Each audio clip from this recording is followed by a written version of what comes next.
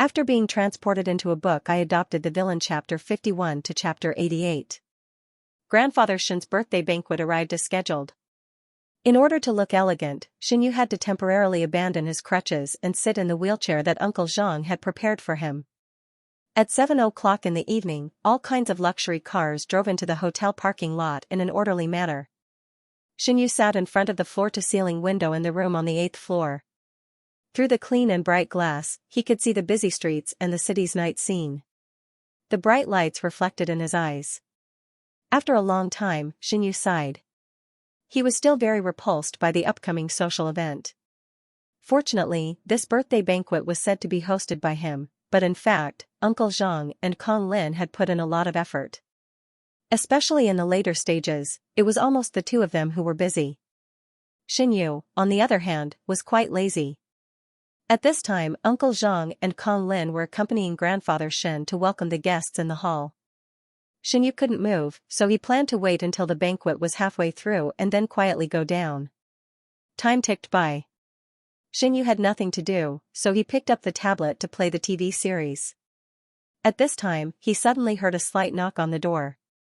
Xianyu paused, his fingertips tapping on the tablet. After pausing the TV series, he listened carefully for a while. Sure enough, there was a sound. But it wasn't the knocking sound that Xianyu had thought before. It was like the sound of a card scratching the door lock, which was a little uncomfortable to listen to. Xianyu hesitated for a moment, then put the tablet on his lap on the coffee table. He got up and staggered to the door. He opened the door. He saw a beautifully dressed woman standing outside. She was slightly bent, holding something in her hand and was fiddling with the door lock. Her long black hair, which was as beautiful as seaweed, slid down her shoulders. She stared at the door that suddenly opened with wide eyes. After a while, she finally reacted and looked up to glare at Xianyu. "Who are you?" the woman asked. A smell of alcohol hit his face. Xianyu frowned and subconsciously took 2 steps back. He didn't answer but asked, "Who are you?" "I am." The woman stood up straight and spat out 3 words. It should be her name. Xianyu saw clearly that the card in the woman's hand was a room card. He breathed a sigh of relief, and his tone unconsciously softened. "This is my room." "You're in the wrong place." The woman's mouth was wide open. Her delicate and pretty face with light makeup was filled with drunkenness and confusion. She tilted her head and murmured after a long time, "So I came to the wrong place." "No wonder I couldn't open the door," Xianyu agreed and was about to close the door. He had never cared about these kinds of things. Moreover, the other party was a drunk woman. If something happened to her, he was afraid that he would never be able to clear his name. But before closing the door, Xianyu suddenly remembered that this hotel belonged to the Shen family's company and was under his management. Xianyu stopped himself from closing the door. As he spoke, he reached out to take the room card from the woman's hand. "Let me see which room you're in. I'll get the hotel staff to send you back to your room later." However, before his fingertips could touch the card, he saw the woman's wrist turn and avoid Xianyu's hand in time. Her flexible movements were completely different from her clumsy and slow movements just now. Xianyu was stunned. As soon as he spoke, the woman suddenly seemed to sober up. Even her eyes became clear. She blushed and thanked him. Then she ran away in her high heels. Xianyu was speechless. He looked at the woman's running figure and felt strange. Xianyu shook his head and closed the door. He turned around and staggered back to the wheelchair and sat down. It wasn't until he picked up the tablet and replayed the TV series that Xianyu suddenly realized that something was wrong. The hotel had closed a week ago, which meant that there were no guests in the hotel now. The hotel's management staff had already taken care of the whole hotel. Except for the hall on the 1st floor and the coffee shop on the 2nd floor, the other floors were temporarily closed. Even the 8th floor where Xianyu was staying was a temporary accommodation for guests after the birthday banquet. So, how could that woman appear on the 8th floor? She even had the room card of the hotel. The more Xianyu thought about it, the more he felt that something was wrong. He quickly put down the tablet and maneuvered the wheelchair to the door. When he opened the door, he saw a tall figure standing outside. It was not the woman just now, but Tang Li in a suit. Tang Li raised his hand and seemed to be about to knock on the door. However, the door suddenly opened. He was stunned for a moment and then smiled. "Can I come in?" "Of course." Xianxia sat in the wheelchair and turned sideways to make room for Tang Li to come in. Tang Li asked, "Were you going out just now?" "Oh, no." Xianxia closed the door and followed Tang Li. He thought for a while and decided not to tell Tang Li about the woman. He found an excuse. "I seem to have heard something, so I opened the door to have a look. I didn't expect to see you." Tang Li turned his head and looked at Xianxia with a smile. "Is that so?"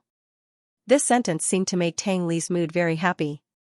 His black eyes were filled with bits and pieces of light, and the corners of his mouth were raised at an obvious angle. His originally stern face seemed to be covered with a layer of gentle light. Tang Li was used to being expressionless. He rarely showed such a heartfelt smile. Only in front of Xianxia would he smile so unguardedly.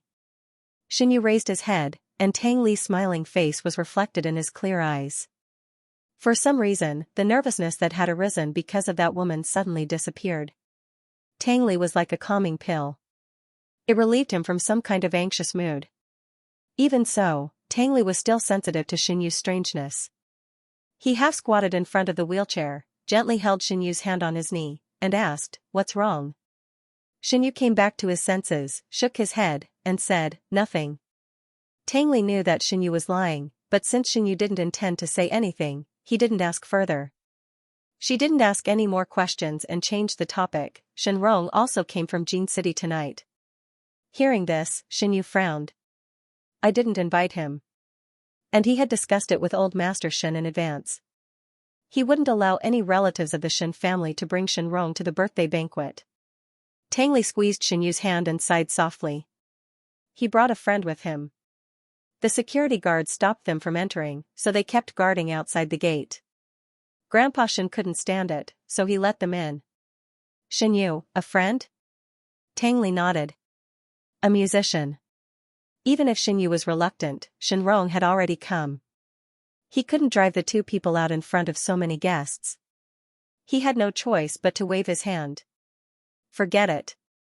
Let's just treat Shenrong as nothing." It wasn't until 10 o'clock in the evening that Uncle Zhang came to inform Xianxia to come downstairs. Xianxia was wearing a light gray suit. His figure was thin and weak, and he was sitting in a wheelchair. The moment he was pushed out of the elevator by Uncle Zhang, he attracted the attention of many guests present. This birthday banquet was a dinner party, to put it nicely. In fact, everyone knew that it was just a high-class social event. The guests who came here didn't want to get close to the Shen family, but they also wanted to expand their interpersonal relationships. Those who came sincerely to congratulate Old Master Shen on his birthday were probably only a few of Old Master Shen's good friends. Many people around stared at Xianxia, like a fox staring at a rabbit. They looked stupid. Unfortunately, before they could find a chance to strike up a conversation with Xianxia, they watched helplessly as Old Master Shen, who was not far away, happily called over this cooked one. Old Master Shen was wearing a red and black birthday suit. He looked very divine, and his voice was particularly loud and clear.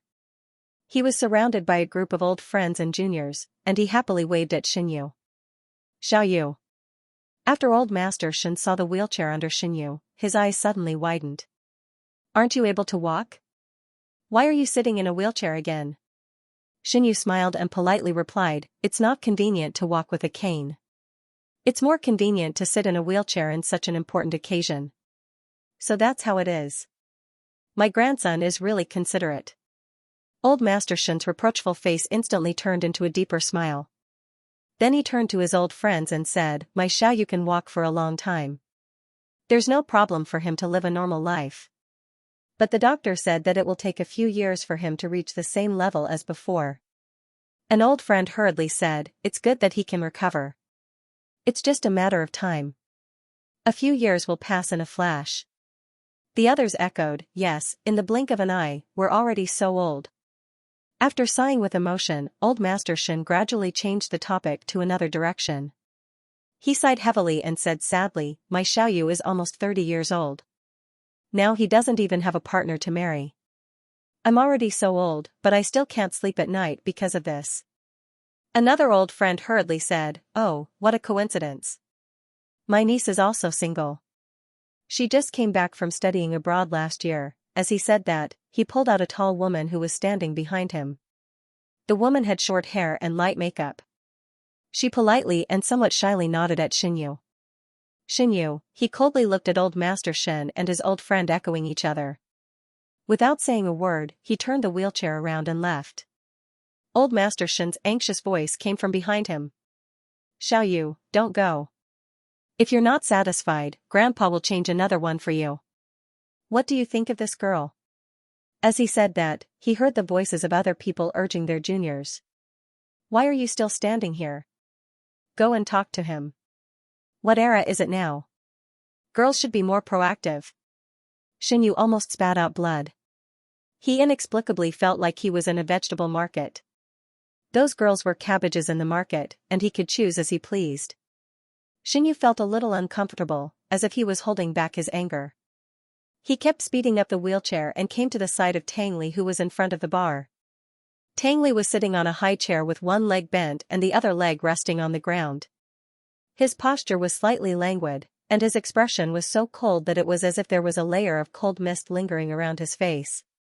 There were 4 or 5 young men and women gathered around him, and they were chatting about something with him. Seeing Xinyu approaching with an unfriendly expression, those young men and women immediately scattered like a flock of birds. Tang Li saw Xinyu's depressed expression and laughed. The low pressure around him also dissipated in an instant. He asked, "Are you angry?" Xinyu pursed his lips and was silent for a long time. Then he said helplessly, "Sure enough, I'm not suitable for this kind of occasion." "Yes." Tang Li reached out and grabbed Xinyu's wrist. He gently pinched it twice as if he was playing with it. "You looked very bad just now. Look at how fast those people ran when they saw you." Only then did Xinyu belatedly recall the reactions of those young people. For a moment, she felt even more depressed. She rubbed her face and said to herself, "No matter how angry I am, I wouldn't scare them to that extent, right? People who didn't know better would think that a ghost had come." Tang Li raised the corner of his mouth and looked down at Xinyu's small movements. Some kind of surging emotion in his chest almost broke free and rushed out. God knew how much effort it took him to suppress that impulse. But unconsciously, his hand caressed Xinyu's cheek. His fingertips were cold from the cold wind. When he touched Xinyu's hot skin, it was as if there was an electric current that directly hit the deepest part of his heart. At this moment, he wanted so much time to stop. He didn't have to take his hand away anymore. However, this idea could only be a thought. Before Tang Li had time to take his hand away, he felt a cold wind brushing past his fingertips. When he reacted, he found that Xinyu had already retreated a distance in the wheelchair. Tang Li's outstretched hand was still frozen in the air. After a long time, he clenched his 5 fingers and slowly withdrew his hand. The author has something to say. "Thank you to the little angels who voted for me or irrigated me with nutrition. Thank you to the little angels who threw the landmine, Old Pig, Songhua Wine, 1 mini white bear. Thank you to the little angels who irrigated me with nutrition, 10 bottles of Hupa, Sundu, 296128865, 5 bottles of Luo Cha, Half Moon City, and Fox who watched the Golden Snitch, 1 bottle of Wing, Mu Bai Bai, and Jioli. Thank you very much for your support. I will continue to work hard." Xinyu was immersed in the movie. From Tang Li's angle, he couldn't see his expression clearly, but he could clearly feel the resistance from him. Tang Li was stunned for a moment. When he came back to his senses, he lowered his eyelashes to hide the disappointment in his eyes. He pretended to smile casually and said, "I'm sorry." "It's okay," Xinyu replied. There was no fluctuation in his calm voice. Tang Li still wanted to say something, but Uncle Zhang suddenly appeared and told him that old Master Shen was looking for him. Tang Li turned his head and looked at Xinyu, who didn't move at all. Finally, he didn't say anything and turned to leave. Uncle Zhang walked to Xinyu's side and said, "Sir." Xinyu lowered his head quietly. His thoughts were a little confused. He responded absent-mindedly and said, "Don't worry about me. Go and see if there are any guests who need to go upstairs to rest. Ask the waiter to send them up." "Okay." Uncle Zhang nodded and left. Xinyu stayed in the same place for a while. A guest holding a glass of wine came to talk to him with a smile. Time passed quickly.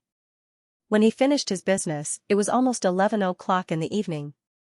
The guests left the hotel one after another. Some left the hotel to go home. Some were taken to their rooms on the 8th floor by the waiter. Even the birthday boy, old Master Shen, had left early. Xinyu felt sleepy, so he said goodbye to Uncle Zhang and asked him to continue to deal with the aftermath. He went upstairs to rest first. When Xinyu came to the elevator, he met an unexpected person, Shenrong. Compared to Xinyu's well-ironed suit and neatly combed hair, Shenrong's dressing was much more casual. He only wore a pair of casual black trousers with a simple white shirt. His hair was slightly messy, his eyes were slightly red, and his body exuded a strong smell of alcohol. Shenrong was leaning against the elevator in a drunken stupor. When he saw Xinyu approaching, he slowly straightened his body with a brilliant smile on his face. "Hi, brother Yu, we meet again." Shenrong narrowed his eyes and looked at Xinyu drunkenly. Then he said incoherently, "It's been so many years. I know you're still angry with me, so I came here to ask for your forgiveness." After saying that, Shenrong burped. He no longer looked like an elegant gentleman. Xinyu didn't say anything. He looked up and met Shenrong's gaze. It was undeniable that Shenrong's change was beyond his expectations. Although Shenrong was not as good-looking and eye-catching as Tang Li, he was still a tall and handsome rich second-generation heir who was fought over by many women. Now that he was down and out, even the sharp aura that once lingered around him had unknowingly disappeared. Judging from his temperament, Xinyu couldn't believe that the person in front of him was Shenrong, who looked down on him from a high position 5 years ago. "Brother Yu, why don't you say anything?" Shenrong slowly approached Xinyu, but he didn't dare to touch Xinyu's body and wheelchair. He could only support his unstable body. Xinyu sighed almost inaudibly. He put away the last trace of pity he had for Shenrong and said lightly, "Is this how you ask for my forgiveness?" "Huh?" Shenrong tilted his head. "What do you mean?" It seemed that he really didn't understand the meaning of Xinyu's words. Xinyu stared at Shenrong expressionlessly for a long time. He didn't know whether Shenrong was really drunk or just pretending to be drunk. But no matter what the truth was, it didn't affect his dislike of having anything to do with Shenrong. "Nothing." Xinyu secretly curled his lips. Then he calmly looked away and said indifferently, "Please step aside. I'm going into the elevator." Shenrong understood this time, but he didn't mean to step aside. He looked at Xinyu humbly and pitifully. "Brother Yu, I begged you so humbly. Are you still not willing to forgive me?" After a pause, he said, "I didn't know anything before. I was always worried about Pinting, so I directed my anger to you. Now I know that I was wrong. Pinting also hurt you. We are all victims." With that, Shenrong stretched out his hands. Xinyu saw that he was holding 2 glasses of red wine in his hands. Shenrong handed one of the glasses to Xinyu. "I mixed this wine by hand," Shenrong said. His eyes were burning and focused. "If you are willing to forgive me, drink this glass of wine. From then on, our grievances will be written off." Originally, Shenrong was stuttering and slurring his words. But when he said the last sentence, it was unexpectedly smooth. He didn't look like a drunk person at all. Xinyu had some doubts before, but now he was sure, Shenrong was simply pretending to be drunk. He didn't know if there was something in the glass of wine that was handed to him. "Sorry." Xinyu clearly refused. "I'm very tired now. I don't want to drink." Shenrong was stunned for 2 seconds. He restrained his expression, stepped aside, and pressed the elevator button for Xinyu with his little finger. Soon, the elevator door opened with a ding sound. Xinyu said thank you and controlled the wheelchair to enter the elevator. Shenrong's face was full of smiles. He watched Xinyu's figure disappear behind the elevator door. The smile in his eyes gradually disappeared. "This is your own choice." Shenrong stared at the closed elevator door and muttered this sentence to himself. Then he drank the red wine in the glass. He drank the glass of red wine that was handed to Xinyu just now. Xinyu went back to his room. Only then did he remember that he hadn't seen Tang Li, and Nbihe put the wheelchair next to the floor-to-ceiling window, got up, took off his coat, and hung it on the hanger. He sat on the sofa for a few minutes. After hesitating for a long time, he couldn't help but pick up his phone and dial Tang Li's number. Since Tang Li was called away by Grandpa Shen at the banquet, he didn't take the initiative to return to Xianyu's side like before. Later, Xianyu asked Uncle Zhang about Tang Li's whereabouts. He learned that Tang Li was taken by Grandpa Shen to another social gathering to meet the elders. Of course, Xianyu knew that Grandpa Shen did it for Tang Li's sake. He just felt inexplicably a little disappointed. Tang Li was obviously within a kilometer of him, but he had to ask others about Tang Li's movements. He had to admit that he was not used to it. After thinking for a while, Xianyu found that the phone he dialed was hung up. It wasn't that Tang Li hung up on him, but that no one answered for a long time. Xianyu thought for a while. In the end, he didn't have the courage to make a second call. He waited for half an hour, but Tang Li didn't call back.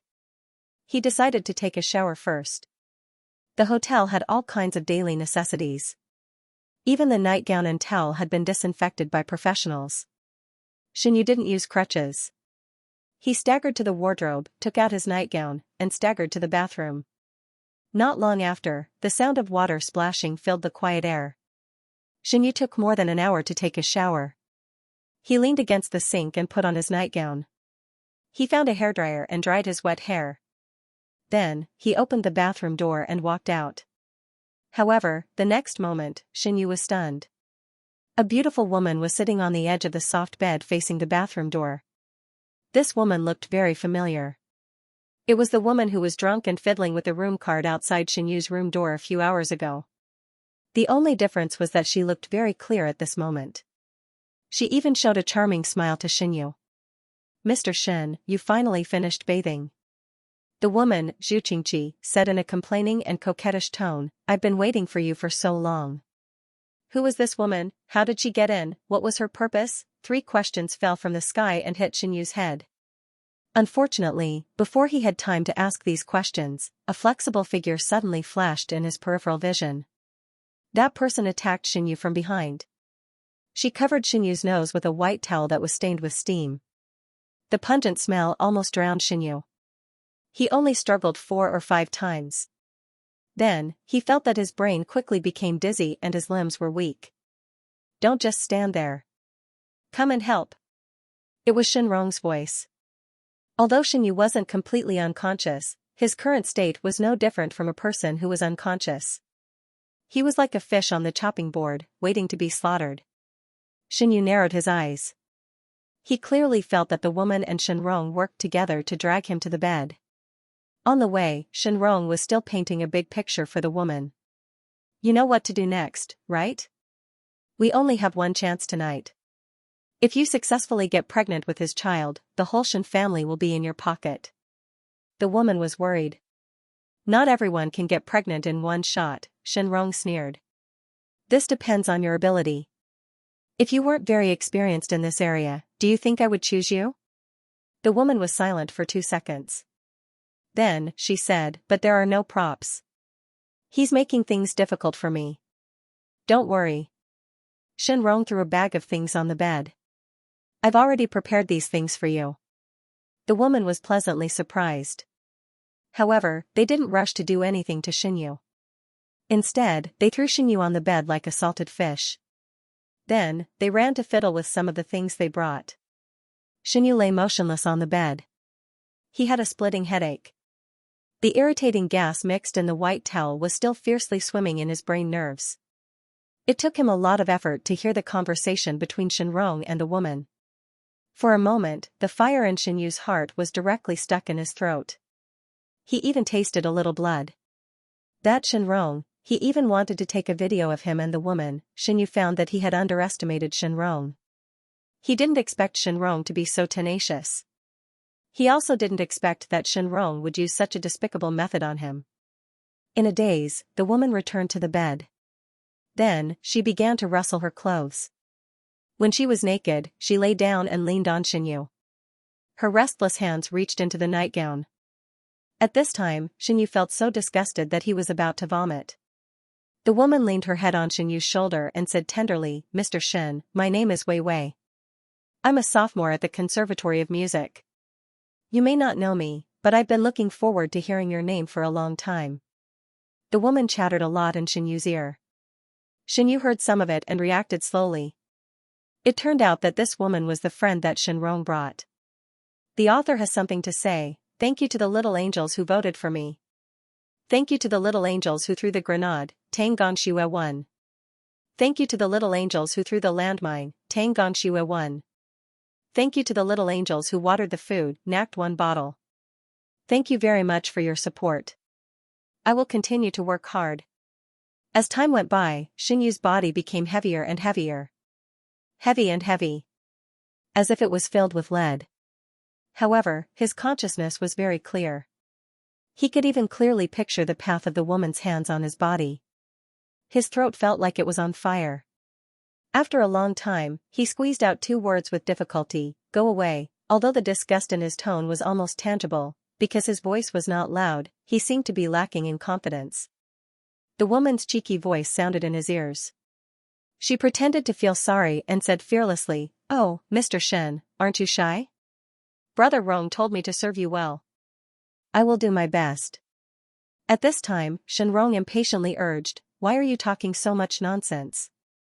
Hurry up and start." The woman paused and was obviously nervous. Okay. Although the woman deliberately pretended to be experienced, Xianyu could still feel that her experience was not rich. She had a completely desperate mentality. Even the hand that reached out to untie his nightgown was slightly trembling. It took the woman a full minute to untie Xianyu's nightgown. At this time, Xianyu was not as strenuous as before. He stared at the ceiling in a daze. His cold eyes were mixed with despair and anger. He was slightly panting, and a fine layer of cold sweat had already overflowed on his face. But he had to force himself to calm down and try to persuade the woman who was pulling his nightgown. "If you want money, I can give you."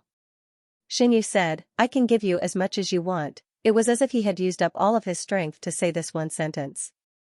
Unfortunately, the woman did not take his words to heart at all. Instead, she casually retorted, "Mr. Shen, I don't need your money. I am just a child." Xianyu could not speak. He was so angry that his head hurt. When the woman spoke again, she was more playful. "When I have a child of the Shen family, will I still need to worry about money?"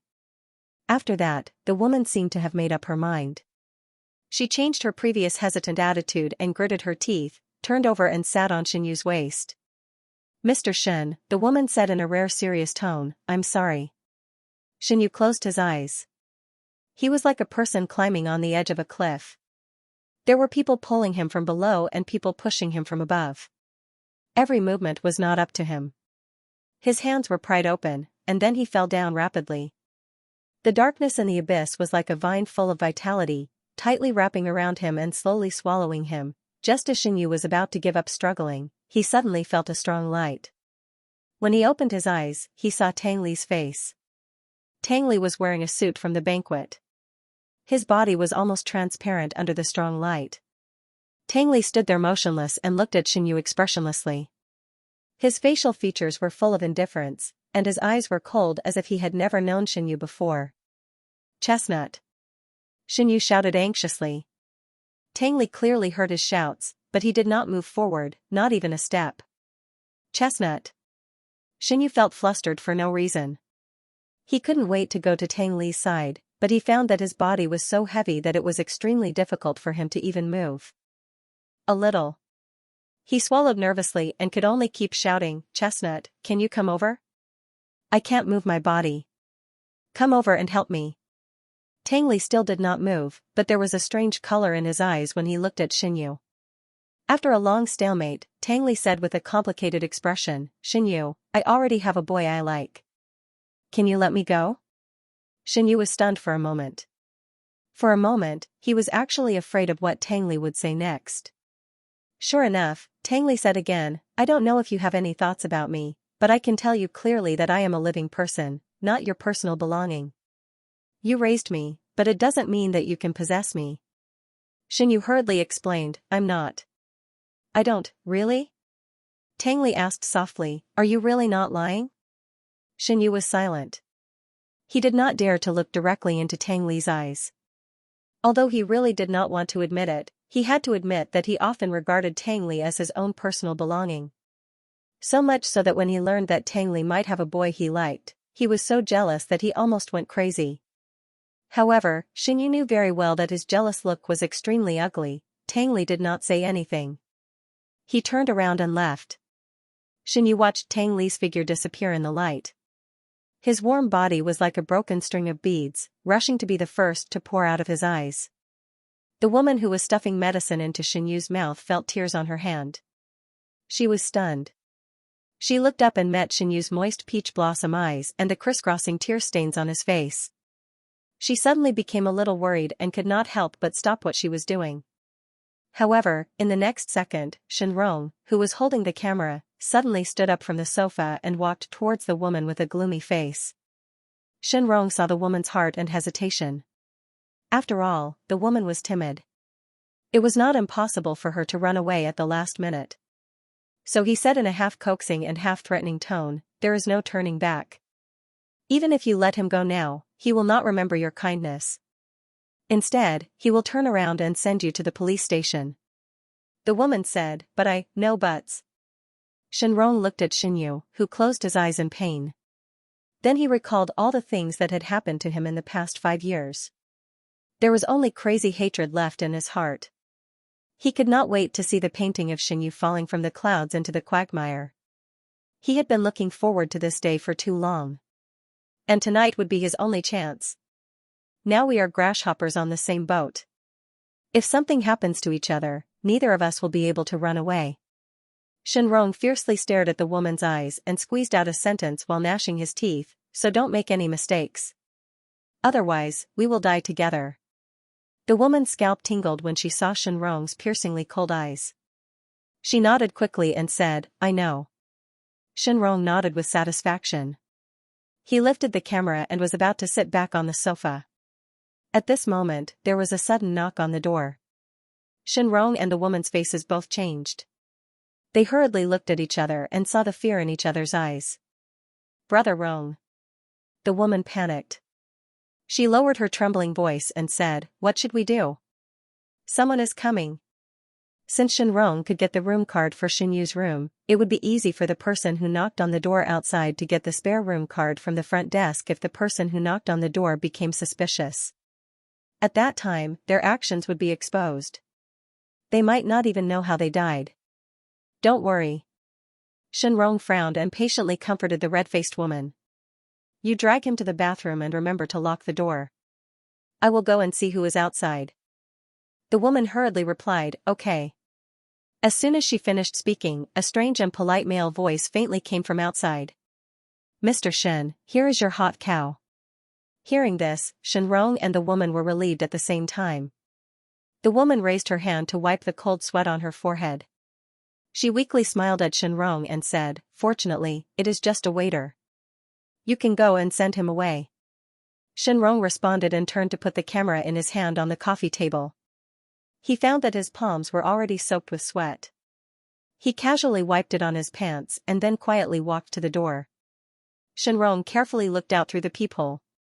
In the small circle, there was an unfamiliar face with a numb expression. A young man stood facing the door. He was wearing the hotel's black and white uniform. He was holding a tray with a cup of hot cow in his right hand. Sure enough, he was a waiter of the hotel. Xianrong took a deep breath and tried to hide the superfluous expression on his face. He opened the door and locked it. Unexpectedly, as soon as the door was opened, a straight leg in trousers suddenly appeared in his line of sight and stepped into the door at lightning speed. Seeing this, Xianrong cursed in his heart and closed the door in reflex. Unfortunately, he was one step too late. The owner of the long leg directly squeezed in and at the same time, grabbed the half-closed door with one hand.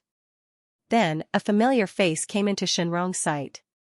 It turned out to be Tang Li. It was the child of the Tang family that Xianxia had taken in for 5 or 6 years. At this moment, Tang Li's face, which had always been calm, was brewing a terrible storm. He stared straight at Xianrong and even exuded a faint murderous aura. Perhaps because Tang Li's appearance was too scary, Xianrong was stunned for a moment. His mind was so blank that he didn't even know what to do next. "Where is Xianxia?" Tang Li said in a deep voice. Oh.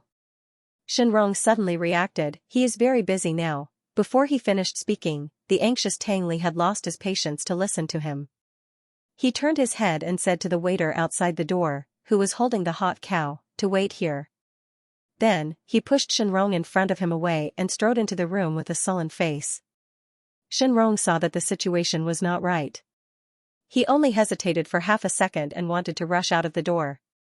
Unexpectedly, the waiter outside the door seemed to have seen through Shenrong's thoughts. He suddenly stepped forward and reached out to grab the door handle. Before Shenrong could act, he slammed the door shut. Shenrong was so anxious that his face was covered with sweat. He rushed over and wanted to turn the door lock, but he found that the door handle outside was tightly grabbed by the waiter. At this moment, Shenrong knew that he was done for. In fact, Tang Li had finished his work long ago. The reason why he avoided Xinyu was that he was still angry at Xinyu's resistance to his behavior. At the same time, he wanted to leave some time for himself to calm down. However, it turned out that he couldn't calm down at all. Even though he and Xinyu had only been separated for 2 or 3 hours, he still thought about Xinyu like crazy. He felt that he was a fish, and Xinyu was, there could be no fish in the world, but if the fish left, only death would await him. After staying in his room until midnight, Tang Li decided to come to Xinyu. Even if Xinyu didn't want to see him, it would be good to let him hear Xinyu's voice. However, in order to avoid being rejected by Xinyu, Tang Li came up with a clever way. He asked the waiter to heat up the beef and asked the waiter to knock on Xinyu's door first. When Xinyu opened the door unprepared, he would suddenly appear. However, Tang Li didn't expect that the person who came to open the door was not Xinyu, but Shenrong, who had a grudge with Xinyu. Tang Li didn't think much and rushed directly into the room. When he saw Xinyu lying on the bed in a daze, and the woman next to her who was panicking, he felt as if his head was about to explode. The woman was naked. She screamed subconsciously, then covered her private parts with a frightened expression. She almost rolled out of bed and hurriedly picked up the clothes scattered on the ground and put them on. When she put on the outermost dress, the bright light in front of her suddenly dimmed. The woman looked up and saw that Tang Li, who was originally a certain distance away, had walked in front of her. He looked at her with a gloomy expression, and there were terrifying waves hidden in his eyes. I'm sorry. The woman stood up trembling. Before she could finish her words, Tang Li raised his foot and kicked the woman's abdomen fiercely. The woman didn't realize his movement. Caught off guard, she was kicked a meter away. Like a heavy sandbag, she slammed into the wardrobe behind her with a bang. In the silent room, there was a soft cracking sound, which seemed to be the sound of her ribs being broken. The woman lay on the ground awkwardly, coughing violently. She was in so much pain that tears and snot came out together. Tang Li fell into a state of near madness. His eyes were red and filled with hostility. He couldn't think about anything and acted completely by instinct. When his fist fell on Shenrong, an idea came to his mind. That was to kill Shenrong. Let Shenrong die, go to hell. The author has something to say. Thank you to the little angels who voted for me. Thank you to the little angels who threw land mines. Mangi pushed 3, Great Wall Weiwei pushed 2. Thank you to the little angels who watered nutrition, 17 bottles of peach blossom, D 15 bottles, Zhan Chi Miao 10 bottles, Half Moon City, Cloud Recesses, and Fox who watches the golden snitch 5 bottles, Tuyen Biao 2 bottles, Heaven Burial, 3 Days of Silence, a ball, and Great Wall Weiwei 1 bottle. Thank you very much for your support. I will continue to work hard. Vaguely, Tang Li heard Xinyu calling him. Xinyu was shouting very urgently. But Tang Li didn't even have the courage to look back. That terrible thought was like black ink that was immersed in clear black ink. It spread out in all directions and finally turned into a dense net that shrouded all his thoughts. He could feel the feeling of every punch falling on Shenrong's body. He could perceive the arc of Shenrong's body trembling.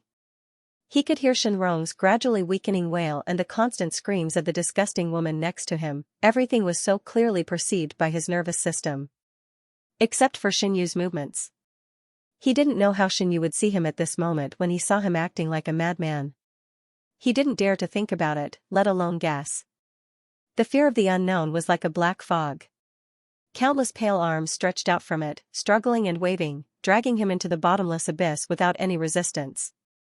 At this moment, Tang Li seemed to have returned to the past. The past where he was alone in the endless darkness, his hands were splashed with warm blood, emitting a strong smell of blood that almost filled the whole room.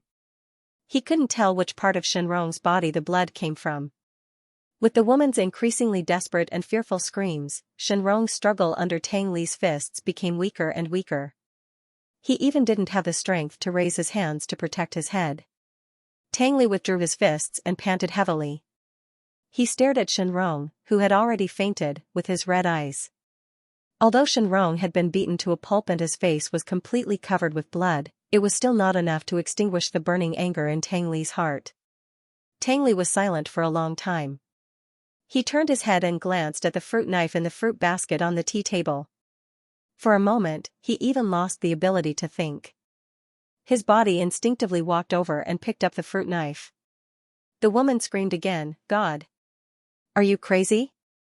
You can't kill him." Tang Li roared, "Shut up." The woman's voice stopped abruptly. She hugged her legs and curled up at the foot of the bed, shivering. Tang Li thought to himself that he was indeed crazy. Just by recalling the scene he saw when he entered the door, he had the idea of cutting Shenrong into pieces. That was Xinyu. She was the Xinyu that he had always longed for and wanted to protect by his side forever. How could he allow her to be framed like this? Anyway, Xinyu had already seen his true colors. So be it. Tang Li raised the fruit knife in despair, but for some reason, he suddenly felt that his eyes were sore. The sourness was directly stuck in his throat, making it difficult for him to even breathe. He closed his eyes and traced the shape of Shenrong's neck in the dark. He turned his wrist and stabbed it down. At this moment, a pair of hands grabbed Tang Li's calf. Tang Li was stunned. He slowly opened his eyes and looked down. He saw that Xinyu, who was lying on the bed half awake, was half awake. However, the anesthetic effect on his body had not completely dissipated. Just now, he climbed out of bed with his scalp and crawled to Tang Li's feet. Fortunately, the position where Tang Li was standing was not far from the bedside. After meeting Xinyu's eyes, Tang Li was stunned for a moment. The murderous intent in his eyes disappeared quickly. Enough. Xinyu opened his mouth with difficulty. Chestnut, enough. The familiar address made the mask on Tang Li's face completely crack. He loosened his hand, and the fruit knife fell to the ground with a clatter, making a crisp sound. Tang Li's eyes turned sour, the tip of his nose turned sour, and even his chest was filled with overwhelming sourness. His vision gradually became blurred and was covered by a layer of fog. He desperately tried to hold back his tears, but unfortunately, he couldn't. In the end, he could only let the tears flow out of his eyes like beads with a broken string. Drop by drop, they slid down his cheeks, crisscrossing his face. At this moment, Tang Li cried like a child who was bullied. He cried very sadly. Xinyu. Tang Li held Xinyu in his arms. He stammered and apologized while walking out of the door. I'm sorry. I came late. I was wrong.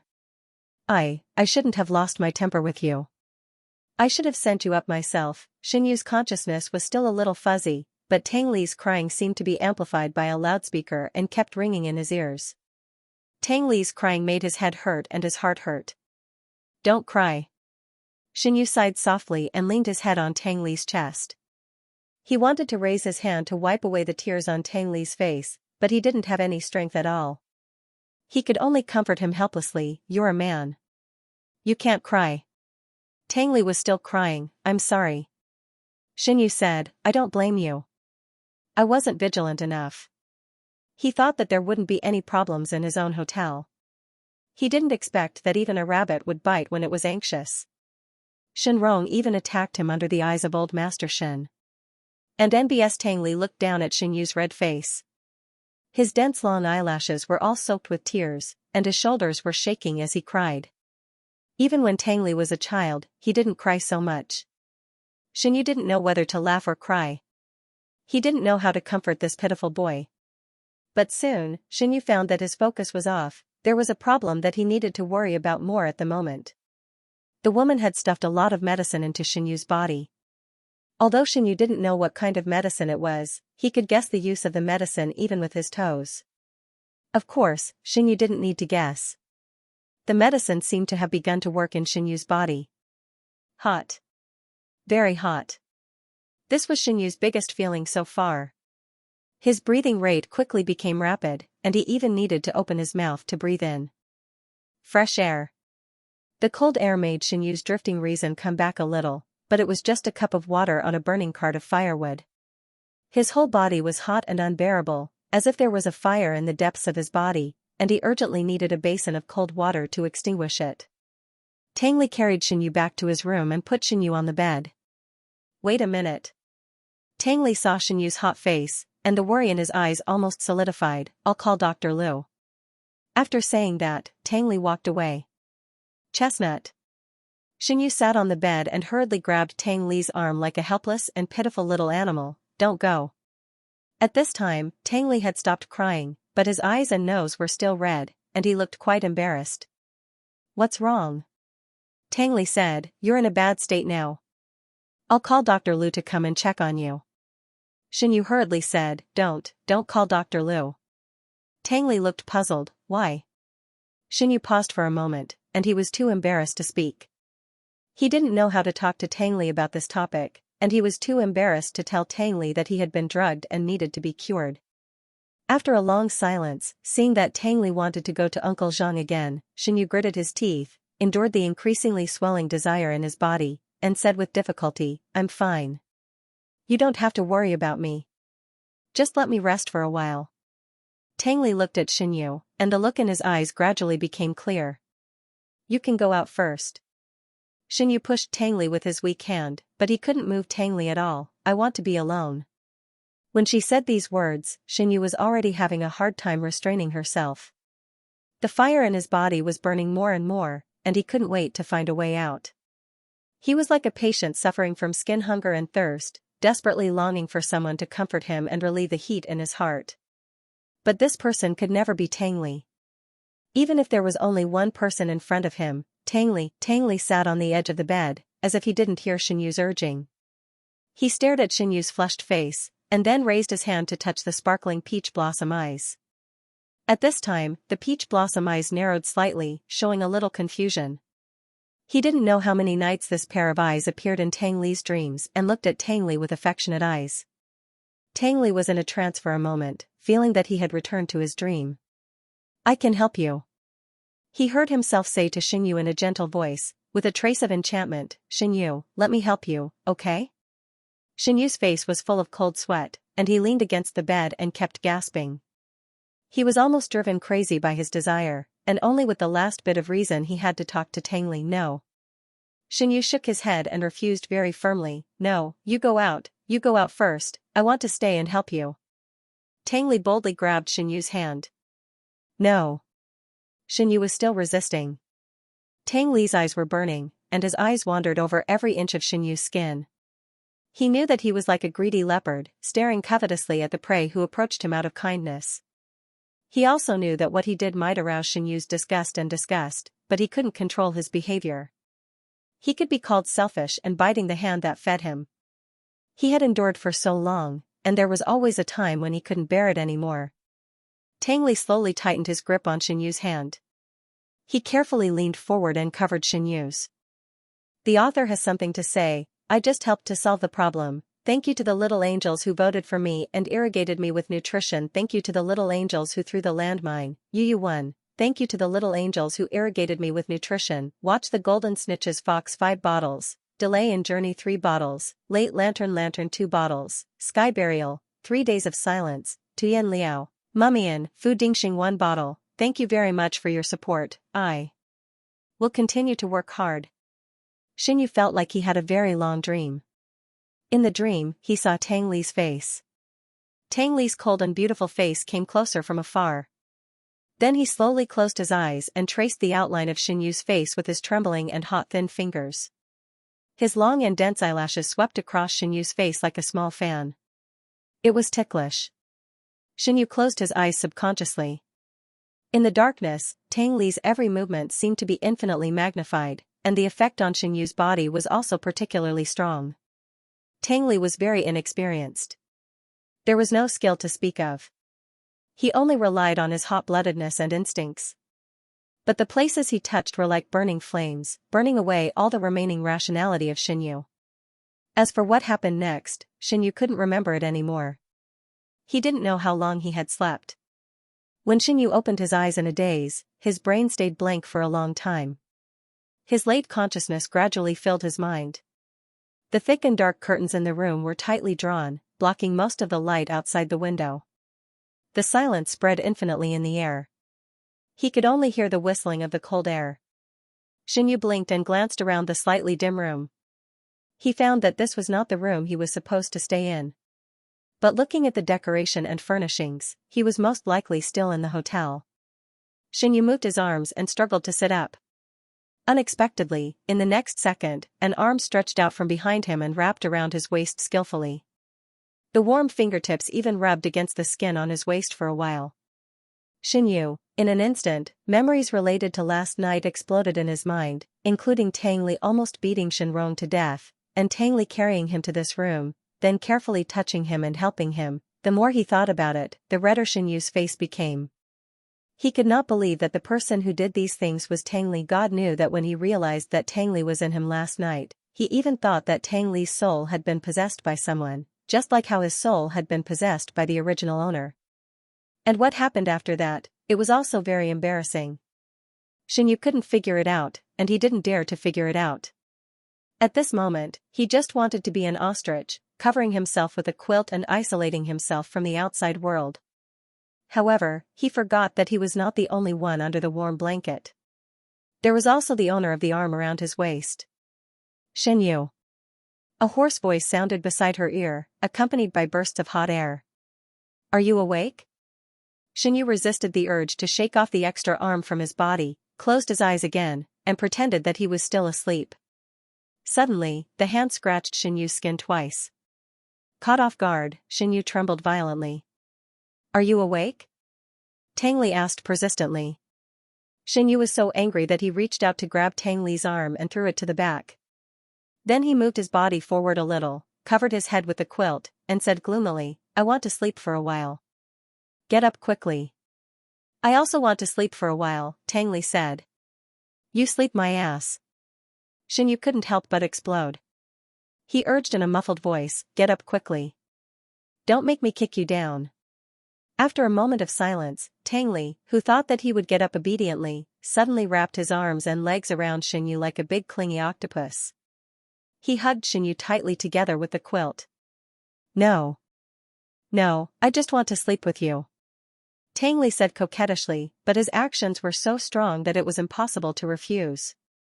Xianyu, who was caught off guard, didn't even have room to struggle after he reacted. Let go of me. Xianyu's face darkened. No. Tang Li refused very decisively. Let go of me.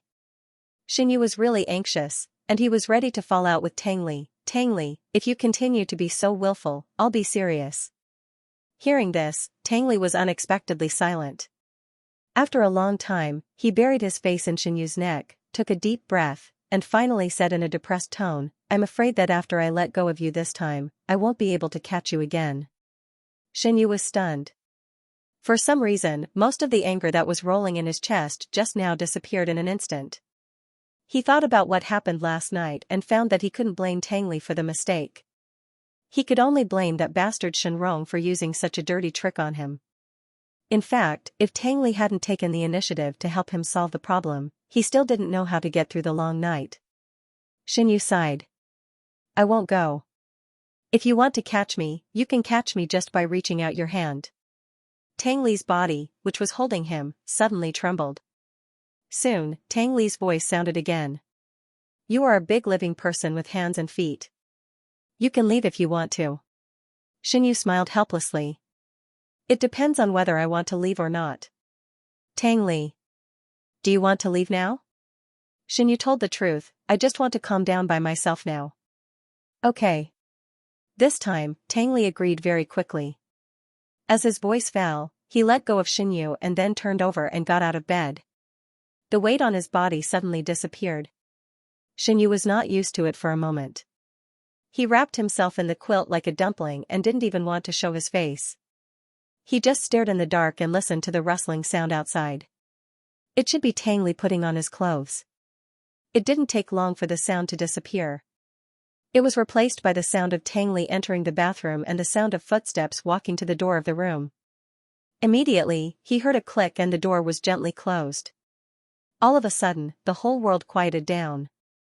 Xianxia was wrapped in the quilt and felt stuffy and hot. He slowly exhaled a few times and poked his head out of the quilt. There was a layer of sweat on his body and face. He knew that he should get up and deal with Shenrong and that woman. He didn't know if they had escaped after Tang Li took him out of the room. If Shenrong wanted to hide, he was probably on a flight to another country now. Thinking of these things, Xianxia suddenly felt a headache. Originally, he just wanted to poke at Shenrong's spirit. He didn't mean to eliminate him completely. Moreover, Shenrong shouldn't have sat in such a high position before. It was all because of the guilt of the original owner of this body. He felt guilty for so many years and made up for so many years. It was enough. Now, he wouldn't show mercy to Shenrong anymore. Xianxia rubbed his aching eyebrows and slowly sat up from the bed. Only then did he find that he was not wearing clothes. He was suddenly stunned and a little embarrassed unconsciously. His cell phone and clothes were not in this room. Just as Xianxia was about to pick up the landline and call the front desk, he suddenly heard the sound of the door being knocked. "Sir." Uncle Zhang shouted from outside, "Can I come in?" Xianxia hurriedly shrank into the quilt and wrapped himself like a dumpling again, only revealing a pair of round eyes. "Come in." There was a beep. Uncle Zhang unlocked the door with the room card and pushed the door in, still holding a set of clean clothes in his hand.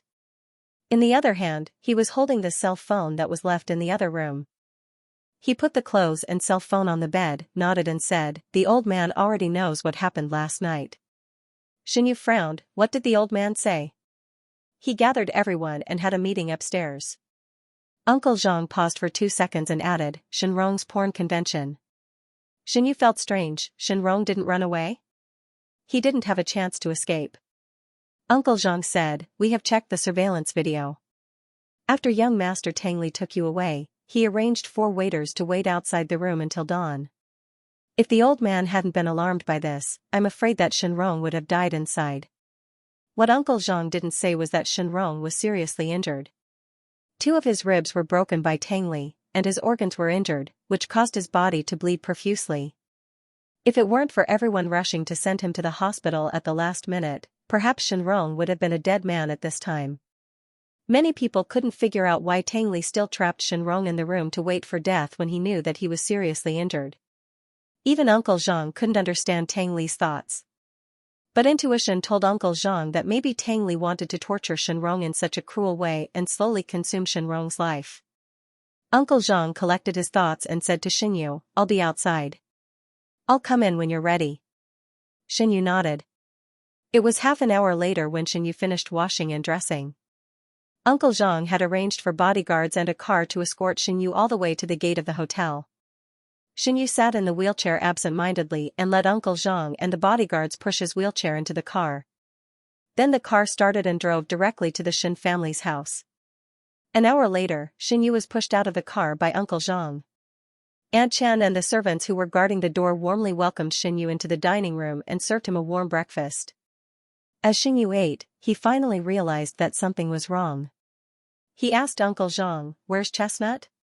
Uncle Zhang stood next to Xianxia with his hands behind his back. He replied soothingly, "The old master wants to interrogate young Master Tang Li. When the matter is over, the old master's people will send young Master Tang Li back." "Interrogate?" Xianxia sensitively caught the key words. He frowned. "What do you mean? They caught Chestnut?" "Sir, you're overthinking it."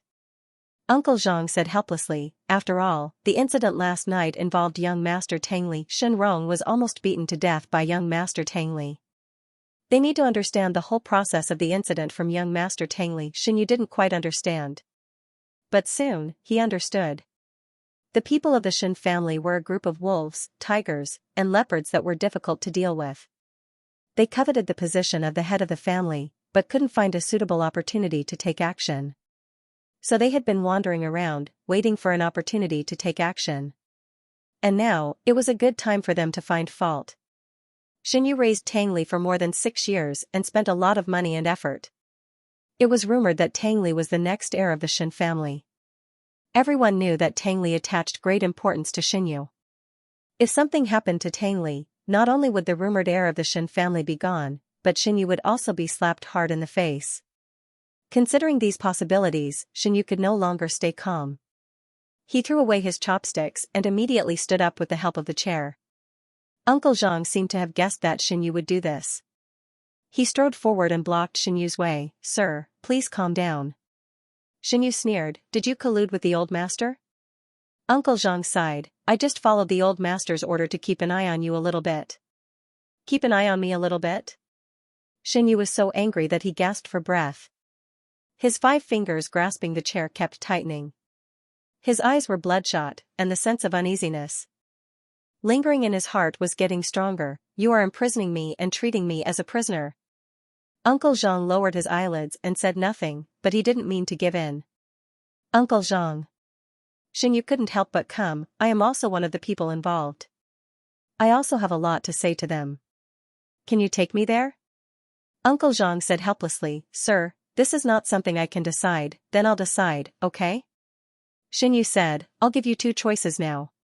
Yes, you take me there. Yes, you go back and bring the chestnuts back for me." Uncle Zhang still didn't move. Xinyu was so angry that he laughed. He glanced at Uncle Zhang's face coldly, walked around him, and stumbled toward the door. But he didn't expect that before he stepped out of the restaurant, he was blocked by the bodyguards outside. Uncle Zhang's bitter voice came from behind, "Sir, these are the old master's orders.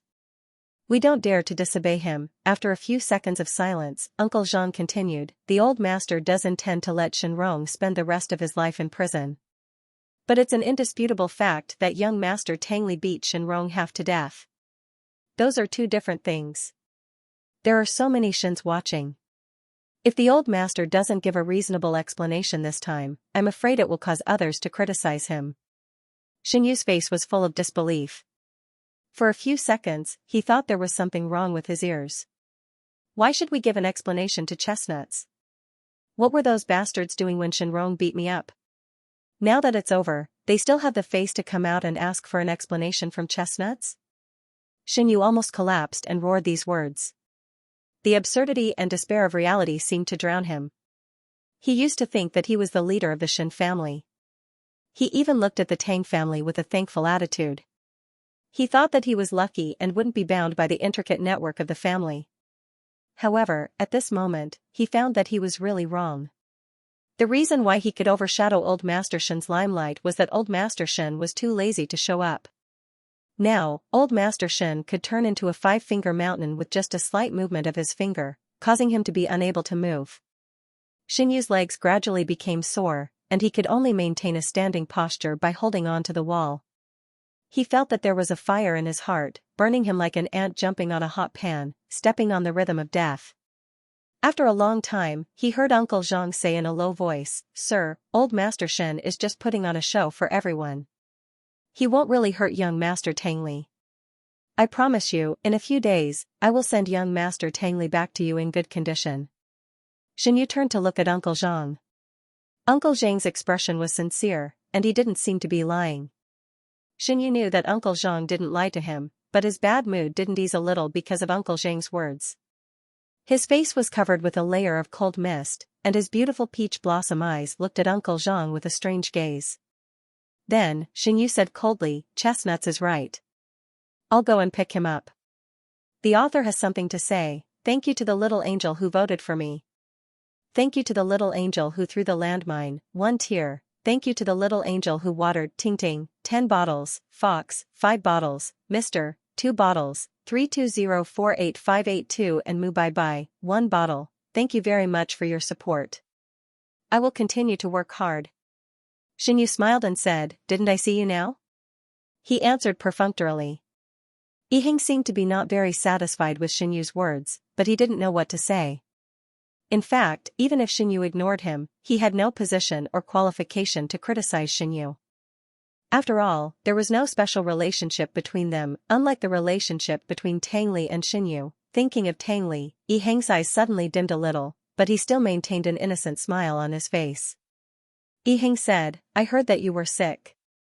I wanted to see you, but Tang Li kept stopping me." "Oh?"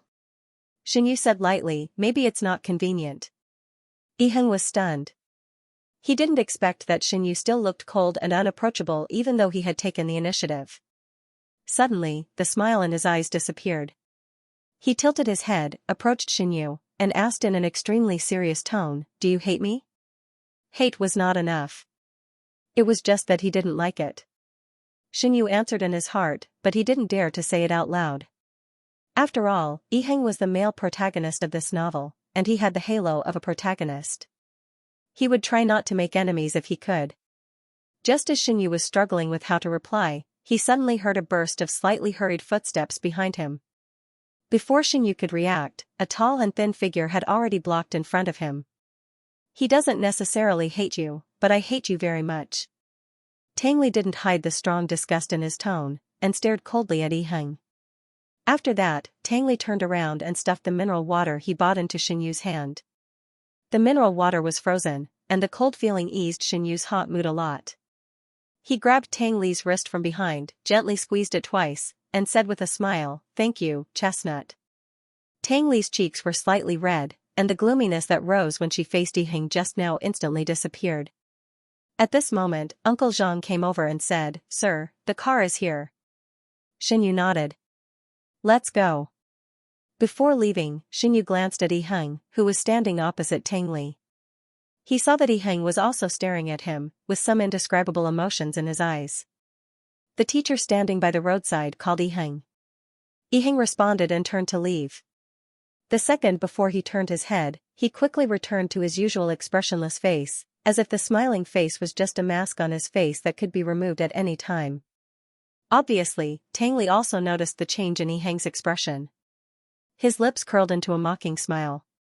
But when he looked at Xinyu, his smile instantly returned.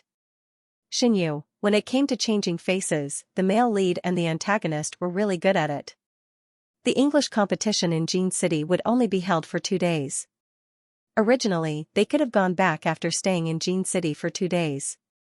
However, Xinyu suddenly fell ill and had to delay their trip.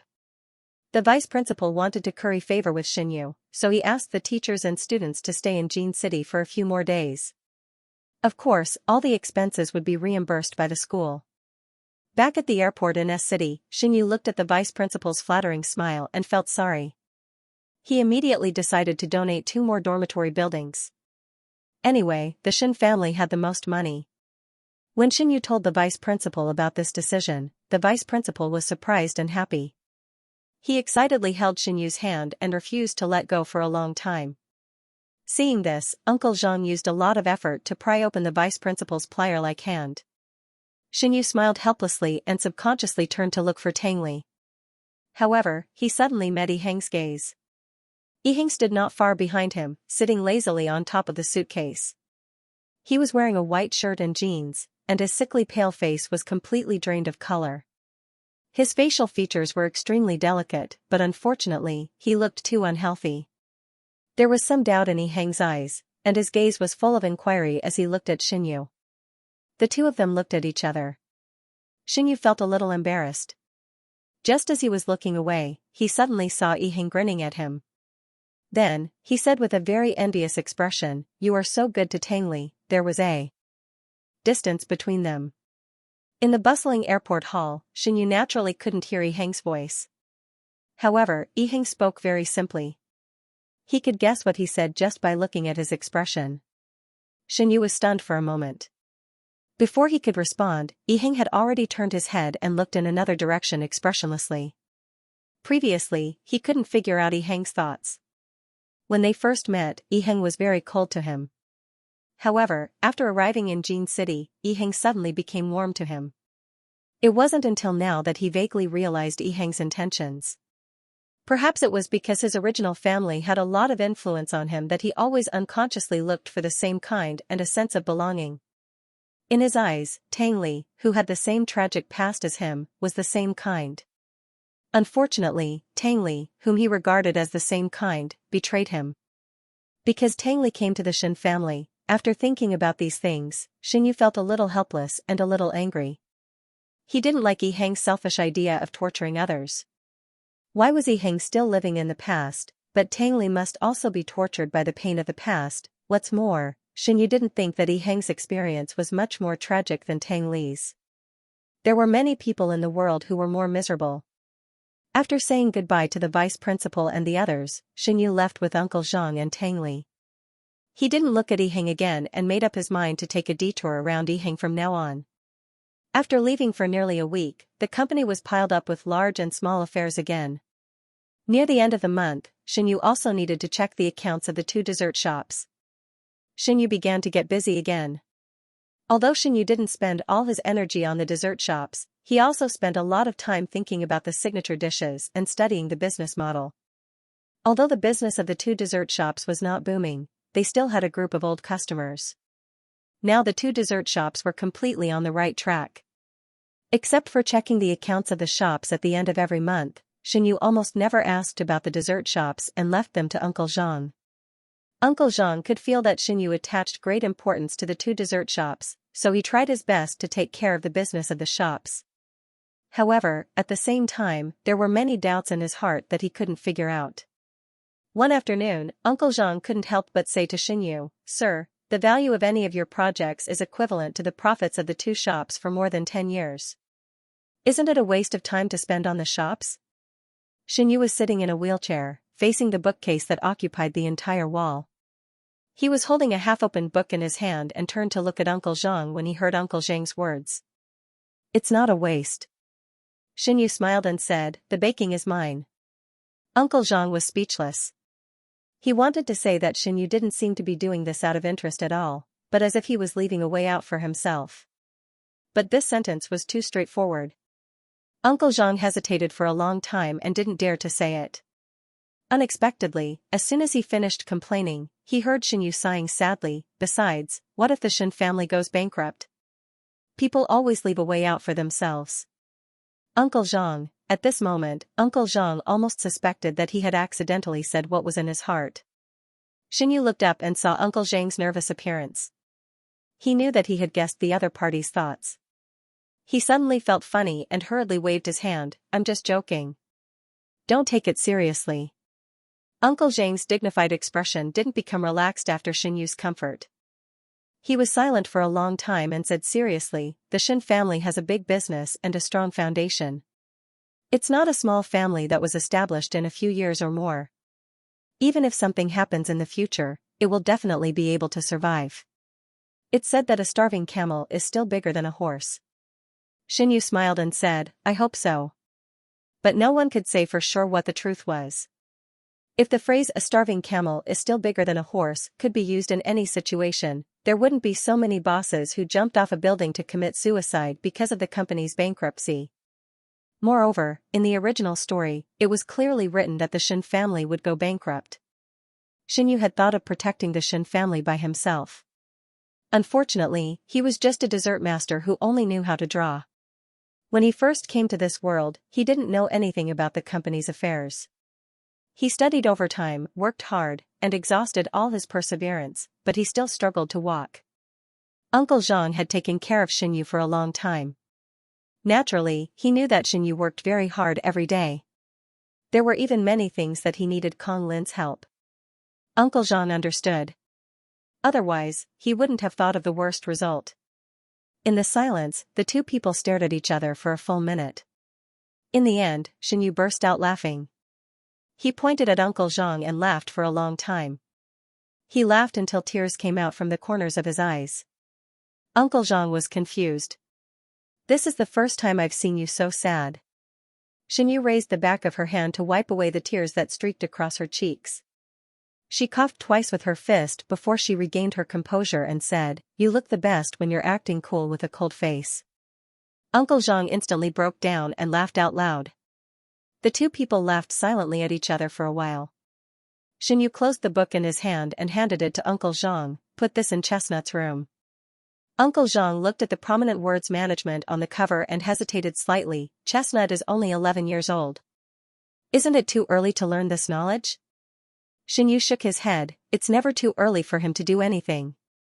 Uncle Zhang didn't understand the meaning of Xinyu's words, but he didn't say anything. He took the book and left the study. In the final exam of the next semester of the 5th grade, Tang Li once again got first place in the grade. He was only 17 points away from the full score. Among the students of the same grade in the city, he was also the best. The principal warmly invited Xinyu to participate in the school mobilization meeting. He sat at the parent-teacher table and watched Tang Li as the student representative to give a speech. He also specifically said that he would prepare a bouquet of flowers for Xinyu and arranged for the staff to lead him to deliver the flowers to Tang Li. Xinyu didn't know whether to laugh or cry when he heard this. If the other parents in the audience saw this scene, they would be very depressed. The limelight of the mobilization meeting was completely stolen by him and Tang Li. The principal said a lot of things, but in the end, Xinyu politely declined. It wasn't that he was afraid of causing complaints from other parents. He just didn't want to see Yiheng, who was in the same school. He heard from the principal that Yiheng not only got first place in the grade again, but also that Yiheng was the only one who got into the top 5 and won the championship trophy when they went to Jincheng to participate in the English competition. Therefore, the school's arrangement was that it would be Yiheng's turn to go on stage after Tang Li finished his speech. Unfortunately, Yiheng's parents were busy with work and couldn't be there. After hearing these words, Xinyu, who had just politely declined, suddenly became confident. Don't try to persuade me. Xinyu lowered his voice and said sternly, do you think I'm not busy? If he went. He was afraid that Yiheng would target him again. It was better to let the male protagonist and the villain of this story stare at each other at the mobilization meeting. It would be very fair if no parents were present. Originally, the principal wanted to persuade Xinyu again. However, after sensing Xinyu's anger, he suddenly didn't dare to say anything. He carefully said a lot of comforting words and then quickly ended the call. In the blink of an eye, it was the summer vacation. Xinyu cancelled all the tuition classes and private teaching classes for Tang Li. He spent a lot of money to hire 2 retired employees to explain business and management to Tang Li with their practical experience. In order to ensure that the knowledge Tang Li learned could be fully utilized, Xinyu arranged for Tang Li to work in the Xin family's company during the summer vacation. Every day, Tang Li would work tirelessly with Xinyu's second assistant. He didn't get a single cent of salary, only lunch and dinner when he worked overtime. Most of the time, Tang Li was in a state of confusion. He was less than 12 years old. Although he was smart and precocious, he didn't know the operation model and business projects of the Xin family's company. He could only draw insignificant social experience from the second assistant. Over the past 2 months, Tang Li had become a circle darker and thinner. Xinyu looked at the dark and thin Tang Li and felt very distressed. However, he didn't regret his original decision at all. He didn't really want Tang Li to learn anything from the work. He just wanted to increase the ability of Tang Li to resist pressure. Now, he was supporting Tang Li. In the future, once Tang Li had a relationship with the Tang family, there was no turning back. Fortunately, Tang Li didn't have any complaints.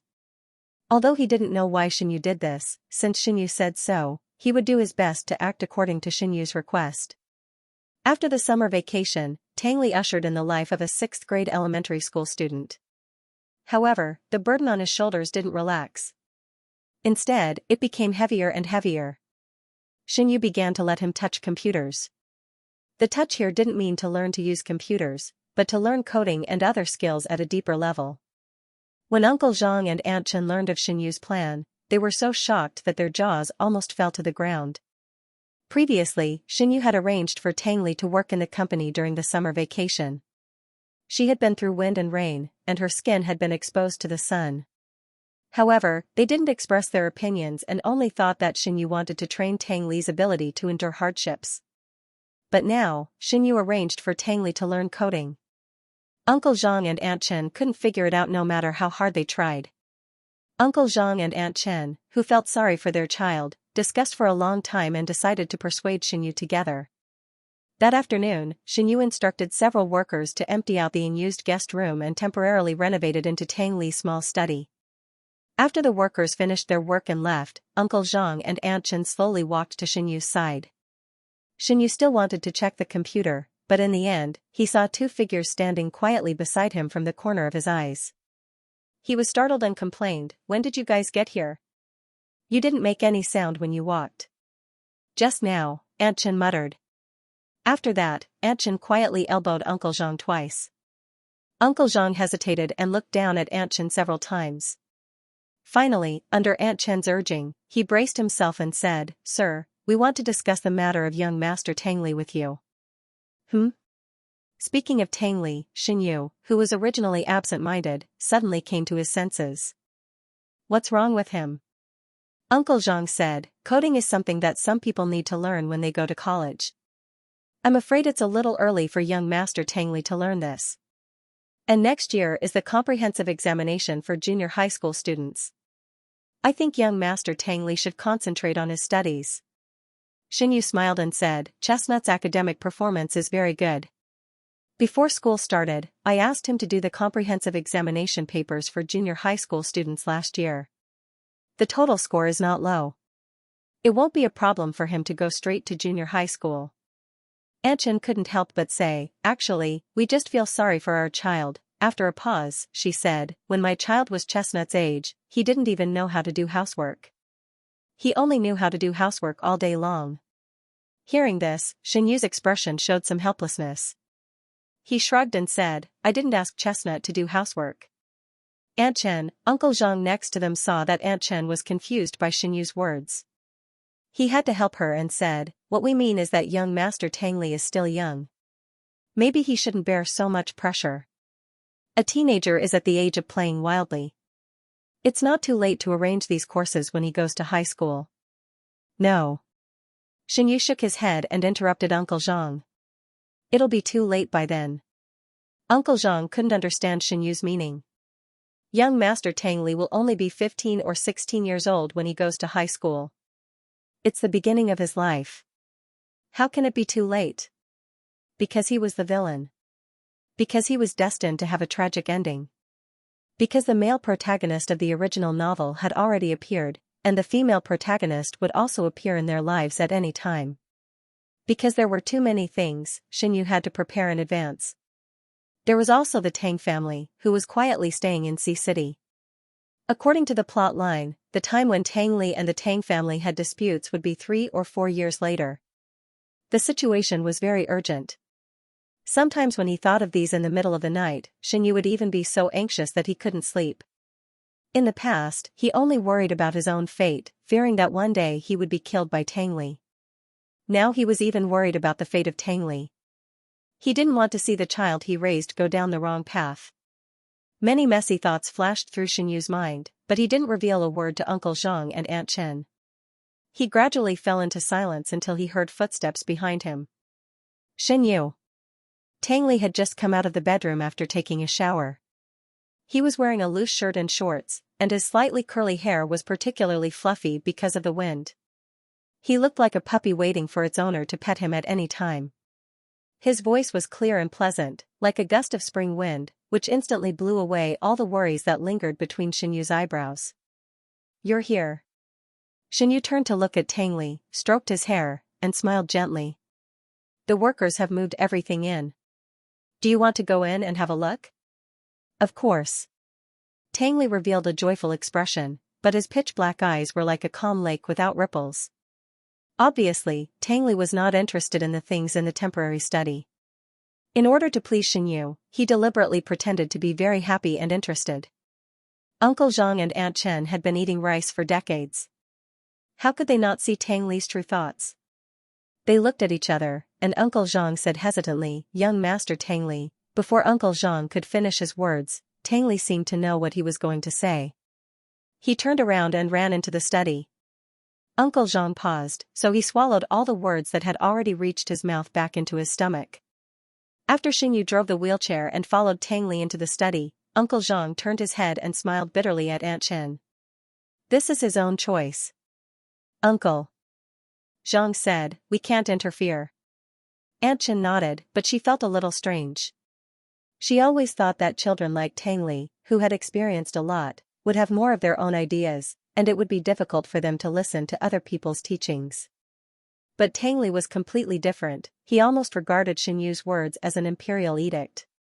Even if Xianyu asked him to jump off a building, he would immediately find a roof and jump off without hesitation. Xianyu was challenging Tang Li's limits. He packed Tang Li's daily life to the brim. When Tang Li opened his eyes in the morning, there were a lot of things waiting for him to finish. He could only relax a little before going to bed at night. To be fair, if Xianyu was Tang Li, he would never be able to last so long. So he was waiting for Tang Li to take the initiative to tell him that he was tired. Only when he knew where Tang Li's limits were, could he make better use of his time to arrange Tang Li's life. He did not expect to wait for 5 years. In 5 years, Tang Li had been promoted from the 6th grade of primary school to the 2nd year of high school. Not only had he completed every extracurricular task that Xianyu had given him, but his academic results had also always been at the top of the grade. It seemed that in the blink of an eye, he had grown from a thin and weak child to a tall and thin boy. Xianyu did not even have time to react. Tang Li, who was only in his 2nd year of high school, was already more than 1.8 meters tall. He was half a head taller than Xianyu, who was only about 1.78 meters tall. The author has something to say. I've finally grown up. Thank you to the little angels who voted for me and watered me with nutrition. Thank you to the little angels who threw the landmine. Old Pig 1. Thank you to the little angels who watered me with nutrition. Jisuki 10 bottles. Cloud Shadow 5 bottles. Thank you very much for your support. I will continue to work hard. Colleague, Xianyu thought that he had misheard. He was about to get into the car when he paused. Where did his colleague come from? Xianyu stared into Zhou Chei's eyes and asked. Hearing this, Zhou Chei was also stunned. A colleague was a colleague. There was no need to differentiate where his colleague came from. Just when Zhou Chei didn't know how to explain, the phone he dialed using the car's Bluetooth was suddenly connected. Tang Li's cold voice came from the speaker. Xianyu? Chestnut. Xianyu was surprised and happy. He was so excited that even his voice changed. Where are you now? Tang Li said, I'm at home. What home? Xianyu was a little confused. He didn't understand the meaning of Tang Li's words. I'm at home, but I don't see you. It's not the Shen family. Tang Li said vaguely. He didn't seem to want to discuss more with Xianyu, so he quickly changed the topic quietly. You go with Zhou Chei. He will take you to see me. Zhou Chei quickly pointed to himself. I am Zhou Chei. Xianyu was stunned. Oh, okay. After hanging up the phone, Xianyu sat in the car and fastened his seat belt without saying a word. Zhou Chei saw that Xianyu didn't want to talk. He pursed his lips, started the car, and drove along the winding path to the gate of the villa area. It had to be said that Zhou Chei was very familiar with the terrain here. It was already 8 o'clock in the evening. The night was dark. Only the street lights on both sides of the path emitted dim yellow light, but it was not enough for people to distinguish the 2 roads in front of them. Even Xianyu, who had lived here for almost 7 years, felt that the scenery outside the car window was very strange. Seeing that the security booth next to the gate of the villa area was getting closer and closer, Xianyu was very surprised. He couldn't help but turn his head and ask Zhou Chei, do you live here? Even if I want to live here, I can't afford it. Zhou Chei laughed self-deprecatingly and said, I wandered around for 2 days. It was not easy to find the environment here. I'm afraid that if we both get lost, Brotherly will scold me to death. Xianyu couldn't help laughing out loud. Zhou Chei also laughed. After laughing, Xianyu said, I'm afraid that it's not appropriate for you to call him Brotherly. He is younger than you. I noticed that too. Zhou Chei smiled bitterly. Previously, I guessed that Brotherly used a voice changer when he spoke to us. I thought that Brotherly's age would be higher. I didn't expect him to be so young. No wonder he used a voice changer. Many people understood this principle. Speaking of this, Xianyu was a little curious. By the way, you said that you were colleagues. What do you do for a living? Zhou Chei was silent for a moment, and the smile on his face froze. He was not stupid. Just from the conversation between Tang Li and Xianyu, he could see that Tang Li was hiding a lot of things from Xianyu. He just didn't know if Tang Li's work was included in these things. but to be on the safe side, it was better to keep it a secret. I'm sorry, Mr. Shen. It's not convenient for me to tell you. Zhou Che decided to tell the truth. If you really want to know, you can ask Brother Li. He should be able to tell you. Shen Yu. Okay. He was very sensible and kept his mouth shut. After leaving the villa area, the car drove into the car. The road was smooth all the way. In less than an hour, Zhou Che stopped the car. We're here. Thank you, Shen Yu said. He opened the door and got out of the car.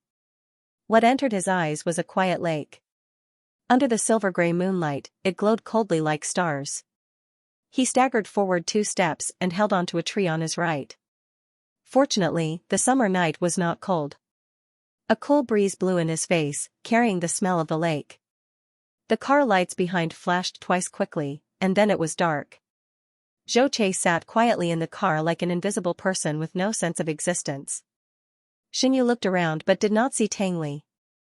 He was a little disappointed and was about to go back and ask Zhou Che. However, as soon as he turned around, a pair of strong hands suddenly reached out from behind and hugged him tightly. Before Shen Yu had time to react, he felt a hot body pressing against his back. The person behind him was so enthusiastic that he didn't even have a chance to breathe. Although Shen Yu did not see the appearance of the person clearly, he could tell from the smell that he was Tang Li. As soon as he thought of this, he heard a low voice, Shen Yu, I miss you so much.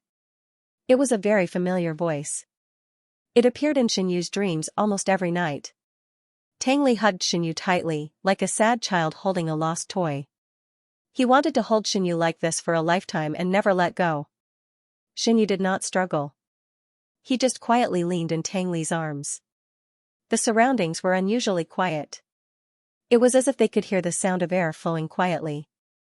In this environment, the intense heartbeat from Shen Yu's chest seemed extremely abrupt.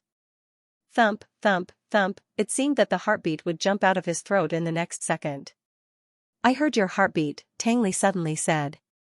All his breath was on Shen Yu's neck, making Shen Yu shrink his neck. Of course.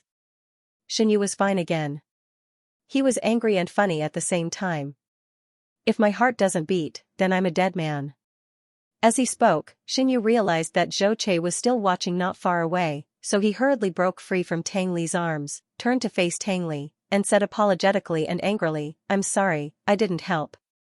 It's okay. Tang Li shrugged disapprovingly. You see, I came out safe and sound, right? Shen Yu did not speak. He carefully looked at Tang Li. He realized that Tang Li had indeed walked out of the Shen family's clutches safely. Not only did he not lose an arm or a leg, but he was also full of vigor. Tang Li was wearing light-colored casual clothes, and his hair was specially cut. His delicate facial features were covered with a layer of light fluorescence under the moonlight. His beautiful eyes were slightly curved, and a gentle smile flowed down. He was really good-looking. On the other hand, he had not slept well for several days. There were heavy dark circles under his eyes, and his face was full of fatigue. He did not even take care of his hair properly. The point was, not long ago, when he ran out of the Shen family, Shen Yu accidentally fell on the muddy grass after the rain. Now his face and clothes were full of mud. Even he could smell the unpleasant smell on his body. Compared with Tang Li, Shen Yu felt like a vagrant. He lowered his eyelids awkwardly, and suddenly felt a little overwhelmed. He had to admit that for the first time, he had a terrible feeling of inferiority in front of Tang Li. Shen Yu instinctively took 2 steps back. When he saw that Tang Li was about to come over and take his hand, he quickly hid his hands behind his back and whispered, Don't touch me. I'm very dirty. Unfortunately, this sentence did not dissuade Tang Li. Tang Li was stunned for a moment, and then directly wrapped his arms around Shen Yu's waist. He smiled helplessly and said, When did I dislike you? It's not a matter of dislike. Shen Yu sighed. He hesitated for a while, but still could not bear to take Tang Li's hand away. He asked, What did you tell them? This they naturally referred to the Shen family.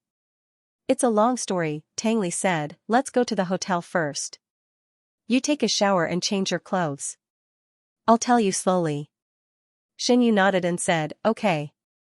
Zhou Che was sitting in the driver's seat. He watched the two people in front of him hug each other under the moonlight. For a moment, he was so shocked that his jaw almost fell to his knees. Although he had never seen Tang Li, he knew Xianxia. When he came to S City to study at university, he heard the name Xianxia countless times on the internet and in the discussions of his teachers and classmates. Xianxia was a famous person in S City. It was not because Xianxia was very capable, but because the Xin family was very rich, and Xianxia was the only heir of the Xin family. To be able to meet the legendary person, Zhou Che naturally wished for more than anything. It was just that he never thought that his first meeting with Xianxia would actually be under such circumstances. He wondered if the paparazzi would go crazy directly after learning that Xianxia was gay. In just 10 minutes, many messy thoughts flashed through Zhou Che's mind. He also wondered if he would be destroyed by Xianxia after knowing such a private matter. Until Xianxia was pulled into the car by Tang Li, Zhou Che quickly collected his thoughts, sat upright, and looked straight ahead, pretending that he was a soulless machine. Zhou Che. Tang Li in the back seat shouted his name. Question mark. Zhou Che was shocked. What's wrong? Tang Li said, go to the Four Seasons Hotel.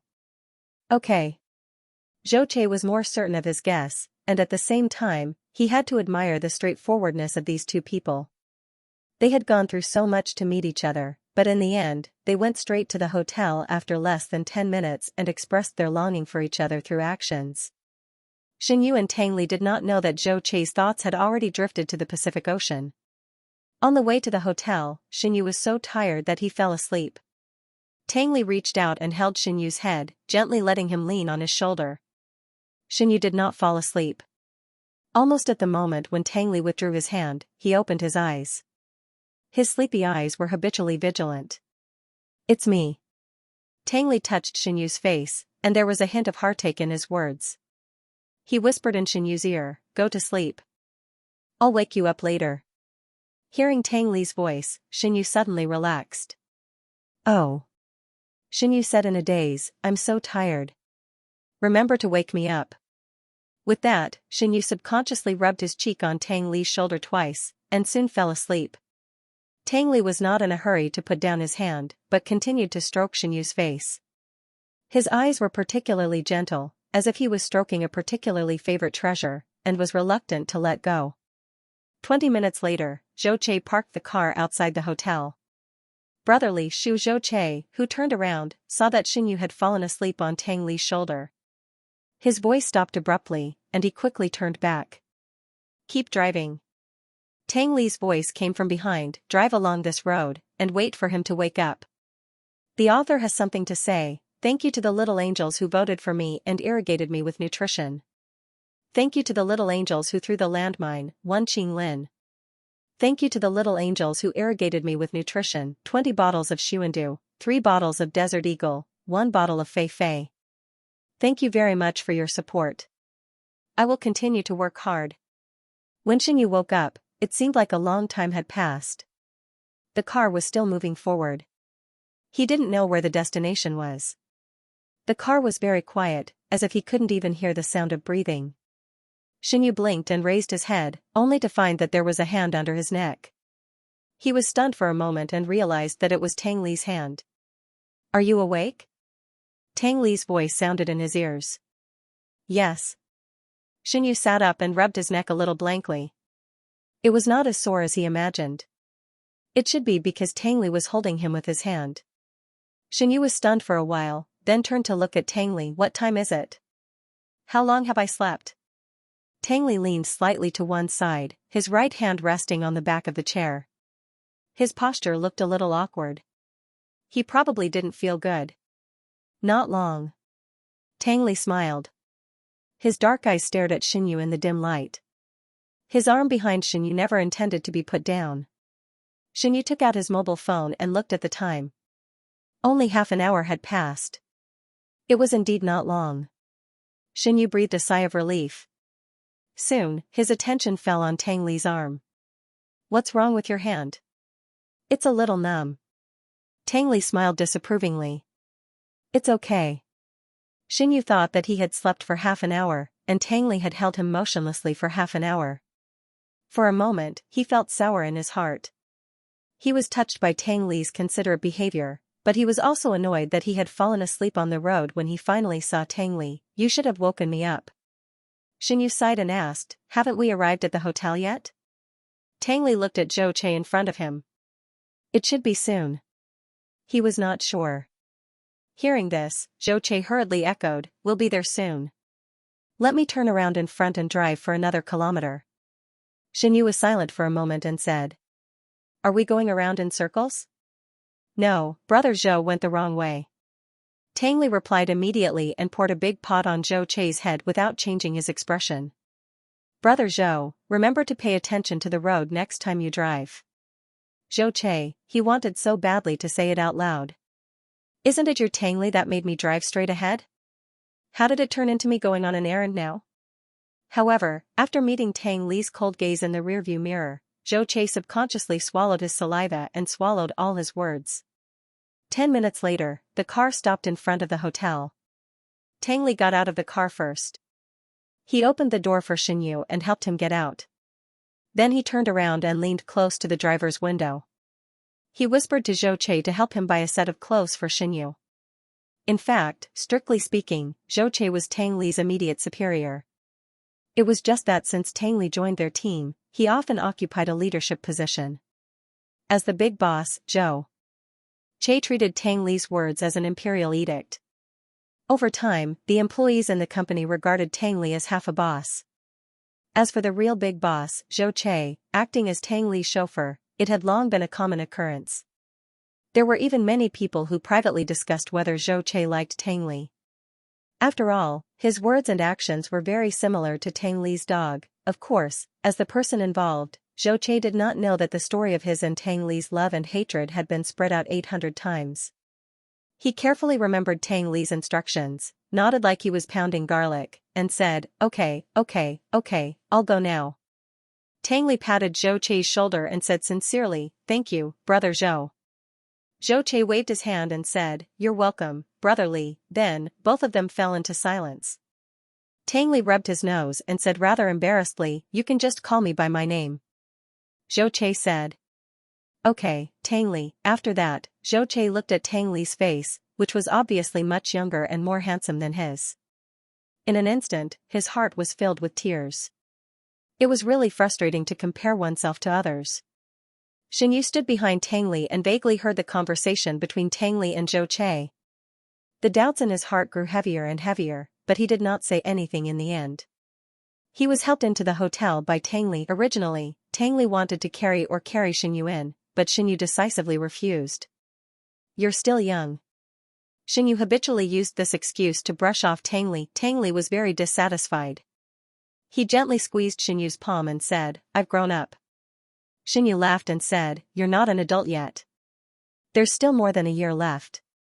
It'll pass in the blink of an eye." Tang Li looked down at Xinyu's side face bathed in the light. His eyes were full of tenderness. "And I'm taller than you now." Xinyu, whose heart was pierced, shook off Tang Li's hand expressionlessly and said, "Shut up. I was wrong. I was wrong." Tang Li was very active in admitting his mistake. He hurriedly grabbed Xinyu's arm and coaxed him pitifully, "Xinyu, I was wrong. Don't be angry." Xinyu pursed his lips and pushed Tang Li in the direction of the front desk. So Tang Li ran to the front desk happily. Xinyu stared at Tang Li's happy back. He couldn't help laughing for a while. He quickly covered his mouth with his fist, but he couldn't stop the smile from rising on his face. He was very happy. He hadn't been so happy for a long time. During the 5 days when he lost contact with Tang Li, every day felt extraordinarily long. Now the joy of regaining what he had lost enveloped him. It seemed that even the air was soaked with a sweet smell. After a while, Tang Li came back with the room card. The smile on his face was almost tangible. Xinyu, who finally calmed down, couldn't help laughing. In the elevator where only the two of them were in, he asked, "What are you laughing at?" Tang Li shrugged and said, "Nothing. I'm just very happy." Xinyu raised his chin slightly and stared at Tang Li's face bathed in the backlight. The smile on his face was like a disease, spreading to the deepest part of Xinyu's heart in an instant. He was really lucky. Xinyu said, "Fool. Hearing this word, Tang Li smiled even more brightly. He didn't deny it, you're right. I'm a fool. He was not only a fool, but also a fool. He was so stupid that the girl at the front desk was happy for a long time when she casually asked if Xianxia was her boyfriend. She even wanted to put that sentence into the tape recorder and play it from time to time. Xianxia looked at Tang Li's smile and shook his head helplessly.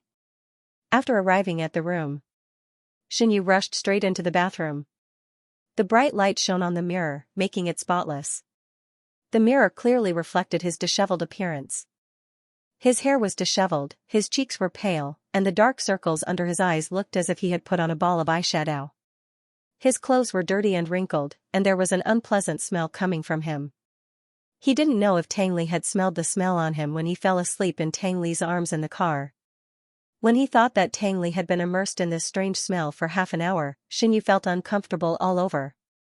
An emotion called shame climbed into his heart like a small worm. Xianxia cursed in his heart, and then quickly took off his clothes and pants. Outside the bathroom, Tang Li sat on the sofa in front of the French window, staring at the closed bathroom door. He waited for a long time, but Xianxia didn't come out. He couldn't help but feel worried. He was about to get up and knock on the door when the mobile phone on the coffee table suddenly rang. Tang Li saw the name displayed on the screen of the mobile phone at a glance. The corner of his mouth that was originally raised suddenly froze, and then slowly pursed into a straight line. Although he didn't want to be disturbed, Tang Li still had to pick up the mobile phone and answer the call. "Second uncle," Tang Li said in a deep voice. "Yes." A steady middle-aged man's voice came from the phone receiver. He said flatly, "I just rushed over from C-City. I heard that you had something to do, so you left?" Tang Li answered in a low voice, "It's something urgent." "What in the world can be more urgent than reuniting with your family?" The other party was slightly dissatisfied. Although his tone was flat, his words were full of undisguised reproach. "I know that you have just returned home and there are many things that you can't adapt to for the time being, but I hope you can know what's more important." "I know. Thank you for your guidance, second uncle," Tang Li said. He looked down at the blanket on the floor. His long eyelashes cast a shadow on his smooth skin. There was no expression on his face, but it made people feel cold. It was as if the coldness had seeped into their bones. Second uncle on the other side of the phone didn't notice anything wrong. Seeing that Tang Li was so obedient, his attitude softened a little, but he still ordered, "Remember to come back before 11 o'clock tomorrow. I brought your uncle and second aunt. Let's have a meal together as a family and get to know each other." Tang Li said, "Okay, second uncle." Then second uncle gave a few more words of advice before hanging up the phone. Tang Li held the phone and didn't move for a long time. The hostility hidden in the bottom of his eyes was like a surging undercurrent, quietly overturning the sea. When he heard a knock on the door, the low pressure around him instantly disappeared. In the blink of an eye, he looked as if nothing had happened. He got up and went to open the door. Xianxia was standing outside, panting. He was carrying shopping bags of various sizes in his hands. "I bought a few sets of clothes that look good. You can choose for yourselves." After Xianxia finished panting, he stuffed all the shopping bags in his hands into Tang Li's arms. "There are also some underwear in this small bag." After delivering the things, Xianxia left. However, after taking 2 steps, he suddenly remembered something. He put one hand into his trouser pocket and rummaged around. Finally, he took out 2 thin pink square plastic bags and quickly put them into Tang Li's pocket. "I specially went to the pharmacy to buy these." Xianxia winked at Tang Li, "I wish you a pleasant night." Unfortunately, Tang Li didn't see clearly what Xianxia was holding in his hand just now. He was a little confused. "What's this?" At this time, don't pretend anymore. Xianxia clicked his tongue twice, patted Tang Li on the shoulder, and made a gesture to cheer him on. Then, he slipped away without a trace. The author has something to say. "Thank you to the little angels who voted for me and irrigated me with nutrition. Thank you to the little angels who threw the landmine, Rabbit You, Desert Moon Passenger, Ink Feather 1. Thank you to the little angels who irrigated me with nutrition, Formatted Memory 10 bottles, Fern 1 bottle, thank you very much for your support." I will continue to work hard. After Tang Li returned to the room with a pile of shopping bags, Xinyu still hid in the bathroom and refused to come out. Tang Li put the big and small bags on the coffee table, picked a set of comfortable clothes, and then went to knock on the bathroom door. After waiting for a long time, Xinyu's nervous voice faintly came from the bathroom. "Who is it?" Tang Li imagined Xinyu's expression when he said this word, and suddenly he couldn't suppress the smile on his face. He said helplessly and amusedly, "Who else can be in this room except for the two of us?" "Oh, Chestnut." Xinyu seemed to be talking to himself, but he didn't come to open the door. "What's the matter?" Tang Li said, "I asked Brother Zhou to buy some clothes. You can change after taking a shower." After that, Xinyu was silent. After a while, there was a rustling sound in the bathroom. It seemed that Xinyu was hurriedly putting on clothes. Tang Li listened carefully for a moment and suddenly felt that something was wrong. However, before he had time to say anything, he saw the closed bathroom door in front of him was quietly opened a gap. A brown eye peeped through the gap. Tang Li looked at Xinyu's exposed eye and didn't know whether to laugh or cry. For a moment, his heart seemed to be stuffed with a ball of cotton. For him, Xinyu was a cat.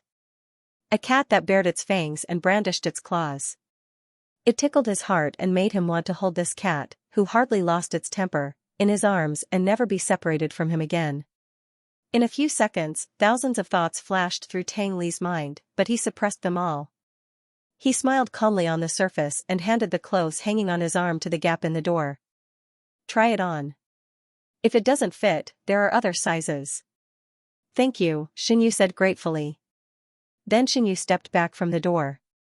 2 seconds later, a smooth arm stretched out from the gap in the door. Tang Li silently looked at the hand that was hovering in midair. Just as Xinyu's hand was about to touch the clothes he handed over, he seemed to suddenly think of something and quickly withdrew his hand. Xinyu did not notice Tang Li's movement at all. He thought that he did not extend his arm, so he stretched out his whole arm. This time, Tang Li saw it clearly. His arms were bare. If he didn't guess wrong, Xinyu should have taken off her clothes in the bathroom. Tang Li could naturally think of the reason for Xinyu's clothes. He sighed.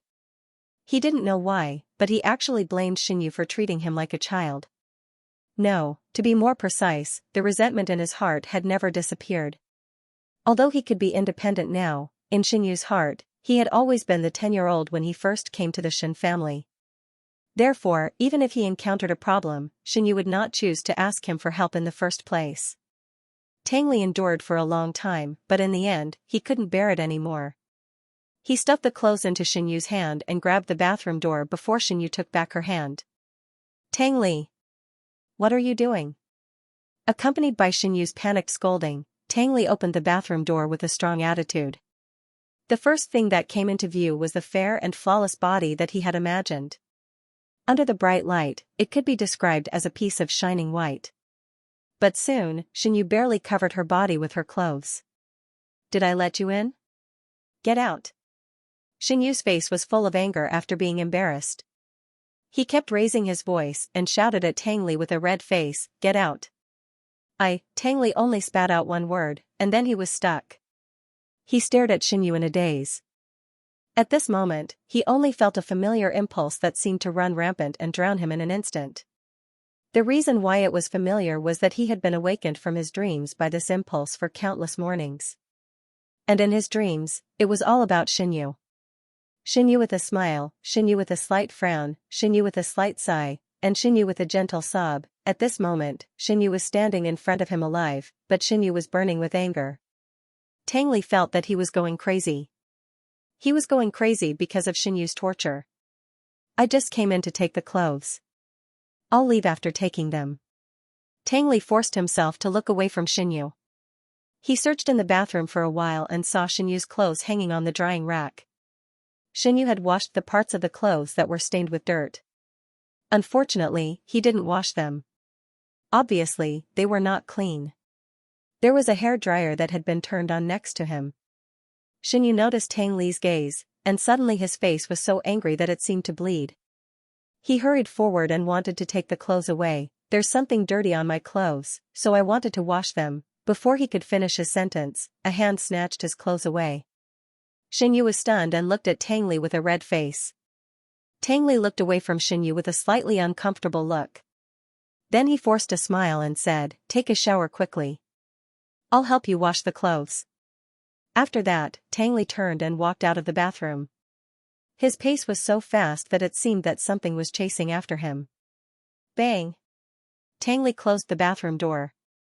He stood in front of the door and didn't move. He held the clothes tightly in his hands. After a while, he breathed a sigh of relief. Just as Tang Li was about to leave, he suddenly felt a warm breath. A warm liquid gushed out from his nose, and he was stunned for a moment.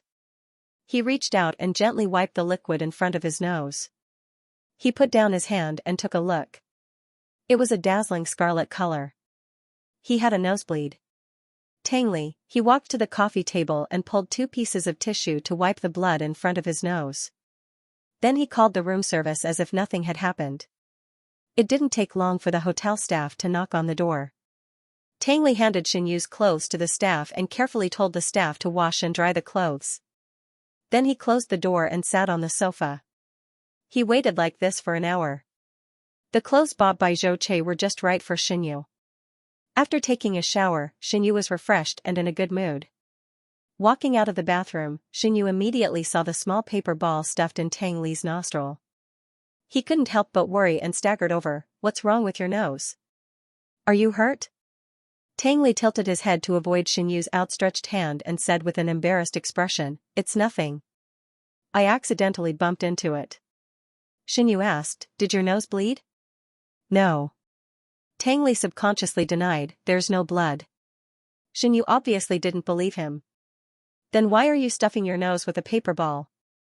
Tang Li thought for a moment and then replied seriously, "I'm preparing for a rainy day to prevent a nosebleed." Xianyu, he wasn't stupid enough to believe whatever Tang Li said. But since Tang Li seemed to be fine, he didn't continue to ask. Then the two of them sat on the sofa and looked at each other in silence. In the past 5 days, Xianyu had a lot of things he wanted to say to Tang Li. But he didn't expect that now that he saw Tang Li in person, he didn't know how to start. He always felt that it was tiring to say anything. He wanted to explain to Tang Li why he didn't come forward to help. He wanted to let Tang Li know what kind of life he had been living during this time. He wanted to ask Tang Li how she managed to escape from the Shen family's clutches safely. And, in the phone call not long ago, what was the home in Tang Li's name? No matter which question it was, it couldn't be clearly explained in a few words. Xianyu felt tired just thinking about it. His body was tired, but his heart was even more tired. After thinking about it, he had to urge Tang Li to take a shower first. If there was anything he wanted to say, he could say it after the shower. Xianyu wanted to take advantage of the time when Tang Li was taking a shower to sort out his messy thoughts. But he didn't expect that Tang Li would take a shower very quickly. In less than half an hour, he came out of the bathroom with wet hair. Xianyu, who was holding his chin and lost in thought, heard the footsteps. He turned his head instinctively and suddenly frowned. "Why didn't you dry your hair? It'll be done soon." Tang Li scratched his hair casually and then sat on the sofa opposite Xianyu. The two of them continued to stare at each other.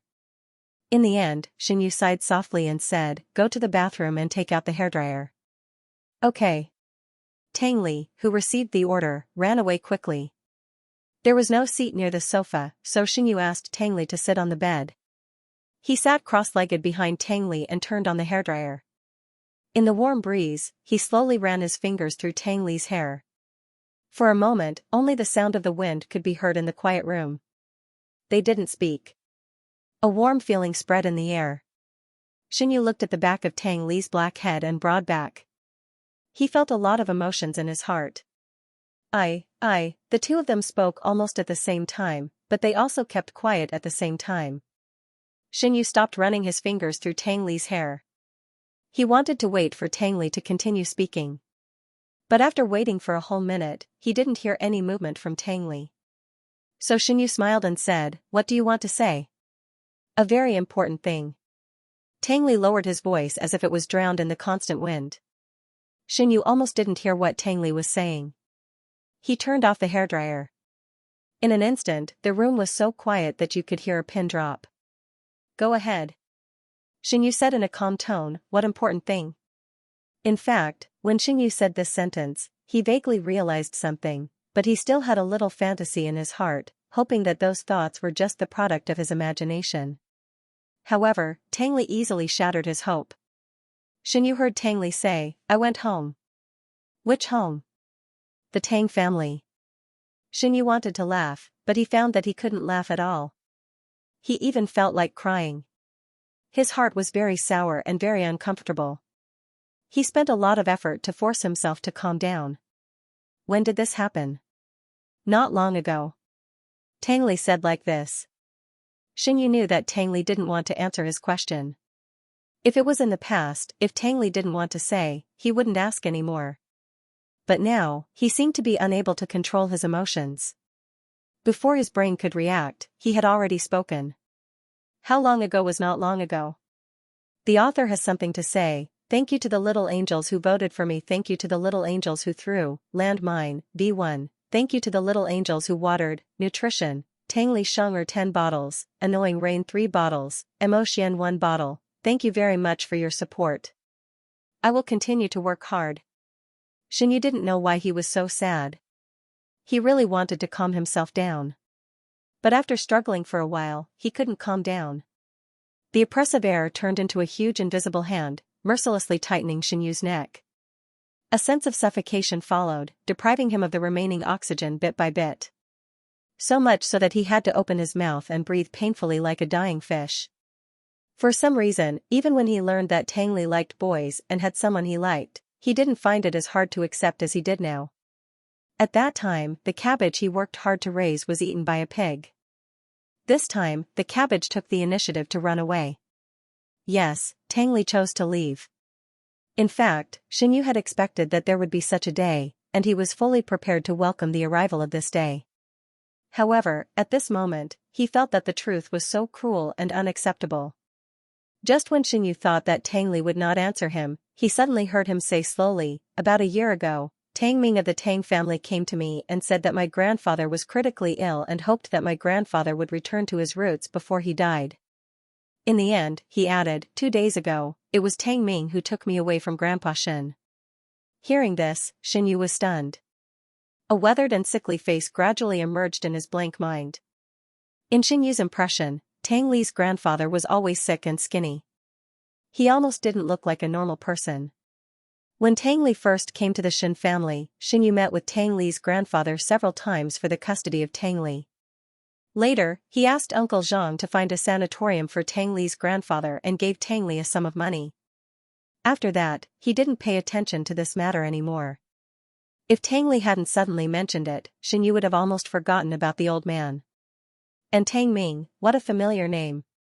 Xinyu thought about it for a long time before he remembered that 5 years ago, when he accompanied Tang Li to Jincheng to participate in an English competition, he happened to meet his cousin, Tang Wenjing, who was waiting outside the library for Tang Ming. He calculated the time. According to the original plot line, now was the time when Tang Li returned to the Tang family. For a moment, a deep sense of powerlessness swept over Xinyu. After a long time, Xinyu picked up the hairdryer again and continued to blow Tang Li's moist hair. Just like that, he blew for nearly an hour. Then, Xinyu put away the hairdryer, got out of bed, staggered into the bathroom, and put the hairdryer on the cabinet. He faced the mirror with both hands in front of the sink, motionless as he stared at his pale, bloodless face in the mirror. His face was so ugly that he couldn't even squeeze out a fake smile. Since Tang Li wanted to leave, then let him go. Children always have their own ideas and considerations when they grow up. Moreover, his original purpose of taking Tang Li in was not to accompany Tang Li for the rest of his life.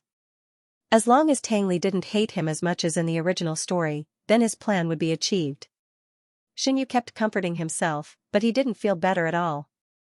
In the end, he gave up. He walked out of the bathroom with a gloomy expression. Tang Li was still sitting on the edge of the bed. He didn't even change his posture. He nervously observed Xinyu's expression, like a child who had made a mistake. His eyes were full of caution. Seeing this, Xinyu couldn't help but want to laugh. In fact, he laughed out loud.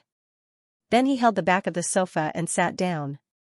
He waved to Tang Li and said, "Come here." Hearing this, Tang Li immediately got up, walked to Xinyu, and sat down opposite him. Xinyu calmly looked at Tang Li. He found that Tang Li had always been the same as in his memory. His eyebrows, his eyes, and his quiet appearance were no different from the Tang Li 5 years ago. However, the surrounding environment was changing, and they had to change with it. Have you made up your mind? Yes, I have. Tang Li seemed to know what Xinyu wanted to ask. He answered without hesitation, I will go back in 2 days to pack my luggage. If it's not convenient for you, I can also buy new things. Xinyu smiled and sighed, the Shin family is your second home. No matter when you come back, it will be convenient for you. Tang Li didn't speak. He silently looked at Xinyu. Xinyu had a very reluctant smile on his face. He was quite uncomfortable under Tang Li's straightforward gaze, so he turned his head to avoid his eyes. He smiled and smiled. He couldn't smile anymore. His eyes and the tip of his nose were sore and astringent, and there was a pressure in his heart that would surge up his throat at any time. Only the heavens knew how much effort he had put into making himself look so calm. At this moment, Tang Li suddenly approached, and then a pair of strong hands gently hugged Xinyu. I promise you. Tang Li's low and slow voice sounded in his ears, as if it had some kind of irresistible magic, this is not the end, this is the beginning. Xinyu blinked. He didn't understand the meaning of Tang Li's words. Obviously, Tang Li didn't need him to understand. Just as he used to touch Tang Li's head, he gently stroked his hair, I will come back to you. I never planned to leave. This time, Xinyu understood and giggled. She sighed and said, I've never thought of tying you to my side. Although he was very sad now, he would be fine when he thought it through. He would only try to persuade himself to accept the reality, and would not force Tang Li to stay. Tang Li lowered his eyes and didn't say a word, but his hands holding Xinyu gradually tightened. Xinyu didn't rush to struggle. He let Tang Li hold him like this for more than 10 minutes. Then he put his hands on Tang Li's chest and gently pushed the person in front of him away. Who is Zhou Che? Xinyu asked, he said he was your colleague. Tang Li said, I helped him in his company. I can barely be considered a colleague. Xinyu was stunned and asked again, when did this happen? Tang Li noticed that Xinyu was not very happy. Although he was very nervous, he still told the truth, after I graduated from junior high school. Xinyu, only then did he realize that whether it was the Tang family coming to find him or the meeting between Tang Li and Zhou Che, he was not involved in these things. He didn't even know anything about it. In Tang Li's world, he was a complete outsider. He was not even qualified to participate in the competition. Maybe the only thing he knew was that Tang Li liked boys. Xinyu thought that he would be sad for a long time, but he didn't feel anything at this moment. He was so numb that he could still show a seemingly heartfelt smile to Tang Li. It's late. Go to sleep. Xinyu stood up, thought for a moment, and said, there is only one bed in this room. I'll get another room. Tang Li quickly got up and said, you stay here tonight. I'll go to another room. Xinyu shrugged. That's fine too. Tang Li said, then I'm leaving. Call me if you need anything. Xinyu nodded. Suddenly, he didn't have the strength to speak. He watched as Tang Li walked out of the room. Before he closed the door, he suddenly noticed 2 fan cubes on the sofa from the corner of his eye. That was where Tang Li had sat. Chestnut! Xinyu shouted in a hurry. Tang Li had already been prepared to be called back by Xinyu. When he heard Xinyu's voice, his eyes suddenly lit up, and the depressed atmosphere around him was instantly replaced by joy. Before Xinyu could say anything else, Tang Li had already walked back to the room and slammed the door. I'll sleep on the sofa. Tang Li's eyes were bright, and he said very actively, ask the waiter to bring up the quilt and pillows later. Xinyu was confused, ? Tang Li quickly realized that something was wrong. He was also confused for a moment, what's wrong? Xinyu said, didn't you go to sleep in the other room? Tang Li was silent for a long time and then he said weakly, but you called me back, because you left something behind. Xinyu raised his hand. The 2 pink cubes between his index and middle fingers were shining under the light. If you looked carefully, you would find that the plastic cover was sprinkled with gold powder. Tang Li's face was full of confusion. He stepped forward and took the things in Xianyu's hand. The next second, he suddenly remembered that this was the little thing that Zhou Che forced into his pocket before he left. Maybe he accidentally left it behind when he was sitting on the sofa just now. Tang Li looked at the things in his hand, looked up and asked Xianyu, "What is this?" Xianyu's mouth twitched twice. He didn't answer but asked, "Where did you get it?" Tang Li said, "Zhou Che gave it to me." Xianyu looked at Tang Li's expression suspiciously. He found that Tang Li really didn't know what he was holding in his hand. He was a little speechless. At the same time, he also remembered that although he and the teachers he hired taught Tang Li a lot, they had never explained that knowledge to Tang Li. After thinking about it, Xianyu sighed, "Open it and have a look." Tang Li didn't doubt him. He pretended to open one of the pink cubes. Just as he was about to move, he suddenly realized something and his body suddenly froze. Xianyu folded his arms, turned around, and sat on the sofa. He calmly looked at Tang Li's face that suddenly turned red. He asked with amusement, "Do you know what it is now?" It was rare for Tang Li to be at a loss. He was still holding the two pink cubes in his hand. For a moment, he didn't know whether to continue holding them or throw them away. He just stood there in a daze. I just... Tang Li's face was as red as a monkey's but... He suddenly stuttered, "I really didn't know what it was just now. It's mainly because the packaging is too strange. I've never seen such fancy packaging before." Xianyu didn't know whether to laugh or cry. "That's just because you haven't seen it before. In fact, there are more strange packaging." Tang Li sighed and threw the things into the trash can. "Then I'm leaving. Let's go." Xianyu sat on the sofa and didn't move. He watched Tang Li walk to the door without blinking. For a moment, he didn't know whether he was crazy or not. He suddenly asked, "By the way, you said that Zhou Che bought it for you. Who are you going to use it with?" Tang Li suddenly froze. Xianyu continued to ask, "Use it with the person you like?" The author has something to say. "Thank you to the little angels who voted for me. Thank you to the little angels who threw out the landmine, MOU MOU1. Thank you to the little angels who irrigated 29612865. 10 bottles of late heavenly snow, 5 bottles of sun, 1 bottle of sky burial, 3 days of silence, Mu bye bye, and Xianxia. Thank you very much for your support. I will continue to work hard." Xianyu just wanted to make a joke. But after hearing his words, Tang Li's face, which had just returned to normal, turned red again. Even the tips of his ears were red. He stood there motionlessly for a full minute, not knowing what to do. No. Tang Li stammered. His evasive eyes were full of annoyance. He scratched his hair irritably. "I haven't thought about this." Xianyu saw that Tang Li's face was so red that it was about to bleed. He chuckled, waved at him, and said, "I'm just teasing you." Tang Li, he breathed a sigh of relief and finally had the courage to face Xianyu. His dark eyes were full of helplessness and something else, but he hid it very well. Xianyu lowered his head, covered his face with his fist, and snickered. After snickering for a long time, Xianyu slowly stopped smiling and raised his hand to wipe away the tears from the corners of his eyes.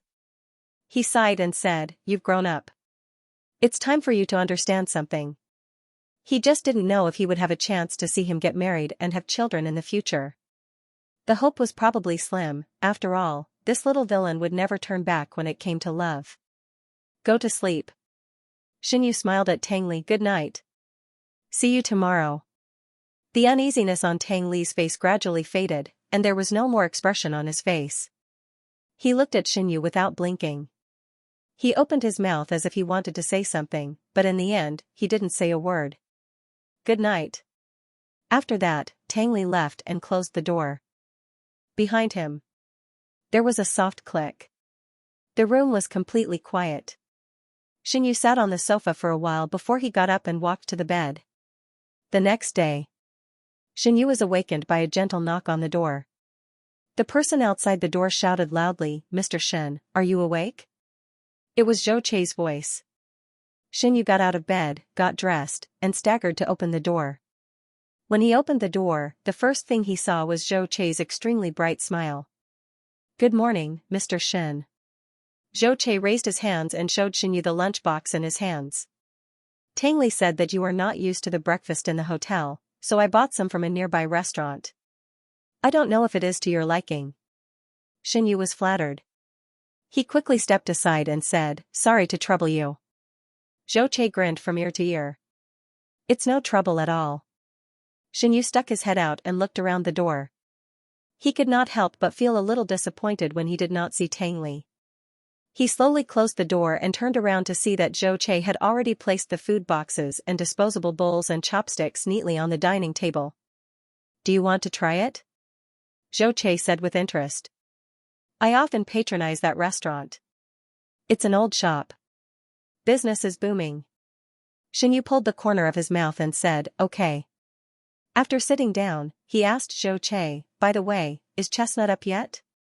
Zhou Che scratched his head and said, Tangli called me a long time ago. Maybe he is busy. He should come to you later. Although he said that, Tangli did not show up until Zhou Che watched Xinyu finish breakfast. Zhou Che, who had successfully completed his task, quickly cleaned up the leftovers on the dining table. After greeting Xinyu with a smile, he ran away. Less than 2 minutes later, there was a knock on the door again. Xinyu thought it was Tangli, so he hurried to open the door. On the way, he was so unsteady that he almost bumped into the shoe cabinet. Fortunately, he immediately supported himself against the wall and steadied himself. After he tidied himself up and opened the door, he saw a waitress in a hotel uniform. She held the washed and dried clothes in her hands and handed them to Xinyu with a smile. Mr. Shen, these are the clothes that Mr. Tang asked us to wash last night. Xinyu was stunned for a long time before he took the clothes. Thank you.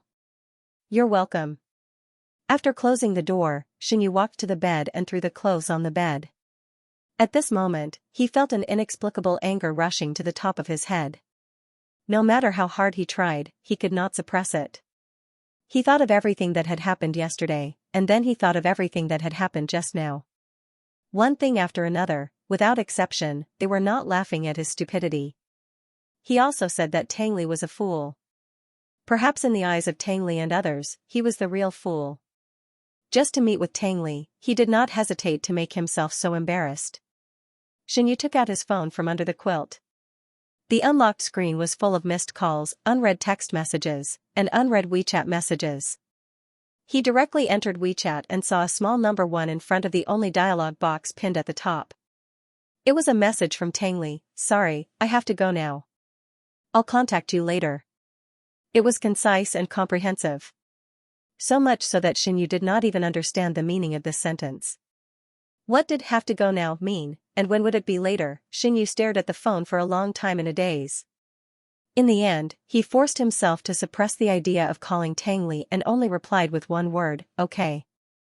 Then, he sat on the edge of the bed and waited. He waited until 12 o'clock at noon, but there was still no message from Tangli. The word okay he sent was quietly lying at the bottom of the chat box. It was so short that it was a little dazzling. Xinyu sighed, exited WeChat, and dialed Kong Lin's number. When Xinyu was sent back to the Shen family by Kong Lin, the whole house was so quiet that a pin drop could be heard. Uncle Zhang and Aunt Chen seemed to have been waiting in the living room for the whole night. They were still wearing the clothes from last night. Their faces were full of fatigue, and there was a faint layer of dark circles under their eyes. Seeing that Xinyu was back, Aunt Chen was so excited that her eyes turned red. She hurried over to greet him.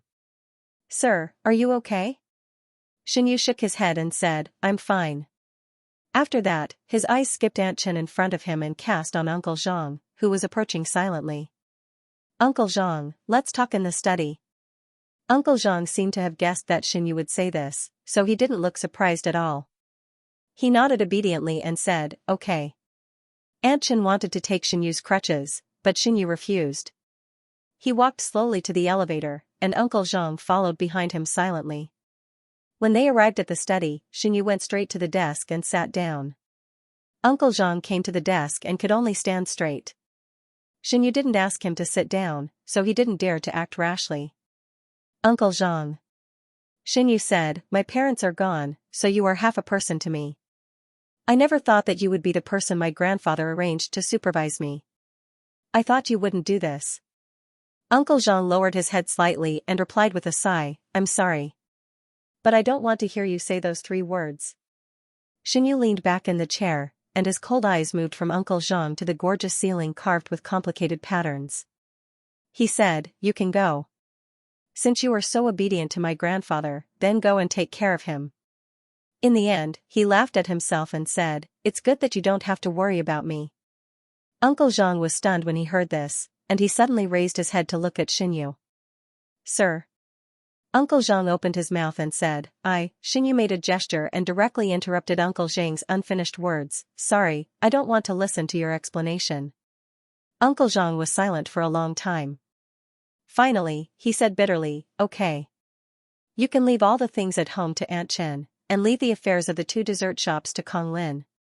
After that, you can pack your luggage and move out." Xinyu held his chin and thought for a while. Then he said, "I'll give you 1 week. Is that enough?" Uncle Zhang's throat rolled. "Yes." Xinyu nodded and said, "Go ahead." Uncle Zhang turned and walked to the door of the study. He opened the door and walked out slowly. Just as he was about to close the door, he couldn't help but say, "Sir, with all due respect." This time, Uncle Zhang didn't give Xinyu a chance to interrupt him. He continued without hesitation, "I don't think there is anything wrong with my approach, and I don't think there is anything wrong with Mr. Shin's approach. Maybe you don't feel it yourself. Since the Shin family took in Tang Li, you have also undergone earth-shaking changes." These words made Xinyu pause for a moment. He raised his eyebrows at Uncle Zhang and motioned him to go on with his eyes. Uncle Zhang swallowed his saliva subconsciously and said slowly, "In the past, you were decisive and never sloppy. You would not let your emotions get the better of you at work. Work was everything to you. Although old Mr. Shin often blamed you for these things, you were really working hard for the Shin family at that time." Xinyu. He seemed to have guessed what Uncle Zhang was going to say next. Sure enough, as soon as he finished thinking, he heard Uncle Zhang say, "However, now you are wholeheartedly devoted to educating Tang Li and the operation of the 2 dessert shops. Most of the things in the company are handled by Kong Lin. Because of Tang Li's minor illness, you have been absent from important meetings several times. Some people even think that Kong Lin is you, Mr. Shin." Xinyu was speechless. He really couldn't find any words to refute Uncle Zhang. "Sir." Uncle Zhang looked at Xinyu intently with tears in his eyes and said sincerely, "Maybe Mr. Shin shouldn't have suggested that you take in Tang Li, otherwise, you wouldn't have fallen so low." Xinyu was at a loss for words. Uncle Zhang said, "You have been thinking about Tang Li all the time these days, but have you ever thought about the Shin family?" Xinyu was completely speechless. The quiet air spread in the study. It was so quiet that they could hear the breathing of the 2 people. Xinyu was stiff and didn't move. In fact, he had a lot to say to Uncle Zhang. For example, the performance of the Shin family's company had begun to decline. Maybe soon, it would be bankrupt as described in the original article. At that time, the whole Shin family would become poor. For example, he was just a pastry chef. The only thing he knew was how to make pastry and run dessert shops. He really didn't have the ability to manage such a large company. Even Xinyu didn't know how he supported the Shin family until now. It was a pity that so many words didn't come out of Xinyu's mouth. When Xinyu came back to his senses, Uncle Zhang had already left the study. The author has something to say. "Thank you to the little angels who voted for me. Thank you to the little angels who voted for me. 296-128-6510 bottles, Yang Chun buy 2 bottles, thank you very much for your support. I will continue to work hard." Xinyu waited for a day, but there was no news about Tang Li. But in the evening, he received a call from Grandpa Shin. With Uncle Zhang as his informant, Grandpa Shin naturally knew what Xinyu had done during this period of time. But he didn't blame him. Instead, he frankly reasoned with him. "I know you feel sorry for Chestnut, but there are so many eyes around us. The most taboo thing at this time is to be swayed by emotions when dealing with things." Xinyu leaned on the sofa and stared blankly at the ceiling. After Grandpa Shin finished speaking, he responded absent-mindedly. Grandpa Shin knew that Xinyu wouldn't listen. He sighed, but still continued to explain, "I didn't really do anything to Chestnut. I just let him stay for the sake of those people." "Do you think I will hurt him?" Xinyu pursed his lips and said. Grandpa, this matter is already over. He didn't want to discuss it anymore. Just mentioning Tang Li's name made him feel upset. Very upset. That feeling was like a wound that he had tried so hard to hide had been openly pointed out by someone else, who was even laughing and rubbing salt on his wound. Xianyu took a deep breath. His breathing was a little trembling. Grandpa Shen on the other side of the phone seemed to feel Xianyu's mood. His explanation came to an abrupt end. After a long time, he sighed and said, "Xiaoyu, you are becoming more and more immature." Such words again. Yesterday afternoon, Uncle Zhang said the same thing to him. They could express their disappointment and dissatisfaction so straightforwardly, but Xianyu could only swallow all the grievances and frustrations into his stomach and pretend as if nothing had happened. He knew that even if he said it, no one would believe him. Xianyu's face was pale. His hands on the sofa gradually clenched. Then he slowly exhaled as if he had compromised. "Sorry, Grandpa. Sorry." He was not the real Xianyu. He didn't have the ability and courage of the original owner. Seeing that the Shen family's company was going downhill, he could only watch anxiously. He was helpless and couldn't think of a way. Old Master Shen was silent for a moment before saying, "Deal with the business of the branch company in Jincheng. Save on all the unnecessary expenses. In the future, try your best to expand the business. Also, take back the 2 branch companies in the southwest region. We've already lost money for 3 years. If we continue to support them, the losses will only worsen." Xianyu was stunned. "Are we giving up on the entire southwest market?" "That's what I'm thinking at the moment." Old Master Shen said, "The company's performance is getting worse year by year. If we continue to develop like this, we'll become an empty shell sooner or later. Why don't we focus on nurturing the projects of the celebrities in the company? As for the new ideas that those people have come up with, we'll reject all of them for the time being. We need to take the safe route." Xianyu said obediently, "Okay." Just when Xianyu thought that Old Master Shen had ended the call, he suddenly heard the other party ask, "By the way, how are your 2 dessert shops doing?" Xianyu didn't expect Old Master Shen to change the topic so quickly. After a while, he answered, "Business is not bad. I'm planning to open another branch in a commercial district in the city center. Last month, Kong Lin and I went to see the shop together. Now, we're negotiating with the landlord. If everything goes well, we might open at the end of this year." Speaking of the dessert shop, Xianyu's gloominess was swept away and he chattered a lot.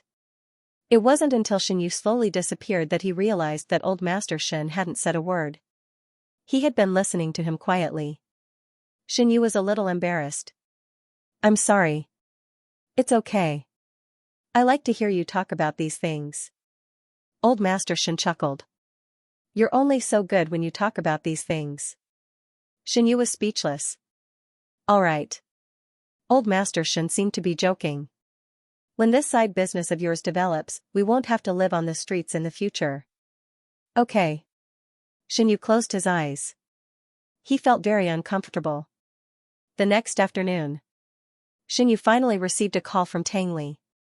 Not only did Tang Li make the call, but he also rushed to the Shen family's house half an hour after hanging up the phone. Behind him were the servants of the Tang family and Tang Ming, who Xianyu had met once in Jincheng. Tang Ming was still as fair and thin as he remembered. His skin was so clean that it was almost transparent under the sun. His facial features hadn't changed much from 5 years ago, but the temperament he exuded was much calmer. A group of people was led into the living room by Aunt Chen. The servants of the Tang family had brought their own luggage tools and cardboard boxes. After getting Aunt Chen's permission, they went straight to Tang Li's room on the 2nd floor. Xianyu was wearing home clothes with a short shirt and shorts. He sat on the sofa without moving. The central air conditioner was on full blast, and his arms were covered with goosebumps from the cold. However, Xianyu didn't seem to feel the cold. Since Tang Li stepped into the living room, his eyes were fixed on Tang Li. His gaze followed Tang Li's footsteps. Then, he watched Tang Li walk to the switch on the wall of the central air conditioner. He frowned and reached out to press the button a few times. Not long after, the temperature in the room rose a little. Tang Li came in front of Xianyu again. He half-squatted on the ground and held Xianyu's cold hands. He squeezed them gently and said in a helpless tone, I won't adjust the temperature so low next time. You're not in good health. You'll catch a cold if you catch a cold. Xinyu lowered his eyes and carefully observed Tang Li's appearance. He found that Tang Li had become thinner and more tanned. She still remembered that during the summer holidays, Tang Li often ran around with Xinyu's assistant. He was so tanned that he looked like a piece of coal. In the evening, she could only see his clothes and rolling eyes. And NBS thinking about this, Xinyu's heart skipped a beat. You've become thinner. He touched Tang Li's face. You look better when you're chubbier. It felt good to the touch. Tang Li stared at Xinyu with his dark eyes. His eyes flashed, and there was a surge of emotions in them. Then, he suddenly raised his hand and pressed Xinyu's hand that was caressing his face. He closed his eyes and gently rubbed Xinyu's palm. He still looked like a kitten. I'll gain weight back soon. Tang Li smiled. He actually had a small canine tooth. He said, I'm prone to gaining weight. Xinyu chuckled. While he was talking, he suddenly saw a figure behind Tang Li. It was Tang Ming. If you're prone to gaining weight, then how can we live? Tang Ming complained in amusement. Then he looked at Xinyu with a smile and greeted him, Mr. Shen, long time no see. Xinyu stopped smiling and nodded. Yes, long time no see. Tang Ming looked at Xinyu's legs and said with concern, I heard from Tang Li that your legs can already walk freely. Xinyu smiled and said, I can barely walk. While they were chatting, the people upstairs had already packed Tang Li's small luggage and moved it all into the car they drove. Tang Ming followed the servants back to the car, leaving Tang Li and Xinyu alone. The originally lively living room instantly quieted down. Xinyu thought that Tang Li would have a lot to say to him. However, after waiting for a long time, Tang Li did not say a word. He raised his head and met Tang Li's gaze. The two of them just stared at each other. They both smelled a hint of awkwardness in the air. In the end, it was Tang Li who broke the silence. He whispered, I'm sorry. Xinyu shrugged and pretended to be relaxed with a smile. It's okay. After a pause, Xinyu asked, Are you going to transfer to another school? Tang Li shook his head and said, Tang Ming and Tang Wenjing are both studying in that school. I should continue to study there until I graduate from high school. That's good. Xinyu smiled. When he saw Tang Li squatting in front of him without any intention of getting up, he patted Tang Li on the shoulder. They bullied you. Come back. The door of the Shen family will always be open for you. After saying that, Xinyu suddenly realized what had happened before. He calmly changed his words. Anyway, the door here will always be open for you. Tang Li held Xinyu's hand. He held it very tightly. Then, he slowly let go. I'm leaving. Tang Li stood up. They are still waiting outside. Xinyu said, Go ahead. Tang Li really left. He moved out of the Shen family and took all his belongings with him. Tang Li was not a person who liked to throw things away. Except for the bedroom where he lived before, there were almost no traces of him living in other places. Later, that bedroom was carefully cleaned by Aunt Chen. When Xinyu went to take a look again, he found that even the last traces left by Tang Li had been erased. Many times, Xinyu woke up in the middle of the night and felt that everything that had happened before was like a dream. He and Tang Li knew each other. It was a dream. He accompanied Tang Li as he grew up. It was a dream. He watched Tang Li leave. It was a dream. Everything was just a dream. Maybe one day when he woke up, he would see the familiar small suite and receive calls from his friends. Every day, he would still be distressed by the girls who pursued him crazily. Transmigrating through a book was a dream. Time passed by little by little. A month later, the news that Tang Li left the Shen family spread among the social circle and the media paparazzi. Even Yang Zhenni, who had not contacted Xinyu for a long time, heard the news and specially called to comfort Xinyu. This time, Yang Zhenni directly called Xinyu with her father's mobile phone. Xinyu looked at the name of Yang Zhenni's father on the phone screen and sighed deeply. Although he was very reluctant, he had to pick up the phone. Are you okay? Yang Zhenni's soft voice was full of concern. I heard about Tang Li and Shenrong. Hearing this, Xianyu frowned. He wondered why it was related to Shenrong again. Before Xianyu said anything, Yang Zhenni complained again, I know that child is not easy to teach. When he was young, his family had such a serious accident. His mind has long been distorted. No matter how much I teach him, he can't be completely changed. Fortunately, this time he only injured Shenrong and did not do anything serious. Yang Zhenni sighed with relief as she spoke. Unfortunately, he was interrupted by Xianyu's ice-cold voice before he could even breathe properly. Who told you that? Yang Zhenni was stunned for a moment. What? Who told you these things? Xianyu said word by word. Yang Zhenni was shocked by Xianyu's sudden change of attitude. She was stunned for a long time and said weakly, It was the people in the Shen family who told me. The author has something to say. I'm going to use time *** again. Thanks to the little angel who voted for me or irrigated me with nutrition. Thank you to the little angels who threw the landmine. Felicitas Yunxing 1.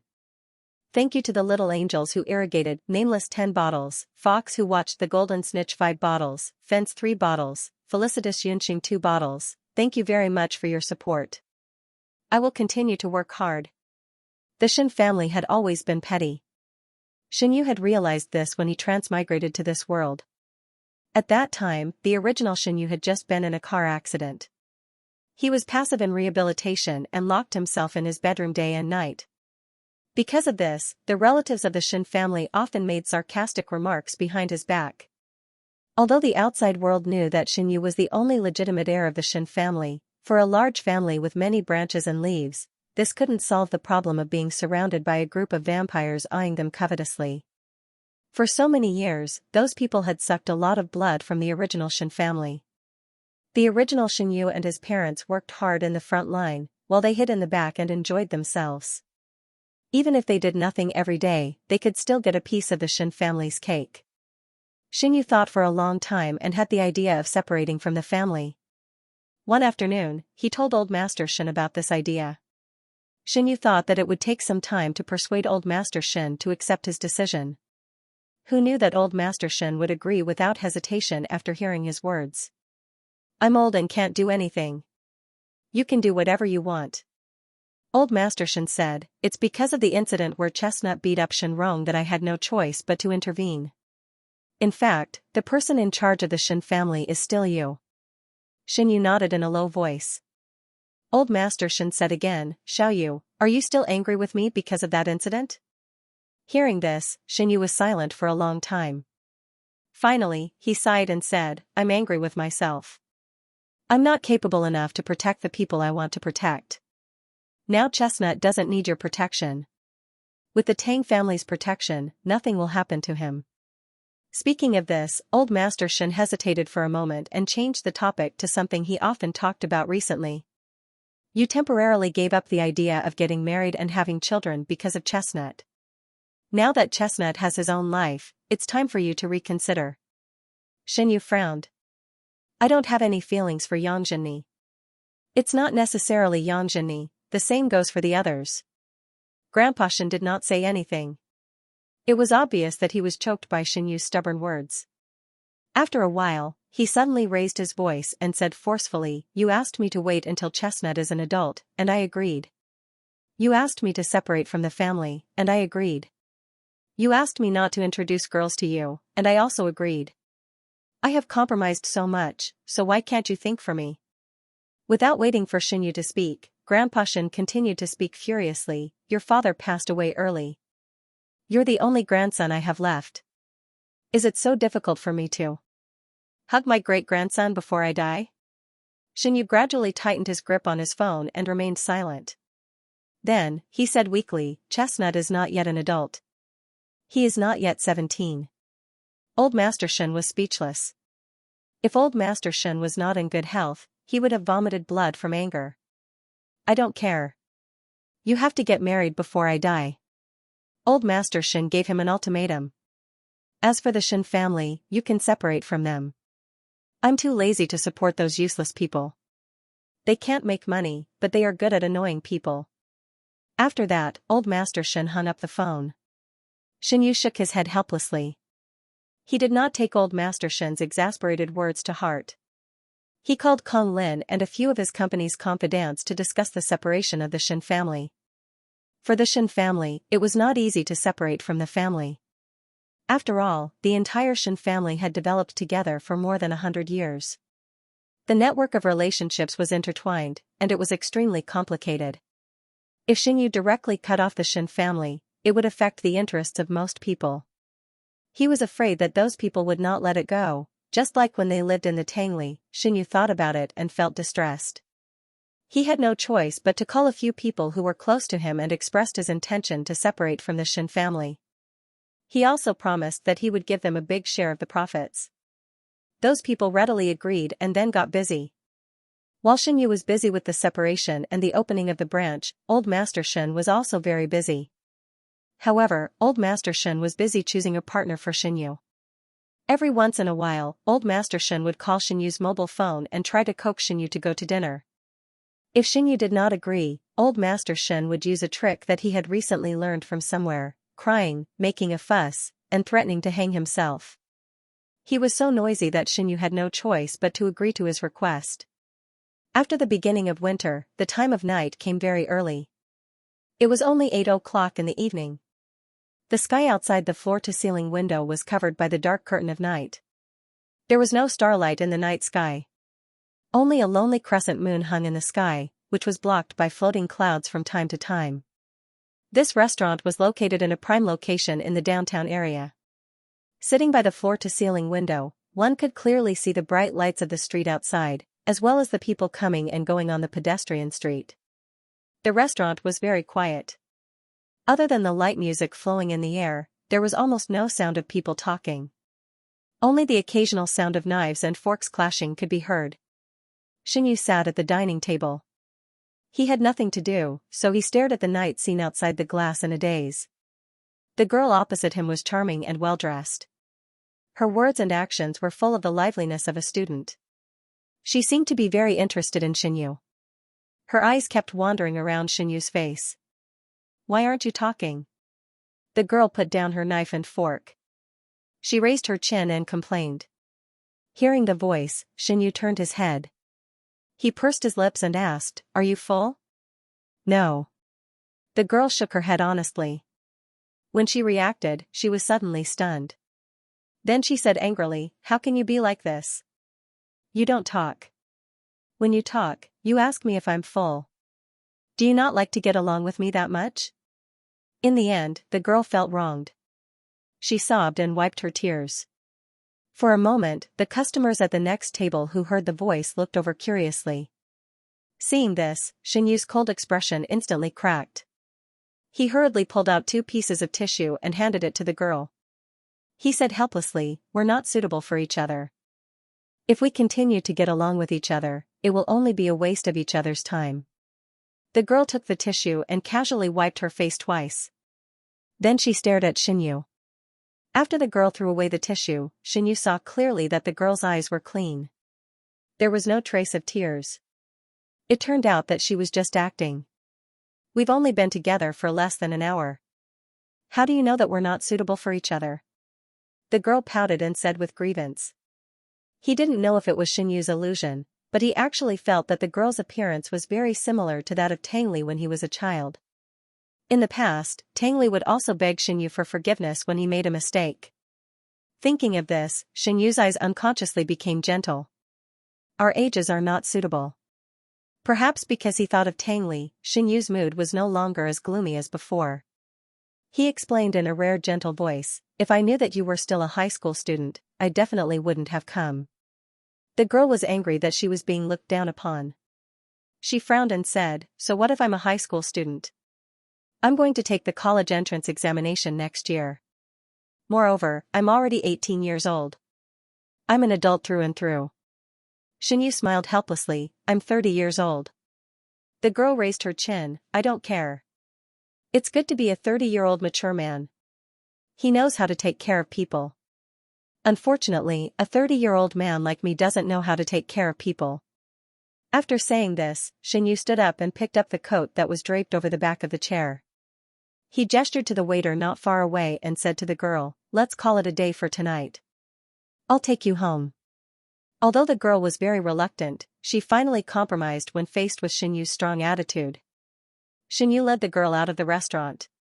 Seeing that the girl's boat was so perky that it could be hung on a pot, and she even slammed the car door to express her dissatisfaction, he couldn't help but laugh. He didn't know what the old man's friends were thinking. They actually sent their 18-year-old granddaughter to go on a blind date with him.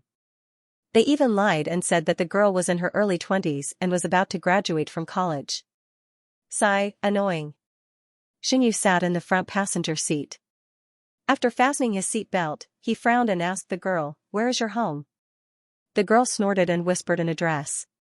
Xianyu nodded and turned to the driver, "Let's go. We'll take her home." Half an hour later, the car stopped in front of the tea shop that the girl mentioned. The girl said goodbye to Xianyu and happily got out of the car. Then, under Xianyu's gaze, she turned around and walked into a club next to the tea shop. Xianyu, who was watching all of this, was speechless.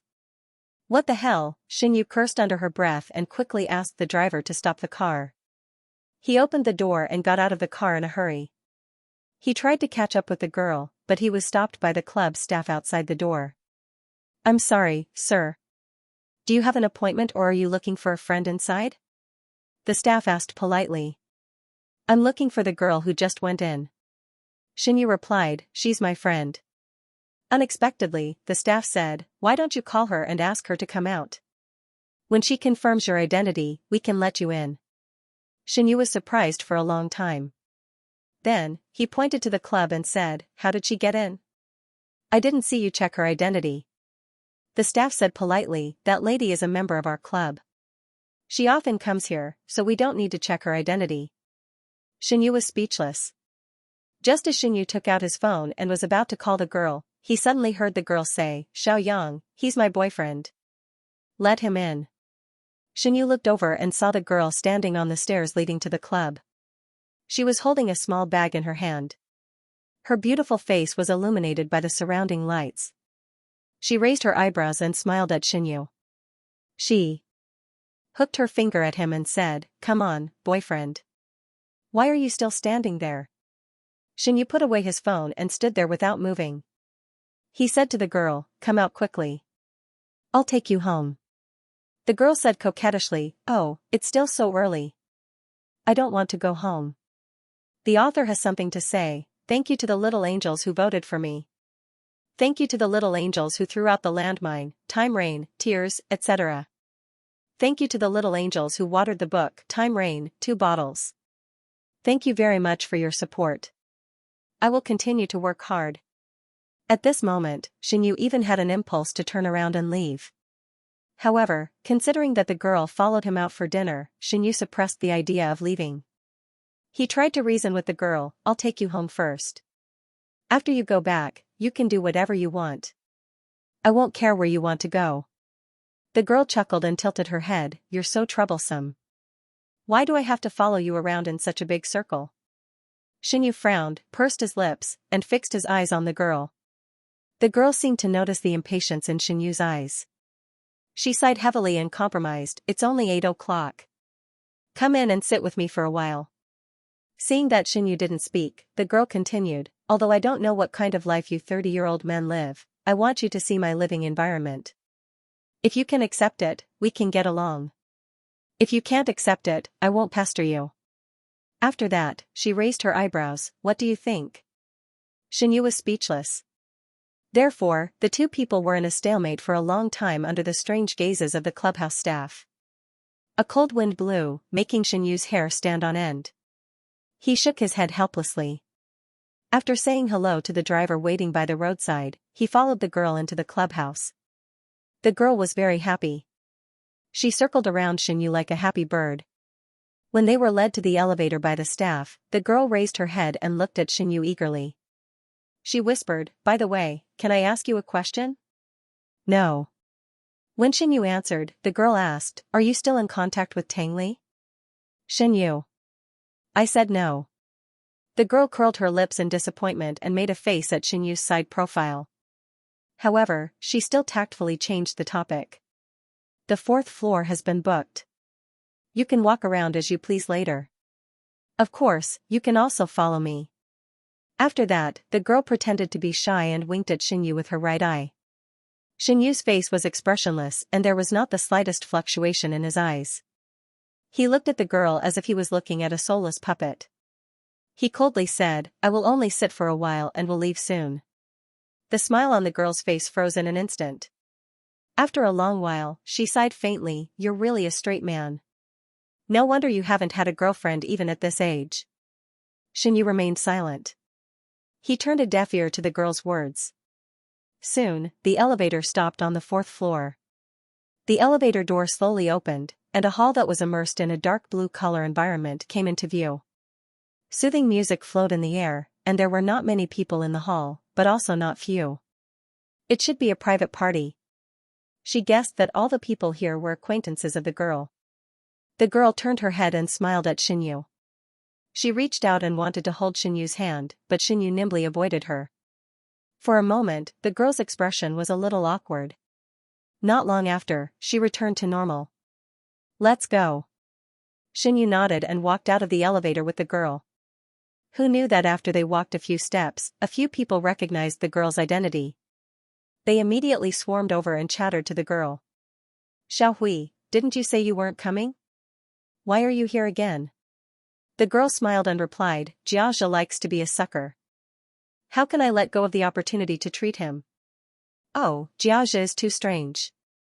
A girl said, "First it was the New Year's Eve party, then it was the masquerade party, and now it's a birthday party. Did he get rich? He has so much money that he doesn't know where to spend it. Forget about the birthday party. Does he think that we don't know that his birthday is in 2 months? How can he celebrate his birthday in advance?" The group of girls talked and their attention turned to Xinyu, who was standing next to them. Tonight, Xinyu was dressed more formally, and his hair was specially styled. He was tall and had long legs, and he was handsome. Even if the surrounding light was dim, his presence was so strong that it was impossible to ignore him. In an instant, the girls' eyes lit up like light bulbs. They stared at Xinyu like wolves and tigers and rushed over. "Hey, are you Xiaohui's boyfriend? We are Xiaohui's classmates. You are so handsome. Little brother, you look better than in the photos." "It's not just better than in the photos. I think he can beat Tangli by a few streets." If this little brother was 10 years younger, the title of the school's most handsome boy would not belong to Tangli. The girls kept comparing Xinyu and Tangli until Xiaohui couldn't listen anymore. She squeezed over and said, okay, he is already 30 years old. How can he compare himself with that Tangli boy? Xinyu, he put his fist against his chest and coughed twice. "I am not 30 years old yet. To be exact, I should be 29.5 years old." Xiaohui turned her head and looked at him. She rolled her eyes and said, "Is there a difference?" Xinyu, he wanted to say that there was a difference, a big difference. These 6 months were his last stubbornness before he turned 40. The girls covered their mouths and were amused by the conversation between Xinyu and Xiaohui. They surrounded Xinyu and sat on the sofa. They enthusiastically served fruit tea and snacks. Xinyu originally planned to go upstairs and sit for 5 minutes. He was going to leave in 5 minutes. However, when he saw the girls surrounding him and chatting happily, he suddenly didn't know how to bring up the topic of leaving. They sat like this for half an hour. Xinyu, who was already full, stuffed a pile of fruit into his stomach. Xiaohui seemed to have seen through Xinyu's dilemma, so she clapped her hands and called out to her sisters, Hey, you guys move aside. My boyfriend can't even go to the bathroom if you block him like this." When the girls heard this, they quickly made way for Xiaohui. At the same time, they laughed and ridiculed Xiaohui. "Bah, you are obviously a boyfriend. We haven't even started dating yet, and you are already taking advantage of this young man." "That's right. Tonight, we are all young man's messengers of justice. If you want to kidnap him, you have to go through us." Xiaohui complained angrily, "You bunch of plastic sisters. You said that you would help me keep an eye on him, but in the end, you brought my boyfriend to me. I am done with you." The girls laughed and made a lot of noise. Xinyu had a headache because of the noise. He got up and walked to the bathroom. Judging from their clothes, the people here should be students from the Tangli school. Xinyu saw many people wearing their school uniforms. At the same time, these people probably knew each other. When Xinyu passed by them, they turned their heads tacitly and looked at Xinyu in surprise. Then, they whispered. "Who is that person? He doesn't seem to be from our school." "Nonsense, he doesn't look like a student. I think Song Hui brought him here. Maybe he is her boyfriend." "No, I think that person looks very familiar. I seem to have seen him somewhere before." The person who spoke held his chin and thought for a while. Then, he patted his head and suddenly realized, he is Xinyu. I also attended his grandfather's birthday party. Damn. Xinyu? No way. Why would such a big Buddha come to our small temple? Xinyu heard all the conversations behind him and suddenly felt annoyed. A sense of panic that he didn't fit in with this place was like a fine net that wrapped around him and gradually tightened, trapping him inside. He thought that these people were Tang Li's alumni or classmates. They all knew Tang Li. They were at the same age as Tang Li and also studied in the same school environment. However, Xinyu couldn't understand their conversation. They talked about classes and makeup classes, teachers and classmates, recent events in the school, and a lot of things about chasing stars, dramas, and concerts. These things had disappeared from Xinyu's life for a long time. Xinyu didn't even remember how he felt doing these things when he was young. He only knew that he was now immersed in adult life, wandering between the busyness of running a store and the boredom of dating. He was squeezed by the pressure of life and didn't even have time to breathe. The gap between him and those people also represented the gap between him and Tang Li. Xinyu washed his face with cold water and felt a little relieved. He thought for a while, took out his mobile phone and dialed Xiao Hui's number.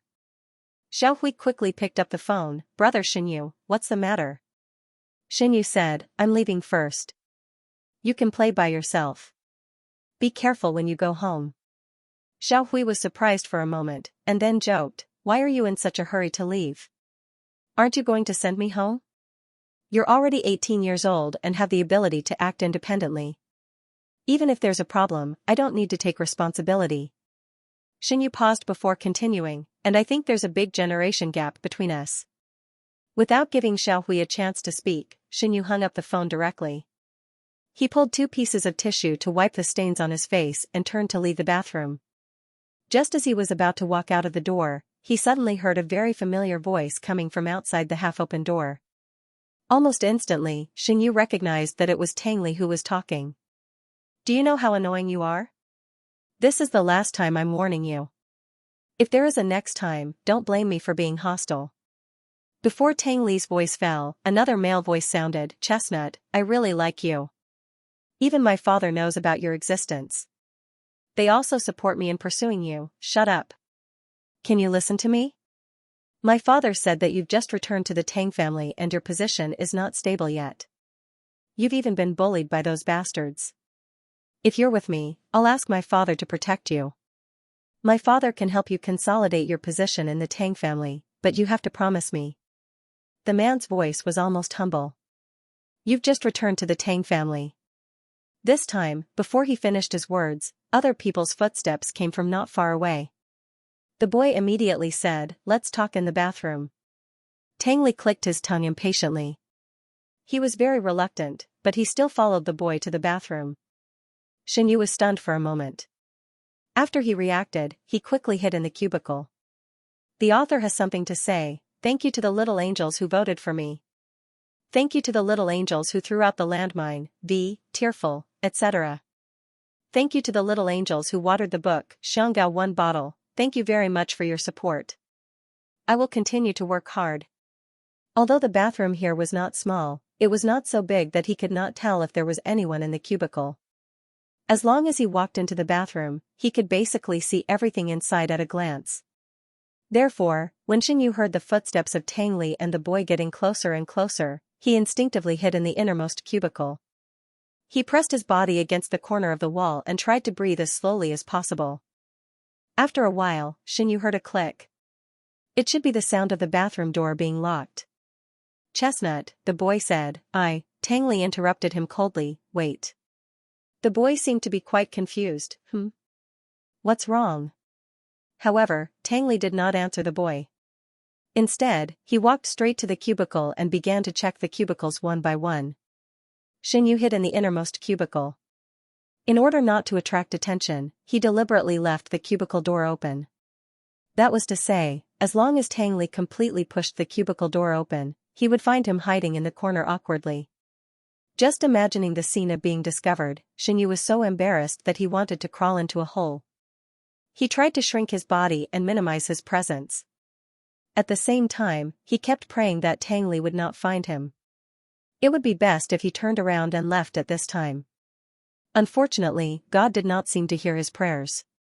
Tang Li not only checked the last cubicle, but also pressed the door panel against the wall of the cubicle without saying a word. There was a bang. The cubicle door made a slight sound when it collided with the wall. Immediately after, Xianyu felt an abnormally scorching gaze roaming around his body. Xianyu was stunned for 2 seconds before he slowly turned his head. The next second, he saw Tang Li's slightly surprised face. Tang Li seemed to have just arrived here from outside. He had a dusty aura on him. He was wearing a light gray double-breasted bull's horn coat with a black turtleneck sweater inside. He looked a little mature. Xianyu had not seen him for a long time. His skin was much fairer, and his hair had grown longer. However, her delicate facial features and beautiful phoenix eyes didn't change at all. In fact, compared to usual, there was even a cold mist around her. Tang Li stared at Xianyu without blinking. He did not make the next move for a long time. Xianyu's entire face flushed red from being stared at. He felt his limbs gradually stiffen, and his thumping heart seemed to jump out of his throat. So embarrassing, at this moment, Xianyu regretted hiding here like a thief. As a result, it was as if he was eavesdropping with ill intentions. Hearing this, Tang Li seemed to have just broken free from a state of being possessed. He instantly restrained his expression, looked away, turned around, and walked away. "Aren't you afraid that there's someone in the bathroom?" Tang Li said to the boy coldly, "Watch your words next time." The boy seemed a little dissatisfied and whispered, "If there's someone, then there's someone. I like you openly. I'm not afraid of others knowing." After that, the boy added, "Actually, I wish the whole world knew that I like you." Tang Li answered very firmly, "Sorry, I don't want to be liked by you, and I don't want others to know that you like me." The boy was stunned. "Why?" Tang Li said, "Because I don't like you." The boy said, "You're too lousy." This time, Tang Li did not speak again. He remained silent, and the boy did not make any sound. They might be confronting each other. The whole bathroom was so quiet that not even the sound of breathing could be heard. Xianyu continued to lean against the corner. He did not even dare to breathe, for fear that he would accidentally disturb the boy. He thought that Tang Li would not continue this topic or leave the bathroom without saying a word. Unexpectedly, after about half a minute, Tang Li's voice suddenly sounded again. "What if I say that I already have someone I like?" Tang Li said, "Is this reason enough to convince you?" Then, there was a long silence again. After a long time, the boy smiled softly, "Let me guess. The person you like is Xianyu, who took you in when you were a child, right?" Xianyu, what the hell? The feeling of eavesdropping but hearing his own name was really strange. "Kid, you can eat, but you can't talk." How could Tang Li like him for no reason? Besides, he was almost like Tang Li's father. Xianyu thought about it for a while, but Tang Li, who was outside the cubicle, had already answered, "Yes, you guessed right." Xianyu suspected that he had an auditory hallucination just now, or that Tang Li accidentally said the wrong thing. Maybe Tang Li wanted to say that the boy guessed wrong, and the person that Tang Li liked was not him at all. After thinking about it, Xianyu's head was about to explode. However, it turned out that he hadn't heard wrongly. He clearly heard Tang Li say, "The person I like is Xianyu. I like her. I like him for 7 years and 5 months. From the moment I stepped into the Xin family and saw him for the first time, I fell in love with him." No wonder. The boy seemed to be forcing himself to calm down. His tone sounded as if nothing had happened, but in fact, every word was trembling. "I begged you so much, but you refused to come to see me. As soon as you heard that song we brought Xianyu here, you hurried over. You did it so obviously. Even a blind person can see what you are thinking about him." "Really?" Tang Li said self-deprecatingly, "Unfortunately, he can't see it."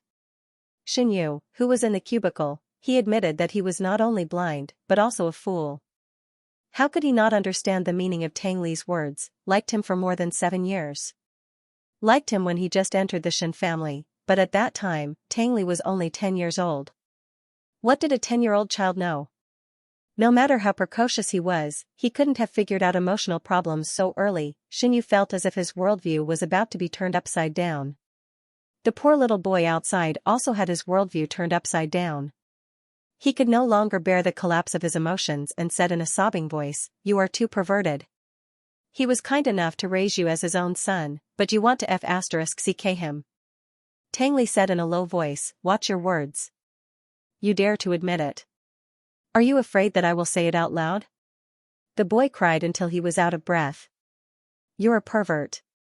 You've been secretly liking her for so many years. No wonder Xinyu is still single even though she's so good. You must be the one behind it."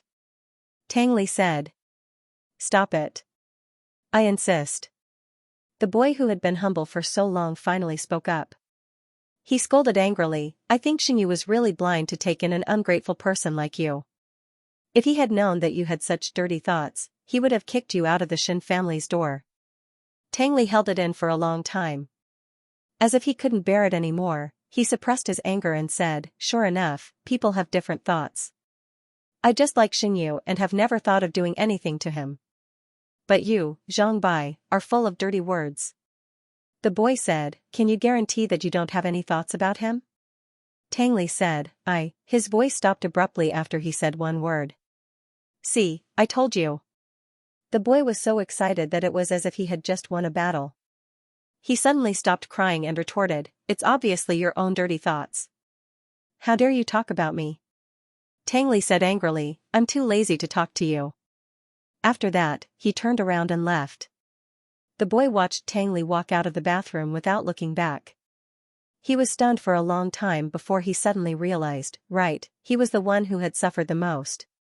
He had fallen out of love before he even started. Then why was he so excited just now? Thinking of this, the boy felt wronged. His eyes and nose began to sting again. Xinyu hid in the cubicle. As a result of maintaining the same posture for a long time, his limbs were so numb that he couldn't feel them at all. He gritted his teeth and continued to hold on until the boy outside calmed down and slowly walked out of the bathroom. Only then did he gradually relax. Who knew that not long after he relaxed, there was the sound of the door being pushed open again, accompanied by the sound of footsteps approaching from afar. **CK. Is there an end to this?" Xinyu cursed secretly and subconsciously maintained his original posture. Then he heard the footsteps stop outside the cubicle he was in. Then the half-open door was pushed open. He saw Tang Li standing in front of him with a blank expression. Xinyu reluctantly raised the corner of his mouth and showed an extremely embarrassed smile. "What a coincidence." "It's not a coincidence at all." Tang Li sighed helplessly. "I came here to look for you." Xinyu knew that his posture of hiding in the corner was very funny. He wanted to turn around and face Tang Li, but his limbs were already numb. If he moved a little, he felt as if many electric currents were running through his body. This feeling was really terrible. Xinyu exhaled and had to ask Tang Li for help. "I can't move." Tang Li naturally knew about Xinyu's situation, but he felt that such a clumsy Xinyu looked really cute. He couldn't help but want to take a few more glances at him. He also wished that time could stop in this harmonious atmosphere. He didn't know what Xinyu would say or do next. After all, he had taken the initiative to break the window paper. Xinyu couldn't pretend that nothing had happened. Tang Li's heart was numb. He quickly gathered his thoughts, walked forward, put his arms around Xinyu's waist, and easily carried him to sit on the toilet.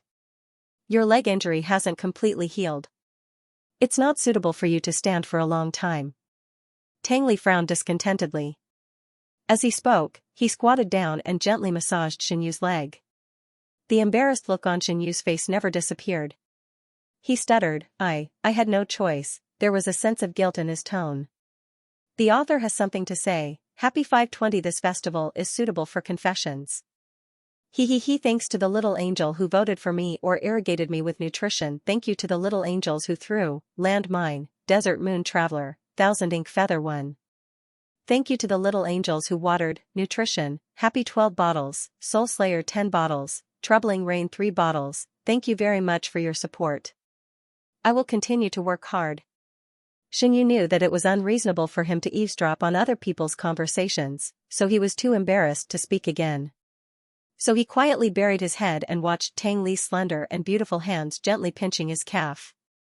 After 10 minutes, Tang Li withdrew his hands, stood up, and pretended to support Xianyu. Try and see if you can still walk.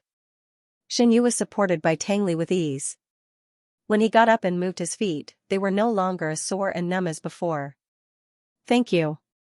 Xianyu awkwardly pulled the corner of his mouth. Tang Li lowered his eyes and stared at Xianyu's face for a while. He seemed to think of something and sighed helplessly. Xianyu thought that Tang Li was angry at him for eavesdropping, so he suddenly blushed with shame. He thought that he should explain to Tang Li. Even if he could find a random excuse, it was better than saying nothing. However, before Xianyu had time to say anything, Tang Li suddenly changed the topic. Actually, what I said just now was the truth. Huh? Xianyu's reaction was slow. It's what I said to Xianxia. Halfway through, Tang Li suddenly realized that Xianyu did not know Xianxia at all, so he changed his words. I like what you said. Xianyu originally wanted to pretend that he did not hear anything, but he did not expect Tang Li to say it so frankly, so he did not know how to react. It seemed that no matter how he answered, it would be a little strange. Under Tang Li's burning gaze, Xianyu was silent for a long time, and then he said very calmly, "Oh, I see." Tang Li was stunned for a moment.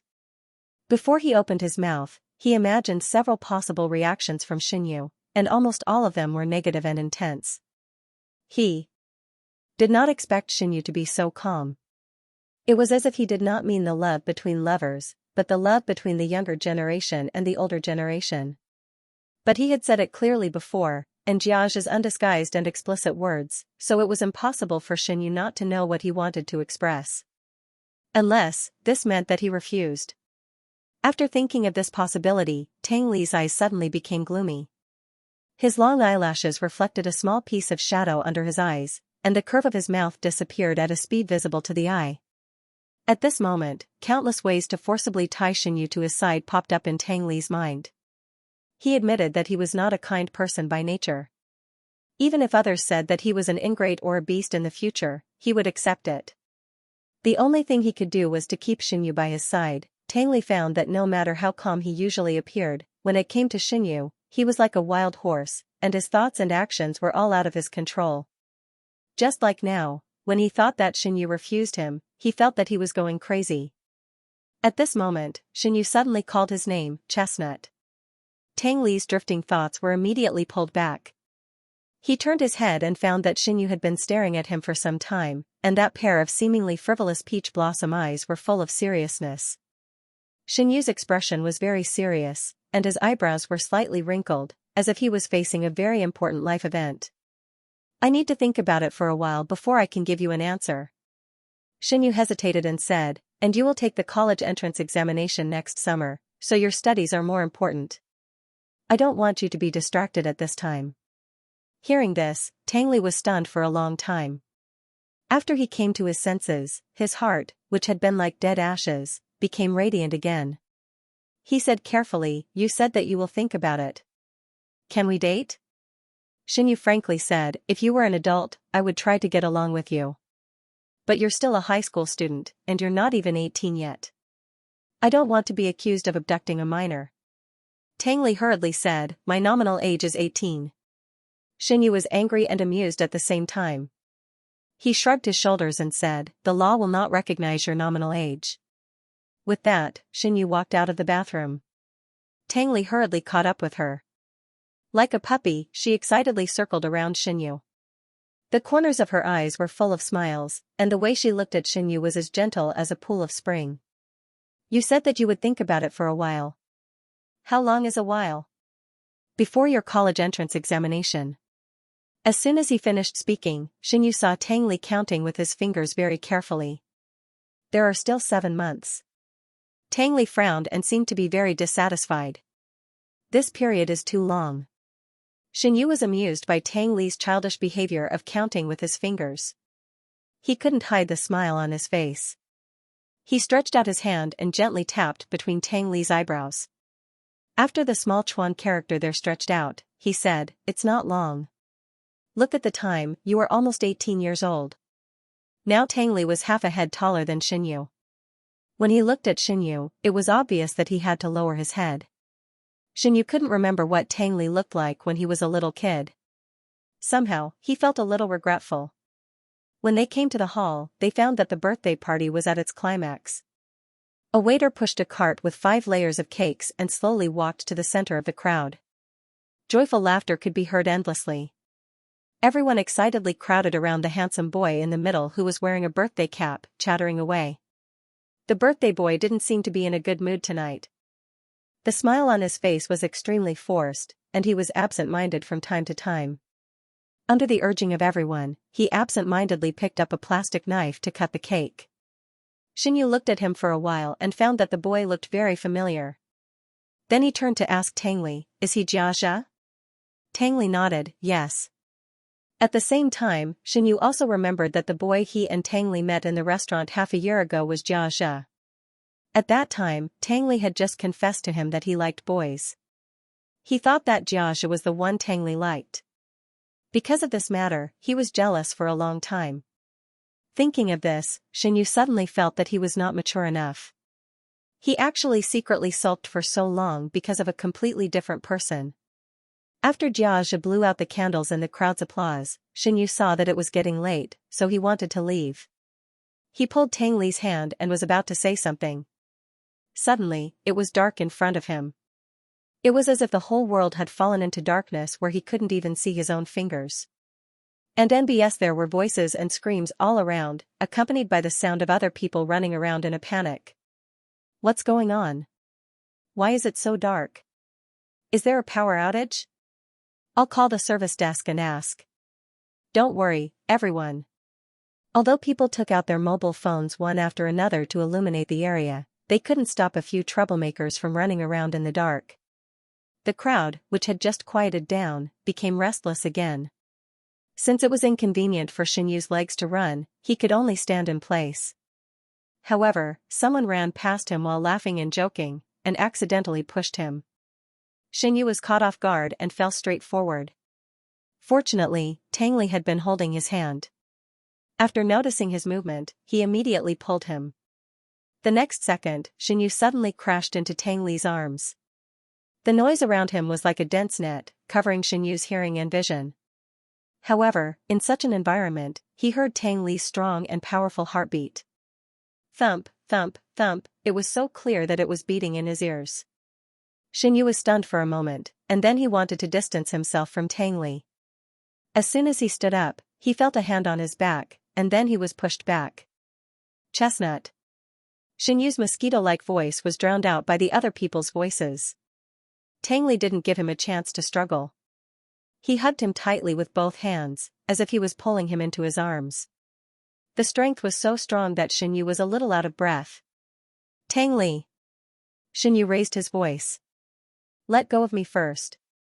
I won't let go.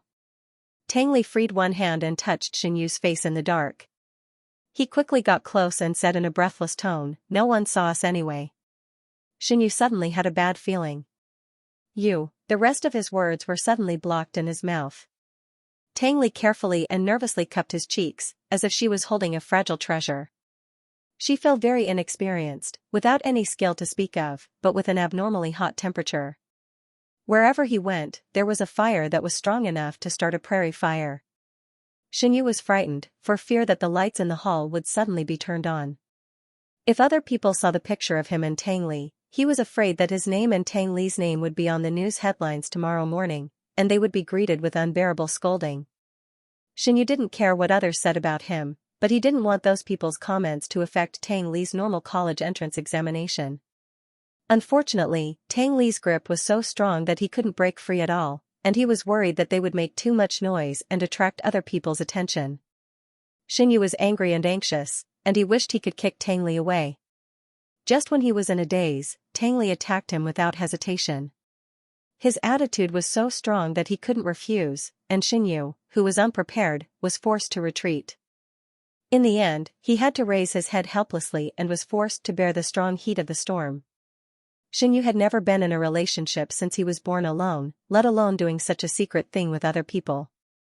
This was the first time in his life that he had done it with someone, and he was always on guard against being discovered, which made him have a shadow in his heart. After a long time, Tang Li was finally willing to let go of Xianyu, who was confused. Soon, the lights in the hall were turned on. The world was bright again. Xianyu also saw Tang Li standing in front of him clearly. He saw that Tang Li still looked the same, without even a strand of hair. But even if Xianyu couldn't see his own appearance, he could guess that he must look quite embarrassed. Xianyu. Tang Li showed a pitiful look that he only showed when he did something wrong when he was a child, and said weakly, Tang Li instantly stopped talking and looked at Xianyu eagerly. Xianyu took 2 deep breaths and forced himself to calm down. He didn't know if anyone saw what he and Tang Li were doing just now, but if he continued to stay, he would only feel more guilty. What are you waiting for? Are you waiting for Xianxia to share the cake with you? Xianyu glared at Tang Li fiercely. Let's go. Tang Li's face suddenly turned bright, and he hurriedly followed Xianyu. When they walked to the elevator, they happened to meet Song Hui, who was coming up from below. Song Hui thought that Xianyu had already left. When she saw him again, she couldn't help but be surprised. Brother Xianyu, didn't you leave? Where are you in such a hurry to go now? Xianyu, who was upset, didn't want to talk to Song Hui at all, so he said, go home. Song Hui said coquettishly, the cake will be served soon. Eat some cake before you go. I'm not hungry. Xianyu had already walked into the elevator while speaking. Song Hui noticed Xianyu's unhappiness even if she was slow. She couldn't help but worry. After thinking about it, she followed him into the elevator. Brother Xianyu, are you okay? Before she finished speaking, a tall figure suddenly stood in front of her. Song Hui, who was not expecting this, was startled. She looked up and saw Tang Li's gloomy face. His cold eyes swept across Song Hui's face, making her scalp tingle.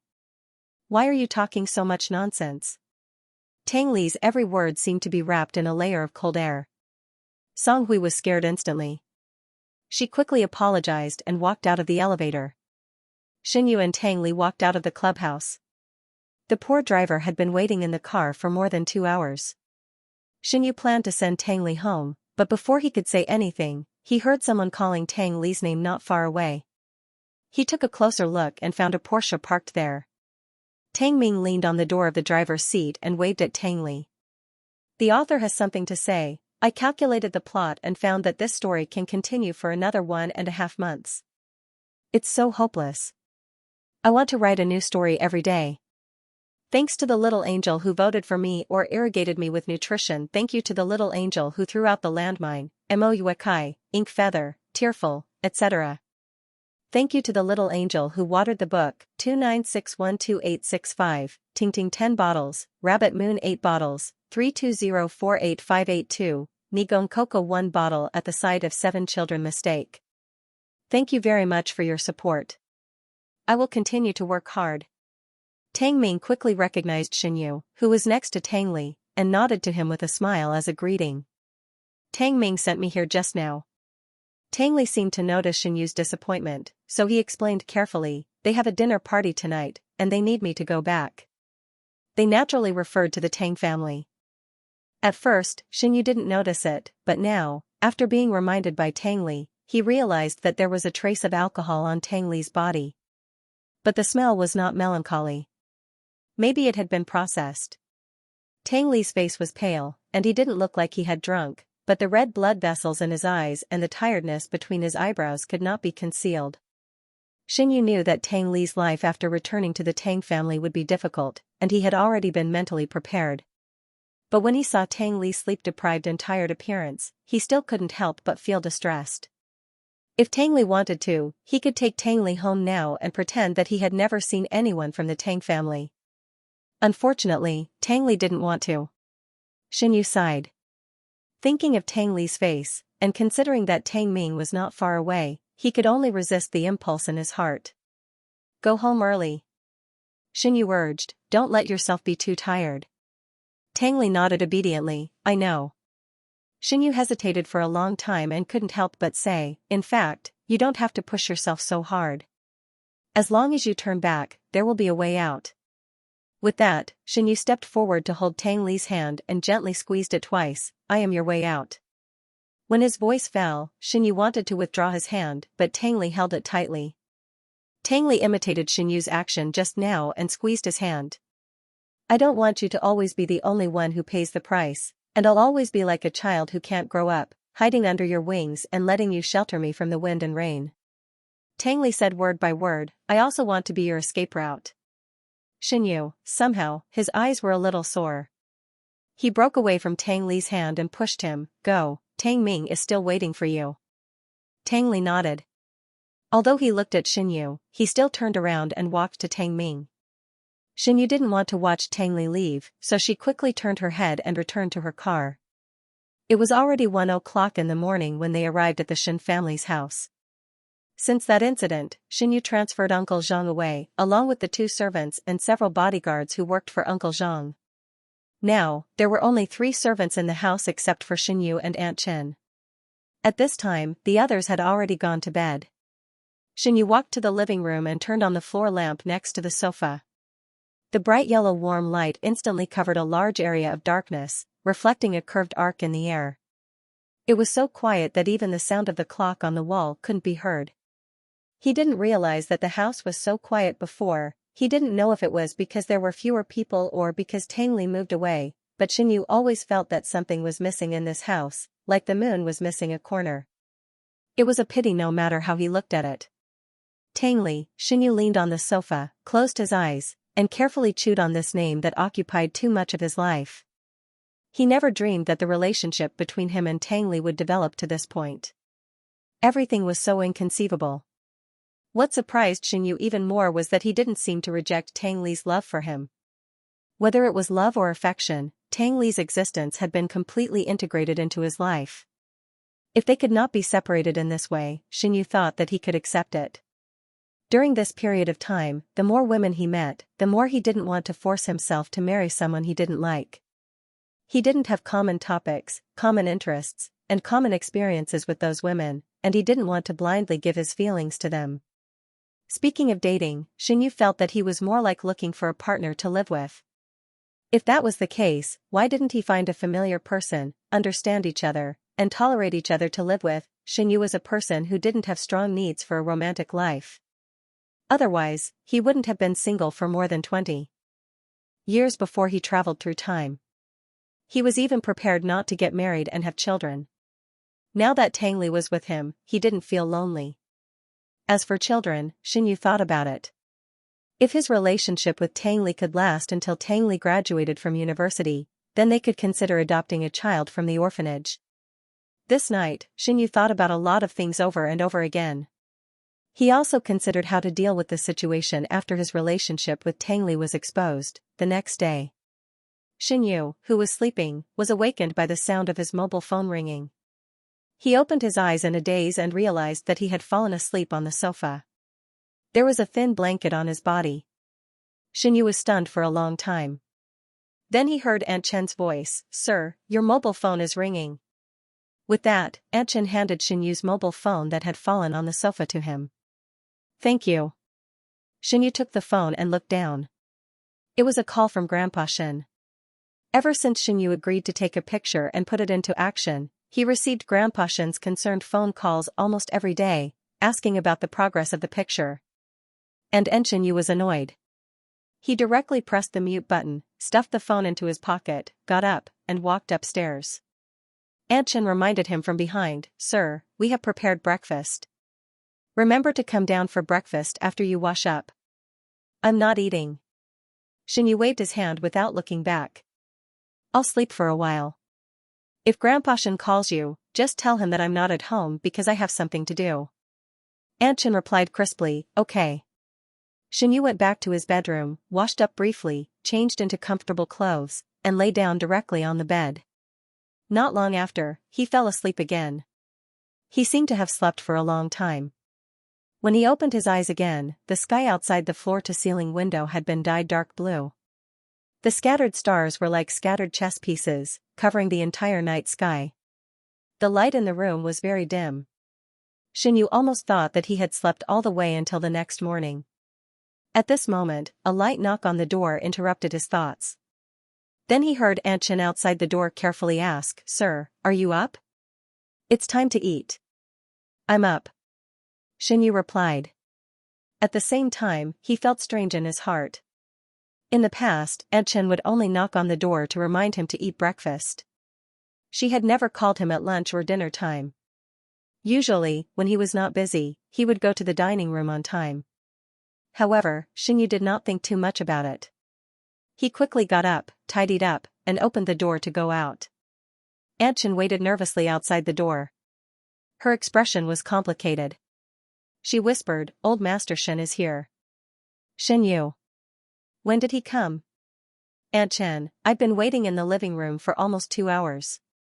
He said that you should rest more, so I didn't come up to call you." Xinyu and Aunt Chen went downstairs together. Even though there was a distance between them, he could see old Master Shen's smiling face. He suddenly had an ominous feeling. "Xiaoyu, come here quickly." Old Master Shen hurriedly waved at Xinyu. He smiled and asked, "Guess who I met at the dinner party yesterday?" Xinyu did not want to know, nor did he want to guess. However, when he met old Master Shen's bright eyes, he had to guess. "An old friend?" "Oh, you guessed it right." Grandpa Shen slapped his thigh and changed the topic abruptly. "That friend of mine lives abroad, but his granddaughter lives in America for a long time. I've met that girl before. She has a good personality and is very likable. She should be the type that you like." Xinyu could not help but interrupt him. "Grandpa." Old Master Shen was in the mood to talk when he was suddenly interrupted. He was a little unhappy and immediately blew his beard and glared, "What? You don't want to meet her again? How many times have you rejected me? Moreover, you haven't met that girl in person. How do you know that she is not suitable for you?" Xinyu had a headache and held his forehead. Here it comes again. It's the same words again. As long as he showed a little bit of unwillingness, old Master Shen would use these words to make fun of him. He never got tired of it. Of course, even if old Master Shen was not annoyed, he was annoyed. "I already followed your arrangement to meet a girl yesterday. Even if you are in a hurry to let me get married, at least give me some time to rest," Xinyu said gloomily. "It's just a meal. I'm not asking you to do manual labor. Why do you need to rest?" Old Master Shen blamed him. "You are almost 30 years old, and your love life is not stable yet. If your father is here, he will definitely blame me for not disciplining you well." Xinyu was so angry that he laughed. "Does urging me to get married and have children mean that you are disciplining me well? It's not about getting married and having children. It's just that you are old. You have to find someone to accompany you. We can't protect you forever. If you encounter any problems in the future, who will help you?" Speaking of this, old Master Shen suddenly felt sad. Previously, Xinyu was worried about Du Pingting, who had eloped with another man. He was unwilling to accept other women introduced by them. Old Master Shen could understand Xinyu's feelings at that time. Later, after experiencing the death of his daughter and son-in-law, and Xinyu becoming disabled, he became more and more determined to find a partner for Xinyu. Most of the time, the only person who could accompany you was your partner. Whether it was elders or friends, there would be a time when they had to leave. Old Master Shen paused and asked again, "You are not satisfied with the girl yesterday, right?" Xinyu said helplessly, "She is just a high school student. She is only half a year older than Chestnut." Old Master Shen said, "Why don't you go and meet the girl I mentioned just now? What if you two fall in love?" Xinyu shook his head. "Definitely not." Old Master Shen stared. "Why?" "Because I have already found a partner. If nothing unexpected happens, we will be together in half a year." Hearing this, old Master Shen's anger and depression were swept away. His whole face became radiant. He asked happily, "Which family is the girl from?" "It's not a girl from any family. It's our son." Xinyu scratched his head and smiled shyly. "It's the Tangli." Old Master Shen's expression froze. The author has something to say. "Thank you to the little angels who voted for me. Thank you to the little angels who threw out land mines. Mou Ekao. Thousand ink feather 2. Thank you to the little angels who watered, nutrition, soul slayer and ting 10 bottles, rabbit moon half 6 bottles, a tall and troubling rain 1 bottle. Thank you very much for your support. I will continue to work hard. In fact, before he confessed, Xianyu was already prepared to be scolded by Old Master Shen. Unexpectedly, Old Master Shen was stunned for a long time and then laughed again. Are you kidding me? Hurry up, don't keep me in suspense. Tell me which family she is from. Xianyu said seriously, I'm not kidding. Hearing this, Old Master Shen fell silent again. He carefully looked at Xianyu's expression and found that Xianyu really didn't seem to be joking. He suddenly realized something and frowned. You stinking brat. Old Master Shen was flustered and exasperated. He picked up his cane and hit Xianyu's calf hard. You actually learned to use chestnut as a shield. Do you like to make things difficult for an old man like me so much? Xianyu, who was caught off guard, was hit by the cane. He was in so much pain that cold sweat almost appeared on his face. However, Xianyu didn't intend to avoid it. Instead, he looked straight into Old Master Shen's eyes and said, Seriously, I'm not kidding, and I didn't use chestnut as a shield. Every word I said is the truth. After he finished speaking, he paused for a long time. Then, under Old Master Shen's shocked gaze, he said word by word, I want to be with Tangli. Not to be with her heart and soul, but to be with her for the rest of our lives. Old Master Shen was speechless. He stared at Xianyu in a daze and didn't react for a long time. Then, shock, anger, disappointment, and other emotions appeared in Old Master Shen's eyes. In an instant, they intertwined into a huge net that made it difficult for him to breathe. After a long while, Old Master Shen said in a hoarse voice, When did you start? Xianyu shook his head. We haven't started yet. Old Master Shen frowned. What do you mean? Xianyu didn't say anything. Instead, he got up and sat beside Grandpa Shen. He gently held Grandpa Shen's hand, took a deep breath, and said seriously, Grandpa, you said before that since my father passed away, we've been relying on each other. You're the only person I have left in this world. I don't want to hide anything from you, but I'm also afraid that my honesty will hurt Chestnut. The reason why I chose to tell you this is because I believe that you will respect my choice. Grandpa Shen calmly withdrew his hand from Xianyu's grasp. He forcibly changed the topic. Are you and Tangli already together? No. Xianyu noticed that Old Master Shen had changed the way he addressed Tangli. He thought about it and changed his way of addressing him. I plan to wait until Chestnut finishes his college entrance examination before I bring this up to him. If he is willing, then we will date. Old Master Shen said, so he still doesn't know about your feelings? I'm not sure. Xianyu made a blank expression. After 2 seconds of hesitation, he reminded him tactfully. I didn't hide my feelings for him. He should have felt it too. I just don't know what he's thinking now. What? Old Master Shen was surprised. He suddenly raised his voice. I thought you two had already confirmed your relationship. So in the end, it's just your unrequited love? Xianyu said. More or less. Old Master Shen said angrily, and when you're in unrequited love, Tangli knows that you like him, but he still vaguely handles the relationship between the two of you. He neither rejects you nor accepts you? Xianyu, ? No, Grandpa, why are you so agitated? You've got the wrong point, Xianyu, who had calmed down, hurriedly explained, it's not what you think, at this time, you're still protecting that guy. Old Master Shen slapped his thigh and glared at Xianyu. Look at you. You don't have any experience in relationships. You don't even know that you're being led by the nose. You're still willing to be that guy's spare tire. Xianyu, Old Master Shen was quite fashionable. He even knew the word spare tire.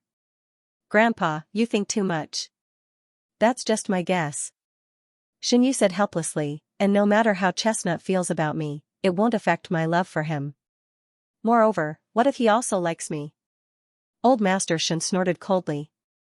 That's the best. Xianyu was confused. He suddenly didn't understand Old Master Shen's current attitude. Old Master Shen noticed Xianyu's expression. He turned his head and said angrily, forget it.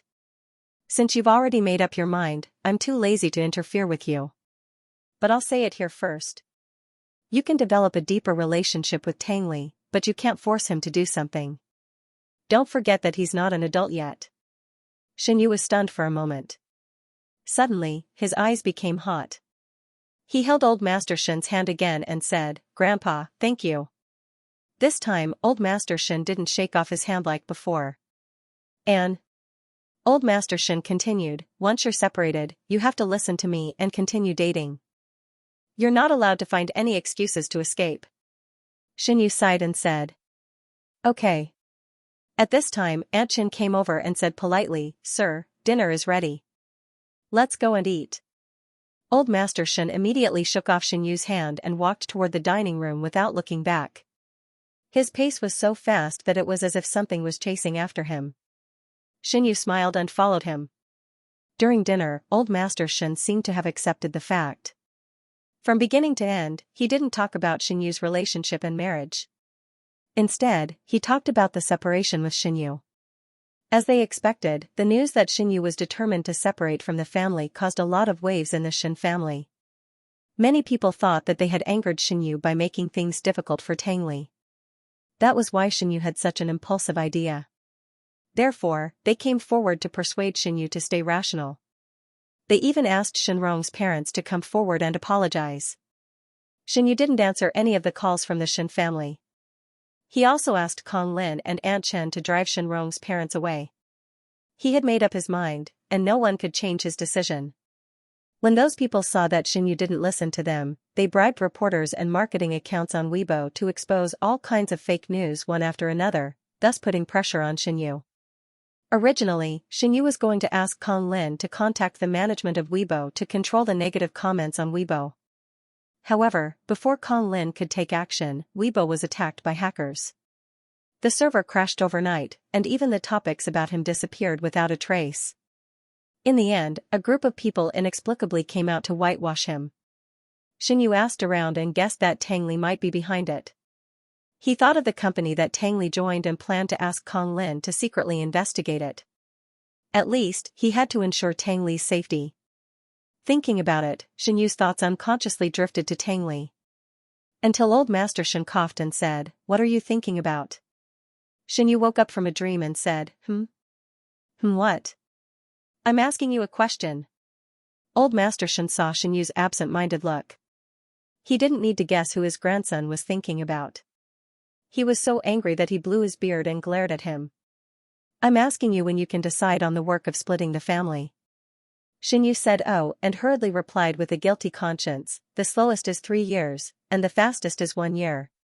I can't touch all of them at once. I can only take them apart bit by bit.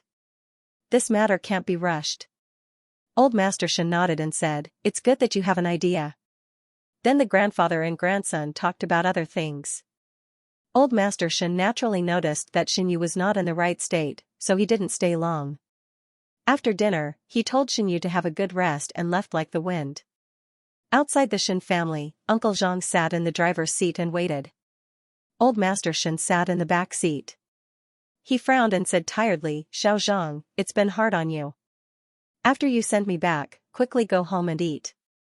Uncle Zhang started the car and looked at Old Master Shen through the rearview mirror. He hesitated for a long time and couldn't help but ask softly, "Did Sir agree?" "He's still the same. Letting him have a meal with a girl is like peeling off his skin." Old Master Shen complained. Uncle Zhang smiled helplessly and comforted in a warm voice, "Sir is used to being alone. Give him some time. Young people nowadays don't like to get married and have children. It's different from our generation. It's better to let him deal with these things himself." Old Master Shen was silent for a full minute and then said, Then, he didn't speak again. The atmosphere in the car suddenly became gloomy. Uncle Zhang thought that he had said something wrong. His heart thumped heavily twice. He quickly looked at Old Master Shen through the rearview mirror and found that Old Master Shen buried his head. His face was immersed in the shadow and he couldn't see his expression at this moment. "Old Master?" Uncle Zhang called out tentatively. After a long time, Old Master Shen said, "It's nothing. I'm tired and want to rest." Call me when we reach the place. Uncle Zhang said, okay. Although old Master Shen tried very hard to suppress his emotions, Uncle Zhang could still hear the sobbing in his voice. Uncle Zhang was stunned and a few traces of surprise appeared on his face. Then, old Master Shen seemed to be unable to control the sadness in his heart. He covered his face with both hands and a muffled sob escaped from between his fingers, echoing in the quiet air. After a long time, old Master Shen finally calmed down and wiped the tears on his face with a tissue. Forget it. His voice was very low. Let him be. It was as if he was talking to himself. It was also as if he was hypnotizing himself. On the other side, Xianyu watched the car carrying old Master Shen drive away before he turned around and walked back slowly. Just now, because old Master Shen was here, he was particularly nervous and didn't eat much. Now that he sent old Master Shen away, he suddenly felt hungry. When he returned to the living room, he saw that Aunt Chen and the others had already cleaned up the dining table and were chatting while cleaning the dining room. Aunt Chen. Xianyu walked to the dining room door. Help me cook a bowl of noodles and bring it to my study later. Aunt Chen was facing Xianyu, but she tilted her head and said something to the servant next to her as if she didn't hear Xianyu's voice. Aunt Chen. Xianyu took a few more steps forward. Unfortunately, Aunt Chen still didn't respond. Even the two aunties next to her were listening attentively. They didn't even glance in Xianyu's direction, as if Xianyu was invisible. Xianyu was speechless. He walked straight to Aunt Chen and the two aunties. Aunt Chen. Eh? Aunt Chen was startled and hurriedly turned around. Sir, what's wrong? Xianyu sighed. Cook a bowl of noodles and bring it to my study. Aunt Chen quickly replied, okay. Xianyu walked slowly out of the dining room under the sun. Aunt Chen and the two aunties were left whispering to each other. That's strange. When did Sir come back? We were facing the door, but we didn't see him. I also want to say. When I heard Sir's voice, he was already behind us. It was quite scary. In the future, when Sir is at home, we should talk less. After talking for so long, we didn't even hear Sir calling for us. It's too dereliction of duty. The author has something to say. Thank you to the little angels who voted for me. Thank you to the little angels who threw the landmine, V1. Thank you to the little angels who watered the food, 59 bottles of MOU Ekai, MOU Qianzhu, 2 bottles of A Bright Moon Shines on the West Room, 339886211 bottles of Aruoxy. Thank you very much for your support. I will continue to work hard. In the later stage, after Xianyu's martial suppression, the work of separating the family assets went very smoothly. However, because Xianyu suddenly made such a big decision, this matter caused a lot of discussion outside the circle and among the media for a long time. It was not until half a year later that it gradually subsided. As the person involved, Xianyu was not affected in the slightest. Without the heavy shackles on his shoulders, he had more time and energy to do his own things, such as painting and running the dessert shop.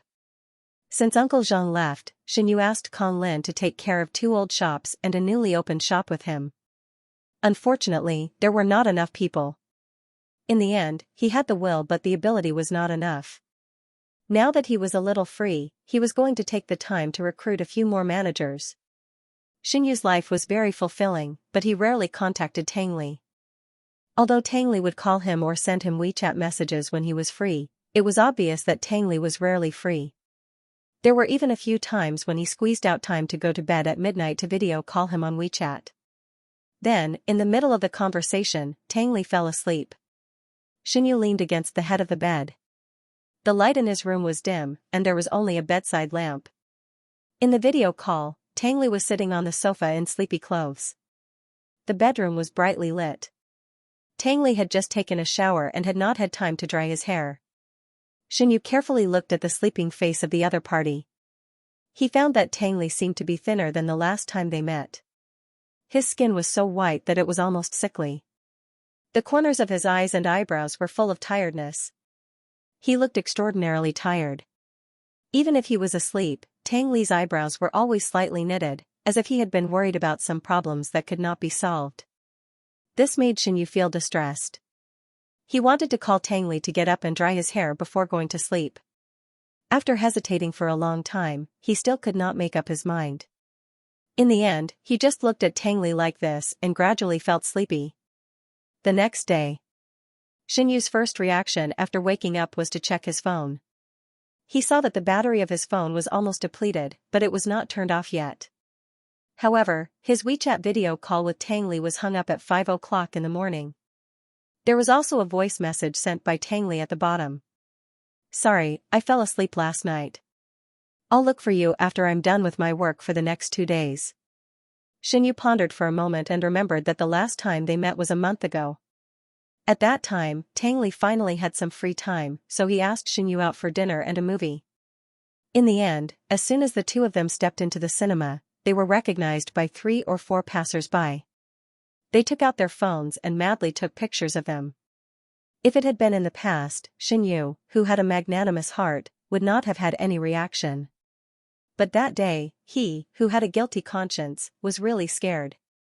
Without saying anything, he immediately pulled Tangli and left the cinema. Later, they found a private cinema and lay in the private room to chat. Tangli also talked about a lot of things in school and his plans for after the college entrance examination. At that time, there was only more than a month left before the college entrance examination. Xianyu was worried that it would affect Tangli's studies, so he did not dare to go out with Tangli again. But now, there were only a few days left before the college entrance examination, and Tangli was actually busy with other things. After that, the more Xianyu thought about it, the more he felt that something was wrong. So he dialed Kong Lin's phone. Kong Lin seemed to have guessed the reason why Xianyu called him, so he took the initiative to report, "Mr. Shen, I've investigated almost everything. That company is not big. It has just been established in the past 2 years. It can be regarded as a dark horse in the industry. There are a total of 3 bosses in the company, each holding different shares. Zhou Che, who you met that day, is the big boss. The other 2 are Tan Dong and Lin Pingran. In fact, Tangli is not even a nominal employee in that company. He should not be very busy with the company's affairs recently." As he spoke, Kong Lin suddenly thought of something and suddenly changed the topic. "By the way, that company was negotiating with the Tang family last year. It seems that they were preparing to cooperate on a project. Unfortunately, they could not agree on the price, so it has been delayed until now." "The Tang family?" Xianyu was stunned. "You mean Zhou Che and the others know the Tang family?" Kong Lin was silent for a moment, and then he said in a deep voice, "My personal guess is that Tangli and the Tang family are in cahoots. Because the project resources are from Tangli, now the person named Lin Pingran is negotiating with the Tang family. Obviously, Lin Pingran is trying to curry favor with the Tang family, but he has been biting on the price. It's probably because Tangli is putting pressure behind the scenes." Xianyu asked, "They haven't succeeded yet?" Kong Lin replied, "No, but the Tang family's patience is running out." After that, Kong Lin added, "The Tang family doesn't know that Tangli is behind Lin Pingran." Xianyu was silent. He guessed for a long time, but he still could not figure out what Tangli was up to. Logically speaking, after Tangli returned to the Tang family, he should start to share the Tang family's work and work hard for the Tang family, instead of fighting against the Tang family in the name of an outsider. However, on second thought, he thought that Tangli's actions were not unreasonable. After all, the Tang family was not like the Shen family. Most of the shares were not in the hands of Xianyu and Old Master Shen. There were many people in the Tang family, and the power in each person's hands was relatively equal. For many years, the Tang family had checked and balanced each other. He did not know if Tangli's actions would cause a hole in the Tang family circle that had long been formed. He was afraid that at that time, the Tang family would be angry and focus their fire on Tangli. Xianyu thought a lot. It was not until he hung up the phone that he suddenly remembered that he forgot to ask Kong Lin to pay attention to Tangli's movements. Sigh. Forget it, Xianyu sighed silently in his heart. Tangli was a man of his own ideas. He knew what he was doing. Although Xianyu said this, he still unconsciously paid attention to the Tang family's recent situation. He also asked his second assistant to sort out the information about the Tang family and send it to him every day before he got off work. Fortunately, except for some irrelevant official announcements, he did not hear any gossip about the Tang family. Just when Xinyu thought that everything was calm, he unexpectedly met the Tang family in a restaurant. That night, Xinyu, Old Master Shen, and a few members of the Shen family who had a good relationship with them came out for dinner. Xinyu went to the bathroom and happened to meet Tang Ming at the door, who was walking out. Tang Ming recognized Xinyu immediately. His face lit up, and he quickly smiled and greeted Xinyu, "Brother Shen, what a coincidence. Are you also having dinner here?" "Yes." Xinyu smiled and asked subconsciously, "Did you come with Tang Li?" In Xinyu's impression, Tang Li and Tang Ming often walked together, to the extent that they were inseparable. When he heard this, there was a flash of panic in Tang Ming's expression, but he quickly concealed it. Naturally, Xinyu did not catch it. "Chestnut is indeed here, but it's not convenient for him to see you now." Tang Ming scratched his head and said awkwardly, "Today is the day of our family dinner. The elders of the family are all present." Xinyu instantly understood the meaning of Tang Ming's words. He hurriedly explained, "I just asked casually. I didn't mean to see him." "Oh." Tang Ming was obviously relieved. "That's good." What's good about it?" Xinyu felt strange. He frowned and stared at Tang Ming. Tang Ming reacted abruptly and realized that he had let it slip. He hurriedly laughed to cover up the anxiety in his heart. Then, he stammered, "It's nothing. They're still waiting for me. I'll leave first. Let's have a meal together next time if we have the chance." After he finished speaking, Tang Ming hurriedly ran away without waiting for Xinyu's reply. Xinyu, he looked gloomily at Tang Ming's figure running away. Just as he was about to turn around and walk away, he suddenly saw a boy with an anxious face running over and grabbing Tang Ming's clothes. He shouted loudly, "Brother Ming, you'd better go and persuade them. No matter what, they can't do that to Tang Li." Before he could finish speaking, Tang Ming covered his mouth forcefully. Tang Wenjing didn't know what was going on, so he mumbled a few words. "That's enough. Stop talking." Tang Ming turned his head like a thief and happened to meet Xinyu's gaze not far away. He couldn't help but be shocked. Then Tang Ming pulled Tang Wenjing and ran away in a panic. Xinyu was left standing in the same place. No one knew what he was thinking, but his face became more and more ugly. When Xinyu returned to the private room from the bathroom, Old Master Shen and the relatives were chatting. They happened to talk about Xinyu's marriage. The relatives advised Old Master Shen to give Xinyu some more thought. How could a man in his 30s not have a family? After listening to their words, Old Master Shen shook his head like a rattle drum. He sighed and said, "Forget it, forget it. He should worry about his own matters. I already have one foot in the grave. Why should I care so much about him?" Someone said, "Xiao, you can't go on like this forever." Old Master Shen said, "What about him?" That person said again, "What if Xiaoyu doesn't plan to get married and have children for the rest of his life?" Old Master Shen said indifferently, "Then he won't get married and have children." Another person was anxious. "Second uncle, how can you say that? Only when he has children will there be someone to take care of him in the future and take care of him in his old age. Can you bear to see him be alone after he gets old?" Her words seemed to have angered Old Master Shen. Old Master Shen glared at her and slammed his palm on the dining table. He scolded, "When he's old, I might not even have ashes left. Why should I worry about him then? And you guys," Old Master Shen pointed at the surrounding juniors in exasperation and scolded, "do you have nothing better to do? You've already reached your hands into my family. Whether my grandson gets married or not has nothing to do with you. I've saved you money, and you're still not satisfied? Besides, are children born to take care of you in your old age? Look at your own children and see if they can take care of you in your old age. It's good enough that they didn't anger you to death." The others were scolded like quails by Old Master Shen. They lowered their heads and didn't dare to say a word. Their faces were pale. After Old Master Shen finished, someone apologized carefully. "I'm sorry, second uncle. We said too much." Old Master Shen glared at him. "Next time, if you're so nosy, I won't be as nice as I am now."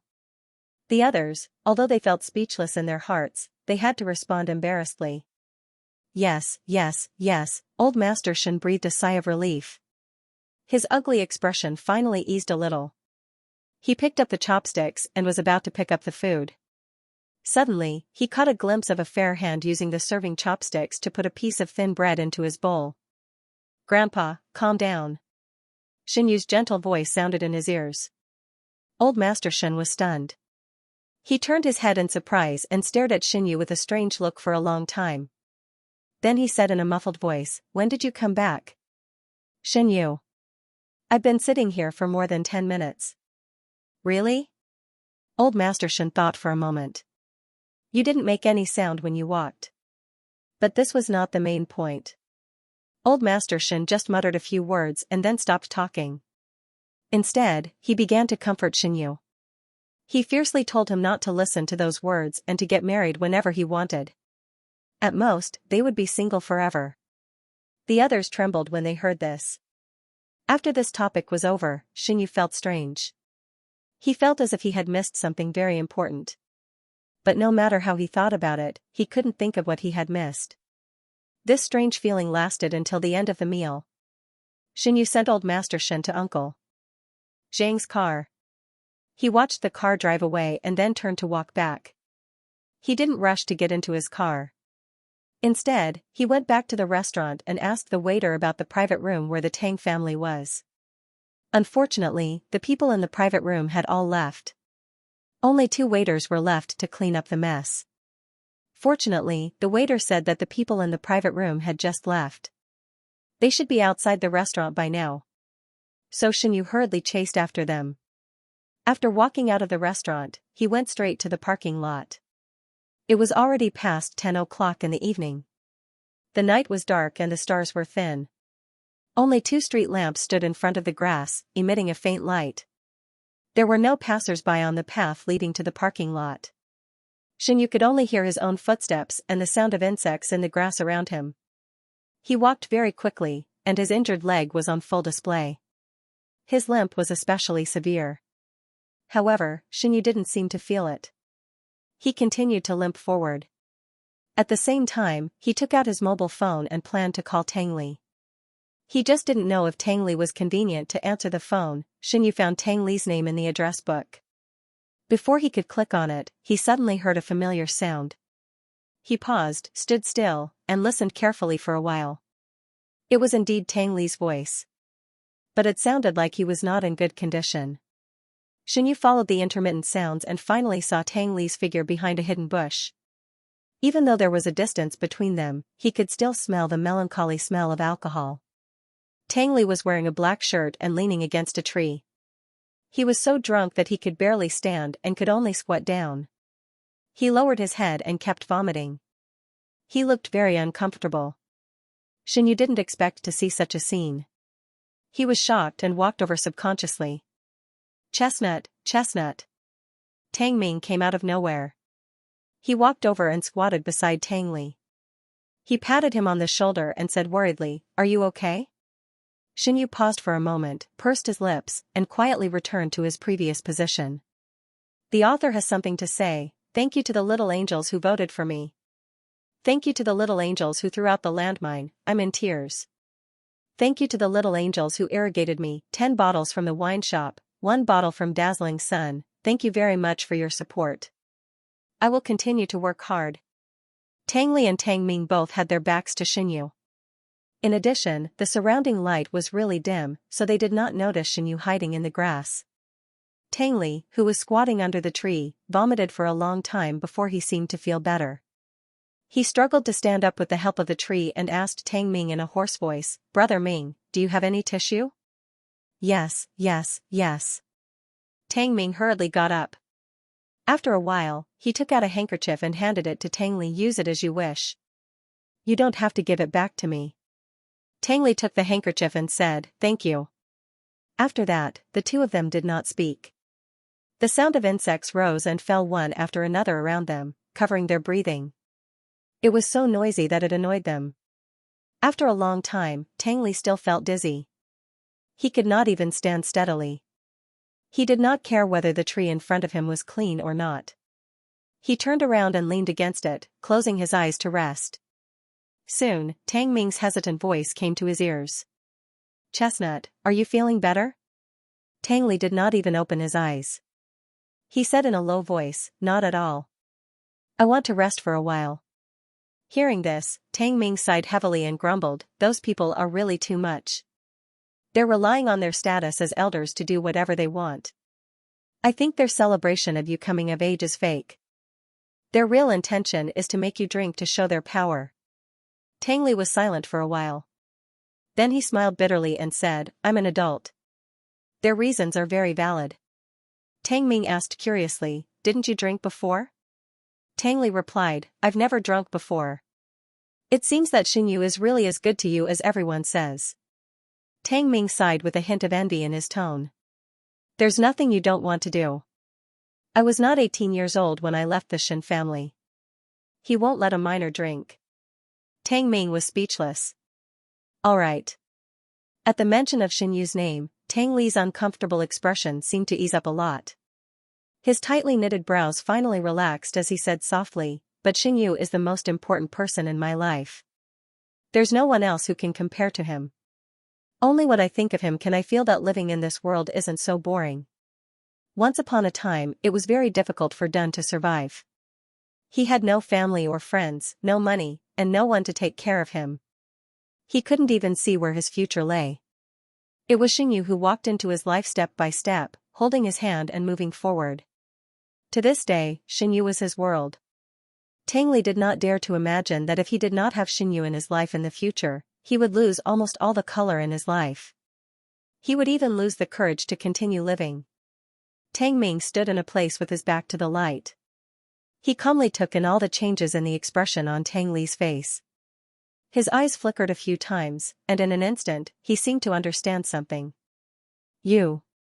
Tang Ming stuttered for a moment. "You and Xinyu." Tang Li's figure was slightly stiff, but he did not answer Tang Ming's words. But his originally gentle and calm face gradually became cold.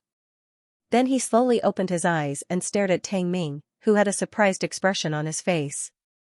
There seemed to be some kind of emotion surging in his dark pupils. Tang Ming was stunned for a moment. Under Tang Li's gaze, he felt a burst of panic for no reason, and all the words he was about to say were stuck in his throat. After a long time, Tang Ming gradually came to his senses. He quickly restrained some thoughts that he should not have and smiled. "It's nothing. Maybe I'm thinking too much." Xinyu was hiding in the dark. Because there was a distance between him and Tang Li, he could not hear what the two people were talking about except that Tang Ming called out Tang Li's name at the beginning. But Tang Li's face was still so ugly. Maybe he was still being tortured by the wine. Seeing this, it was impossible to say that Xinyu did not feel sorry for him. He had raised Tang Li for so many years. When did he not carefully hold Tang Li in the palm of his hand? Usually, when he saw Tang Li move the flower pot, he was afraid that he would be tired. Thinking about it carefully, he was only a little strict in education. The rest of the time, he did his best to satisfy Tang Li's needs. Unfortunately, Tang Li never took the initiative to say what he wanted. However, even so, he was not willing to let Tang Li become like this. The more Xinyu thought about it, the more upset he felt. On the one hand, he hated the cold-blooded and heartless Tang family. On the other hand, he blamed himself for being incompetent. He could not even protect Tang Li, whom he had watched grow up. On the other side, Tang Li and Tang Ming seemed to be ready to go back. Xinyu wanted to walk away quietly, but when he saw Tang Li's pale face under the street lights, he could not help but take a few steps in that direction. Just then, Tang Li's cell phone rang. He took out his cell phone and glanced at it. Suddenly, his frown deepened. Although Tang Li's face showed obvious resistance, he had to turn around and answer the phone. Second uncle, Tang Ming next to him had to wait in boredom. For some reason, Tang Ming's face was clearly facing Xinyu's direction, but he acted as if he could not see Xinyu. He did not even look at Xinyu. Until Xinyu walked in front of Tang Ming and coughed hard. Tang Ming, who was looking around in boredom, suddenly woke up. The focus of his eyes suddenly gathered on Xinyu's face. He almost crossed his eyes. "Mr. Shen?" Tang Ming was startled by Xinyu's sudden appearance and trembled violently.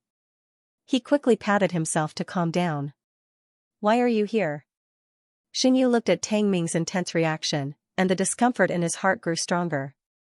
It seemed that since half a year ago, the people he came into contact with had become strange. They always intentionally or unintentionally ignored his existence. At first, the servants at home often did not notice his appearance.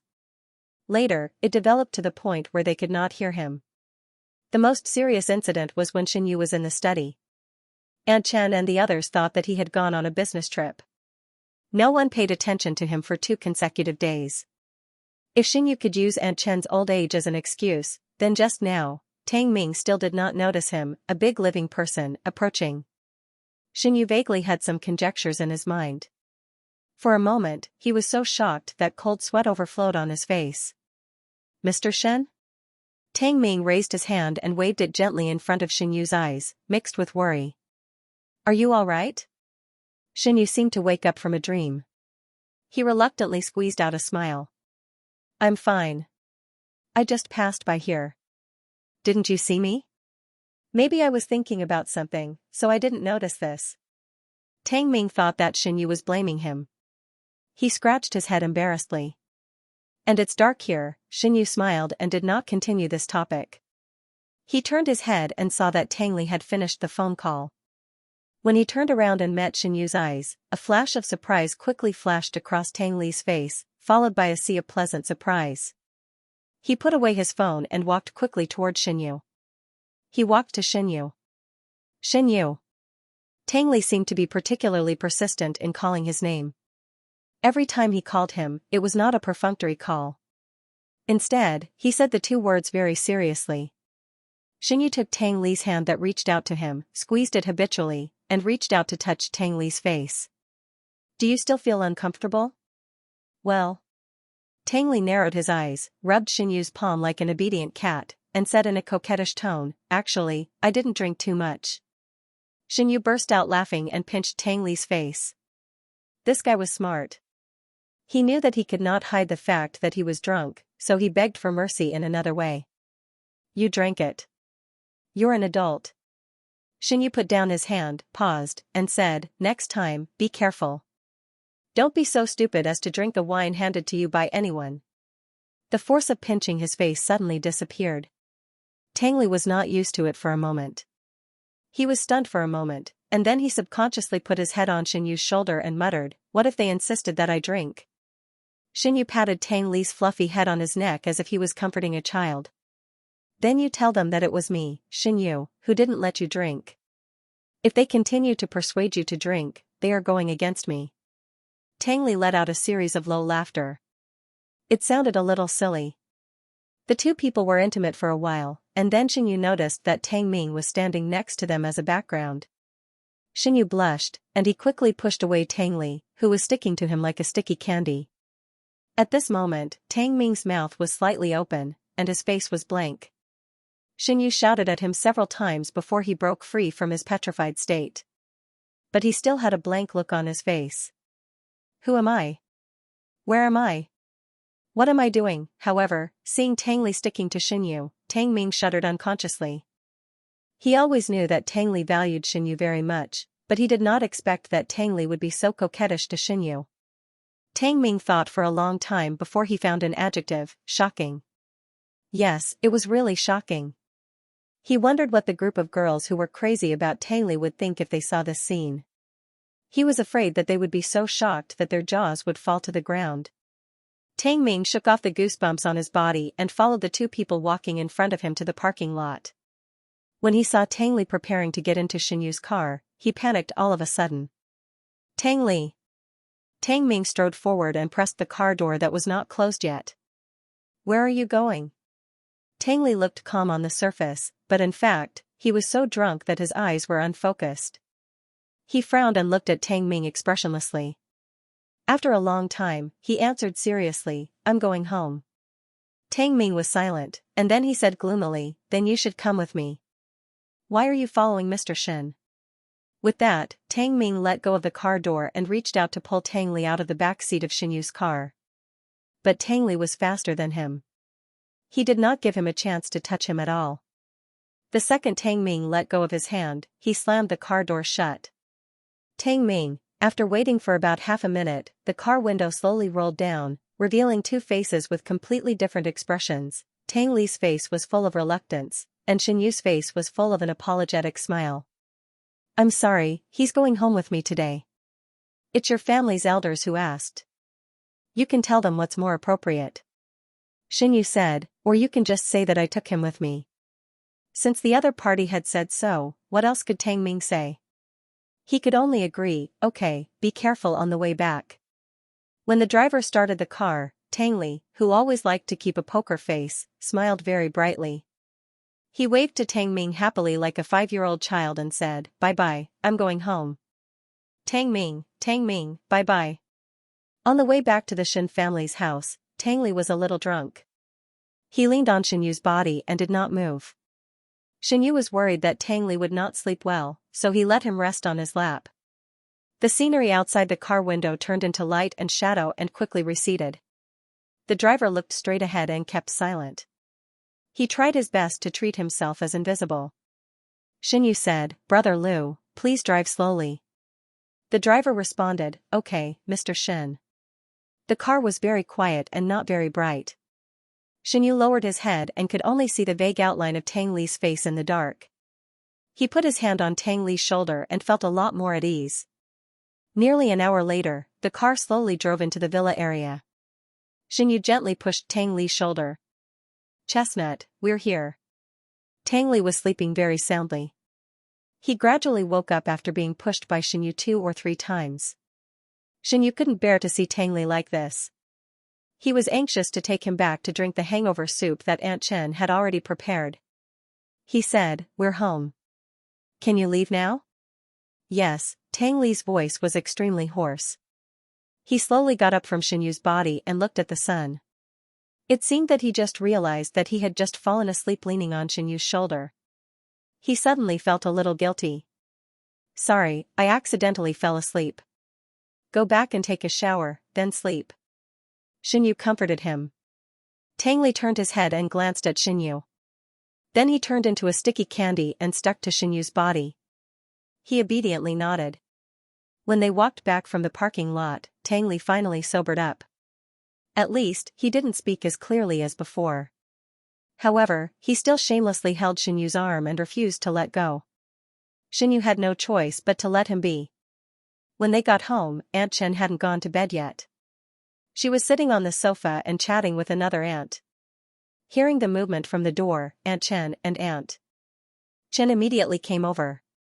Oh. Young Master Tang Li, why are you back? Aunt Chen didn't seem to notice Shen Yu's existence.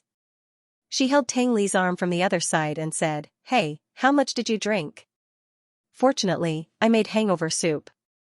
The author has something to say. There should be 2 points of abuse in this novel. The first is that it has caused a lot of controversy before. The second is that now that Shen Yu is about to disappear, the length of the novel should not be very long. So, overall, it is still a sweet novel. Thanks to the little angel who voted for me or irrigated me with nutrition. Thank you to the little angels who threw the rocket launcher, Moo Moo Moo Moo Moo Moo 1. Thank you to the little angels who threw the landmine, MOU Ekau, MOU 1. Thank you to the little angels who irrigated, Q Wine Porcelain 15 bottles, that's right, SY is me 8 bottles, Cloud Shadow 5 bottles, Aruoxy 2 bottles, Fried Yuan Cake, Annoying Rain 1 bottle. Thank you very much for your support. I will continue to work hard. Shen Yu stood where he was and watched Aunt Chen and the other aunts help Tang Li to the sofa. Then, they hurriedly brought over the hangover soup that had been prepared beforehand and carefully handed it to Tang Li. He hesitated for a moment and did not step forward. After Tang Li obediently drank the hangover soup that Aunt Chen handed to him, he came behind Aunt Chen and called out tentatively, Aunt Chen? Unfortunately, Aunt Chen did not even notice him, let alone hear him. Her eyes were all focused on Tang Li. Then, as if she suddenly remembered something, she said to the other aunts, Hey, why did young Master Tang Li come back alone today? The other aunts wondered, is there something wrong? Aunt Chen frowned and looked quite conflicted. I always feel that we seem to have forgotten something, I think so. The other aunt scratched her head and thought for a long time, but she could not think of anything. She could only sigh.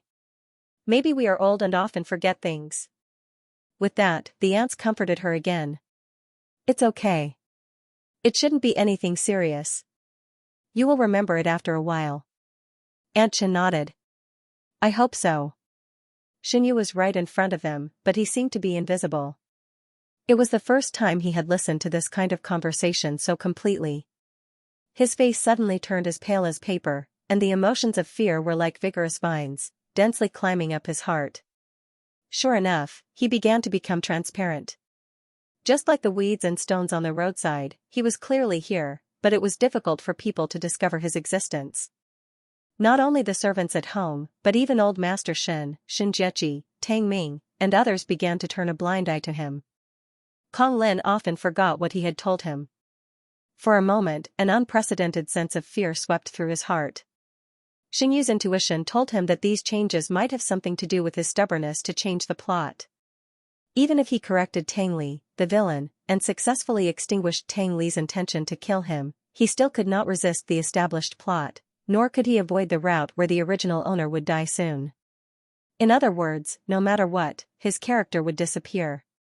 It was just that the method of disappearance would be different. Xinyu's body trembled slightly. His heart couldn't help but beat faster, as if it would jump out of his throat in the next second.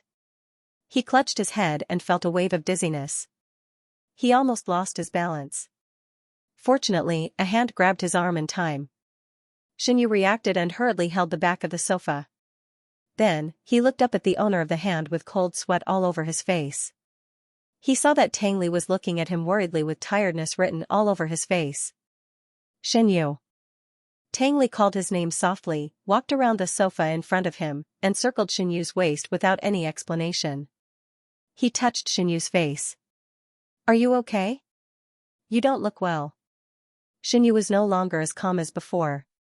He grabbed Tang Li's hand in panic and said in a trembling voice, Do you know who I am? Tang Li was stunned. He suddenly felt funny and anxious. He held Xinyu's face with both hands and tried to calm him down. Of course I know who you are. You are Xinyu. However, this answer did not make Xinyu feel at ease. He grabbed Tang Li's arm harder and harder. His fingertips were almost embedded in Tang Li's skin uncontrollably. Soon, a few traces of scarlet blood seeped out. Seeing this, Aunt Chen was so frightened that she exclaimed, Young Master Tang Li, your hand, I'm fine. Tang Li was worried that Aunt Chen's voice would scare Xinyu, who was emotionally unstable. He subconsciously held Xinyu in his arms, turned his head, and said to Aunt Chen and the other aunt in a stern tone, You go and rest first. I will take good care of him. But, Aunt Chen hesitated and looked at Xinyu, who had appeared out of nowhere. She wanted to say something, but she was tortured by the guilt of dereliction of duty. She nodded and said, Call us if you need anything. After Aunt Chen and the other aunt disappeared, Tang Li let go of Xinyu, who was trembling with fear. In Tang Li's impression, Xinyu had always been calm and collected. He rarely showed such intense emotions. This was the first time he saw Xinyu like this. He was so distressed that he almost suffocated. It's okay, Tang Li stroked Xinyu's back and coaxed him as if he was coaxing a child, It's okay now. After being comforted by Tang Li again and again, Xinyu's emotions finally eased a lot. He withdrew from Tang Li's arms. His misty eyes were full of fear and despair. He ignored his dirty clothes and embarrassed appearance and looked up to meet Tang Li's eyes. Can you see me? Tang Li chuckled and said, Of course, no matter where you go, I can find you immediately. Just now, when Xinyu was a little farther away, he would feel inexplicably flustered. He heard Xinyu call Aunt Chen several times, but Aunt Chen did not seem to hear Xinyu's voice. But he was different. He could even distinguish Xinyu's breathing. Xinyu. Tang Li helplessly wanted to hold Xinyu's hand, but Xinyu hurriedly avoided him as if he was avoiding the plague. Tang Li was stunned. His outstretched hand froze in midair. Just as he was about to withdraw his hand, he suddenly saw Xinyu turn around and stagger toward the elevator. Tang Li did not know what happened, but he was really frightened by Xinyu's strange behavior. He could only follow Xinyu closely. He did not even dare to breathe loudly for fear of alarming him. And NBS Xinyu's legs had not fully recovered. He stumbled when he walked quickly. Tang Li, who was behind him, was frightened. He hurriedly stretched out his hands to protect Xinyu. The two of them went all the way to the bedroom. Tang Li thought that Xianyu was in a hurry to do something or take something. However, he saw Xianyu sit down on the bed and then stop moving. His pale face was filled with a deathly stillness. Xianyu seemed to notice Tang Li's approach. His long eyelashes moved slightly. Immediately, he raised his eyelids and looked quietly at Tang Li, who was standing in front of him. Tang Li hadn't noticed it before, but now that she looked carefully, she found that Xianyu's eyes were red. Big drops of tears were like broken pearls, rushing to be the first to gush out from his eyes. However, there was still no expression on Xianyu's face. It was like a lake without the slightest ripple. If it weren't for the fact that his tears were flowing so freely, Tang Li would have almost failed to see that he was crying. Seeing this, Tang Li could not breathe. Even the drunkenness that had been lingering in his head not long ago disappeared at this time. It was as if there was an invisible big hand strangling his heart. The pain was indescribable. Tang Li half knelt in front of Xianyu, put his hand on Xianyu's knee, and said in a voice as soft as a feather, "Xianyu, can you tell me what happened? Maybe I can help." With that, Tang Li raised his hand and wiped the tears on Xianyu's cheeks with his fingertips. Xianyu seemed to have completely struggled out of the panic, leaving only despair and numbness. He looked down at Tang Li, and then pressed Tang Li's hand on his cheek. "I'm scared," Xianyu said. "I'm here." Tang Li smiled gently, "I've always been here." Xianyu's expression was complicated. He stared at Tang Li for a long time, and then suddenly sighed and shook his head. "I'm a person who is afraid of death, and I'm more afraid of living in this world, which is worse than death. I don't know how to explain it to you, but I have to tell you that I may not be able to wait until you graduate from high school." Hearing this, the smile on Tang Li's face gradually froze, and it was replaced by confusion. He did not understand the meaning of Xianyu's words. "I don't understand what you're talking about." Xianyu did not know if he could tell Tang Li about his book transmigration, but in the past 6 months, he was really going crazy because of the subtle changes around him. The feeling of being ignored was very uncomfortable, and the loneliness rising from the bottom of his heart seemed to drown him. He was afraid that one day he would die in his bedroom, and no one would find out. The appearance of Tang Li was like a life-saving straw for him. Tang Li was the only person who did not ignore him. If it were in the past, Xianyu would have thought twice about it, but at this moment, his brain had already become a pile of paste, and he could not even do basic thinking. There was only one thought in his mind, to grab hold of Tang Li, his only life-saving straw. "I feel like I'm about to disappear. I don't know if you've noticed, but Aunt Chen and Tang Ming are unconsciously ignoring me. Even Aunt Chen has begun to forget my existence." Xianyu did not want to cry, but his tears could not stop pouring out. He took Tang Li's hand and said in a hoarse voice, "I'm afraid that soon, even you will forget that Xianyu exists in the world." Tang Li was stunned. He helplessly wiped Xianyu's tears with his hand. "How is it possible? How can you disappear?" Tang Li's mind was in a mess. He seemed to understand, but also seemed to not understand. He could only see Xianyu's teary eyes. He held Xianyu's shoulder and said seriously, "You didn't disappear. You're here. Look, I can still catch you." Xianyu's face was frighteningly ugly. He could not help shaking his head and murmuring, "It's my fault. I shouldn't have made so many decisions on my own. I shouldn't have thought that I was smart enough to change other people's fate. I shouldn't have promised you." "Xianyu." Tang Li's pupils suddenly shrank. He was undoubtedly angered by Xianyu's last sentence. He suddenly raised his voice and asked, "What's wrong? Can you tell me the truth?" In the end, Tang Li couldn't help but lower his voice again. Xianyu seemed to wake up from a dream. He stared blankly at Tang Li, who was staring at him. After a long time, he moved and said, "I'm not Xianyu. I don't know where the real Xianyu is. I just read a book. When I woke up, I came to the book." After he finished speaking, Tang Li did not move for a long time. He widened his eyes in disbelief. For a moment, he felt as if he had been struck by lightning. He did not dare to think about it, but he had to think about it. Finally, a terrible guess emerged. "Then you are a character in the book." Xianyu held his head and said painfully, "You are the villain, and I am the cannon fodder who will be killed by your hands in a few years." Tang Li's eyes were full of resistance. He looked at Xinyu as if he was looking at a stranger. He slowly exhaled and said, "This is impossible," as if to confirm Xinyu's words. Before Tang Li had time to finish speaking, he suddenly caught a glimpse of something strange in Xinyu's arm from the corner of his eye. He took a closer look. He saw that Xinyu's left arm became transparent at a very slow speed.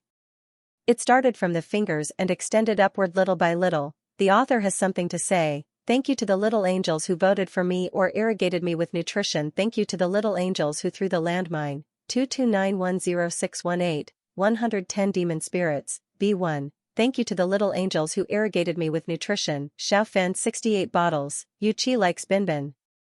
20 bottles, porcelain bottles 10 bottles, Cup Mo 3 bottles. Thank you very much for your support. I will continue to work hard. Xinyu felt that his head was splitting. It was as if his body was no longer under his control, and a strong sense of soreness spread all over his body. After a long time, his scattered consciousness gradually gathered, and he slowly opened his eyes. The first thing he felt was the dazzling light. Bursts of golden white light dazzled him, and he subconsciously closed his eyes. A drop of physiological tear overflowed from the corner of his eye, and Xinyu raised his hand to wipe it away. After about a minute, he opened his eyes again. Then, he saw the familiar ceiling and familiar environment. He was still in the bedroom, lying on the bed. He didn't know when he fell asleep, and he even changed into the pajamas he often wore. Xinyu blinked blankly. He clearly remembered that he couldn't control his emotions and cried for a long time last night. He also said a lot of things to Tang Li that he shouldn't have said. He even told Tang Li his identity as a book transmigrator and his identity as a villain of Tang Li. As for what happened after that, Xinyu couldn't remember it anymore. The only memory he had left was that he spoke nonsense to Tang Li without thinking. The fear of the unknown turned into a big hand and fiercely grabbed his throat, making him feel scared and suffocated. He couldn't even speak clearly. Xinyu stared at the ceiling for a long time. Then, as if he suddenly remembered something, he quickly raised his arm and looked carefully with a frightened expression. It didn't become transparent like last night. Xinyu breathed a sigh of relief. At the same time, a deep worry unconsciously rose in his heart. I don't know what Tang Li will think when he learns the truth. Thinking of this, he actually didn't dare to face Tang Li again. He had to admit that he was afraid that Tang Li would look at him with prejudice, and he was even more afraid that Tang Li would alienate him because of this. Xinyu struggled to sit up in bed. When he was about to get out of bed, he suddenly felt a hand gently pressing on his shoulder. It's still early. Rest a little more. Tang Li's voice sounded in his ears, mixed with some worry. Xinyu was stunned for a moment. Then, he slowly turned his head and saw Tang Li's face, which also seemed to have not rested well. Tang Li's eyebrows were slightly furrowed, and his eyes were full of fatigue. However, Tang Li deliberately cheered himself up. He put the small round plate in his other hand on the bedside table and squeezed out a smile. Kong Lin came just now. You were sleeping soundly, so I didn't have the heart to wake you up. Kong Lin said that it was not urgent and that he would come again at 3 o'clock in the afternoon. Xinyu nodded in confusion. Okay. Then why don't you sleep a little longer? Tang Li asked as he sat on the edge of the bed. He adjusted the blanket on Xinyu's body and arranged the pillow. Finally, he patted the pillow and said, I'll wake you up in half an hour. The cow will have cooled down by then. Hearing this, Xinyu turned his head and looked at the small round plate that Tang Li put on the bedside table. There was a cup of steaming cow and a few pieces of pastries on it. At this moment, Xinyu's brain was still in a state of crash. He nodded obediently and was helped back to the bed by Tang Li. Tang Li did not mean to leave. He looked down at Xinyu quietly and gently stroked Xinyu's body twice. Go to sleep. Xinyu was not sleepy at all. He stared straight at Tang Li and asked, Aren't you busy today? I've done everything that needs to be done. Tang Li could not help but look at Xinyu's face. He could not suppress the smile on his face. As for those things that don't need to be done, I don't want to do them. Oh, Xinyu responded. Unfortunately, he did not listen to Tang Li's words at all. He slowly closed his eyes under the comfort of Tang Li. He wanted to close his eyes and meditate for a while. Unexpectedly, in the next moment, Tang Li's shocked face suddenly appeared in his dark vision. Tang Li stared at him in disbelief and then said, "How can I be the person in the book?" Xinyu suddenly opened his eyes and sat up from the bed. Tang Li, who was sitting on the edge of the bed, seemed to be frightened by his sudden action. He hurriedly put his hand on his shoulder and comforted him. "What's wrong?" "Chestnut." Xinyu took a deep breath and grabbed Tang Li's hand. "I'm not lying. Maybe it's because I insisted on changing the plot of the book that I was punished like this. Now it's just a formality. Maybe it will disappear completely soon. Maybe I should follow the original plot and keep a distance from you." "What are you talking about?" Tang Li looked confused. "What plot in the book?" Xinyu said anxiously, "It's the plot of the book you are in." The confusion lingering on Tang Li's face did not disappear from beginning to end. He was silent for a long time, as if he was seriously thinking about Xinyu's words. Finally, he shook his head helplessly. "Sorry, I really don't know what you are talking about." This time, it was Xinyu's turn to be stunned. He asked tentatively, "Do you remember what happened last night?" Tang Li nodded. "Yes." Xinyu continued, "Then you also saw that my hand became transparent, right?" "Became transparent?" Tang Li's brows were almost twisted into a knot. He picked up Xinyu's arm and looked at it with a serious face. He said with a headache, "I don't think I saw your hand become transparent. Why don't you call Dr. Liu to have a look? Or I can take you to the hospital now." Xinyu did not speak. He observed Tang Li's expression and found that he did not seem to be lying. Soon, Xinyu thought of a possibility, and his face suddenly turned pale. "Xinyu." Tang Li held his hands tightly and raised them to the side again. "Wait for me. I'll call Dr. Liu right now, okay?" Xinyu hurriedly said, "No need." Tang Li's eyes were full of distress, but he was reluctant to leave directly. He looked at Xinyu's face and said, "What's wrong?" Xinyu calmed down and asked seriously, "Can you tell me what happened last night?" Tang Li was stunned and a little confused, but he still told him the whole story of his interaction with Xinyu last night. After they returned home, Tang Li drank the hangover soup prepared by Aunt Chen. Then Xinyu felt tired and went straight back to his room to rest. Before going to bed, Tang Li, who had taken a shower, went to Xinyu's bedroom and dawdled for a long time. The two of them sat on the bed and chatted. And when they were chatting, Tang Li thought about it carefully, but found that his memory of that time was blank. After listening to Tang Li's description, Xinyu's face was so desperate that it almost drowned him. In other words, Tang Li completely forgot what he had said, and also forgot to see his hand gradually become transparent. Tang Li finally noticed Xinyu's abnormality. His face suddenly became serious, and he held Xinyu's shoulders with both hands and said, "Although I don't know what happened, as long as you tell me, I will listen." "Can you tell me?" Xinyu lowered his eyes, and his eyes turned white. He shook his head silently. "What's the use of Tang Li listening to me? Anyway, he will forget it soon." Now, Xinyu really felt the power of the original plot, and he also felt fear from the bottom of his heart. In front of some kind of unnatural force, he was as small as an ant. "Xinyu," Tang Li still wanted to say something, but he was interrupted by Xinyu. "You go out first." Xinyu lowered his head, and his voice was low and hoarse. "I want to be alone." Tang Li stopped talking, and finally stood up slowly. Before leaving, he reminded him, "Remember to eat breakfast. I will be outside. You can call me at any time." Xinyu nodded and reluctantly said, "Yes." Tang Li looked at Xinyu deeply for a few seconds, then turned and walked out of the bedroom. After closing the door, Tang Li didn't leave, but leaned against the wall and looked at the closed door thoughtfully. He was confused by Xinyu's words just now, plus he was worried and distressed, so he didn't have the time to think about Xinyu's words. Now that he calmed down, he felt that Xinyu's reaction was very strange.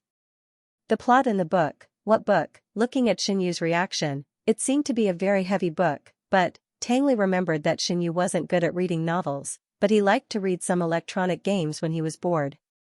Also, Xinyu said that he became transparent and disappeared. Tang Li's intuition told him that Xinyu's abnormality was related to something that happened last night. If he thought about it carefully, the problem might lie in the conversation between him and Xinyu. However, he forgot such an important conversation. Tang Li thought about it for a while until his brain hurt, but he still couldn't find any clues. Just when Tang Li was about to give up, he suddenly caught a glimpse of Aunt Chen's figure from the corner of his eyes. Aunt Chen, who had changed into old clothes, came from the other end of the corridor. She was carrying a bucket in one hand and a rag in the other, and was cleaning the room. Seeing Tang Li leaning against the wall, Aunt Chen smiled and said, "Young Master Tang Li, don't you go out today?" Tang Li nodded and said, "Xinyu is not feeling well, so I should stay here for 2 or 3 days." "Xinyu?" Aunt Chen hesitated for a moment. After she reacted, she suddenly patted her head and said, "Oh, you mean Mr. Xinyu. By the way, why is he not feeling well?" Tang Li stared at Aunt Chen's suddenly enlightened face without blinking. Gradually, an extremely strong sense of strangeness welled up in his heart. He seemed to understand something. He forced a smile, pointed at Xinyu's bedroom door, and said to Aunt Chen, "I don't know. Why don't you go in and have a look? He's not in a good mood." Aunt Chen immediately put down the bucket and rag in her hand, twisted the door handle, and walked in carefully. In less than half a minute, Aunt Chen came out. At this time, Tang Li had already stood up straight and waited in front of the door. He frowned and asked, "How is it?" "This bedroom is very clean, only some dust in some corners." Aunt Chen scratched her head and said, "I'll come and wipe it after I clean the laundry room." Hearing this, Tang Li frowned even more. He stared at Aunt Chen with his black eyes without any emotion until Aunt Chen's scalp tingled. He moved his hand and said, "I'm asking about Xinyu's condition." "Oh, Mr. Xinyu." Aunt Chen suddenly realized something and said guiltily, "I'm sorry, young Master Tang Li. I don't know what's going on. I've been very forgetful recently. I'll go in and have a look." Aunt Chen. Aunt Chen turned around and looked at Tang Li uneasily. "No need." Tang Li said in a deep voice, "I'll contact Dr. Liu. You can go about your business." If it were in the past, Aunt Chen would not agree to leave when she learned that Xinyu was not feeling well. At least, she would not leave until Dr. Liu came. But now, after listening to Tang Li's words, she nodded, picked up the bucket and the rag, and left without looking back. Tang Li watched Aunt Chen's back disappear in the laundry room, and his face became more and more serious. Xinyu was not sleepy at first, but he lay in bed and thought about a lot of things. After thinking and thinking, he fell asleep. When he woke up again, it was already 2 hours later. Xinyu got out of bed, dressed, and washed up. When he came out of the bathroom, he saw that the cow on the bedside table was still a little steaming. Xinyu walked closer and found that the cow and pastries had been replaced. He put the small round plate on the coffee table, finished his breakfast, and sat on the sofa for a few minutes. Then, he picked up the small round plate and walked out of the bedroom. When he opened the door, he saw Tang Li and Dr. Liu standing outside waiting for him. Seeing Xinyu's surprised face, Dr. Liu smiled and said, "Mr. Shen, long time no see. Your condition doesn't seem very good. Didn't you rest well?" Xinyu looked at Tang Li silently, and then responded, "Maybe I didn't sleep well last night." "Then I'll take a look for you," Dr. Liu said.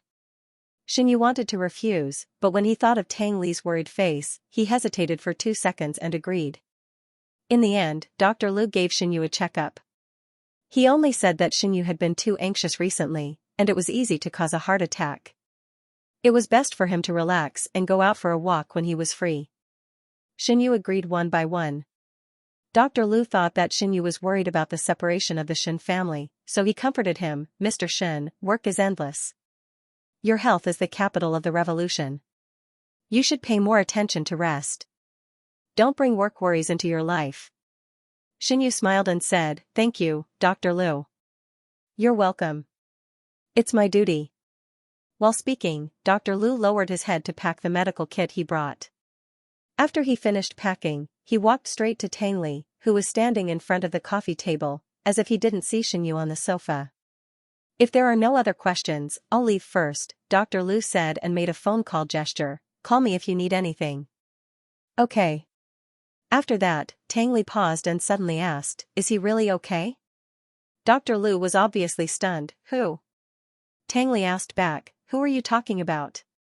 Dr. Liu was amused by Tang Li's words, "You don't say who it is." how do I know who it is? Tang Li stared at Dr. Lu with burning eyes for a long time and suddenly asked, do you still remember who you just examined? Dr. Lu seemed to be stumped by this question. He wrinkled his nose with a bitter expression and thought for a while, but still couldn't come up with an answer. Obviously, the name was right beside him, and he vaguely remembered the person's appearance, but he just couldn't remember who that person was.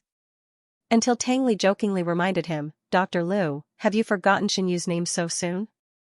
Oh, right. Dr. Lu suddenly woke up, it's Xianyu. Looking up and meeting Tang Li's cold eyes, Dr. Lu could only smile and then walked away awkwardly. He didn't even think of saying hello to Xianyu, as if Xianyu was invisible. Tang Li finally confirmed his guess, and the air around him became colder and colder. He turned to look at Xianyu and found that Xianyu was also staring at him in a daze. He didn't know what Xianyu was thinking. In an instant, Tang Li's heart felt as if it had been stabbed by something sharp, and the pain was extreme. He walked over quickly, squatted down in front of Xianyu, and stroked Xianyu's cold face. I know what you are worried about. No matter what happens, there will always be a way to solve it.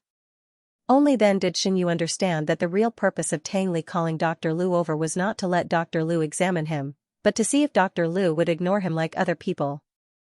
It turned out that Dr. Lu was not an exception. Xianyu sighed and said, you only guessed part of it. Tang Li held his hand tightly, what about the rest?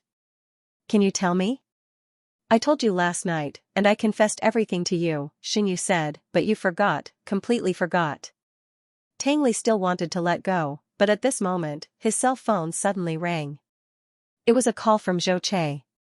Without any hesitation, Tang Li hung up the phone directly. Unexpectedly, within a few seconds, the phone rang again, and Zhou Che's name was still displayed on the screen. Answer it, Xianyu said, we don't need this little bit of time. Tang Li's face was not very good. He got up and walked to the floor-to-ceiling window while answering the phone. As soon as the phone was connected, Zhou Che's anxious voice came from the other side of the phone, Tang Li, bad news. Lin Pingran privately gave the project to the Tang family for 8 million, and now there is a problem with the project. The author has something to say, it's almost over. Flies rub their hands together. The next article is idiot in the column. If you are interested, you can collect it. But the name of the article is too common, so it may be changed when the time comes. Thank you to the little angels who voted for me and irrigated me with nutrition. Thank you to the little angels who threw the landmine. Mini Little White Bear 1. Thank you to the little angels who irrigated me with nutrition. Qing Benting, Desert Dust, Yao Ri, Xianggao 1 bottle. Thank you very much for your support, I will continue to work hard. The so-called project was a small program made by Tang Li a long time ago. At that time, he gave the sample and information to Zhou Che and asked Zhou Che to help him attract investment. Who knew that Zhou Che would directly pull in a big fish, the Tang family? The current leader of the Tang family, Tang Li's second uncle, Tang Quanming, was very interested in the small program. He wanted to bully the weak and buy all the rights to use the small program at a very low price. Who knew that the small company that Tang Quanming thought was actually a small bone? No matter how hard he tried, he could not get it. They could not reach an agreement on the price, and the attitude of the people in the small company was vague. This dragged on for more than a year. It was not until half a month ago that Tang Quanming's assistant gave Lin Pingran, who was sent by the small company, a lot of good things. Before his patience ran out, he successfully signed a contract with Lin Pingran. According to Lin Pingran, the inventor of the small program was proud and refused to sell his hard work at a low price. Therefore, he wanted to raise the price again and again. But from another perspective, that person was not an official employee of their company. If he wanted to rely on their company's platform to make money, he had to listen to their arrangements. Besides, half of the money would be given to him. What was there to be dissatisfied with? Tang Quanming heard this from his assistant and immediately asked Lin Pingran for Tang Li's contact information. He wanted to draw Tang Li to his side. However, Lin Pingran did not dare to reveal Tang Li's name. On the one hand, he did not dare to touch Tang Li's bottom line. On the other hand, he was afraid that Tang Li would treat their company as a springboard after finding a better platform and would no longer care about them. In order to avoid disputes, Lin Pingran deliberately spent a day and a night sorting out the relationship between their company and Tang Li. As long as the two parties did not sign a legal labor contract, Tang Li was in no position to accuse him of selling the project at will. In other words, when Tang Li registered the project name in the name of their company, the small program was owned by their company. The company could do whatever they wanted with it. Giving half of the money to Tang Li was out of friendship, not obligation. After thinking it through, Lin Pingran's uneasy heart slowly calmed down. He did not expect that in less than 2 months, there would be problems. The small program involved plagiarism. Not only did she plagiarize, but the plagiarism target was a very famous foreign company that paid a lot of attention to copyrights. It was said that the company earned a lot of money every year just by fighting lawsuits and receiving compensation for infringement. Tang Li's plagiarism was very subtle. Nothing could be seen on the surface, but the loyal fans of the plagiarized company and those who had used many of the small programs produced by that company could see that Tang Li had plagiarized the core content. Originally, the Tang family had only released the small program for a trial for a week, but they didn't expect that a stone would cause 1,000 ripples. Not only were they accused of plagiarism, but the micro-hot search and major news websites were all reporting the plagiarism incident in their company. Even the plagiarized companies overseas were alerted. The company was very efficient. The next day, they contacted Tang Quanming's assistant and asked to settle the matter in court. When Tang Quanming got the news, he was so angry that he almost had a heart attack. He dismissed the meeting on the spot and angrily ordered his assistant to bring Lin Pingran over. At this moment, Lin Pingran was scared out of his wits. He hurriedly spilled the beans on Tang Li. On the other side, Tang Li also received a call from Xianxia in advance. After listening to Xianxia's anxious explanation of the ins and outs of the whole matter, Tang Li didn't have any excessive reaction, as if he had expected such a day to come. He was silent for a long time before he said with a faint smile, "I'm the last person to know about such a serious matter." Hearing this, Xianxia said with embarrassment and guilt, "I'm sorry. Tan Dong and I only found out last week that Lin Pingran sold the project to the Tang family for 8 million yuan. We really didn't know how to deal with it, so we wanted to wait for a while." Tang Li sneered and said, "So you waited until there was a problem before you remembered me?" After being mocked, Xianxia could only let out a dry laugh. After apologizing a lot, he asked carefully, "Then how should this matter be resolved?" Tang Li's answer was concise and comprehensive. "I don't know." Xianxia suddenly choked. After a long time, he said bitterly, "Brother Li, we all know that you're a smart person. You won't make such a low-level mistake. Although we don't know why you're against the Tang family, it's really not easy for us to run a small company. Since we've known each other for so long, please help us." Tang Li, heh. Xianxia begged humbly, "Brother Li." Tang Li seemed to be persuaded by Xianxia. He paused and then said coldly, "Tang Quanming should be fully responsible for this accident. What does it have to do with you?" Xianxia said, "But the small program that caused the accident was sold to the Tang family by our company. What you sold was just a sample. It will be processed and modified by them later on. Besides, didn't Tang Quanming buy it out directly? The project now has nothing to do with your company." Xianxia was stunned and said, "Lin Pingran has been taken away by Tang Quanming's people." Tang Li said indifferently, "Such a big thing happened. I have to find someone to vent my anger on." Xianxia, even though Xianxia was almost worn out by Tang Li's words, Tang Li didn't want to help at all. In the end, Xianxia hung up the phone disappointedly. Xinyu was sitting not far from Tang Li. He guessed that something might have happened from Tang Li's words. He watched helplessly. After Tang Li ended the call, he turned off his mobile phone directly. He couldn't help but worry. What happened? It's not a big deal. Tang Li walked to the sofa carelessly and sat next to Xinyu. He gently held Xinyu's hand. When did this situation start? Xinyu knew that Tang Li was asking him about the transparency, but he was wholeheartedly concerned about the phone call just now. "Tell me, what's the matter?" Xinyu held Tang Li's hand and frowned slightly. "You make me very worried. I don't like the feeling of being kept in the dark at all." Tang Li was quite moved. He sighed and said, "I didn't want you to worry, so I chose not to tell you." Xinyu glared at him. But you will make me more worried. Tang Li had no choice but to tell Xinyu about the dispute between him, the Tang family, and the small company in simple words. Then he repeatedly promised Xinyu, I just want Tang Quanming to owe me a favor. Nothing will happen.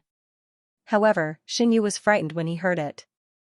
Of course, he had heard of Tang Quanming's name. He didn't know it from others after he transmigrated to this world, but before he transmigrated, the author mentioned Tang Quanming several times. Sinister, cunning, ruthless, shrewd, and a smiling tiger. It was also because Tang Quanming was very difficult to deal with that he came out of the Tang family, which was like a wolf's den, and took the power of the Tang family. He was also Tang Li's #1 enemy in the original novel, except for the male protagonist. Such a big boss was tricked by the 18-year-old Tang Li. Thinking of this, Xinyu felt funny. Tang Li looked at Xinyu's pale face, feeling distressed and guilty.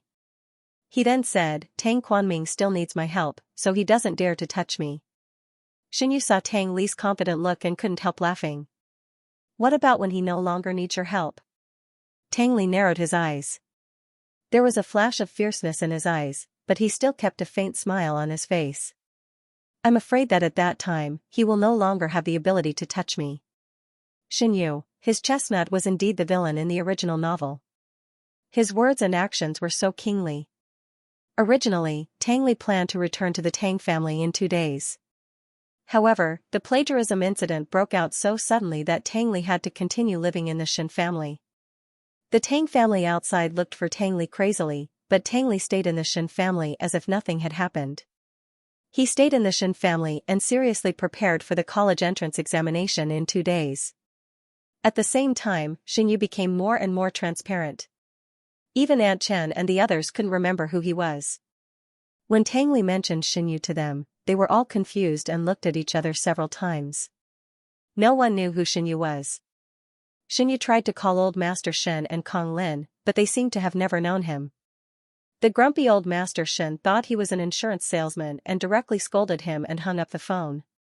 Although Xinyu didn't show it in front of Tang Li, he had to admit that he was very scared. He was extremely afraid of being ignored by the whole world. He even thought of suicide. The only fortunate thing was that Tang Li could still see him and sense him. He was also working overtime to help him find a solution while studying. After 2 days, Tang Li didn't sleep more than 4 hours. The dark circles under his eyes were particularly obvious. Xinyu felt sorry for him, but there was nothing he could do. On the morning of Tang Li's college entrance examination, Xinyu, who couldn't sleep all night, woke up very early. Then he found that Tang Li hadn't slept all night. He was sitting on the sofa with a fluorescent laptop on his lap. He was making a phone call with his mobile phone. However, Tang Li spoke English, which was mixed with a lot of professional words that Xinyu couldn't understand. But he could understand simple words and dialogues. Xinyu pricked up his ears and listened for a while. He guessed that Tang Li should be describing his situation to the person on the other side of the phone. He didn't know what that person said, but Tang Li's face looked very ugly and disappointed. After hanging up the phone, Tang Li turned his head and saw Tang Li standing quietly on the side. The gloominess on his face instantly swept away and he grinned. You got up so early. Don't you want to rest for a while? Xinyu also smiled. He didn't mention the phone call. Instead, he said, I'll send you to school later. Then I'll wait outside the school for you to finish your exam. Okay. Tang Li looked very happy. After Tang Li put away his laptop and mobile phone, he hesitated for a moment and tentatively said to Xinyu, Do you remember the temple we visited when we went to Jinqing 8 years ago? Xinyu said, yes. The abbot of that temple also said a lot of strange things to him, which left a deep impression on him. Tang Li took Xinyu's hand and asked, When I finish my exam, let's go to that temple to worship, okay? The author has something to say. Thank you to the little angels who voted for me and watered the nutrition. Thank you to the little angels who watered the nutrition. Yu Xiaoyan 33 bottles, Tearful 2 bottles. Thank you very much for your support. I will continue to work hard. The meaning of Tang Li's words was definitely not as simple as just bowing to him. Xinyu didn't know if Tang Li had communicated with the people at the temple, but he was really a little afraid of contacting the abbot. If he guessed correctly, the abbot should have seen that he didn't belong to this world. However, he didn't know what the abbot was thinking about this. If he intended to send him to the afterlife as a ghost, Xianxia didn't dare to imagine the scene. He wanted to refuse, but when he turned his head and saw Tang Li's expectant eyes, the words of refusal were stuck in his throat, and he couldn't spit them out no matter how hard he tried. After a long silence, Xianxia said bitterly, "Okay." Tang Li seemed to be very happy. He boldly kissed Xianxia on the face. He hugged Xianxia and comforted him, "Let's do it bit by bit. We'll find a way.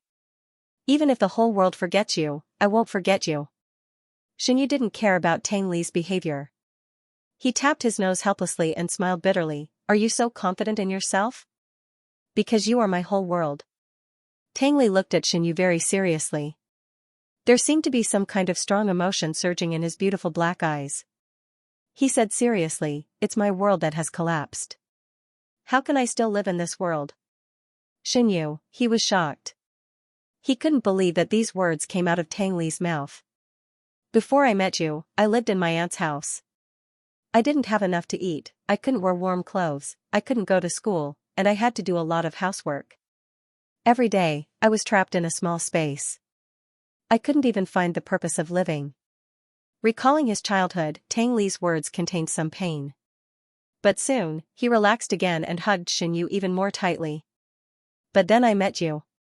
Until now, I'm very glad that I answered Grandpa Shen's call. If I didn't come here with the mentality of trying, I'm afraid I wouldn't be here now." Before he could finish his words, Xianxia covered his mouth. "Don't talk about it." Xianxia patted Tang Li's face, and his eyes were full of distress. "It's all in the past." Tang Li rubbed Xianxia's palm a few times, squinted his eyes like a cat, and said worriedly, "Then promise me that no matter what happens next, you won't give up." Xianxia nodded, "I promise." After a pause, Tang Li's voice suddenly became much lower. "You won't give up on me either." This sentence made Xianxia burst out laughing.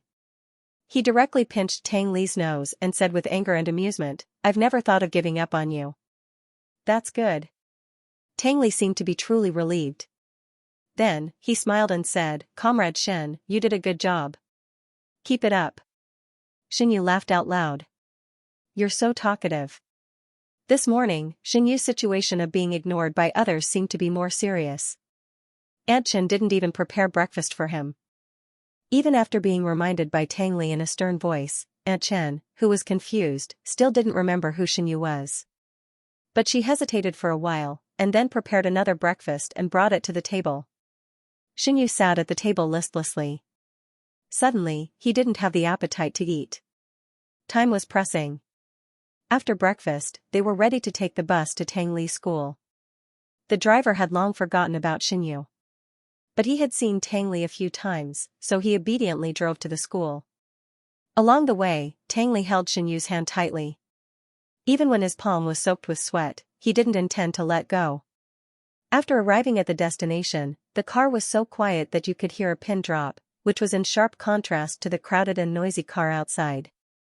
Seeing that Tang Li didn't want to get out of the car, Xianxia had to force himself to be alert. He tried to squeeze out a reluctant smile, patted Tang Li on the shoulder, and said, "Focus on the exam. Don't think too much."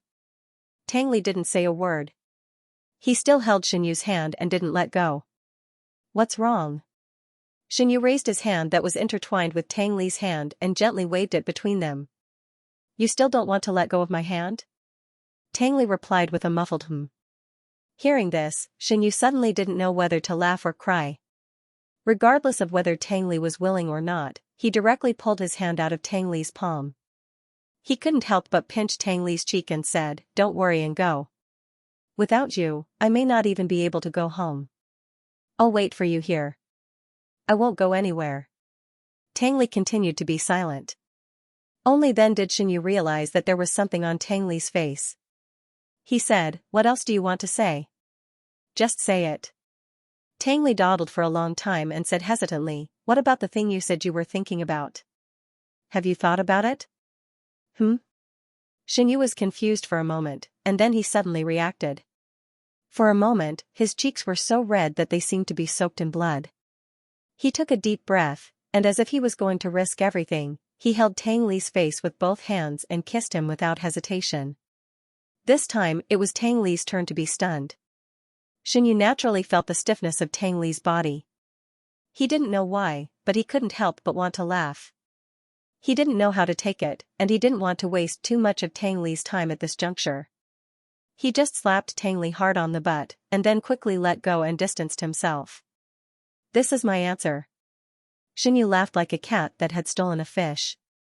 He leaned over and opened the door of the opposite car for Tang Li. Go ahead. We'll talk about it after you finish the exam. Tang Li nodded blankly, got out of the car in a daze, and walked into the school with the crowd in a daze.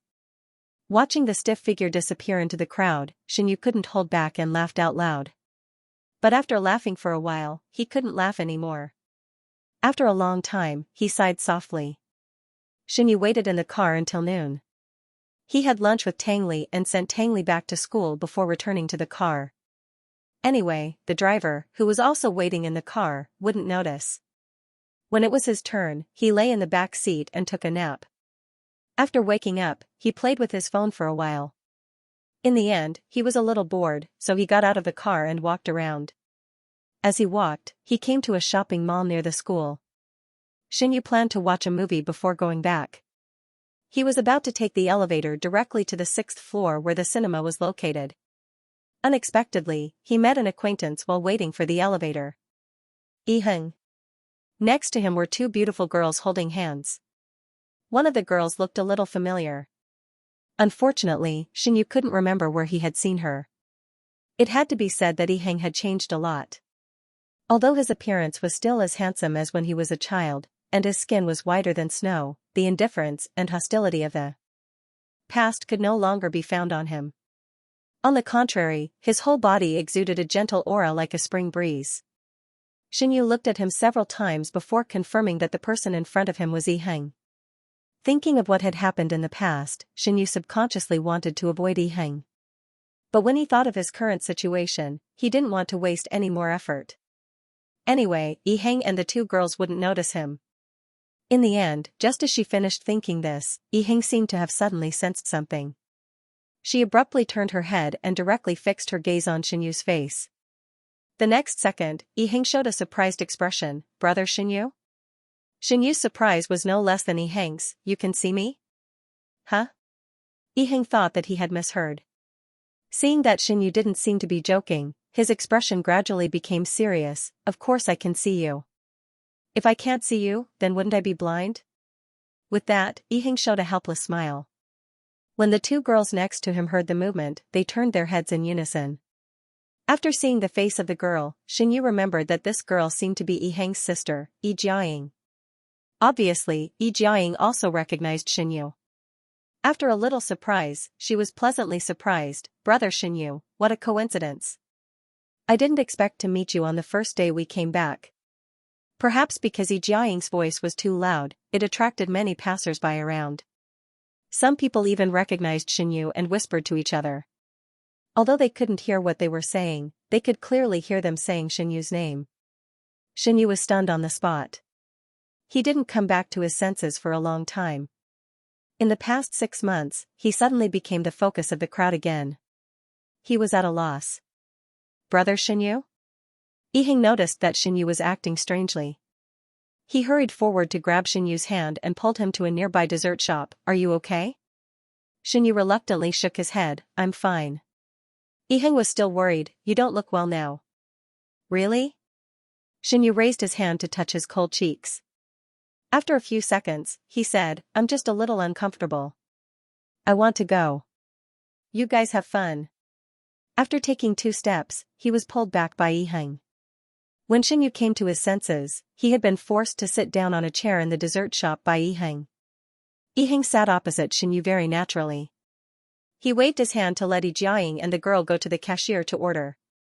Xinyu didn't struggle anymore. He looked at Yiheng blankly. No one knew what he was thinking. You don't look uncomfortable. You look like you have a heart disease. Yiheng crossed his arms and leaned lazily on the chair. Tell me.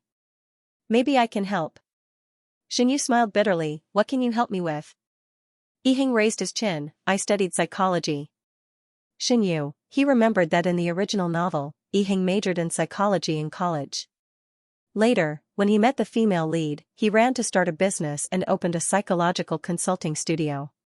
From then on, he embarked on the road of life. Just as he thought of this, Xianyu heard Yiheng continue, "Last month, I opened a studio specializing in providing psychological consulting services. If you are willing, I can provide you with long-term treatment for free because of your help to our family." Xianyu, everything was right. Yiheng was walking on the same path as the male lead. Seeing that Xianyu didn't respond for a long time, Yiheng raised his hand and waved in front of his eyes, "No way. You have so many psychological activities." Xianyu's drifting thoughts were suddenly pulled back. He smiled and said, "You have changed a lot." "Yes." Yiheng's eyes were full of meaning. "You are not as annoying as when you were a child, right?" "Xianyu. It seems that you still know." Yiheng sighed, "You have made it so obvious. I am not a fool. How can I not see it?" Xianyu pursed his lips and didn't continue this topic. Instead, he pretended to ask casually, "By the way, how have you been recently? Did you find a girlfriend in college?" "Of course I found one." Yiheng raised his eyebrows and turned his head. His eyes fell on the girl next to Yijiaoying. "She is my girlfriend." After that, Yiheng said, "Her surname is Wang, and her name is Dan Xian." "Wang Xian?" Xianyu's eyes widened. Wang Xian, this was the name of the female lead in the original novel. The author has something to say. "Thank you to the little angels who voted for me. Thank you to the little angels who threw land mine. V1 Thank you to the little angels who irrigated nutrition 10 bottles of wine, ting peaches and plums with worms. 1 bottle of Yari. Thank you very much for your support. I will continue to work hard." At this moment, Xianyu was dumbfounded. His brain was working at an accelerated rate. In other words, in addition to him and Tang Li, the male and female protagonists in the original novel were slowly getting on the right track. Was this the reason why they could see him? But after thinking about it, Xianyu found that something was wrong. When Yiheng and others noticed him just now, the passers-by also noticed his existence and were even talking about his name. Maybe he should put it another way. That was, his condition of being invisible had lessened, or temporarily disappeared. Thinking of this, Xianyu almost couldn't control his excitement. He could be saved, even if the hope was slim. At least he didn't have to watch himself being forgotten by the people around him and the world. Yiheng watched Xianyu's expression change from despair to surprise, and then from surprise to surprise. In just half a minute, Xianyu's expression had changed several times. Yiheng suddenly laughed. "You're so happy just because of this?" "Of course." Xianyu replied reflexively. In the end, he realized that he seemed to be too abnormal, so he smiled awkwardly. "Congratulations, you and your girlfriend are a perfect match." Yiheng, after a moment of silence, he slowly said, "You haven't even seen my girlfriend's face. How do you know that we're a perfect match?" Xianyu suddenly choked. Yiheng saw Xianyu's deflated expression and seemed to be very happy. The smile on his face never disappeared. Just like that, he laughed with his fists for a while. Then, he suddenly turned around and waved at Wang Xian, who was sitting in another seat with Yijiaoying. He said dotingly, "Little Xian, can you come here for a moment?" Wang Xian, who was called by her name, was puzzled, but she still got up and walked over. Xianyu began to seriously look at the female protagonist in the original novel. It had to be said that the female lead was indeed the female lead. Not only was her appearance in line with the public's aesthetic standards, but she also exuded an amiable and gentle aura that made people want to get close to her. She was born with a pair of beautiful almond-shaped eyes, a small nose, and fair skin. When she smiled, 2 shallow dimples could be seen, as if they were filled with honey. Just by looking at them, one would feel sweet to the bottom of their hearts.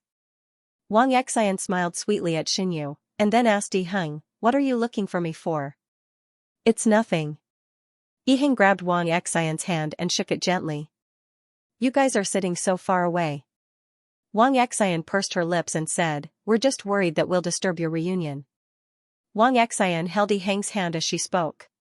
The two of them stayed there as if nothing had happened for a long time. Xianyu didn't want to watch anymore, so he got up and left. Before leaving, Yiheng enthusiastically exchanged phone numbers with him and said that he could call him if he needed anything in the future. When Xinyu returned to the school, the gate was already crowded with parents who were looking forward to it. The students who had finished their exams were coming out one after another. Xinyu stood at the edge of the crowd for a while, but he was worried that Tang Li couldn't find him, so he went back to the car and waited. The driver, who was sitting in the driver's seat, was sleeping with his head tilted. When he heard the sound of Xinyu closing the door, he was suddenly startled, opened his eyes, and turned to look at Xinyu in the back seat. "Mr. Shen." The driver said politely, "You're back." Hearing this, Xinyu froze and looked at the driver suspiciously for a long time. Only when the driver's forehead was covered with cold sweat did he reply in a low voice. The driver wiped the cold sweat on his forehead and turned back embarrassedly. Xinyu stared at the back of the driver and didn't come back to his senses for a long time. Why on earth, everyone could see him all of a sudden? Xinyu's intuition told him that this change might be related to his encounter with Yi Heng, or Yi Heng and Wang Xian being together. However, Yi Heng and Wang Xian had confirmed their relationship half a year ago. How could it take effect only now? Xinyu couldn't figure it out. He planned to wait for Tang Li to come over and tell Tang Li about it. Who would have thought that as they waited and waited, they didn't see Tang Li's figure. Instead, they saw two familiar faces. Tang Ming and Tang Wenjing. They were sitting in the front passenger seat and the back seat of a black Mercedes-Benz. Their windows were open, and they looked at the crowded school gate with solemn faces. It was easy to guess who these two brothers were waiting for. Xinyu was a little worried. He took out his mobile phone and dialed Tang Li's number. However, after calling twice in a row, he was told by the mechanical female voice that the other party was busy. At this moment, Xinyu suddenly heard the driver's surprised voice, "Mr. Shen, the young master is coming out." Xinyu looked up and saw Tang Li squeezing out of the crowd with a mobile phone in one hand. His tall and thin figure and cold face were particularly eye-catching in the crowd. Almost in an instant, people noticed Tang Li's existence. Tang Li met Xinyu's eyes. His cold eyes seemed to melt a little. He smiled at Xinyu and walked over quickly. Xinyu opened the car door. Unfortunately, Tang Li didn't mean to get in. Instead, he put his hand on the door with the mobile phone, bent down slightly, and said to Xinyu apologetically, "I'm sorry, something came up. I have to go back to the Tang family." After that, the screen of the mobile phone he was holding suddenly lit up, and Tang Ming's name appeared on it. Xinyu noticed this, and his eyes dimmed a little. Tang Li noticed his low mood. He took his hand and promised seriously, "Wait for me for 2 days. I'll go to you after I've dealt with this matter." Xinyu nodded and swallowed all the words he wanted to say to Tang Li. He reluctantly said, "Don't force yourself too much. If you need my help, just tell me." Tang Li held his hand tightly and said in a hoarse voice, "I just hope you can hold on a little longer. I'm about to find a solution. Believe me." "Okay." Xinyu smiled and said, "I believe you." Tang Li took a deep look at Xinyu. Suddenly, when Xinyu wasn't paying attention, he leaned over and kissed Xinyu hard on the cheek. After doing this, Tang Li suddenly felt guilty, and the expression on his face changed seamlessly to a pitiful look after doing something wrong. "I couldn't help it," Xinyu laughed and reached out to hold the back of Tang Li's head. Without saying anything, he kissed him directly. This time, he didn't touch him like before.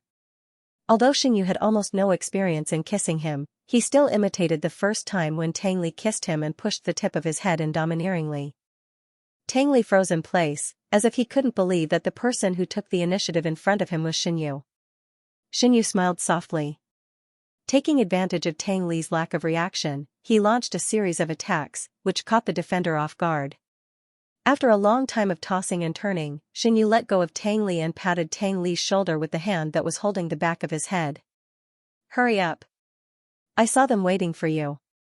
Tang Li nodded blankly. Before leaving, he didn't forget to repeatedly tell the driver to drive back to the Shen family's house. The driver in front saw the scene from the rearview mirror just now. He was so shocked that his chin almost fell to his knees. After being shouted at by Tang Li several times, he hurriedly nodded and agreed. Xinyu watched Tang Li get into Tang Ming's car. He sighed softly and said to the driver, "Let's go." Although Tang Li promised Xinyu that he would come back in 2 days, he broke his promise and even lost contact with him. The incident of the Tang family being involved in plagiarism was still fermenting. Later, paparazzi revealed that this incident was planned by Tang Li in order to take revenge on the Tang family for driving Tang Li's grandfather out of the family. But soon, netizens helped to fight back. Tang Li was just an 18-year-old student who had just taken the college entrance examination. How could he have the ability to fight against the Tang family, which was almost omnipotent in Sea City? There were more and more discussions. Tang Li and the Tang family never came out to say anything. Xianxia sent a lot of messages to Tang Li, but unfortunately, he didn't receive any reply after waiting for a month. In desperation, Xianxia had to ask Kong Lin to check the Tang family's address. He planned to visit them himself. He didn't expect that at this juncture, another problem would arise. He became more and more transparent again. Aunt Chen and the others, who finally noticed his existence, began to ignore him again. Even when he called Kong Lin to ask about the investigation of the Tang family, he didn't get any reply. Not to mention the newly hired driver. Xianxia slapped the driver's shoulder in anger. The driver thought that there was a ghost and was so scared that his whole face turned pale. Xianxia, now he realized that he was in the same predicament as last time. Xianxia was trapped in his bedroom for 2 whole days. Suddenly, he remembered Yi Heng and Wang Xian, who he met in the mall a month ago. For a moment, he was like a drowning man who had been floating on the sea for a long time and finally found a piece of driftwood that could support him. His heart was instantly filled with hope. Just as he was about to dial Yi Heng's number, an unfamiliar number from Jincheng suddenly appeared on the screen of his mobile phone. Xianxia hesitated for a moment and picked up the phone. A clear, low, and slow male voice came from the other side of the phone. Benefactor Shen, this poor Taoist is Hui Jing, who has met you once. If you are free in the next few days, can you come to the temple for a gathering? Xianxia was surprised. How do you know my contact information? Hui Jing said, as early as a month ago, Benefactor Tang had already made an appointment with this penniless monk to meet next week. However, this penniless monk thinks that it would be more appropriate for Benefactor Shen to handle this matter alone. Hui Jing said it clearly. Obviously, he knew Xianxia's situation very well. Xianxia took a deep breath, forced himself to calm down, and asked, Master Hui Jing, do you already know who I am? It doesn't matter who Benefactor Shen is. What matters is how to get through this difficult situation. If Benefactor Shen trusts this poor monk, then this poor monk is naturally willing to give you some guidance. Xianxia wanted to ask why he was helping him so much, but he was afraid of hearing a bad answer. However, Hui Jing on the other side of the phone seemed to have guessed what was on his mind. He added lightly, it's because Benefactor Shen and Benefactor Tang have donated so much money to the temple. Xianxia, after a moment of silence, he thought of a problem. But the people around can't see me. I'm afraid I can't fly to Jin City. Hui Jing said indifferently, Benefactor Shen, you don't have to worry. This poor monk will arrange for someone to pick you up. You just need to wait at home. Xianxia said with difficulty, thank you, master. Also, Hui Jing said, don't tell Benefactor Tang about this matter. Xianxia was stunned and replied, okay. The author has something to say. Thank you to the little angels who voted for me and irrigated me. Thank you to the little angels who irrigated me. Tingting 10 bottles, Zuema 6 bottles, that's right, Sy is me, Li, and Tongdao 5 bottles, Xianggao 2 bottles, thank you very much for your support. I will continue to work hard. Hui Jing's actions were very fast. In less than a day, the person he arranged arrived at Xianxu's house. It was a very young boy, who claimed to be a college student who volunteered at the temple during the summer vacation. Strangely enough, after the boy appeared, Xianxu's situation of being ignored by Aunt Chen and others was alleviated a lot. However, Aunt Chen was very vigilant and doubted the boy's identity. When she saw that Xianxu believed the boy's words so much, she tried to persuade him but to no avail, so she closed her mouth in embarrassment. Xianxu packed his luggage as fast as he could and left with the boy. That night, they landed in Jin City. The boy didn't intend to stop and rest. He took Xianxu up the mountain and rushed to the temple.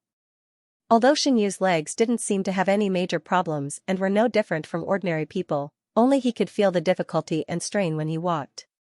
Unfortunately, the boy didn't notice Xianxu's abnormality and took more than 6 hours to rush back to the temple.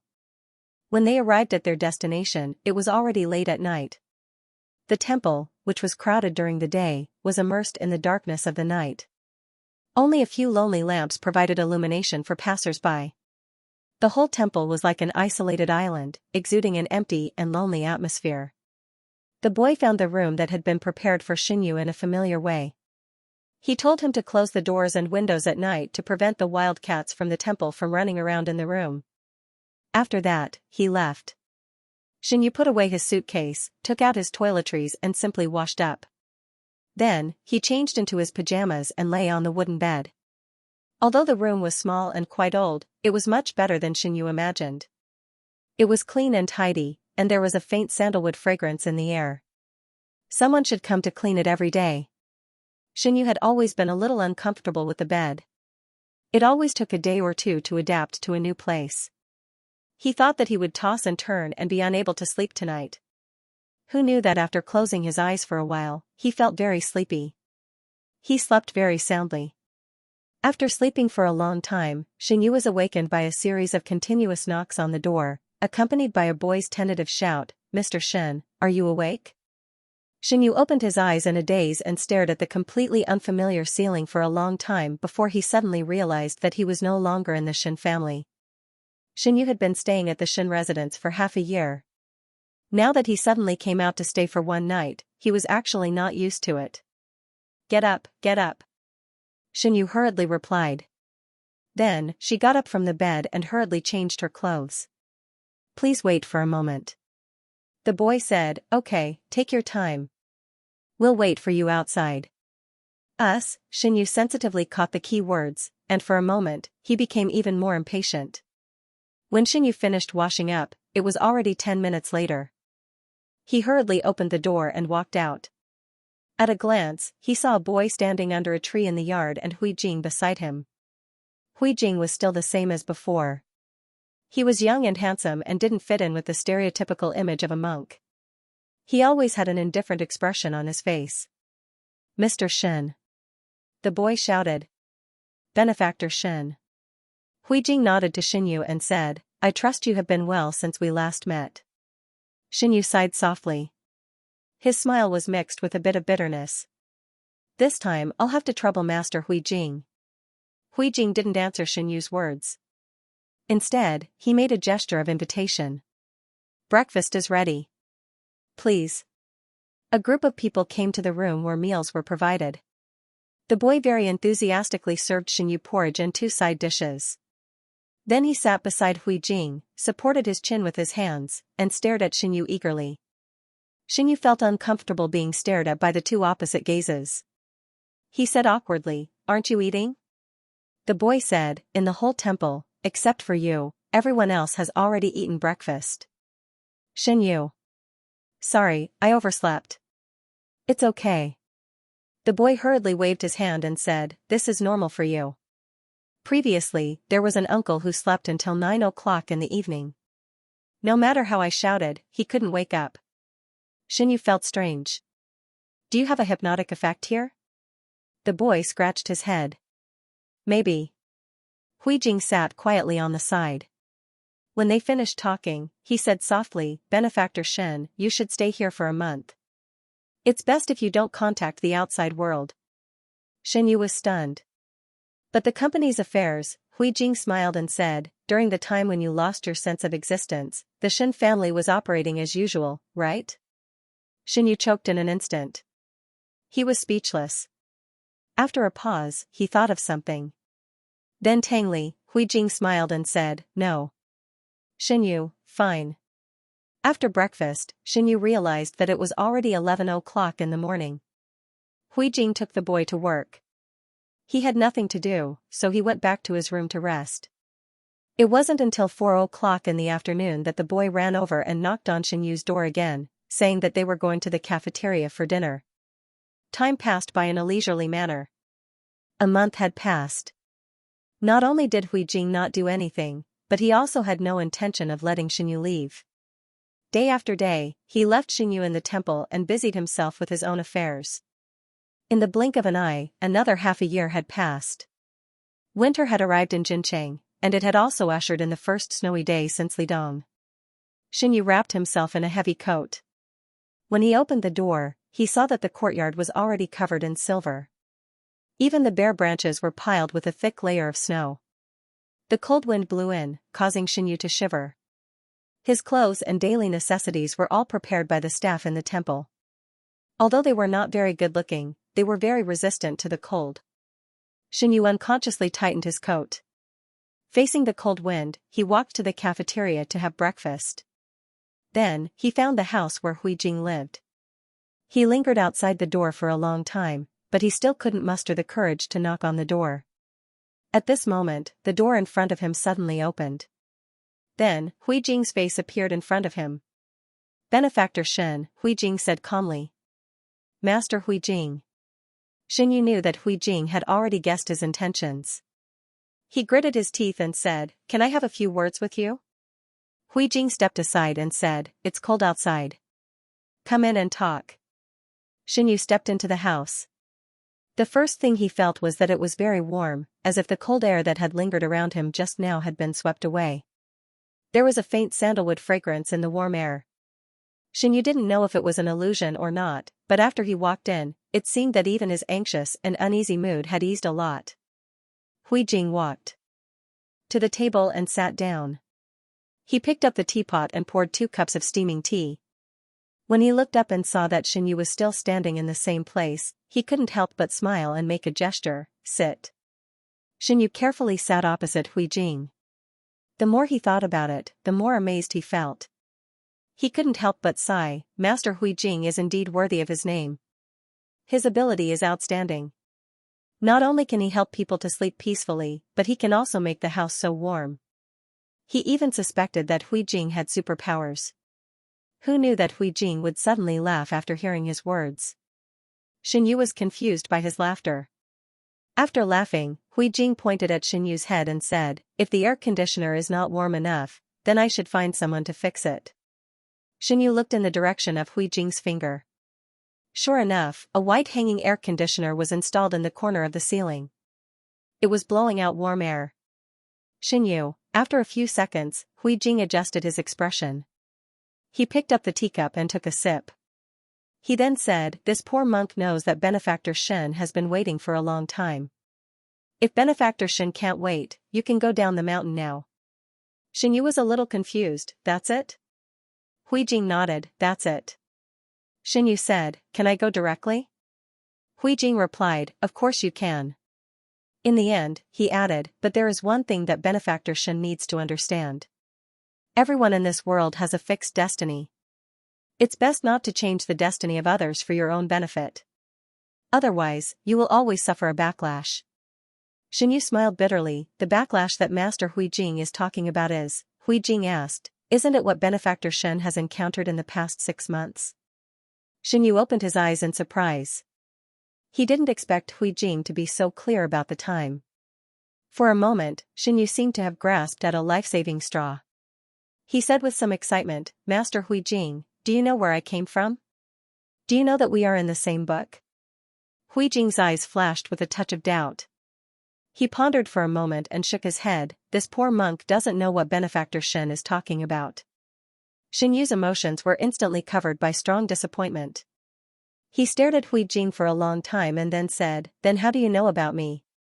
Huijing said, "Although this poor monk doesn't know what Benefactor Shen is talking about, this poor monk can see that Benefactor Shen and Benefactor Tang's destiny is tied to the other 2 people. In other words, your life has always been unfolding around them.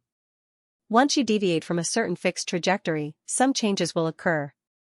Xinyu seemed to understand something. The changes you're talking about are that I will slowly disappear?" Huijing's calm expression remained unchanged, but his eyes looked at Xinyu with a bit more meaning. "Benefactor Shen should know your final outcome, right? The so-called disappearance is just a slow approach to the end that should have come." In an instant, Xinyu was so scared that all the hair on his body stood on end. If he didn't guess wrong, Huijing's meaning should be, he would die. Xinyu's face was as pale as paper. Xinyu's hands holding the teacup were trembling. Even if he had known that such a day would come, he had been trying to avoid it for so many years. He had forcibly changed the fate of the Tangli in order to save himself. In the end, he had lost his life in advance. Just as Xinyu began to think, Huijing suddenly held his hand. Huijing's palm was very warm. It covered the cold back of Xinyu's hand, and the warmth penetrated into his skin bit by bit. Like a comfortable spring breeze, it gradually calmed the anxiety in Xinyu's heart. After you go back, don't look for Benefactor Tang again. Even if he takes the initiative to look for you, don't be swayed in the slightest. Stay as far away from him as you can. After a long time, everything will slowly return to its original state. Huijing said, this is the only thing this poor monk can do for Benefactor Shen. As long as you get through it, Benefactor Shen will be spared from death. As he spoke, Huijing's expression suddenly became serious. He furrowed his delicate brows and continued to say in all seriousness, if Benefactor Shen doesn't do it, then after you will be Benefactor Tang. The decision is completely in your hands. When Xinyu packed his luggage and left, the boy who had picked him up in the summer came out of nowhere and said that he would send Xinyu back to S City. After chatting for a while, Xinyu found out that the boy was on winter vacation again, so he ran to the temple to volunteer. However, compared to the lively and chatty character of the boy before, he had become a lot quieter now.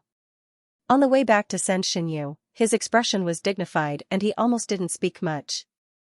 Xinyu only thought that the boy was in a bad mood, so he didn't ask much. After landing in S City, the boy sent Xinyu outside the airport and prepared to take the flight back to Jin City in an hour. Before leaving, the boy said with a hidden meaning, Mr. Shen, in the past 6 months, you have switched all contact with the outside world, so you don't know that the outside world has changed dramatically. In any case, you must persevere. Although Xinyu was confused, he still hugged the boy gratefully.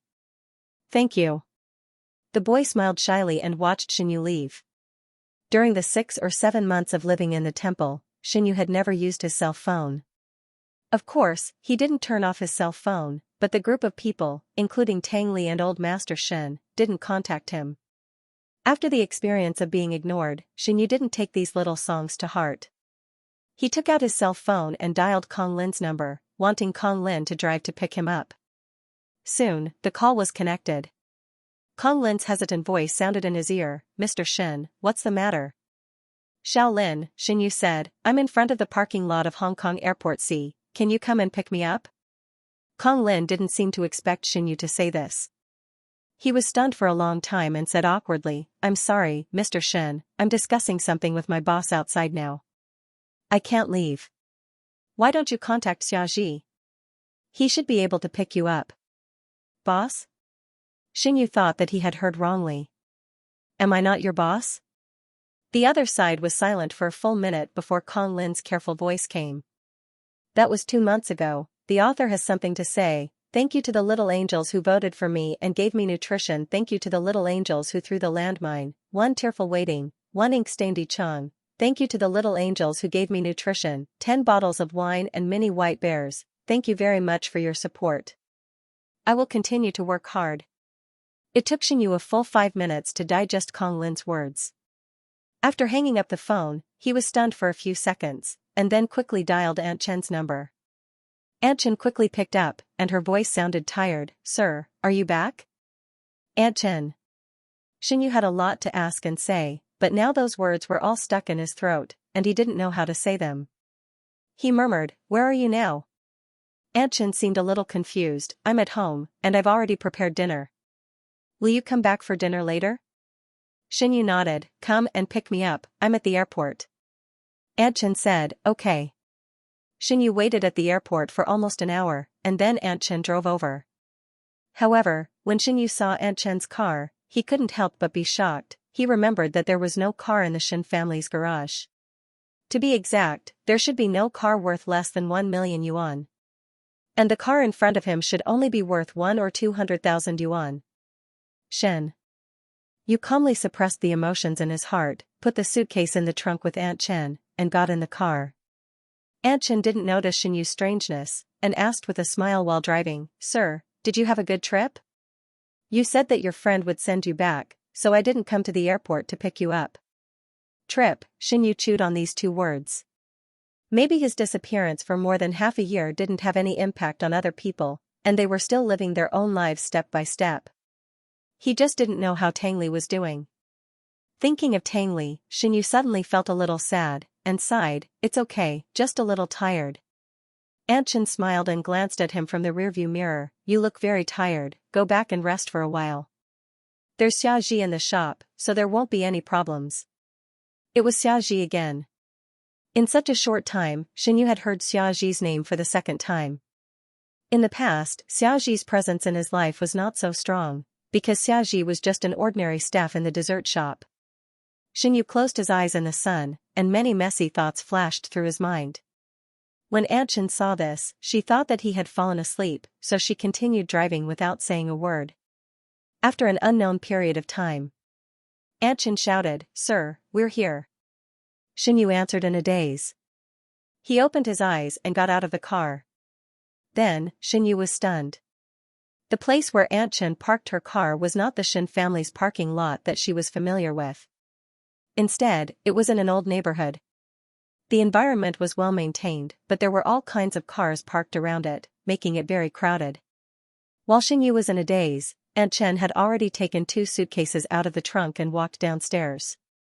When she turned around and saw that Xinyu was still in a daze, Aunt Chen asked in confusion, "Sir, what's wrong with you?" Xinyu suddenly came back to his senses, shook his head with a dignified expression, and followed Aunt Chen into the building. If Xinyu guessed correctly, he was now bankrupt. In fact, Xinyu didn't need to guess. Anyone with eyes could see that his living situation was no longer the same as before. Even the servants who used to work in the villa had left, leaving only Aunt Chen. They lived in a rented 3-bedroom apartment. Xinyu lived in the master bedroom, Aunt Chen lived in the second bedroom, and the other room was used as a storeroom. There were a lot of things that were brought back from the store. The whole house was cleaned and tidied up by Aunt Chen. There was a faint fragrance of flowers in the air. Although it was far inferior to the Shin family's house, it was very warm. Xinyu had lived in such a house before. Before he transmigrated here, the small house that he bought in installments was not much better than this. However, he was still very shocked by the earth-shaking changes in the Shin family in the past 6 months. Who would have thought that the Shin family, which used to be so rich, would be reduced to such a state in just 6 months? Aunt Chen came out of the kitchen with warm food. When she saw Xinyu standing in the living room in a daze, she felt very uncomfortable. She knew that Xinyu certainly couldn't adapt to the current life for the time being, but the reality was in front of them, and they had to learn to adapt. Moreover, Xinyu was not alone. He was dragging old Master Shen behind him. Thinking of old Master Shen in the hospital 2 days ago, Aunt Chen sighed softly. Her expression was slightly sad. "Sir." Aunt Chen forced herself to be alert and forced a smile. "It's time to eat." Xinyu nodded blankly. "Okay." There were 2 simple dishes and a soup. It was quite sumptuous. During the whole meal, Xinyu had been thinking about something.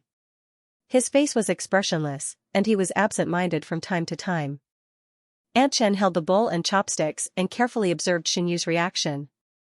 Then she said softly, "Old Master Shen's health is not very good. You should go to the hospital when you have time. You have been away for so long, and the old man still misses you very much." Xinyu was stunned. "The hospital?" "Yes." Aunt Chen saw that Xinyu's eyes were not quite right. She thought that Xinyu was still angry about what happened that day, so she advised, "Old Master Shen's heart is like a knife made of tofu. Don't be fooled by how he talks about you every time. In fact, he is also very sad after he came down. You should just listen to him. Don't take it to heart, and don't be angry with an old man." Xinyu's body was a little trembling. He was trembling, as if he was suppressing some kind of terrible emotion back into his stomach. After a long time, he slowly breathed a sigh of relief. "Is Grandpa okay?" Aunt Chen shook her head and did not say anything. So the topic ended there. Xinyu was afraid that he would be exposed, so he did not dare to ask more. After running around for a day, his body was extremely tired. It was as if he could fall asleep in a second as soon as he touched the pillow. However, the fact was that he was lying in bed, tossing and turning, unable to fall asleep. After an unknown period of time, he slowly closed his eyes. Suddenly, countless faces of old Master Shen and Tangli appeared in the darkness. Those faces were extremely pale, and they looked at Xinyu expressionlessly. Then, they opened their eyes together. You imposter. Xinyu, who was half asleep and half awake, was so scared that he suddenly sat up in bed.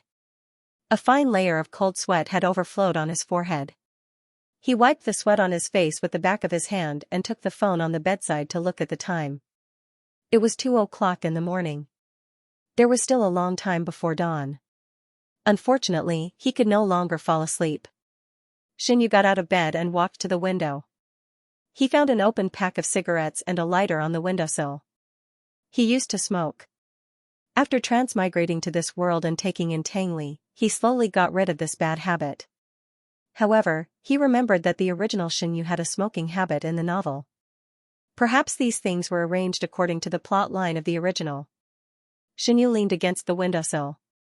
For a moment, he felt so weak that he almost couldn't stand. Sure enough, he underestimated the power of the original plot. Xinyu took out a cigarette from the cigarette box, picked up the lighter and lit it. The long-lost smell of smoke instantly filled his entire cavity and even went into his throat. Xinyu choked and kept coughing.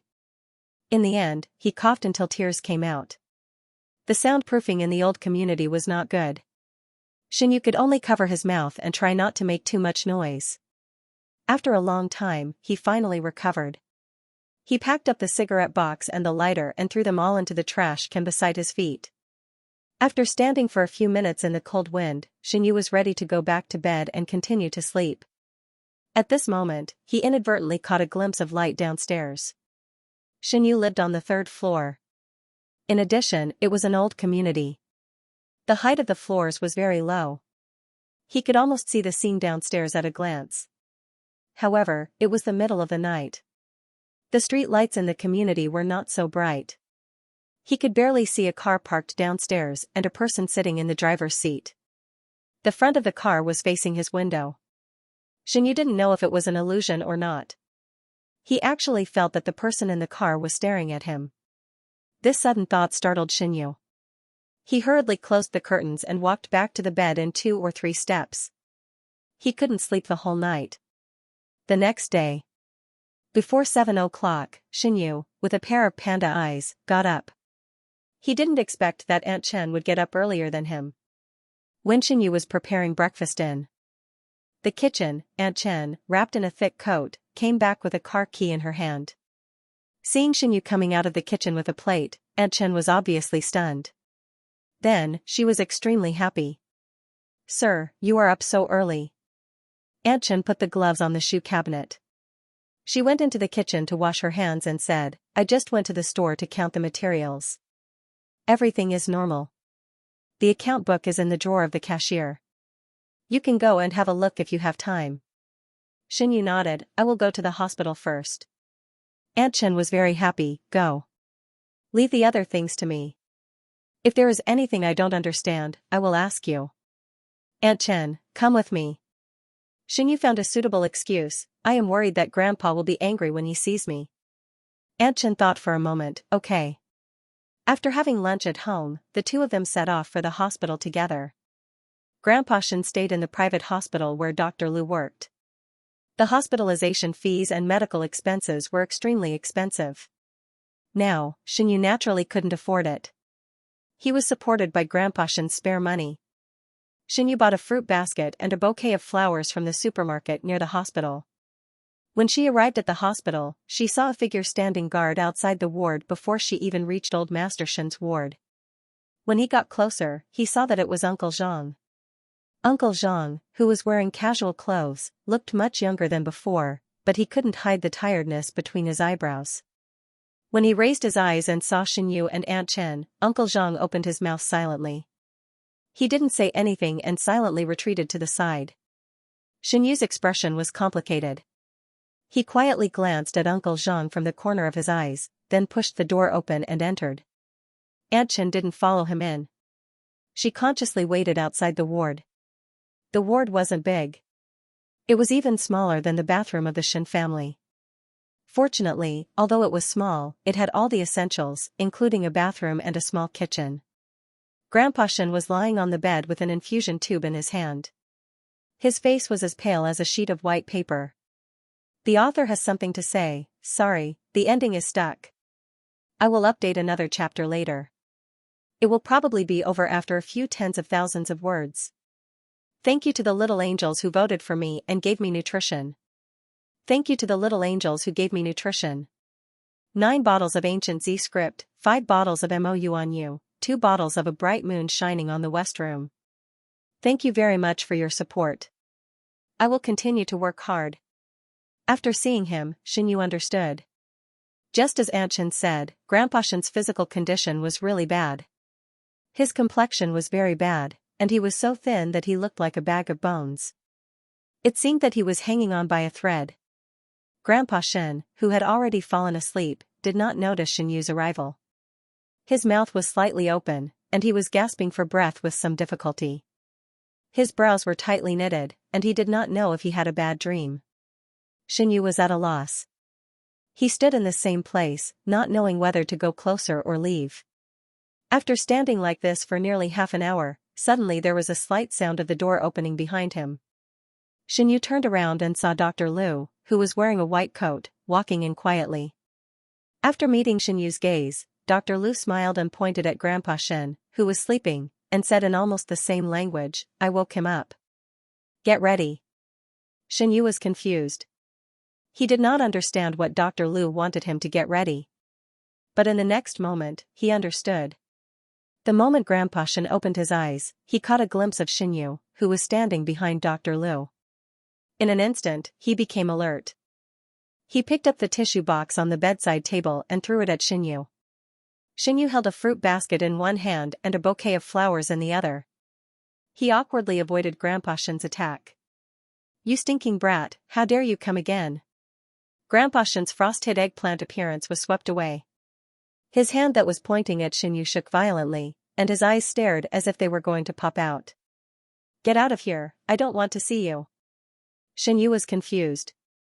He had no idea what had happened. He had never seen Grandpa Shen so irritable. Even when he confessed to Grandpa Shen that he liked Tang Li, Grandpa Shen did not blame him. Xianxia was upset and could not wait to know what had happened in the past 6 months.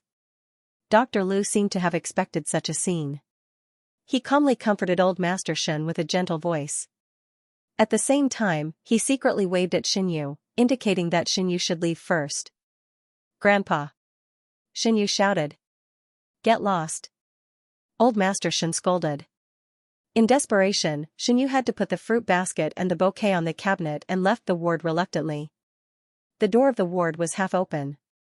Uncle Zhang and Aunt Chen stood in a row silently, looking at Xianxia with deep eyes. Aunt Chen asked, "Sir, shall we go?" Xianxia shook his head and turned to sit on the bench next to him. Since he hadn't slept all night, he was a little tired. He leaned his head against the wall and soon felt his eyelids become heavy. Xianxia knew that he had fallen asleep. He tried very hard to wake up, but his consciousness was too heavy. It was like a heavy mountain pressing down on his heart. No matter how hard he tried, he couldn't break free. Time passed little by little. Just when Xianxia was about to give up struggling, many images flashed in front of his eyes. Those images seemed to have a life of their own and drilled into his brain. Xianxia felt that his head was about to explode. His expression became painful and distorted. At this time, Aunt Chen and Uncle Zhang's worried voices sounded in his ears. "Sir, what's wrong with you? Are you okay? He's sleeping too deeply." Uncle Zhang said, "Why don't you look after him? I'll call Dr. Lu over." "Okay, hurry up." When Uncle Zhang was walking away, Xianxia suddenly opened his eyes. Aunt Chen was shocked and exclaimed. She quickly reacted and said in surprise, "Are you okay?" Xianxia blinked blankly. He was not okay. A bunch of memories that didn't belong to him inexplicably appeared in his mind. However, those memories unfolded around him and showed him everything that had happened in the past 6 months.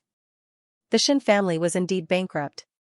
Not only did Xianxia owe a lot of money to the bank, but even the relatives of the Shen family were not spared. They all owed a lot of money. Some people couldn't stand the fall from heaven to hell. They jumped from the roof and ended their lives. Only old Master Shen, under Xianxia's protection, was barely able to stay out of trouble. These situations were exactly the same as described in the original article. Even the mastermind behind the annexation of the Tang family's company was the same person, Tang Li. Of course, no matter how capable the 19-year-old Tang Li was, it was impossible for him to complete such a huge operation alone. He must have the hands and feet of the Tang family behind him. However, no one knew whether Tang Li's behavior was voluntary or not. There were rumors that Xianyu deliberately let Tang Li go and tried to use the Tang family to get rid of the blood-sucking relatives of the Xin family. However, no one knew that he was tricked by Tang Li. After Tang Li achieved his goal, he turned hostile and directly tortured Xianyu to death. Old Master Xin was already hit hard because of the Xin family's bankruptcy. As a result, the news of the younger generation's suicide by jumping off a building became a hot topic. Whenever Old Master Xin walked out of the house, he would be surrounded by paparazzi who would suddenly jump out and ask him about his thoughts on this matter. After a while, Old Master Xin fell ill. Later, there was the news that Xianyu let Tang Li go. Old Master Xin called Xianyu for questioning to find out the authenticity of those reports. Unexpectedly, Xianyu frankly admitted that he did not guard against Tang Li at all, which gave Tang Li a chance to take advantage of him. No matter how tolerant Old Master Xin was to Xianyu, he could not accept that the glory of the Xin family was destroyed by Xianyu. So, it became the current situation. While Xianyu was sorting out his thoughts, Dr. Lu had also finished the examination for him. It's nothing serious. You just haven't had a good rest recently. Go back and have a good sleep. Dr. Lu put away the equipment, patted Xianyu on the shoulder, and comforted him. Old Master Xin was shocked and is not in a good state. Please be considerate. After that, he sighed again. It's really not easy for an old man to go through so many things at such an old age. Moreover, the Xin family had been glorious for hundreds of years. If it suddenly fell one day, anyone would feel sorry for their ancestors. Thinking of this, Dr. Lu glanced at Xianyu, who was swimming. Well, he should take back what he said just now. It seemed that Xianyu did not feel guilty at all from the beginning to the end. He even went out to travel to relieve his boredom. Dr. Lu twitched his mouth. Xianyu came back to his senses and met Dr. Lu's slightly disdainful eyes. He was stunned for a moment, then got up and asked, "Can I go and see my grandfather?" Dr. Lu shrugged. "If you are not afraid of being scolded." Xianyu was not afraid of being scolded. He was only worried that Old Master Xin was so emotional that it would hurt his body. He was relieved after getting Dr. Lu's assurance again and again. When he returned to the ward, the paper box thrown on the ground had been picked up by Aunt Chen. The bouquet was also put into a white vase. The fruits in the fruit basket were washed and placed on a fruit plate on the coffee table. The air conditioner in the ward was turned on, and the heater was blowing. Old Master Xin lay quietly on the bed and fell asleep again. Xianyu gestured to Aunt Chen and Uncle Zhang, who were sitting on the sofa, to be quiet. He quietly walked to the bedside. He looked at Old Master Xin's aged face, and the pain in his heart could not be stopped. Xianyu gently sat on the chair beside the bed. He gritted his teeth fiercely, and the sour feeling that rushed to the tip of his nose almost drowned him. After a while, tears overflowed from his eyes and fell down in big drops. Then, with a splat, they fell on the back of Old Master Xin's hand. Xianyu quickly took a piece of tissue from the bedside table and wanted to wipe the tears on Old Master Xin's hand. Unexpectedly, that hand suddenly moved. Old Master Xin's hoarse voice came from the side. "Xiaoyu." Xianyu suddenly clenched the tissue in his hand. It took him a lot of effort to force himself to look up. He did not know when Old Master Xin woke up. He squinted his eyes and looked at Xianyu listlessly. "Grandpa." Xianyu held Old Master Xin's hand tightly. He choked a few times and squeezed out a few words with difficulty. "I'm sorry. I was wrong." Old Master Xin sighed. "Don't come here in the future. Live your own life." Xianyu lowered his head and rested his forehead on the back of Old Master Xin's hand. He let the tears soak his eyes and leave crisscrossing traces on his cheeks. He took a deep breath and finally calmed down. He looked up and said, "Grandpa, I know I was wrong. Let me take care of you in the future, okay? You are the last person I have in this world. Without you, I really don't know what to do." Hearing this, Old Master Xin snorted self-deprecatingly. "You have Aunt Chen to accompany you. Why do you still need an old man like me? I will only drag you down. Xinyu did not know what to say. He could only keep apologizing. Forget it. Old Master Shen waved his hand and closed his eyes tiredly. You can go. Don't come to me in the future. Grandpa, go. Xinyu still wanted to speak, but someone patted him on the shoulder from behind. He turned his head and saw Uncle Zhang's dignified face. Uncle Zhang said euphemistically, Sir, old master needs to rest. At the same time, Aunt Chen also got up from the sofa and walked out silently. Xinyu stopped talking. He turned his head and looked at old Master Shen, who was pretending to be asleep. He said that he would come to see him in the future and then left with Aunt Chen. In half a year, whether it was the situation around Xinyu or the development of S-City, there had been drastic changes. The previous 3 dessert shops had become 2. Now, the competition for any business was fierce. Without Xinyu to take the lead, only Aunt Chen and a few managers supported them. The number of customers was far less than before. Taking advantage of these few days, Xinyu went to the 2 shops to inspect them. He found a lot of problems. The biggest problem was that the new products released every month were not as good as the previous one. Not only did they taste average, but they were also expensive, which dissuaded many customers who came to try the new products. Now, most of the old customers relied on the old products to retain them. For this reason, Aunt Chen and a few managers spent a lot of effort. Unfortunately, the Western pastry masters with a little strength looked down on their small shop. The Western pastry masters with average strength could not support the dessert shop's business. So, the 2 dessert shops fell into a vicious cycle.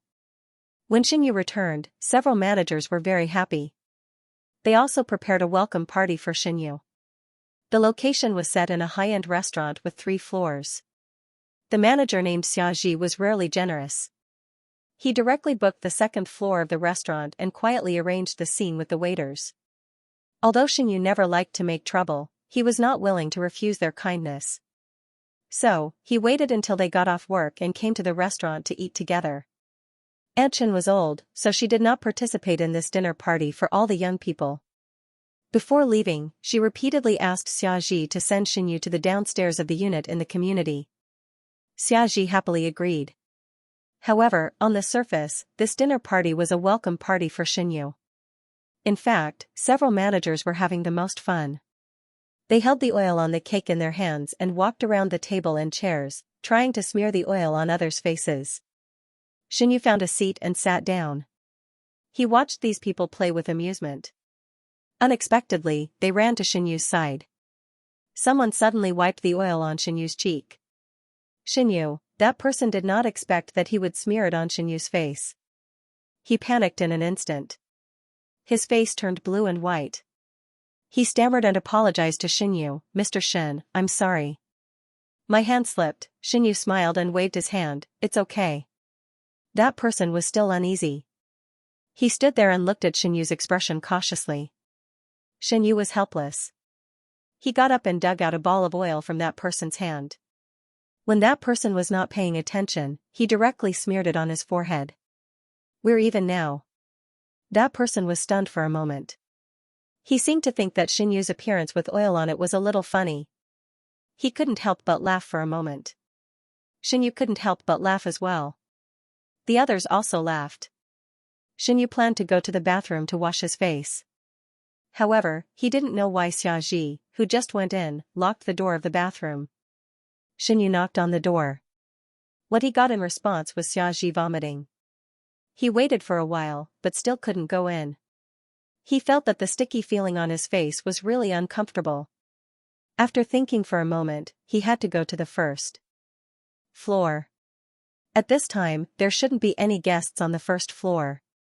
As Xinyu walked down the stairs, she took a tissue and wiped the oil off her face with difficulty. There was really no one on the 1st floor. There were only 2 or 3 tables of customers chatting in low voices. Xinyu went straight to the bathroom. When he turned the corner, he almost bumped into someone who was walking towards him. It was a woman.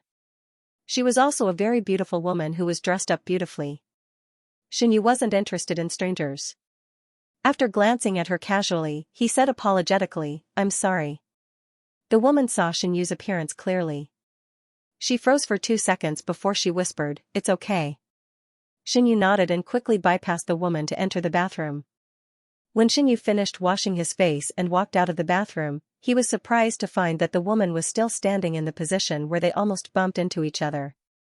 The woman was wearing a dark red dress, which was particularly eye-catching.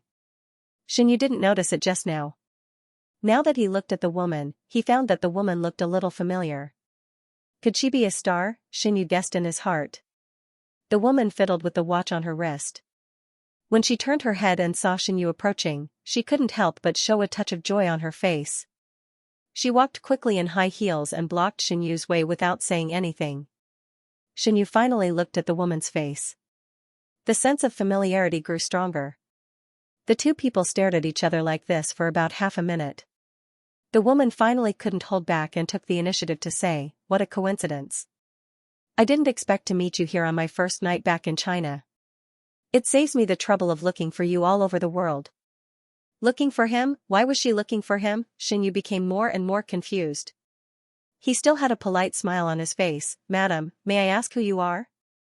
Before he finished speaking, the woman's smile froze in an instant.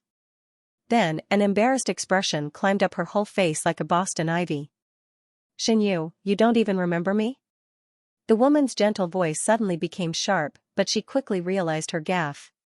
She coughed twice with a cold face and said in a cold tone, "I'm Du Pingting."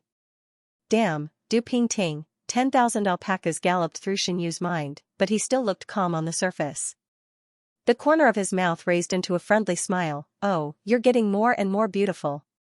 I almost didn't recognize you." There was no woman who didn't like to be praised. After hearing this, Du Pingting's cloudy face suddenly brightened up. She covered her mouth and laughed softly. "Really?" Xianyu smiled politely. "Really?" Du Pingting said, "After so many years, you're still so good at talking and making me happy." "Xianyu," he wanted to say, "Miss Du, I'm not making you happy. You're the one who's laughing so hard that your eyes are almost gone." Then, the atmosphere fell into silence again. They had been separated for so many years. Du Pingting thought that when she suddenly appeared in front of Xianyu, Xianyu would be surprised, angry, sad, and ask her a lot of questions. That way, she could naturally release all the sadness, grievances, and memories she had of Xianyu over the years. Unfortunately, Xianyu didn't ask her anything. Not only did he have an indifferent attitude, but he also looked behind her from time to time. It seemed that he was in a hurry to leave. If she wasn't in the middle of the road, Xianyu might have already slipped away. After realizing this, Du Pingting was shocked and angry. She was shocked because they hadn't seen each other for a few years. Xianyu, who used to kill her, actually forgot about her. She was angry because Xianyu didn't remember her. When she took the initiative to reconcile with him, he didn't even say a word of concern. Wasn't Xianyu curious about what she had been through all these years? The more Du Pingting thought about it, the more wrong she felt. The tip of her nose faintly turned sour. When Xianyu saw Du Pingting's red eyes, he guessed that this lady must be acting pitiful in front of him. He didn't want to know anything about Du Pingting at all. He thought that it was already very kind of him not to beat Du Pingting up. Who had the time to listen to this woman's nonsense?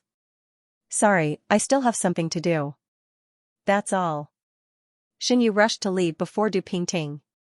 He bypassed Du Pingting and left. "Xianyu!" Du Pingting shouted behind him. Her voice sounded a little pitiful. "You don't have feelings for me anymore?" Xianyu turned around. Du Pingting nibbled and looked at him pitifully. Xianyu said, "You are a lady from a rich family. I am just a poor family who just went bankrupt. I am not worthy of you." According to Aunt Chen, the day before Du Pingting eloped with the male model, Du Pingting went to find the original owner and said the same words. "You are the head of the Shen family. I am just an ordinary girl with no achievements. I am not worthy of you." These words were returned to Du Pingting. After that, Xianyu turned around and left. Du Pingting stared at Xianyu's back with a pale face. She almost ground her teeth to pieces. Back on the second floor, Xianyu's face was very ugly. When Xiaoji and the others saw that Xianyu had taken so long to come back, they thought that something had happened downstairs. They quickly surrounded him and asked him questions. Xinyu didn't want to talk about what had just happened, so he waved his hand and said, "Nothing." Xiaxia and the others looked at each other. Since Xinyu didn't want to talk about it, they didn't continue to ask, so they discussed the route home. However, among the 7 or 8 people present, except for Xinyu, who only drank 2 glasses, the others were so drunk that they couldn't even walk steadily, let alone send Xinyu to the gate of the community like Aunt Chen had instructed. After discussing for a long time, Xinyu finally sent them to the taxi. Fortunately, they didn't encounter any Du Pingting on the way downstairs, and the guests on the first floor had also left. Xinyu took a taxi back home alone. When he reached the community, he was a little lost. He walked around for almost half an hour under the dim street lights, and finally found the building where he and Aunt Chen lived. There was no parking lot in the old community, and the residents all parked their cars next to the flower beds. However, there were relatively few residents who had cars, so the cars were scattered. Basically, the cars were tens of thousands or hundreds of thousands of yuan, and the models were ordinary. Therefore, when Xinyu saw the expensive car in front of him, he couldn't help but take a second look. Then, he found that the car was a little familiar. When he got closer, he suddenly remembered that he seemed to have seen this car when he leaned against the windowsill and smoked a few days ago. At that time, Xinyu thought that the car's appearance was a little cool, so he took a few more looks. He didn't expect to see it again today. As Xinyu was thinking, he passed by the back of the car, and then his sharp eyes noticed that the window of the driver's seat wasn't closed. He was stunned, hesitated for a moment, and turned to walk over.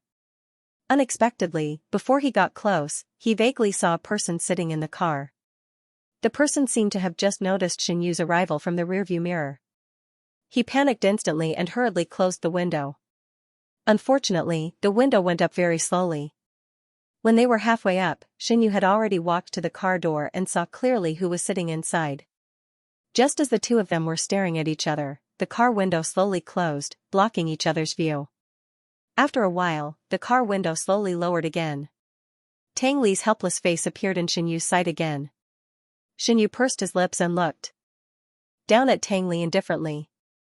Being stared at, Tang Li felt increasingly guilty. He didn't even dare to look directly into Xinyu's eyes. He looked like a student who had made a mistake. They had not seen each other for more than half a year. Tang Li's appearance had changed a lot compared to Xinyu's impression. His hair was cut shorter, and his facial features were colder. He had completely shed the image of a young boy in the past and was really growing into a man. But when she looked at Xinyu, she still looked timid and fawning like when she was young. "I'm sorry, Xinyu. Tang Li paused and said in a low and bitter voice, "I just couldn't help but want to come and see you."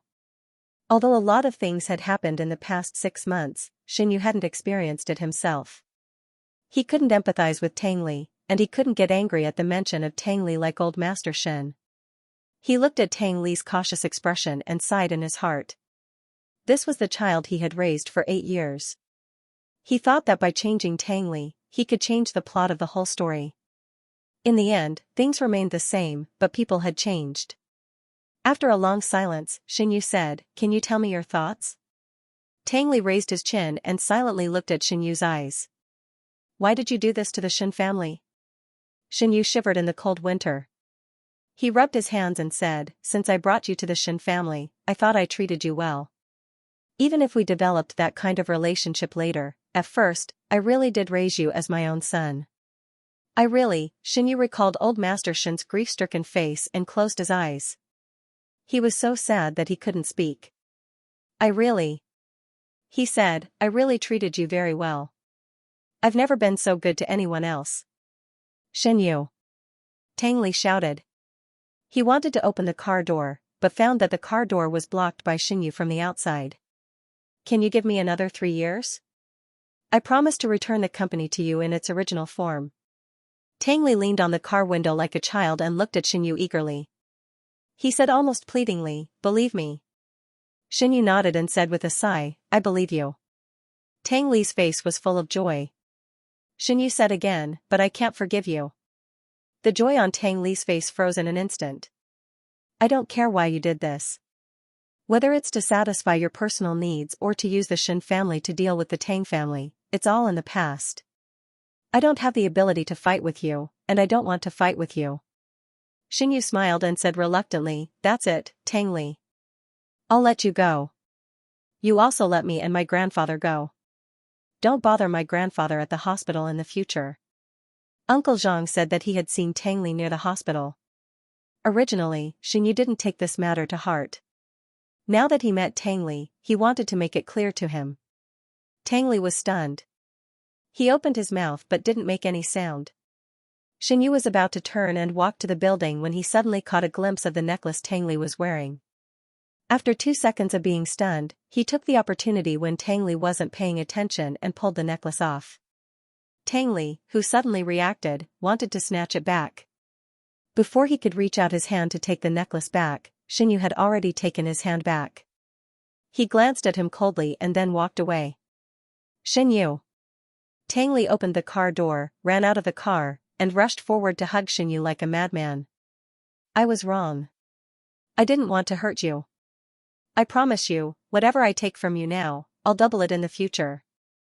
Tang Li hugged Xinyu fiercely, buried his face in Xinyu's neck, and said in a choked voice, I've always been a member of the Shin family, and I've never thought of returning to the Tang family. It was very cold at night. When Tang Li breathed, all his breath sprayed on Xinyu's skin. Only that area was particularly hot. Xinyu stood still. When Tang Li's emotions calmed down a little, he slowly grabbed Tang Li's hands around his waist and took them away with a little force. Then, Xinyu turned around and looked into Tang Li's eyes. He asked, why are you targeting the Tang family? Tang Li struggled and hesitated for a moment, but he still chose to tell the truth. I found out that my father had been in contact with them. Just before the company's accident, they took the initiative to find my father. I suspect that everything that happened to my father was the work of the Tang family led by my 2 uncles. Sure enough, Xinyu thought to himself. Tang Li was following the original plot step by step without any deviation. Even the timeline could be overlapped. Unconsciously, all of them were properly arranged by the original plot. He once thought that Tang Li was special. Tang Li could not only perceive the reality that he was ignored by others, but also find a way to solve the problem for him. He thought that even if everyone, including the male and female protagonists, was controlled by the plot, Tang Li was the only exception. Unfortunately, he guessed wrong. Tang Li was originally a character in the novel. He had a specific personality and life trajectory. How could he change it by himself? Xinyu stared blankly at Tang Li's face that was buried in the night. For a moment, he couldn't tell whether the person in front of him was a living person or a paperman who followed a fixed path. He suddenly felt a headache and raised his hand to touch his eyebrows. Tang Li stepped forward. What's wrong with you?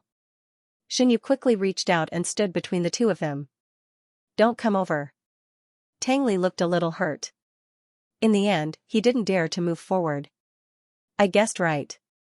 Not only your family's company, but also your father's death, your 2 uncles have an inescapable responsibility. Xinyu said, several people did things for them back then, and they have evidence in their hands. You can investigate several senior executives who resigned that year. Maybe you can find something. Tang Li was stunned. His voice became softer in the cold wind. How do you know this? Xinyu smiled suddenly and didn't answer Tang Li's question. However, Tang Li looked at Xinyu's smile and couldn't feel happy. He felt as if he had forgotten something very important, but no matter how hard he thought, he couldn't find any clues. This feeling was so bad that it made Tang Li very anxious. Tang Li grabbed his hair. For some reason, some fragmented memories suddenly appeared in his mind. Those memories turned into pictures and flashed in front of his eyes. He saw Xinyu sitting on the bed with tears on her face and kept talking nonsense. He half-squatted at Xinyu's feet, holding Xinyu's hand tightly. He heard Xinyu say something about books and villains. Tang Li tried hard to recall. Even when his head was about to explode, he couldn't think of anything else. When he came to his senses, he found that Xinyu had walked into the building without looking back. In a panic, Tang Li hurriedly chased after her. He wanted to grab Xinyu's arm, but before his outstretched hand could touch Xinyu, he was startled by Aunt Chen's scolding that suddenly sounded in front of him. Young Master Tang Li. What are you doing here? Tang Li had a guilty conscience and subconsciously withdrew his hand. When he looked up, he saw Aunt Chen wearing a set of heavy home clothes, standing straight in the corridor with her hands on her hips. She was glaring at Tang Li fiercely. The corridor was dim. At first glance, Aunt Chen's expression was a little scary. Tang Li obediently said, "Aunt Chen." Aunt Chen frowned. Perhaps she found it strange that she still called Tang Li young master, so she quickly changed her words. "Tang Li, since you have drawn a clear line with us, don't disturb our lives in the future." Tang Li said bitterly, "I just want to see Xianxia. It's been so long. You should have seen enough, right? If it's not enough, I'll send you some photos of Mr. Shen tomorrow. You can look at him however you want." Aunt Chen spoke like a machine gun, not giving Tang Li a chance at all. Then, Aunt Chen raised her chin to Xianxia. "Mr. Shen, you go upstairs first. I'll stay behind." Xianxia, although he felt that Aunt Chen's expression was funny, he still listened to Aunt Chen and ran upstairs quickly. The author has something to say. "Thank you to the little angels who voted for me. Thank you to the little angels who threw the landmine, Rabbit Moon Half Moon 1. Thank you to the little angels who watered the book, Cup Mo 10 bottles, Su'er 5 bottles, Jin 1 bottle. Thank you very much for your support. I will continue to work hard." When Xianxia returned to the bedroom, she found that he had been holding the necklace in his hand. The necklace had been worn by Tang Li for 8 years. It could be seen that he had carefully maintained it. The luster of the pendant was not reduced at all, and there was no stain on the necklace. Xianxia stared at the necklace for a long time. From the corner of her eyes, she caught a glimpse of the trash can beside the table. She raised her hand and threw the necklace into the trash can. There was nothing in the trash can. When the necklace fell into it, it made a crisp sound. Xianxia took a shower and busied herself with work for a while. When the hour hand on the wall clock reached 1 o'clock, she wiped her face and went to bed. When she was half asleep, Xianxia somehow got out of bed and picked up the necklace from the trash can. She held it fiercely for a while and finally gently put it on the table. Grandfather Shen's condition was gradually improving. According to Uncle Zhang, as long as Xianxia did not visit him, he was very happy. He was not as irritable as when he saw Xianxia. Xianxia did not know how to respond for a while on the phone. Fortunately, Uncle Zhang quickly changed the topic, "But there is one thing that I don't know. I don't want to tell you." "Isn't your attitude saying that you are going to tell me?" Xianxia thought and said, "Tell me. Do you still remember the second daughter of the Du family?" Uncle Zhang carefully said, as if he was afraid of poking Xianxia's sore spot. When Xianxia heard the name, he guessed what was going on. His face suddenly turned ugly. "She went to see my grandfather?" Uncle Zhang was silent for 2 seconds before he sighed and said, "The second daughter of the Du family came to the hospital to see the old man a few times. At first, she came with her parents. We couldn't refuse her at the door. Later on, she came alone." Just hearing the name second daughter of the Du family, Xianxia felt that he could not breathe. Although he wasn't the original owner, the green hat was placed on the head of this body by Du Pingting's hand. He couldn't pretend that nothing had happened. Xianxia took a deep breath and asked, "What did she say?" He didn't say anything. Uncle Zhang said, "She heard about what happened recently, and since she just returned to China, she has a lot of free time, so she decided to spend some time with you, old master. She's just chatting." Xianxia, he would be a fool if he believed those words. Uncle Zhang was keenly aware that Xianxia's mood was not very good, so he advised, "Sir, the reason why I told you this is to remind you that if you come over in the near future, you may meet Miss Du. If you don't want to meet her, you can try to avoid her." Xianxia asked, "How?" Uncle Zhang hesitated and said, "Don't come to the hospital for now." Xianxia, after all, the person lying in the hospital was Grandpa Shen. He could not go there for a while. But if Du Pingting was determined to visit Grandpa Shen in the long run, he could not possibly not see Grandpa Shen for the rest of his life. Xianxia thought about it and decided to take the initiative to contact Du Pingting. According to his understanding of Du Pingting in the original novel, Miss Du was a self-centered person who would not wake up early if there were no benefits. If she did not have any ulterior motives, she would not waste so much time and effort on Grandpa Shen. However, Du Pingting took the initiative to give up her marriage with the original Xianxia. Now that the Shen family was bankrupt, Xinyu believed that he had no value. So, what did Du Pingting want to do? Xinyu thought about it for a long time, but he had no idea. During this time, he asked Uncle Zhang to help him get Du Pingting's contact information. However, before he could make the call, Du Pingting came to his door. That night, Xinyu, Xiaxia, and the others were discussing the launch of the new product in the office. When they heard a knock on the door, they looked up and saw Anchen pushing the door open and entering with a straight face. Xiaxia and the other two people immediately left. Anchen walked to the table and said to Xinyu, "Sir, why don't you leave from the back door now?" Xinyu sat on the chair and twirled the pen in his hand twice. He laughed and said, "What's wrong?" Anchen stammered, "There's an old acquaintance of yours outside." Xinyu instantly guessed something and raised his eyebrows. "You mean Du Pingting? You knew she was back?" Anchen was slightly surprised. After a while, the expression on her face was replaced by anger. "She just greeted me and said that she wanted to wait for you to get off work." Xinyu nodded and immediately got up and walked out. At 10 o'clock in the evening, the customers in the restaurant had almost all left. At a glance, he easily found Du Pingting, who was sitting by the window and playing with her mobile phone. Hearing Xinyu's footsteps approaching, Du Pingting didn't even raise her head. Her eyes were still fixed on the screen of her phone. Her slender fingers with bright yellow nails quickly tapped on the screen. Xinyu glanced at her casually and found that Du Pingting was chatting with someone on WeChat. He also seemed to see his own name. Unfortunately, before he could see Chat Tianrong clearly, Du Pingting slammed her phone on the table. There was a loud bang. It pulled Xinyu back to reality. "Got off work?" Du Pingting turned her head and smiled brightly at Xinyu. Her smile was as beautiful as a gorgeous red rose. Xinyu shrugged, "Not yet." However, Du Pingting didn't seem to hear his answer. She tapped the watch on her left wrist with the fingernail of her right index finger. "I've waited for you for 42 minutes. It's 20 minutes longer than the last time in the restaurant." Xinyu was stunned. Then he said honestly, "You can choose to leave first." Then, it was Du Pingting's turn to be stunned. She looked Xinyu up and down with a suspicious gaze. She suddenly smiled. You would never say such things to me in the past, and you would never ask me to wait." Xinyu sat opposite Du Pingting. He put an arm on the edge of the table and looked up at Du Pingting. "You said it yourself. That was in the past, not now." Du Pingting was puzzled. "Aren't you the past and the present you?"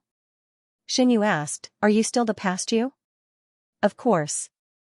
Du Pingting put away her mobile phone, straightened her clothes subconsciously, and said with an almost perfect smile, "I've always been Du Pingting. No matter how long we've been apart, or how long we've lost contact, the fact that we've been together for those years will never change." Xinyu shook his head. "You used to be my fiancé. Now, you have nothing to do with me." The next second, the smile on Du Pingting's face froze. Xinyu still wanted to say something, but when he saw the curious eyes of the remaining customers and waiters in the dessert shop from time to time, he suddenly swallowed all the words back and stood up. "Come out with me." Although Du Pingting's expression looked very angry, considering that there were so many eyes around, she carried her bag and followed Xinyu out. Xinyu picked a dimly lit and quiet place with no one around. She stopped and turned to look at Du Pingting, who was already out of breath after walking a few steps. He didn't know if it was his illusion, but Du Pingting seemed to have gained a lot of weight. Last time when they met in the restaurant, Xinyu's mind was full of leaving quickly, so he didn't look at Du Pingting. Now, his eyes wandered around Du Pingting's body, and he really felt that Du Pingting was much fatter than in the photo of the original owner's mobile phone. Of course, even if she was fatter, it didn't affect the beauty of Du Pingting at all. Du Pingting gasped for breath, and then she saw Xinyu's complicated eyes staring at her body without blinking. "What are you thinking?" Du Pingting instantly became alert, instinctively blocked her belly with her handbag, and took 2 steps back. "I should be the one asking you what you're thinking." Xinyu laughed angrily. He pursed his lips, and suddenly he was a little irritated by Du Pingting's reaction. This was the first time in his life that Xinyu felt that a normal woman was no different from a psychopath. He obviously didn't provoke her, but she took the initiative to come over, and now she acted like a victim. "I heard from Uncle Zhang that you often visit my grandpa recently." Xianyu said expressionlessly, if you want me to help you with something, don't bother. I'm like a clay Buddha crossing the river, and I can't even protect myself. After hearing Xianyu's words, Du Pingting realized that she thought too much. She combed the hair in front of her ear, and showed a rather embarrassed smile. I do have something to ask you for help. Du Pingting took 2 more steps forward, closer to Xianyu. She curled her lips, and her eyes flashed slightly, looking lovely and touching. But I don't mean to use Grandpa Xin. Every time I visit him sincerely. Xianyu smiled, but he couldn't see the ridiculousness in her eyes. Unfortunately, you don't visit me sincerely. Du Pingting choked in an instant. I know that you're a person who doesn't visit a temple for no reason. If you don't ask me for help this time, I'm afraid that you'll try your best to avoid me after returning to China. You're afraid that I'll pester you and never forget you. Du Pingting's face became even more embarrassed. Obviously, Xianyu hit the nail on the head. Xianyu took in all the changes in Du Pingting's facial expression, and the sarcasm in her eyes became even more obvious.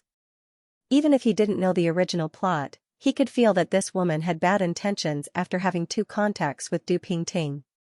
He didn't know if the eyes of the original owner were glued, but she still kept thinking about Du Pingting. Fake, selfish, disgusting, vicious, hidden under this woman's beautiful appearance were thorns that were sharp enough to pierce the skin. Your concerns are purely superfluous. Now when I see you, I'll remember those dark memories. You'll never understand the feeling of being laughed at by others after you eloped with that man. Xianyu was addicted to acting. Suddenly, she strode forward and reached out her hand to clamp Du Pingting's chin. Du Pingting was so scared that her body stiffened. She quickly covered her stomach with her hands and looked at Xianyu with her eyes wide open in horror. Du Pingting. Xianyu's eyes were cold as she whispered Du Pingting's name. Du Pingting's eyes were filled with tears. She said with a trembling voice, Xianyu, are you crazy? Let go of me. Are you relying on your beautiful face to wander around in front of me so unscrupulously? Do you think that I'll never forget your face in my life? Du Pingting opened her mouth slightly and was speechless. Xianyu continued, I used to like your face very much, but now, I feel disgusted when I think that this face has been touched by that man. After saying this, Xianyu let go of her hand. He condescendingly looked at Du Pingting, get lost. Don't appear in front of me in the future. Otherwise, I'll throw up last night's meal. Du Pingting's face was full of shock, mixed with an unprecedented fear. For the first time, she felt that Xianyu was extremely strange, as if he was a different person.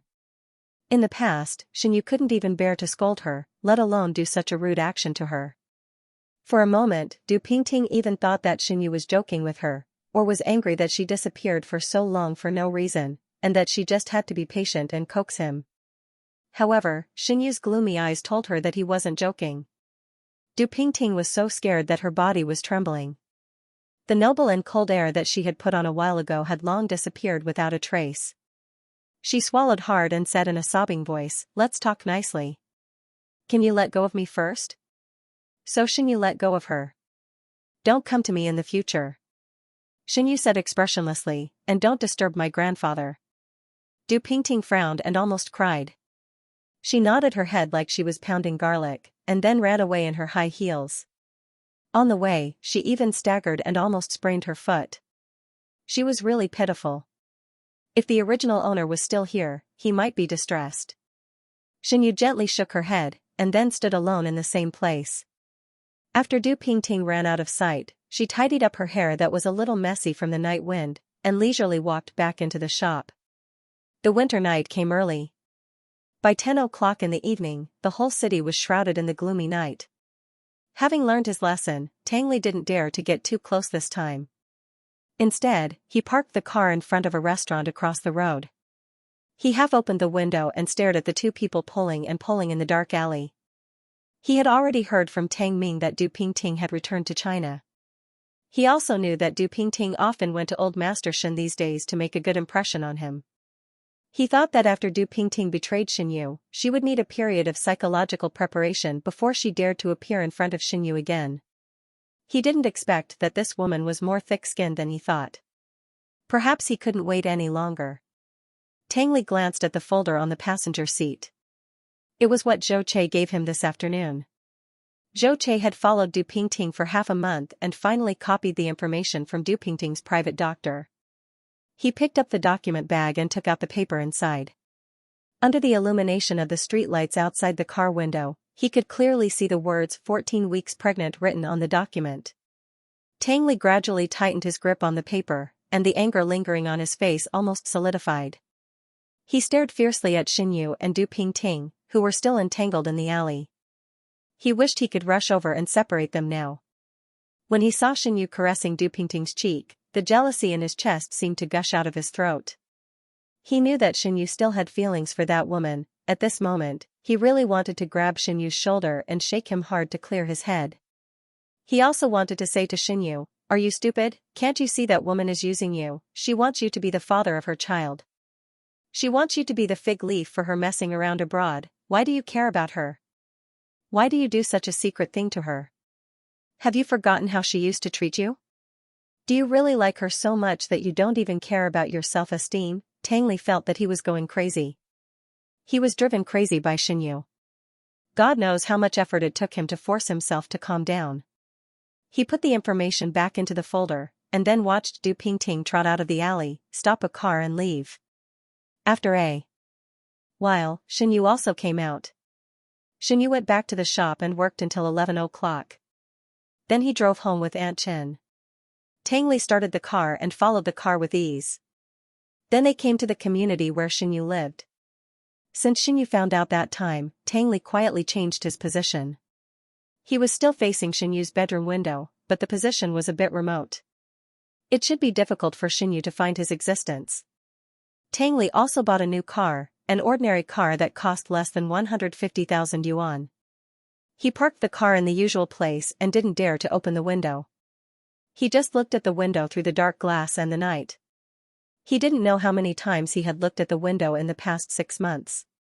Until the light in the window turned on, the warm yellow light instantly dispelled the surrounding darkness. Tang Li suddenly felt that his heart, which was immersed in ice, seemed to have a little warmth. He knew that Xinyu didn't have the habit of falling asleep immediately. After taking a shower, he would find something else to do. He must have dawdled for nearly an hour before he was willing to go to bed and prepare to fall asleep. And this hour seemed to be the most relaxing time for Tang Li. After a busy day, Tang Li was already exhausted. He frowned and fell asleep unconsciously. In his sleep, he saw the familiar scene again. Xinyu's face was full of tears. He sat helplessly on the bed and said those inexplicable words in panic. He heard Xinyu say, "I am not Xinyu. I don't know where the real Xinyu is. I just read a book. After I woke up, I came to the book." Xinyu also said, "You are the task in the book. You are the villain, and I am the cannon fodder that will be killed by your hands a few years later." In a trance, the scene in front of him was distorted and changed.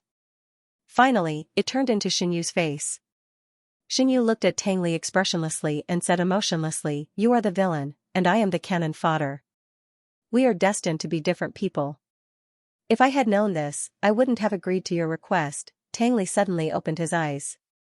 The car didn't have the heater on, but he was soaked in cold sweat. He was stunned for 2 seconds, and soon realized something.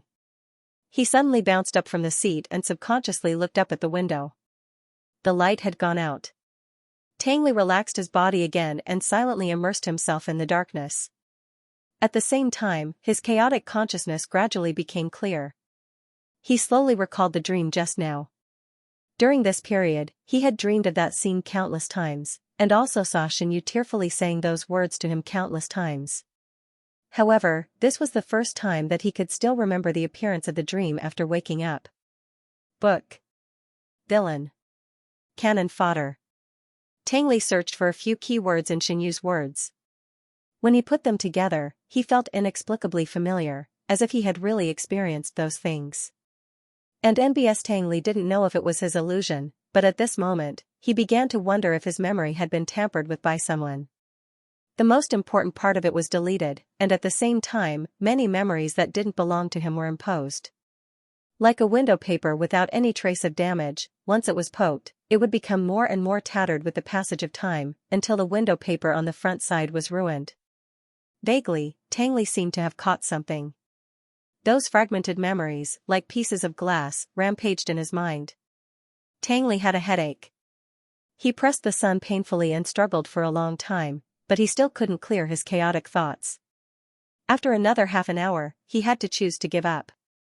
Tang Li had been waiting outside Xianyu's window until 2 o'clock in the morning, then he drove away. He bought a suite apartment nearby. In the past, he would go to the apartment to stay temporarily for a night, but this time, after experiencing that bizarre dream, he was no longer sleepy. After thinking about it, Tang Li went directly to the company. At this time, except for the security guards on duty and 2 department teams who were still working overtime, there was no one else in the company. Tang Li went straight to the office, poured himself a cup of hot water, and then turned on the computer to start working. Just then, there was a knock on the glass door. Tang Li looked up and saw Tang Ming, who was in a formal suit, leaning against the glass door with his arms crossed. There was a cigarette in his mouth, and he looked sloppy. His meaningful eyes looked at Tang Li's face several times. "You are indeed the legendary overtime maniac. When I was your age, I was so crazy that I didn't even know my name." Tang Li laughed and said, "So you still can't escape the problem of working overtime at this age?" "Damn, what do you mean by that?" Tang Ming took off the cigarette and shouted discontentedly as he walked into the office. "I'm only 23 years old. You talk as if I'm an old man in his 40s. Tang Li raised his eyebrows and said, "If you were really in your 40s, you wouldn't be suppressed by those old guys." At the mention of the elders of the Tang family who took advantage of their seniority, Tang Ming felt annoyed. He sat down on the sofa and pulled a long face.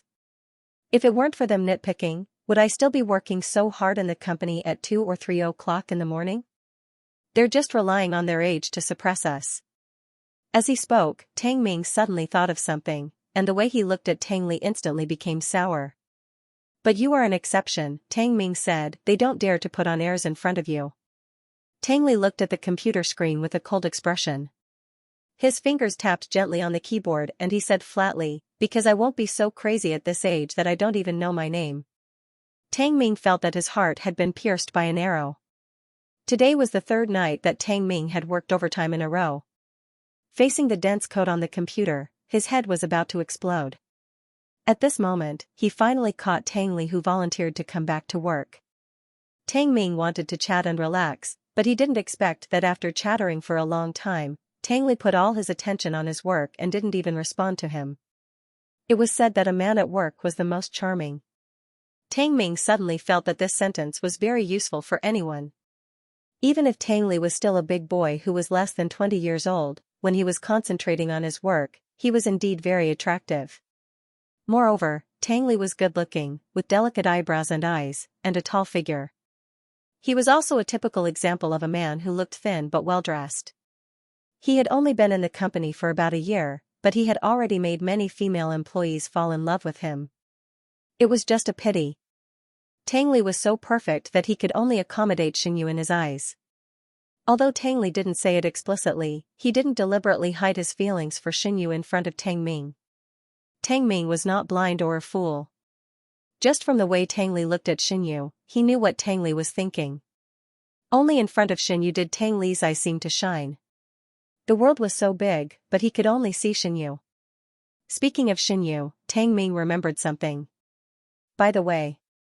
Tang Ming, who had already walked to the door, turned around again and said with a serious face, "I suggest you keep an eye on second uncle and third uncle. They seem to be investigating Xianyu. Maybe they are preparing to start with Xianyu." Hearing this, Tang Li suddenly stopped typing on the keyboard and looked up at Tang Ming. Perhaps Tang Li's eyes were too gloomy. Tang Ming was startled. Tang Ming wiped the cold sweat on his face and added in a low voice, "I heard that they also found out that Xianyu came back from a temple in Jincheng not long ago. The staff in the temple said that Xianyu had lived there for more than half a year." Halfway through his words, even Tang Ming was confused. He scratched his head and said, "It's strange. If Xianyu had lived in the temple for more than half a year, could it be that the Xianyu I met before was a ghost?" The more Tang Ming thought about it, the more confused he became. He stopped thinking about it and turned to walk out of the office. Tang Li was left alone in shock and didn't come back to his senses for a long time.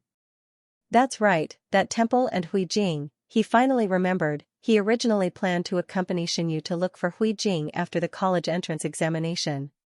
He didn't expect that Xinyu would disappear after just 2 days. At that time, he looked for Xinyu like crazy. He asked the people around him about Xinyu's whereabouts. Unfortunately, those people had already forgotten about Xinyu. Gradually, he also forgot who Xinyu was. For Tang Li, the life that followed was undoubtedly like that of a walking corpse. He couldn't completely control his own consciousness.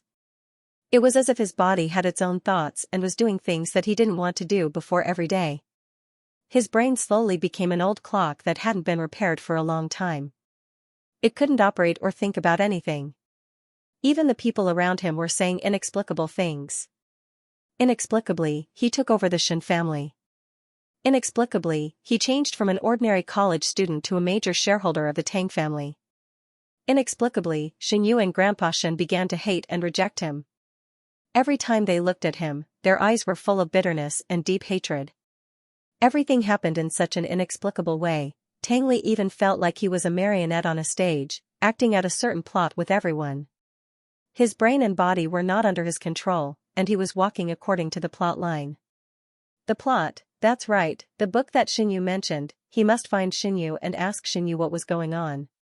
Obviously, Xinyu's threat to Du Pingting that night was very effective. Since that day, Du Pingting didn't appear in front of Grandpa Shen anymore.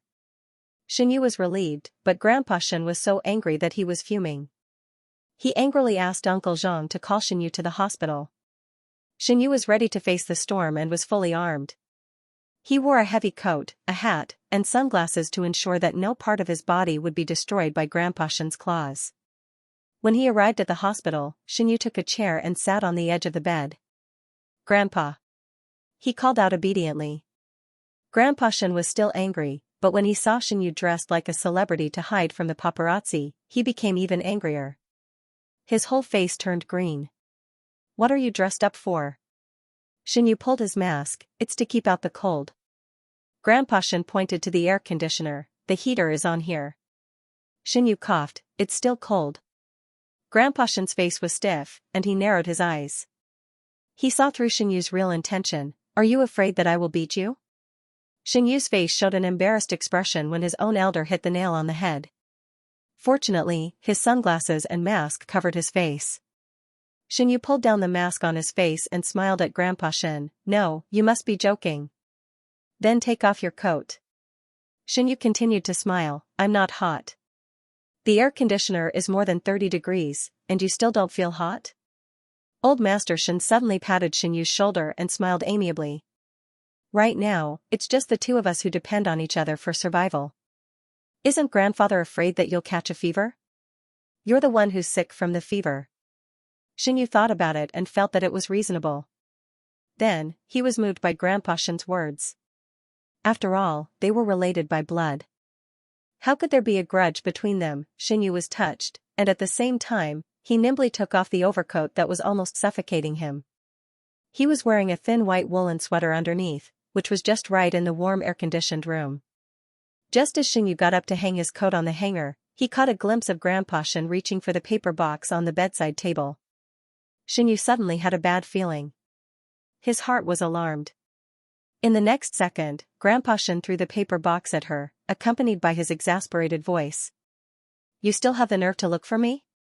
Get out, I don't have a grandson like you." Xinyu subconsciously tilted his head to avoid it. Then, he suddenly thought of something and turned his head back. The paper box hit Xinyu's forehead. The paper box was wrapped in plastic, so it didn't hurt much when it hit his face. However, when it fell, it still scratched Xinyu's right cheek. At first, Xinyu didn't feel anything. After he walked out of the ward, he slowly felt the stinging pain on his face. He stretched out his hand and there was a trace of blood on his fingertips. Aunt Chen saw the wound on Xinyu's face and suddenly exclaimed. "Oh, sir, how did you get hurt?" Xinyu subconsciously shook his hand and said with a smile, "I'm fine. I'm going to buy some band-aids." Aunt Chen left in a hurry. Uncle Zhang stood silently by the side. After he met Xinyu's eyes, he helplessly sighed. "Miss Du hasn't been here for more than half a month. We all thought that she was busy recently, so she didn't come." Who knew that yesterday afternoon, she ran to Grandpa Shen and cried. She said that you scolded her, threatened her, and drove her away. Xianyu was speechless. He really admired that woman's ability to make trouble. You also know that Grandpa Shen is most worried about you now. Uncle Zhang said, in the past, you were determined to stay with Tangli, and Grandpa Shen agreed. Now that so many things have happened, you should forget the past and look to the future. Uncle Zhang said a lot, but Xianyu didn't listen to a single word. After Aunt Chen found the band-aids, he left with Aunt Chen. Aunt Chen went to the shop, and he went home to rest. Aunt Chen drove Xianyu to the gate of the community. It was now spring, but the cold weather didn't show any signs of warming up. Xianyu opened the door and got out of the car. The next second, he felt a biting cold wind blowing on his face. He rubbed his arms and quickly walked into the community. Before he reached the building, Xianyu suddenly caught a glimpse of a red figure standing by the flower bed with her arms crossed and shivering. He took a closer look and saw that it was Du Pingting, who had disappeared for a while. Du Pingting was wearing a long red down jacket and a pair of snow boots. She was wearing a scarf, a hat, and a cover. She looked like she wanted to wrap herself into a ball. If she didn't happen to be carrying the bag from that day, Xianyu almost didn't recognize her. Well, he had to admit that she had gained weight again. And today's outfit was very different from the previous 2 times. She was as coquettish and beautiful as she was before, but today she exuded a simple aura from head to toe. This outfit probably couldn't be found in a crowd. The moment Xianyu recognized Du Pingting, he turned around and walked back without hesitation. Unfortunately, Du Pingting had already discovered him and hurriedly shouted, "Brother Xianyu." This time, she was much more polite. Then, there was the sound of footsteps running towards him. Xianyu knew that he couldn't hide forever, so he stopped after a few steps. He turned around and looked coldly at Du Pingting, who was panting after running for a short distance. "Why are you here again?" Xianyu clicked his tongue and frowned. He didn't hide the annoyance in his eyes. "Didn't I make it clear to you the other day?" At this moment, Du Pingting didn't have the arrogance she had the previous 2 times. Her beautiful almond-shaped eyes were covered with a layer of mist, and her eyes were slightly red. She looked extremely delicate and pitiful. She slightly raised her chin and looked at Xianyu with a pleading gaze. "Brother Xianyu, I was wrong last time. I apologize to you. Please don't ignore me, okay?" Du Pingting was afraid that Xianyu would turn around and leave, so she hurriedly said, "I didn't mean to disturb your life. I'm really desperate.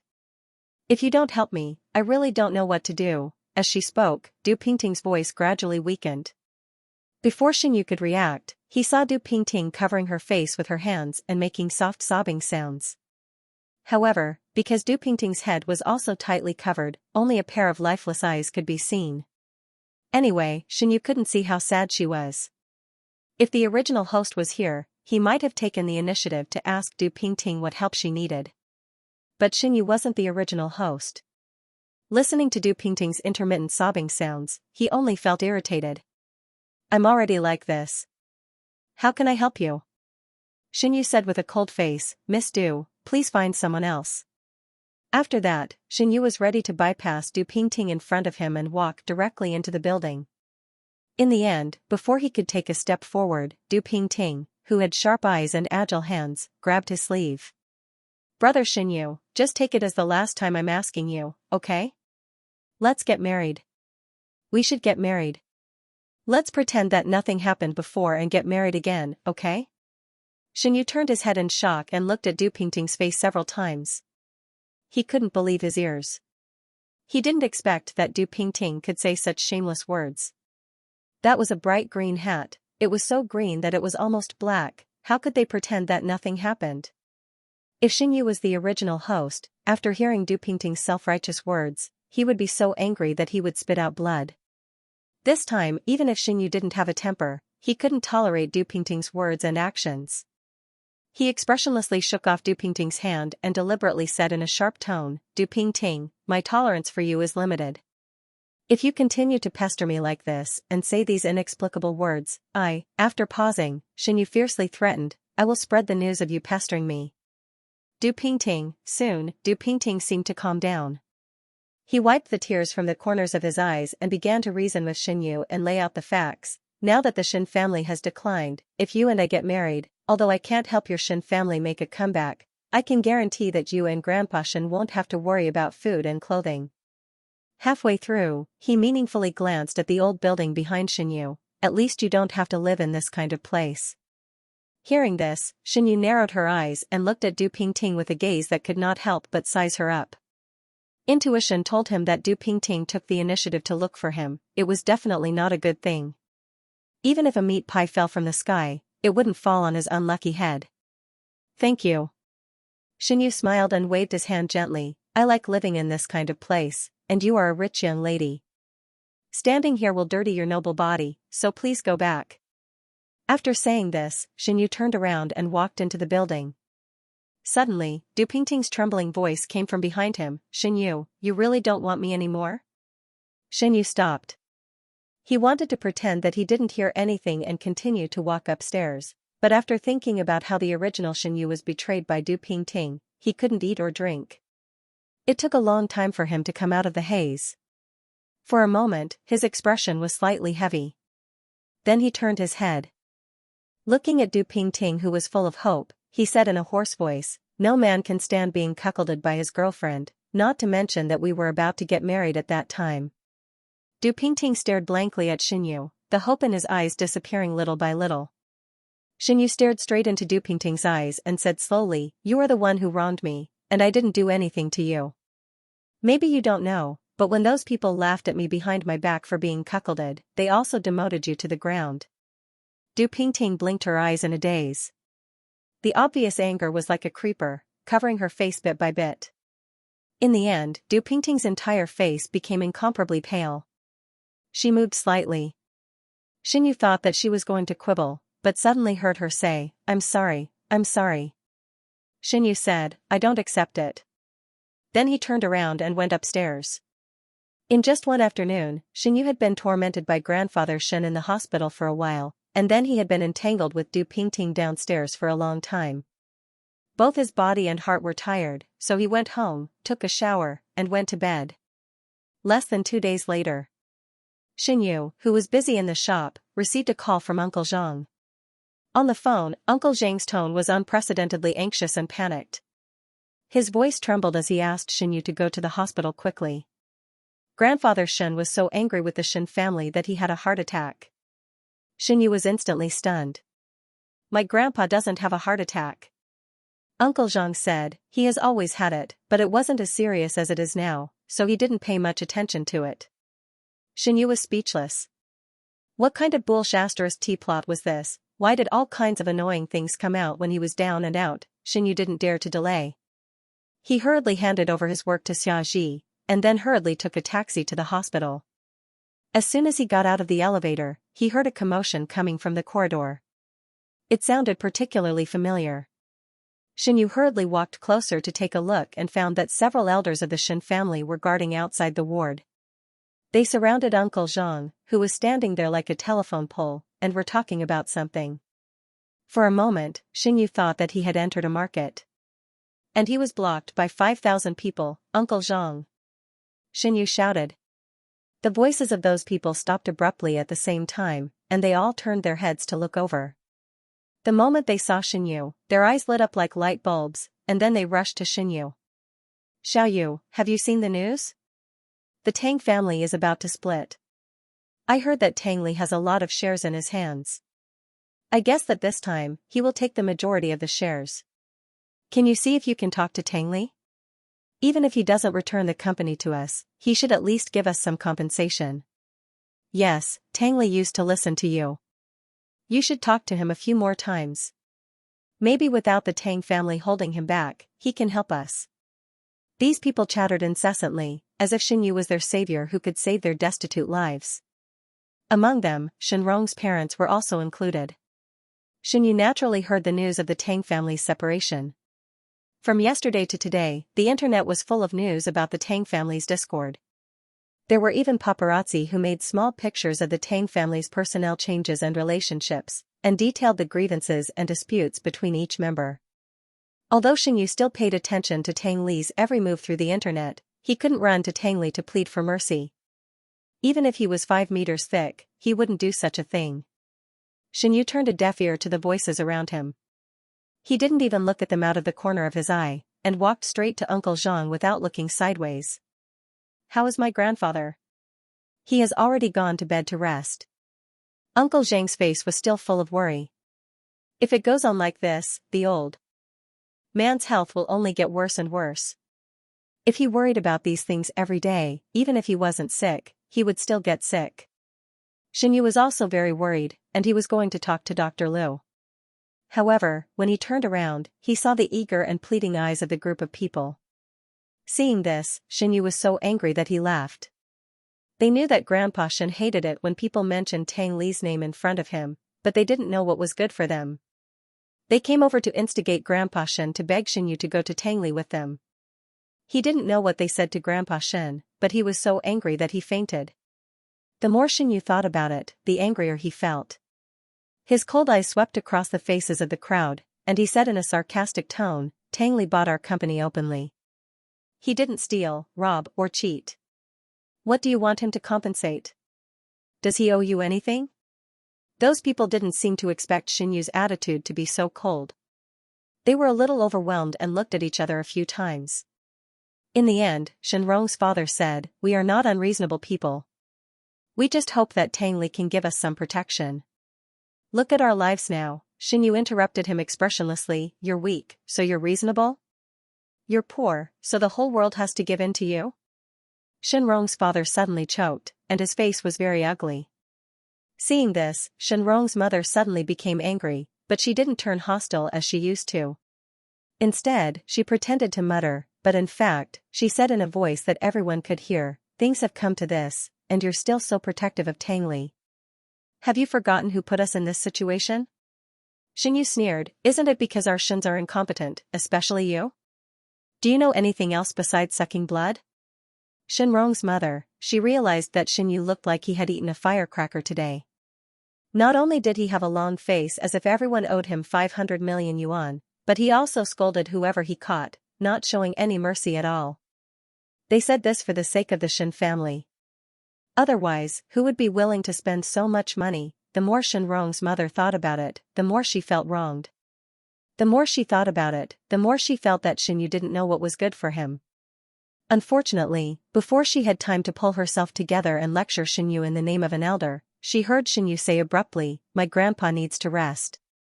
You can all leave. Before you leave, remember to pay the hospitalization fee and treatment fee for next month in advance." Shenrong's mother was stunned. "Why do you want us to pay? If it weren't for you making trouble here, would my grandpa be so angry that he had a heart attack?" After that, Xianyu thought of something and smiled brightly at Shenrong's mother. "Since you want me to go to Tangli, you should show some sincerity." Another elder standing behind Shenrong's mother said in a deep voice, "What kind of sincerity do you want?" Xianyu shrugged, "It depends on how much you are willing to atone for your actions just now." So the group of people fell silent. Although they directly wrote their unwillingness on their faces, not long after they left, Uncle Zhang received the news that someone had extended the hospitalization fee and treatment fee for a year. The cost of this private hospital was not low, and that group of people had to pay a lot of money. It was estimated that their hands were still trembling as they paid the money. Xianyu smiled happily and was in a good mood. Uncle Zhang asked him, "Sir, are you really going to go to Tangli?" Hearing this, Xianyu immediately shook his head like a rattledrum. "I don't want to go to Tangli. I might as well find 4 bodyguards to prevent those outsiders from stepping into the hospital again." Xianyu did as he said. That night, he contacted the bodyguards who used to work in the Shen family and arranged them outside the hospital where old Master Shen was staying. At the same time, he called on Uncle Zhang and Aunt Chen to blacklist all the contacts of the Shen family. As long as an unknown number called in, they would refuse to answer. Those people were so angry that they directly ran to Tangli in Xianyu's name to discuss it. There was no suspense in the outcome. They didn't even see the shadow of Tangli before they were driven out by the company's fierce security guards. They were also laughed at by many passers-by and company employees. When Xianyu saw this gossip on the local gossip forum, he laughed so hard that tears almost came out of his eyes. He really didn't plan to go to Tangli, but it didn't mean that Tang Li wouldn't go to him. That night, Aunt Shen went to the hospital to look after old Master Shen as usual. Shen Yu was alone at home. When he came out of the shower, he suddenly heard a knock on the door. Shen Yu thought that Aunt Shen came back without the key, so he walked over to open the door and said, "You didn't bring the key." Before he finished speaking, he was hugged by someone who rushed in from outside the door. "Shen Yu." It was Tang Li's voice, and it sounded in his ear. I remember everything." Shen Yu acted as if his brain had crashed on the spot. "What did you remember?" After saying that, Shen Yu realized that Tang Li had a cold aura all over his body. His pale skin and the dark circles under his eyes showed that he was tired and travel-worn. There was also a suitcase at his feet. He might have just come back from somewhere else. Shen Yu put his hands in front of Tang Li to put some distance between the two of them. He said suspiciously, "You." Tang Li hadn't caught his breath yet. He couldn't suppress the smile on his face. His deep black eyes seemed to contain the entire starry sky. They were so bright that they were even a little dazzling. He interrupted Shen Yu. "I'm going to Jincheng." "Shen Yu?" Tang Li said again, "I'm going to look for Hui Jing." "Shen Yu." Shen Yu thought that Tang Li was joking. Why did he suddenly go to Jincheng to look for Hui Jing? When he finally realized what was going on, he fell into a state of extreme shock. Could it be that Tang Li remembered it, or could it be that Hui Jing said something to Tang Li? Shen Yu's mind was filled with all kinds of thoughts. Before he could sort out his thoughts, Ba had already said, "Tang Li, let go of me first." He sounded exceptionally calm. It was a sharp contrast to Shen Yu's heart. However, Tang Li seemed to have not heard Shen Yu's words. He was completely immersed in his own emotions. He hugged Shen Yu like a child and refused to let go. Shen Yu struggled for a long time, but he could not break free. He sighed and let Tang Li do as he pleased. However, not long after, Shen Yu suddenly heard Aunt Chen's voice coming from the corridor. "Sir?" Shen Yu was startled. He immediately pushed Tang Li away out of reflex. Who knew that Tang Li was completely unprepared? He was caught off guard and hit the wall behind him with a bang. It was painful to hear. "Chestnut." Shen Yu gasped and quickly stepped forward to hold Tang Li's hand. He turned his head to look at Tang Li's back. "Are you okay? Did you get hit?" "I'm fine." Before Tang Li could finish his words, he was pulled away by Aunt Chen, who walked over aggressively. Aunt Chen was surrounded by a gloomy atmosphere. She pulled a long face, which looked a little scary under the slightly dim light. At this moment, she was glaring at Tang Li angrily. "How many times have I told you not to come to Sir again? Why don't you listen to me?" Facing Aunt Chen, who had taken care of him for 7 or 8 years, Tang Li naturally did not dare to throw a tantrum or lose his temper. He was a little at a loss. He stuttered for a moment before saying, "I'm sorry, Aunt Chen. I have something to say to Shen Yu." Aunt Chen interrupted him again. "Sir doesn't want to hear it. You can leave." Shen Yu was blocked by Aunt Chen. He had an awkward expression on his face. He gently tugged on Aunt Chen's clothes and whispered weakly, Aunt Chen, I also have something to say to Tang Li." Hearing this, Aunt Chen turned to look at Shen Yu. She couldn't help but look surprised. She opened her mouth and said, "Sir, you." "It's okay." Shen Yu patted Aunt Chen on the shoulder. Aunt Chen's face was full of reluctance, but because Shen Yu had already left, even if she was unwilling, she had to turn around and enter the room. For a moment, only Shen Yu and Tang Li were left in the corridor. Tang Li looked at Shen Yu eagerly. Although there was no expression on his face, there was grievance in his eyes. He looked like a homeless puppy. Even when he took 2 steps forward, he seemed to be very careful. "I won't take up too much of your time," he promised, "just 5 minutes." Seeing that Shen Yu did not respond, Tang Li panicked a little. He wanted to hold Shen Yu's hand, but he held back. 2 minutes is fine, Shen Yu, I'll give you 2 hours. Tang Li opened his eyes slightly and was stunned. What followed was overwhelming surprise. While he was talking, he saw Shen Yu turn around and enter the hallway. After taking 2 steps, he did not hear the footsteps behind him. Shen Yu paused, tilted his head and raised his chin at Tang Li. "Don't you want to come in and talk?" Tang Li reacted in hindsight. He didn't know what to do. but his body still followed instinctively. Although Tang Li had been muddle-headed for the past 6 months, he clearly remembered how many times he had come under Xianyu's window. Through the car window, he watched the lights in the window turn on and off. In fact, there were countless times when he wanted to rush up and take a look, even if he pretended to be passing by. He wanted to see Xianyu's living environment, see how Xianyu was living here, see if Xianyu was still the same as before. Unfortunately, he only thought about it every time. He knew that if he really appeared in front of Xianyu every day, Xianyu would rather move overnight than to escape from his sight. This was the first time that Tang Li stepped into Xianyu's home. It was smaller and older than he had imagined. He did not know if Xianyu could get used to living in this place after such a long time. However, the facts told Tang Li that Xianyu was very used to living here. Xianyu took a pair of disposable slippers from the shoe cabinet and threw them at Tang Li's feet. The environment in my house is not very good. Sorry to trouble you. Tang Li looked up and met Xianyu's calm eyes. They looked at each other and were silent for a moment.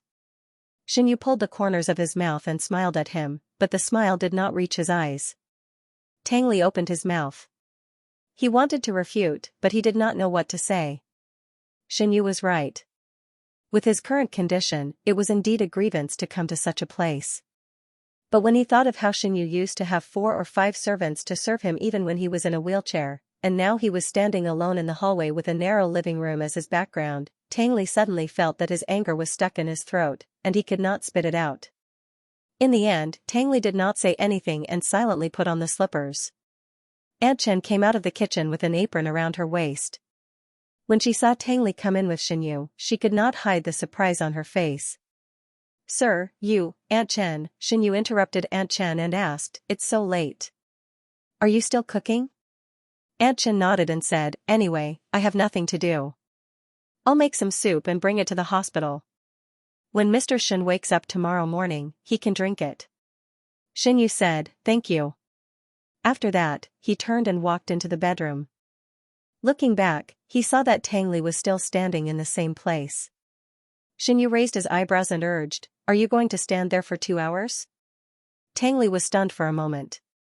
He nodded to Aunt Chen as a greeting, and then followed Xianyu into the bedroom. Xianyu's bedroom was not big. It was not more than 10 square meters, and it was even smaller than the bathroom in his previous study. Fortunately, the bedroom was tidied up by Xianyu. Except for the bed, wardrobe, desk, and other basic furniture, there were no other things that took up space. A small bookcase was placed on the wall above the desk, and there were many books on baking and management. There were even 2 open books on the desk, and many places on the pages were circled with pen. The bedroom was full of traces of Xianyu's life. The air was also full of Xianyu's unique scent. It was a very pleasant smell with a faint smell of shower gel. Tang Li stood in the middle of the bedroom, and his heart was beating fast. He didn't know why, but he had the urge to cry in an instant. Xianyu casually tidied up the bedroom, vacated the chair with the clothes hanging on it, and then turned to Tang Li and gestured, sit down and talk. Before he finished speaking, he saw that Tang Li's eyes were red. Then, big drops of tears rushed out of his eyes. Tang Li had grown very tall.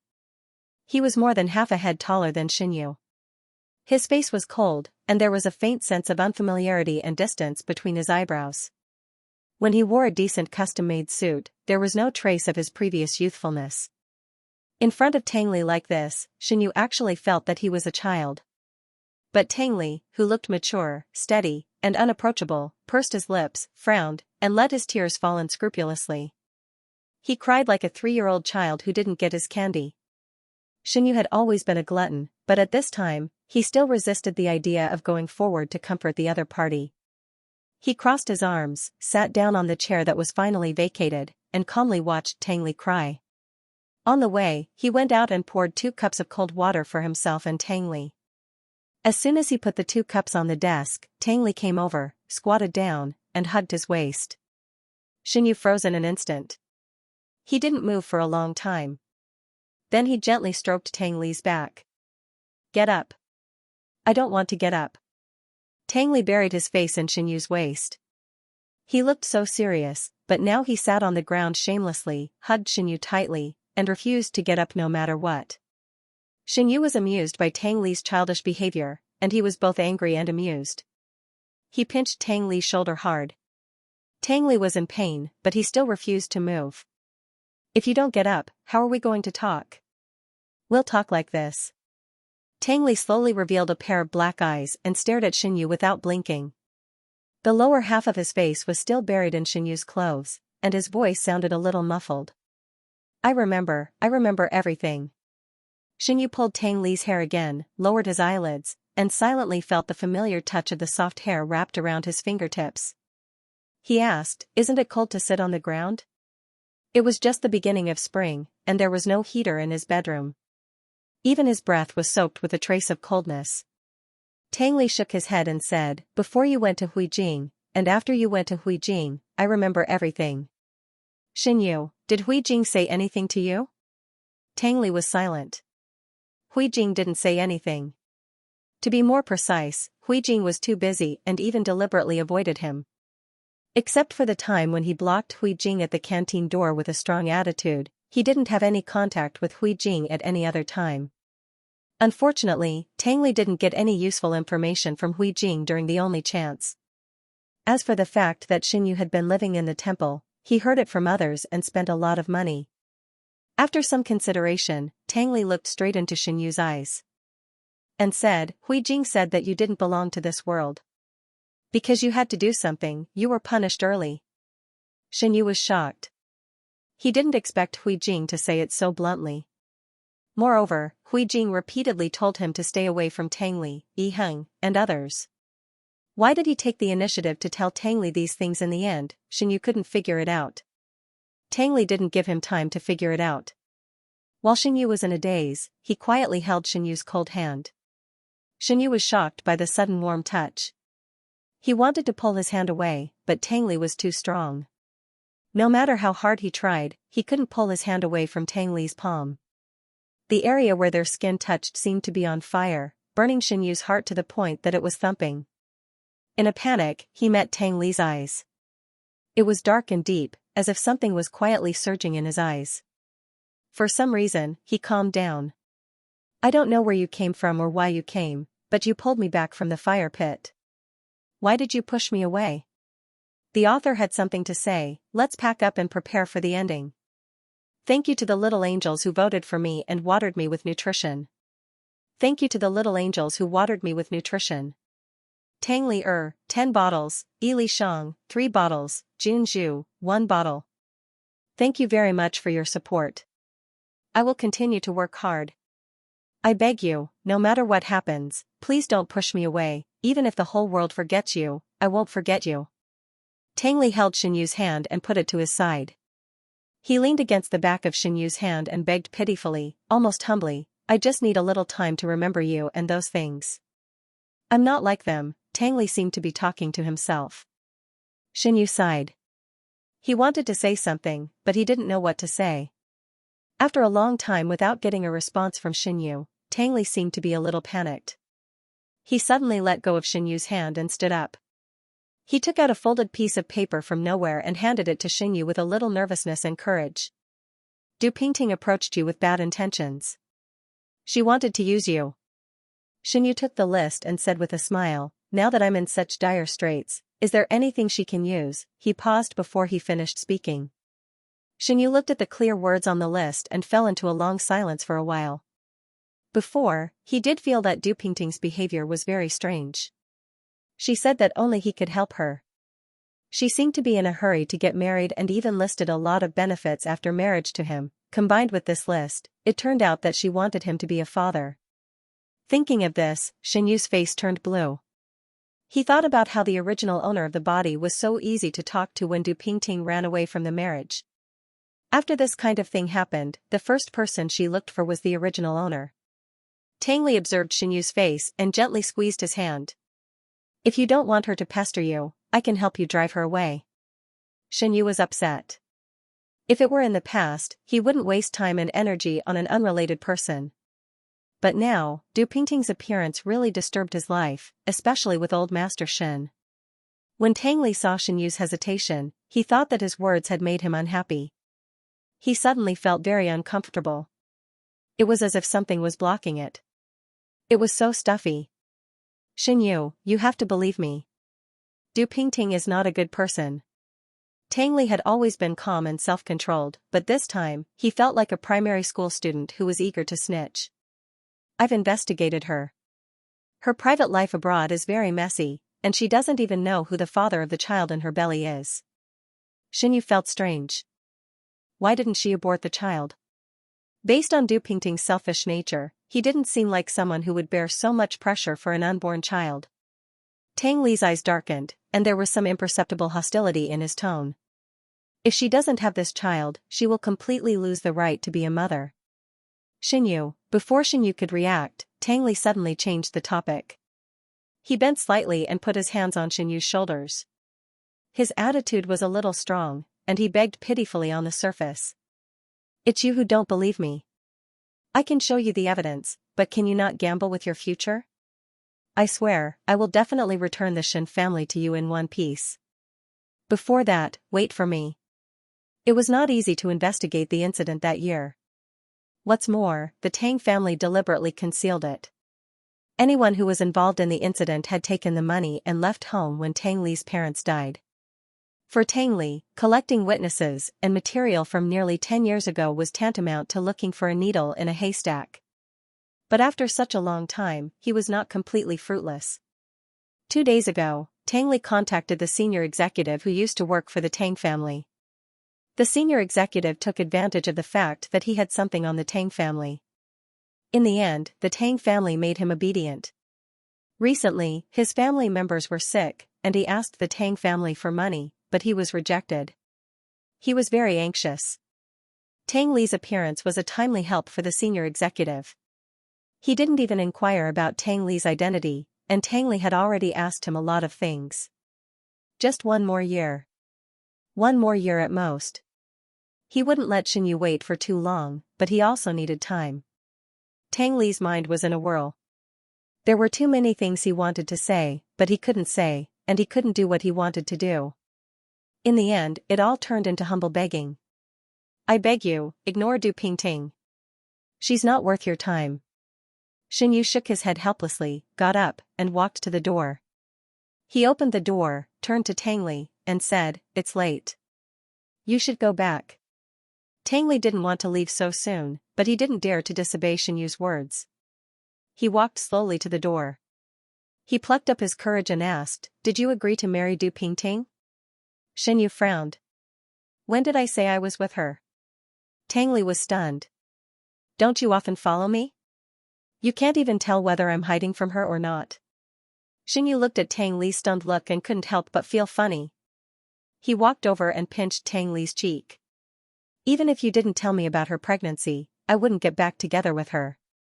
No matter how down and out I am, I won't fall to the point where I have to marry someone I don't like." Tang Li blinked in confusion. Then, his expression was gradually covered by surprise. From sadness to happiness, it seemed to only take a few seconds. Tang Li felt as if he was sitting on a roller coaster that kept rolling, and the ups and downs of his life were all explained here. Fortunately, the ending was good. "I can help you drive her away," Tang Li volunteered. "If you want," Xinyu didn't care. "Up to you." With that, he urged again, "You can go back." "Go." Tang Li was still reluctant to leave. When Xinyu sent him to the door, he suddenly leaned over and pecked Xinyu on the corner of his mouth when Xinyu wasn't paying attention. "We haven't broken up yet." Tang Li whispered, "Even if you break up, I won't agree." Then, as if he was afraid of hearing a bad answer from Xinyu, Tang Li ran down the stairs quickly. Xinyu, he was stunned. The corner of his mouth twitched. Strangely, he felt more relaxed than heavy. Xinyu originally thought that when Tang Li said he wanted to drive away Du Pingting, he was threatening her with the ultrasound bill. He didn't expect that after a week of silence, a marketing account on Weibo would suddenly release a few pieces of breaking news. Porter, a fan contributed. A famous beauty from S-City came back to China pregnant. She cheated on 4 or 5 men to find a new father for her child. In the end, paper can't hide the truth. After being exposed, she was beaten up by one of the men. Now she's in the hospital. She's probably lost her child, continuing the previous post. The beauty was once engaged. Her ex-fiancé is very famous in S city. Someone guessed right. The beauty's ex-fiancé just went bankrupt. What a pitiful man. In less than half a day after these few posts were posted, the average number of comments per Weibo had exceeded 20,000. Although the Shen family and Xinyu had always kept a low profile and were only famous in the entertainment circle and industry, they couldn't withstand the commotion caused by Du Pingting. Relying on their good family background, they formed cliques in the socialite circle. They became internet celebrities, dissed fans, and even funded 2 very bad low-budget movies. Du Pingting already had a bad reputation on the internet. Now that this incident happened, there was no exception in the comments that weren't mocking and ridiculing her. I've long heard that this woman has a lot of fun abroad. I didn't expect her to secretly come back to China and cause such a big commotion. Speaking of which, who's Du Pingting's ex-fiancé? He's so mysterious. To some fans, please search Xinyu, Tangli, Shen family on Porter's Weibo. Although Du Pingting is very strange, her ex-fiancé is really a good man. Thank you for letting go of her ex-fiancé. The marketing Weibo account did indeed write about the grievances and disputes between Xinyu and Tangli. It was during the period when the Shen family went bankrupt. However, Xinyu and Tangli weren't in the entertainment circle. They weren't famous and didn't have much self-awareness. At that time, there weren't many onlookers who clicked on that Weibo post. The few comments below were almost all about the appearance of the two people involved. Now that they went back to that Weibo post, the number of comments had already exceeded 50,000. Sob sob sob. What kind of godly appearance is this? I don't care what kind of grudges these two little brothers have. I just want them to debut immediately. I don't know if you guys have noticed, but Xinyu really dotes on Tangli. When he was young, she provided him with good food and drinks. When he grew up, she gave him all the family business. If that's not enough, long live you Li. Sorry, I'm on Liu's side. Although Tangli is young, he's the one who looks good.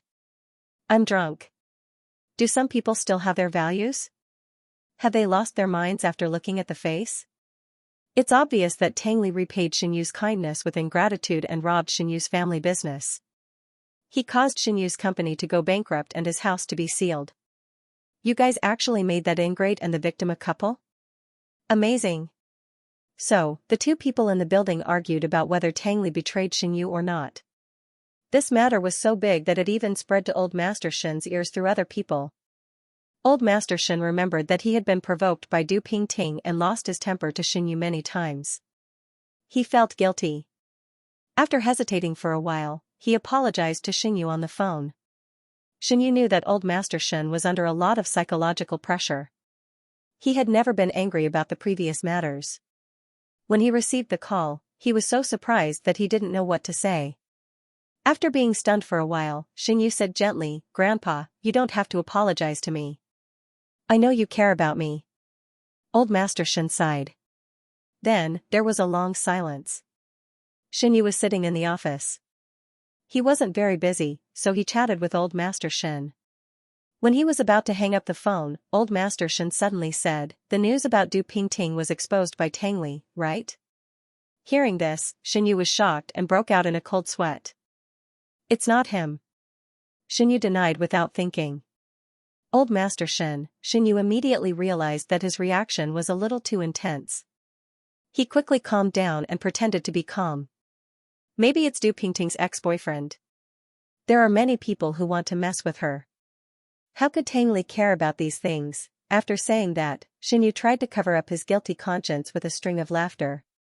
Unfortunately, the more he laughed, the more he laughed. After a while, Xinyu slowly stopped laughing.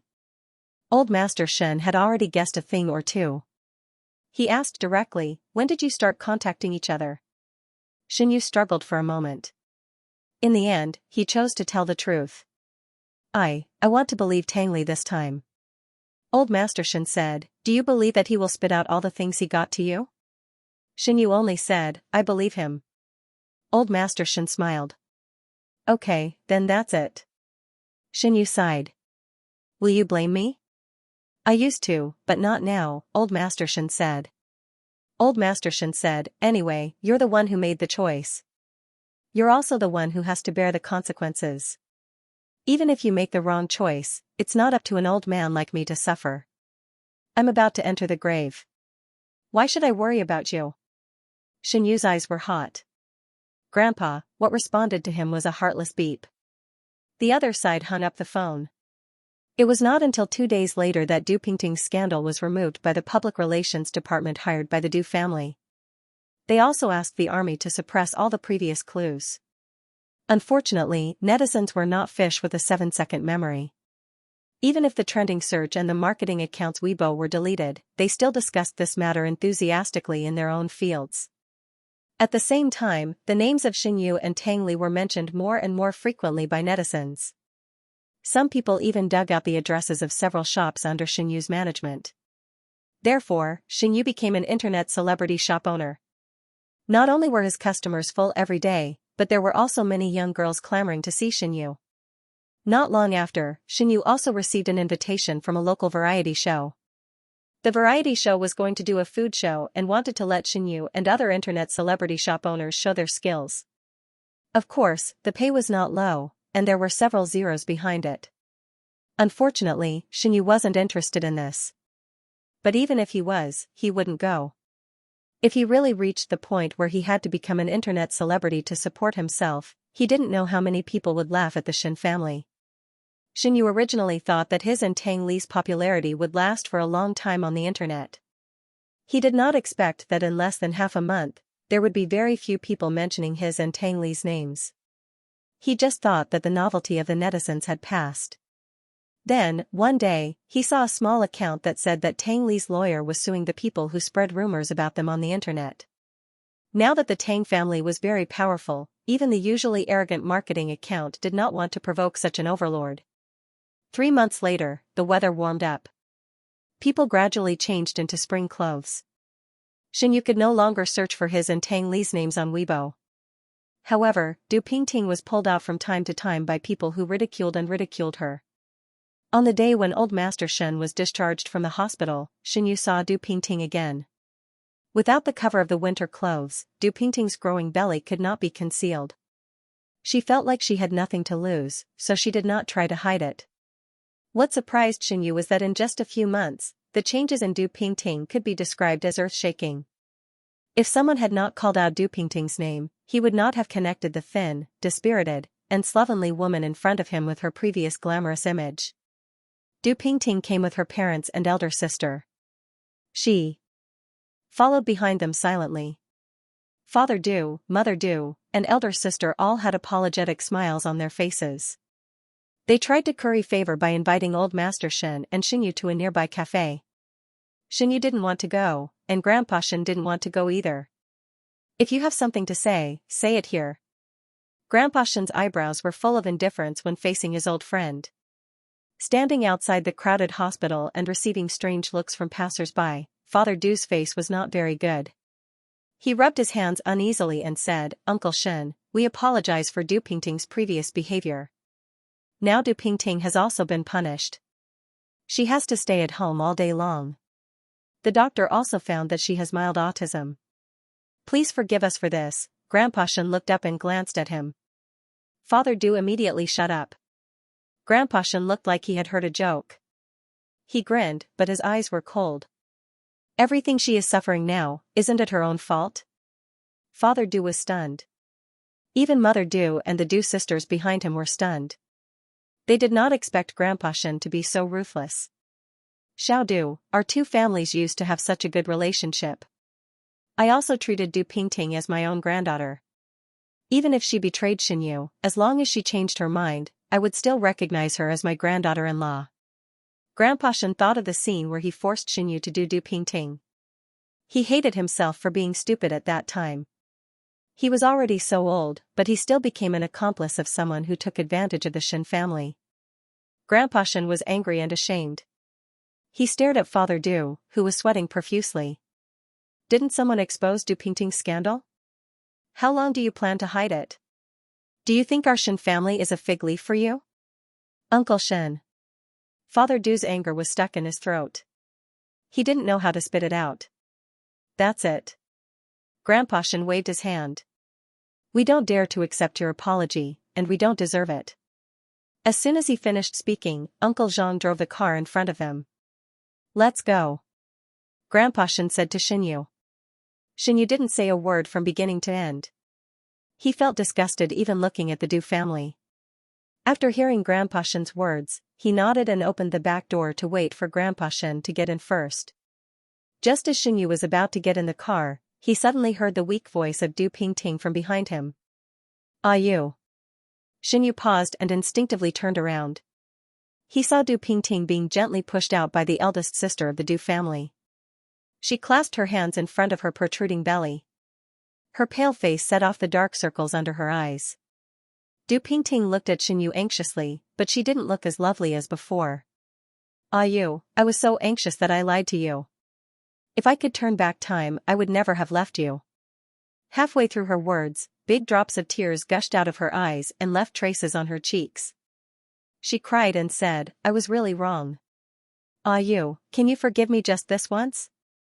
I realized that I still belong to you. Xinyu, this feeling was similar to eating a pile of dog shit. If Du Pingting continued to speak, Xinyu felt that he would vomit out the food he ate last night. The more Du Pingting spoke, the sadder she became. She looked at Xinyu's handsome face with tears in her eyes. The seed of regret quickly took root and sprouted in the bottom of her heart and grew into a towering tree. Even Du Pingting didn't know what she was thinking at that time. Obviously, Xinyu's height, appearance, and family background were all the best among the children of the aristocratic families that she had met.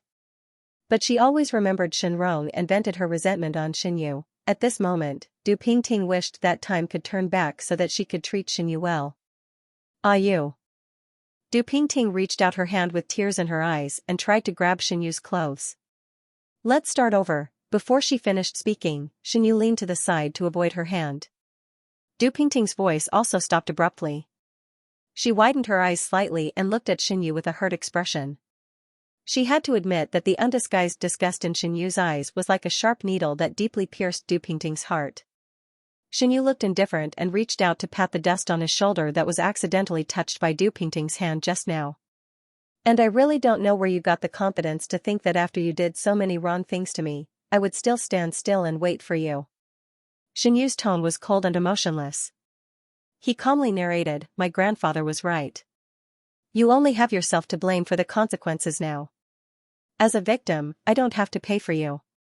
Du Pingting's father's face turned green and stepped forward. Xiaoyu, Xinyu coldly interrupted him. If you still want me to say something, then I can only say, after a pause, he suddenly smiled and spat out 2 words. You deserve it. Du Pingting was petrified on the spot. The faces of the Du family members behind her also turned pale, green, and black. It was very beautiful. Xinyu was too lazy to continue arguing with Du Pingting's family. He turned around and got into the car. Before he closed the door, he heard Du Pingting suddenly burst out crying. The Du family members didn't come forward to comfort her. They didn't even move a step. They just stood aside and watched coldly. They still had a glimmer of hope in their hearts that Du Pingting's crying could bring Xinyu back. Unfortunately, what they waited for was the sound of the car door slamming shut. Xinyu left. He didn't even look back. Although the Shen family had filed for bankruptcy a long time ago, old Master Shen still had many houses under his name. He even bought some abroad. However, it had been less than a year since they filed for bankruptcy. If they were too high profile, it would easily attract the attention of others. Therefore, old Master Shen rejected Uncle Zhang's suggestion to send him to a villa on the mountain to recuperate. He moved into an apartment that was less than 100 square meters. Originally, old Master Shen wanted to give the 2 houses under his name to Xinyu. However, there were too many people staring at Xinyu, so he had to give up the idea for the time being. After thinking about it, old Master Shen said that he wanted Xinyu to move in. Although the apartment wasn't big, they could take care of each other if they lived together. It just so happened that old Master Shen had an apartment in the same neighborhood. He could give it to Aunt Chen. 2 days later, Xinyu moved into old Master Shen's house. That night, when he was about to fall asleep, the phone on the bedside table suddenly lit up. Xinyu took the phone in a daze. It was a WeChat message from Tang Li. Tang Li, are you asleep? During this period of time, Xianyu and Tang Li had been keeping in touch intermittently. It was said that it was intermittent because Xianyu rarely contacted Tang Li. Their phone calls and chats were all initiated by Tang Li alone. Sometimes, Xianyu was busy and didn't receive Tang Li's call or forgot to reply to Tang Li's message. After that, he didn't even think of telling Tang Li. Tang Li didn't seem to be angry at all. He guessed that Xianyu wasn't so busy, so he dialed Xianyu's phone again. Even when he talked to Xianyu, he was very careful. During this period, Xianyu thought about alienating Tang Li. However, thinking was one thing, but actually taking action was another. Xianyu leaned against the headboard. The phone screen emitted a faint fluorescent light in the dark. He hesitated and didn't reply. As a result, he suddenly saw Tang Li's name on the WeChat chat box become typing. Xianyu paused. He withdrew his fingers that were about to tap on the screen and switched to a gesture of simply holding the phone. He was thinking about what Tang Li would say. Unfortunately, after waiting for a long time, typing in progress changed to Tang Li's name, and then to typing in progress. Just like that, it changed back and forth a few times, but the message in the chat box was still, "Are you asleep?" Xianyu sighed softly. "Xianyu, what's the matter?" The other side replied instantly. "Tang Li, I want to see you, can I?" "Xianyu, I moved." "Tang Li, I know you moved. I'm downstairs." Xianyu froze for a moment. The other side immediately added. "Tang Li, I just want to see you. I won't do anything, even if it's just a glance at you." Even through the phone, Xianyu could feel the deep pleading and helplessness of the person on the other side of the phone from between the lines. He got out of bed with the phone, walked to the floor-to-ceiling window, lifted the curtain a little, and looked down. The floor of this apartment was not high. From Xianyu's angle, he could see the fountain downstairs. The dim street lights shrouded the silent fountain, and also elongated the shadow of the person standing beside the fountain. For no reason, Xianyu actually felt a trace of loneliness. The fountain was surrounded by lawns and paths that were only suitable for passers-by to walk on, so Tang Li didn't drive in. He didn't know how he accurately found Xianyu's window. Perhaps sensing Xianyu's gaze, Tang Li, who was looking down at the ground, suddenly raised his head and looked straight at Xianyu, who was hiding behind the curtain. Then, he froze and didn't respond for a long time. For some reason, Xianyu knew that Tang Li didn't see him, but when his eyes met Tang Li's, his heart couldn't help but beat faster. Bang bang. Bang bang. It almost jumped out of his throat. Xianyu quickly pulled the curtain, took 2 deep breaths, and stood stiffly behind the curtain for a long time. Finally, he let out a sigh as if he had compromised. He hurriedly changed his clothes and quietly went out of the door. The weather in May had warmed up. The night wind blew on his cheeks, and the cool feeling was refreshing. Before he reached the fountain, Xianyu saw the tall and lonely figure in the distance. It was like a sculpture, as if it was integrated into the night behind it. Xianyu felt distressed for no reason. He had to admit that Tang Li could always poke the softest part of his heart. Chestnut. Tang Li turned his head when he heard the voice, and then walked over quickly. Without any explanation, he hugged Xianyu into his arms. Before Xianyu had time to speak, he smelled a strong alcohol smell from Tang Li's body, accompanied by a somewhat choking smell of smoke. "I found the evidence." Tang Li's voice was as low as the night demon. If you listened carefully, you would find that his voice was trembling. "The evidence that they killed my father." Tang Li got close to the executive who was abandoned by the Tang family, got the evidence that the executive threatened the Tang family, and then found out the other people who helped the Tang family in the past. The incident at that time was like a messy ball of yarn. Once Tang Li grasped one end of it, it was only a matter of time before he sorted out the whole ball of yarn. Time did leave a trace on that incident. It covered up the original bloody wound and only let others see the insignificant scars. It seemed that as time went by, that incident and those people were not worth mentioning. However, when Tang Li opened the scars, what appeared in front of him was blood that was even more bloody than before, and the wound that had long festered. He was very scared. He did not dare to face it, but he had to face it. Those disgusting and unbearable truths lingered in his mind, constantly stimulating his nerves. Tang Li buried his face in Xianyu's neck and took a deep breath. His breath was full of Xianyu's fresh scent, which finally made the dizzy Tangli feel better. Xianyu was shorter than Tangli, and his figure was not as tall as Tangli. He hugged Tangli gently, as if he was holding a big doll. He stroked Tangli's back again and again. When Tangli calmed down a little, Xianyu said slowly, "Do you want to go upstairs to drink?" Tangli shook his head in Xianyu's neck. Xianyu was tickled by Tangli's soft hair. He subconsciously stepped back, but noticed that Tangli was stiff. He suddenly laughed and hugged Tangli tighter, as if he wanted to pull Tangli into his arms. "You really don't want to go up?" Tangli continued to shake his head. "Then I'll go up." Xianyu suddenly let go of Tangli and yawned slowly. "Anyway, you've seen him." With that, he turned around and left. Tangli quickly grabbed Xianyu's hand. "I'll go up." In the end, he said worriedly, "Maybe Grandpa is still angry with me." Xianyu held his hand and said with a sigh, "It's so late. Grandpa is already asleep." That being said, when Xianyu led Tangli home, he was stunned. The living room was brightly lit. When Xianyu came out, he was afraid of waking up Grandpa Shen, who was sleeping soundly. Not to mention turning on the lights, he even tried his best not to make any noise when he walked. Grandpa Shen and Xianyu lived in this house, so it was obvious who turned on the lights. "What's wrong?" Tangli looked at Xianyu's stiff figure at the door and spoke carefully. Xianyu looked around but didn't see old Master Shen. He breathed a sigh of relief. "It's fine. Come in." As he spoke, he found a pair of slippers for Tangli. Xianyu didn't dare to stay in the living room. He took Tangli to the bedroom and locked the door. His heart was finally at ease. The light downstairs was not good. In addition, Xianyu was held tightly by Tangli just now, so he couldn't see Tangli's face clearly. Now that he took a closer look under the bright light, he was startled. Tangli suddenly lost a lot of weight.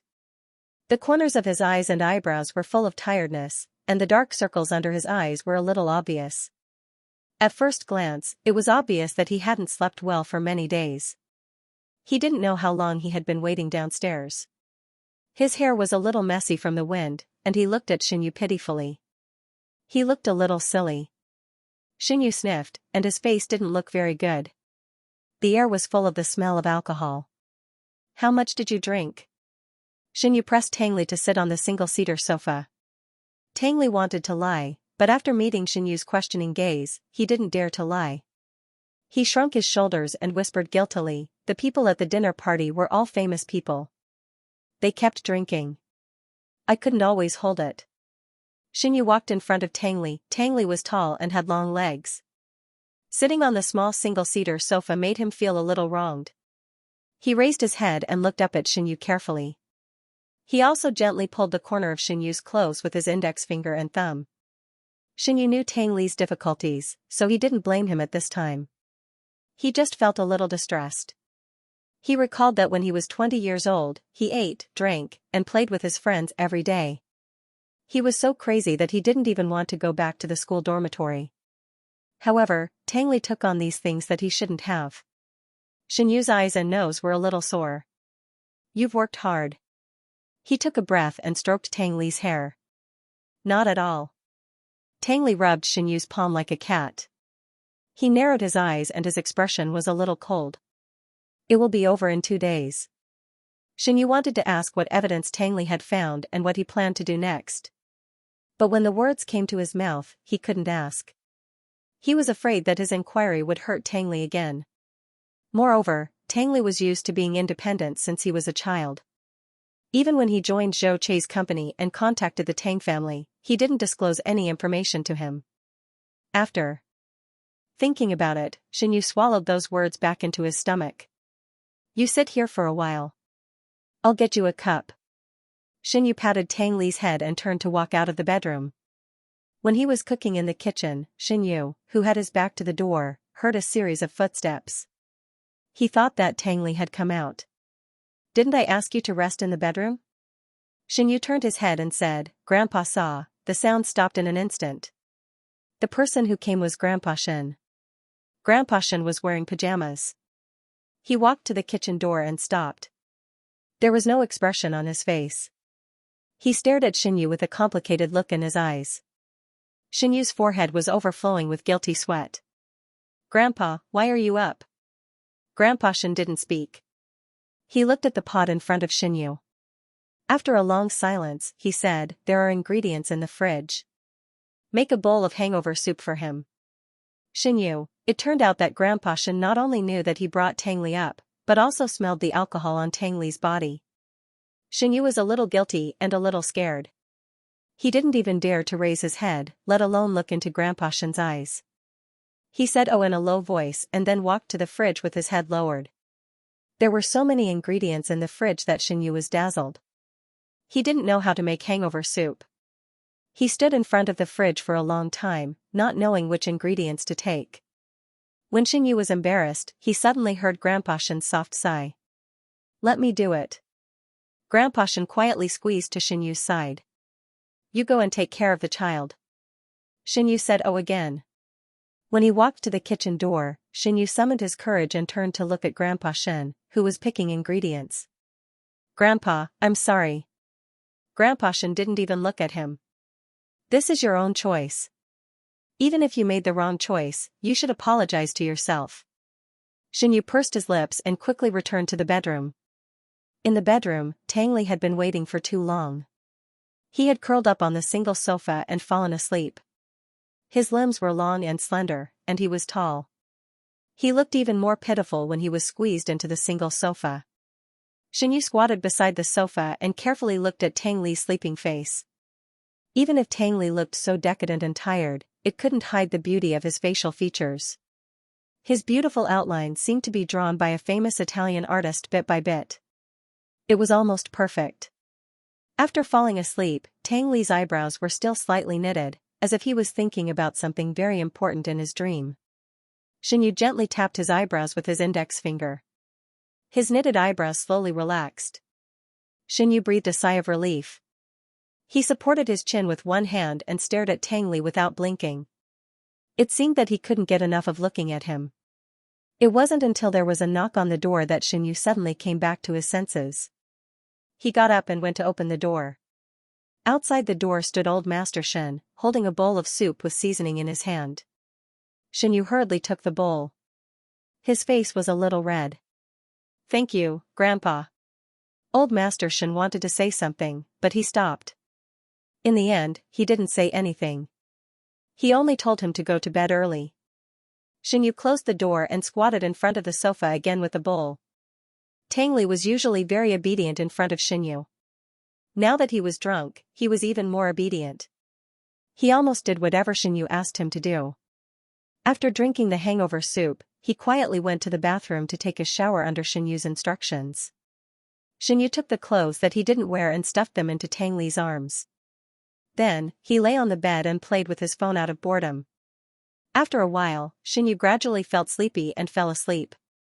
Ever since he came back from Jincheng, Xinyu's sleep was very light. The slightest movement at night would easily wake him up. But tonight, he slept very soundly.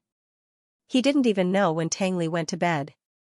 The 1.5-meter bed was still a little cramped for two big men. Xinyu turned over and accidentally put his leg on Tangli's body. Tangli's body temperature was higher. In the cold bed, he was like a big warm bag. Xinyu's hands and feet were cold. When he touched Tangli, he subconsciously wrapped himself around him. The person in his arms was stiff. He didn't even dare to move. And after a long time, Xinyu heard a soft sigh. In the darkness, there was something warm sticking to Xinyu's body. It was reluctant to part with her as it rubbed against her body, as if it was some kind of treasure. The next day, Xinyu opened his eyes. He was the only one on the bed. After recalling everything that happened last night, Xinyu sat up from the bed. He hurriedly got out of bed, put on his slippers, and rushed out of the bedroom without even tidying up his clothes. Old Master Shen, who was neatly dressed, was sitting on the sofa with an open newspaper on his lap.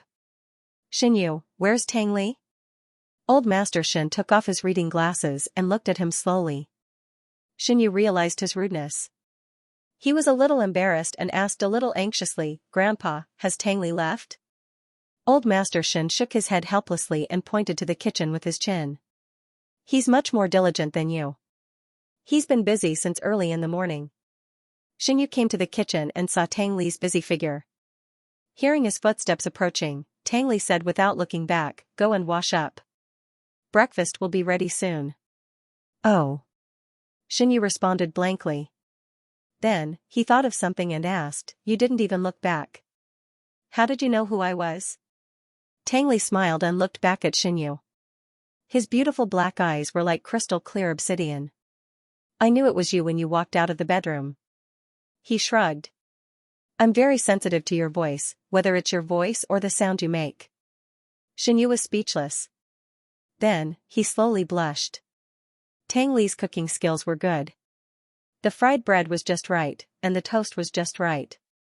However, old Master Shin kept a straight face, so the atmosphere at the dining table was a little depressing. After breakfast, Tang Li took the initiative to clean up the mess. Old Master Shin casually glanced at the flattering smile on Tang Li's face.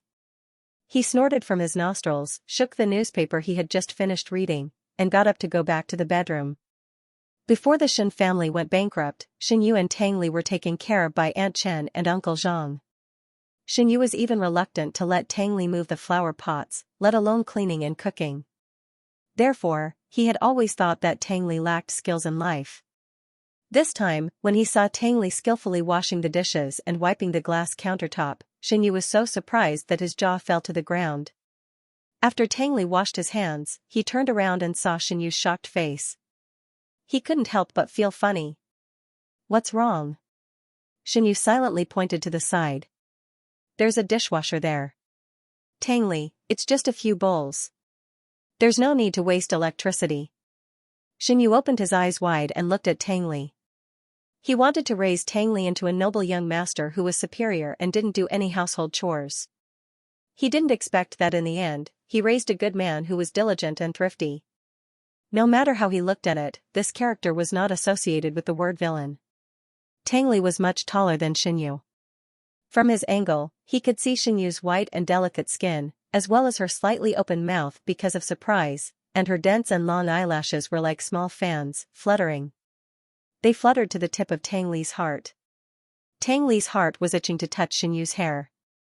Therefore, it was better to act than to be tempted. He boldly raised his hand to touch it and gently touched it twice. In the next second, Tang Li met Xinyu's eyes and was suddenly shocked. The courage he had just now was instantly thrown away. He quickly withdrew his hand and stuttered nervously, I'm sorry, Before he finished speaking, Xinyu suddenly raised his hand and touched his neck. Tang Li was stunned. For a moment, he was so nervous that he even forgot to breathe. It wasn't until he felt a cold touch on his neck that his mind, which had long drifted away, gradually came back. Xinyu put a necklace on him. That pendant was very familiar. Tang Li was stunned for half a minute. Then he picked up the pendant with his fingertips and looked down at it. It was a little golden mouse. The one that was taken away by Xinyu a few months ago. Xinyu scratched his head and said somewhat embarrassedly, "I broke the previous chain. I replaced it with a similar chain. Now this thing is finally returned to its original owner." Tang Li had an incredulous expression on his face. Seeing that he didn't respond, Xinyu thought that he didn't like the new chain. He was a little anxious all of a sudden.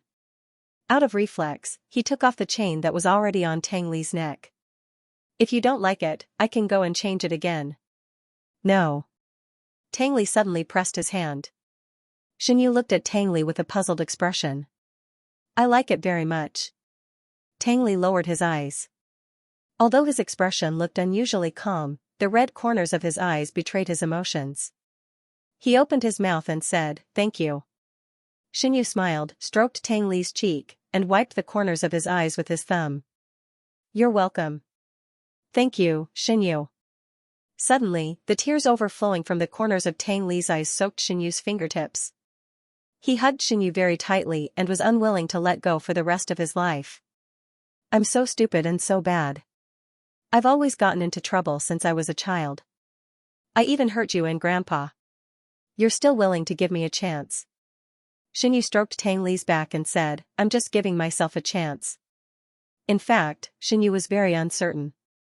Hui Jing repeatedly warned him to stay away from Tang Li, but he didn't do it in the end. he even had a glimmer of hope. In the past 6 months, he hadn't been in frequent contact with Tang Li, but they hadn't completely cut off contact. Tang Li had also gone further and further astray from the original plot line. However, Xianyu's life was not affected at all. Perhaps, the backlash that Hui Jing said had ended. Taking a step back, even if he was ignored by others again, he would accept it. At least Tang Li could still see him. In this world, only Tang Li understood him. A week later, the Tang family, which had suffered a great loss due to the separation of the family assets, received another heavy blow. Someone anonymously revealed on the forum that 10 years ago, in order to annex a new dark horse company, the Tang family did not hesitate to arrange spies to steal the company's project information and customer list. They even used verbal violence to kill the couple who ran the company. What was even more infuriating was that the couple also belonged to the Tang family. This revelation was quickly forwarded to Weibo. The resourceful netizens began to dig out all the details of the Tang family and their complicated grievances. The topic #Tang family once rushed to the top 3 trending searches. Due to the netizens' constant calls and advice, the local police official Weibo had to come forward and say that they would be involved in the investigation.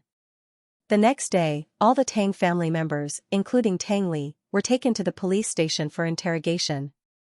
When Xianyu received the news from Uncle Zhang, he was so scared that he couldn't even continue with the meeting. He immediately put down his responsibilities and dragged Aunt Chen to the police station where Tang Li was. They waited from noon to night. Xianyu sat silently on a chair in the police station. He didn't talk to anyone, nor did he eat a meal. Aunt Chen was extremely anxious, but she couldn't do anything about it. At 9:30 p.m. Tang Li finally walked out of the interrogation room, followed by Tang Ming. Tang Ming was comforting Tang Li in a low voice.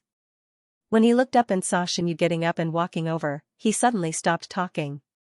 After hesitating for a moment, he patted Tang Li on the shoulder and sensibly left first. Tang Li didn't look well and looked a little weak. He stood there and watched Xianyu approach, trying to squeeze out a very reluctant smile. "They're finished," Tang Li said as if nothing had happened. Xianyu sighed and directly hugged Tang Li without saying anything. "Congratulations," Xianyu said. "So many people are watching."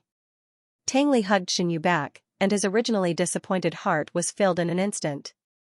"Later, those people on the internet will think about our relationship again." Xianyu knew that Tang Li was referring to the time when he was criticized for Du Pingting. He let go of Tang Li and tapped the tip of his nose. "Are they wrong?" Tang Li was stunned and then smiled. "Yes, very right." "Xianyu, let's go." "Where are we going?"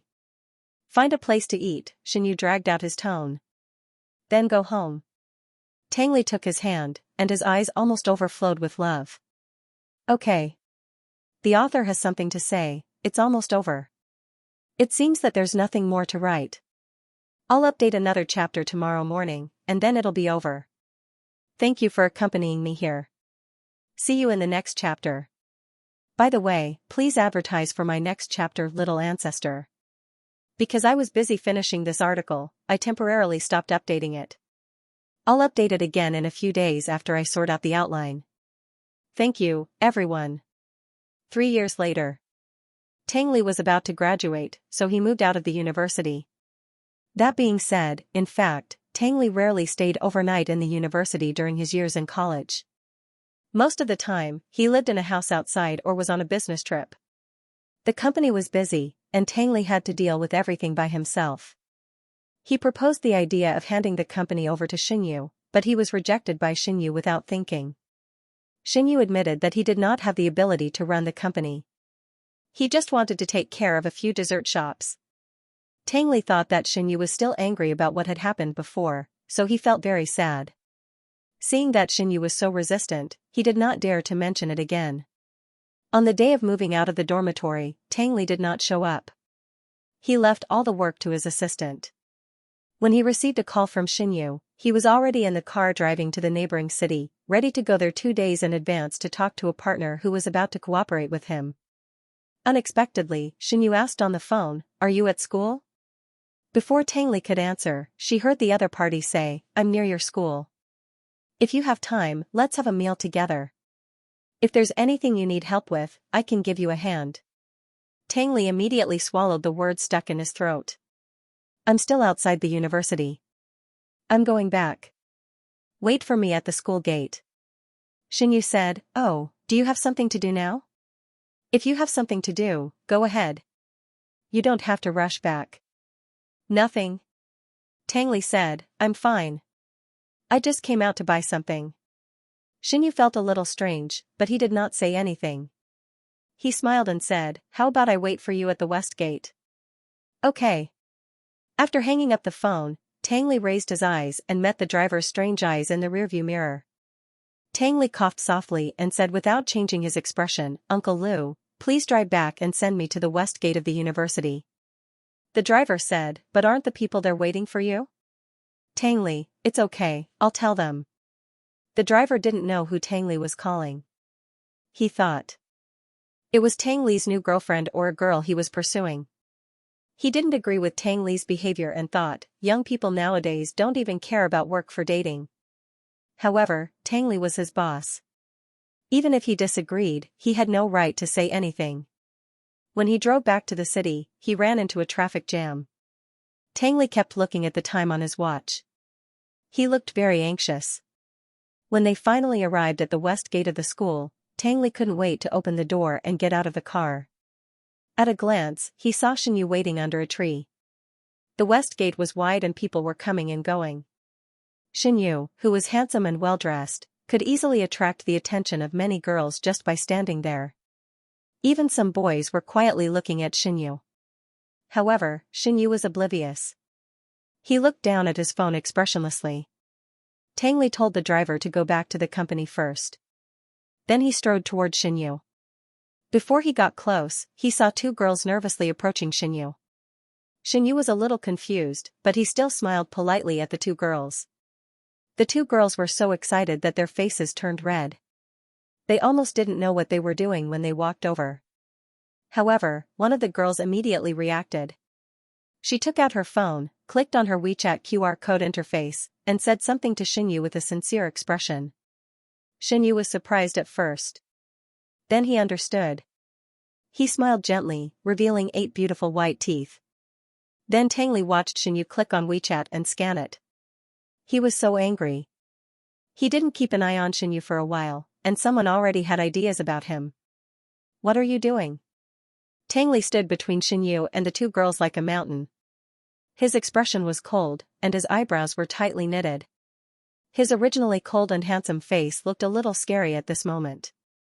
The two girls were scared by Tang Li and trembled. They instinctively took 2 steps back. The girl was still holding the phone with the WeChat QR code. She stammered, Tang Li said coldly, he already has a girlfriend. It's not convenient for him to add her on WeChat. The girls looked embarrassed. Xinyu was also very depressed. He quietly pulled Tang Li's clothes from behind. Chestnut, you misunderstood. Tang Li turned around and glared at him. And you too. How can you casually add strangers on WeChat? Xinyu, who had been taught a lesson, rubbed his nose and whispered, they are doing self-media operations. They just asked me to pay attention to their public accounts. Tang Li, he turned his head in disbelief and stared at the girl's phone screen. Sure enough, it was the QR code of their public accounts. The two girls were afraid of Tang Li. They pursed their lips and looked at each other. They hurriedly put away their phones and said goodbye. Before Tang Li could react, they ran away in a hurry as if there was a monster chasing after them. Now it was Tang Li's turn to be embarrassed. He turned his back to Xinyu and did not dare to turn around to look at him. After a while, Xinyu's soft sigh came from behind him. You. Xinyu was amused and helpless. There was some imperceptible affection in his words. He held Tang Li's hand that quietly let go of the corner of his clothes. He was sensible enough not to mention what had just happened. Let's go. I haven't been to your dormitory yet. Tang Li was stunned. What followed was an overwhelming sense of surprise, as if all his senses were gathered on the hand that was held by Xinyu. It felt good to touch skin. It felt good to hold hands.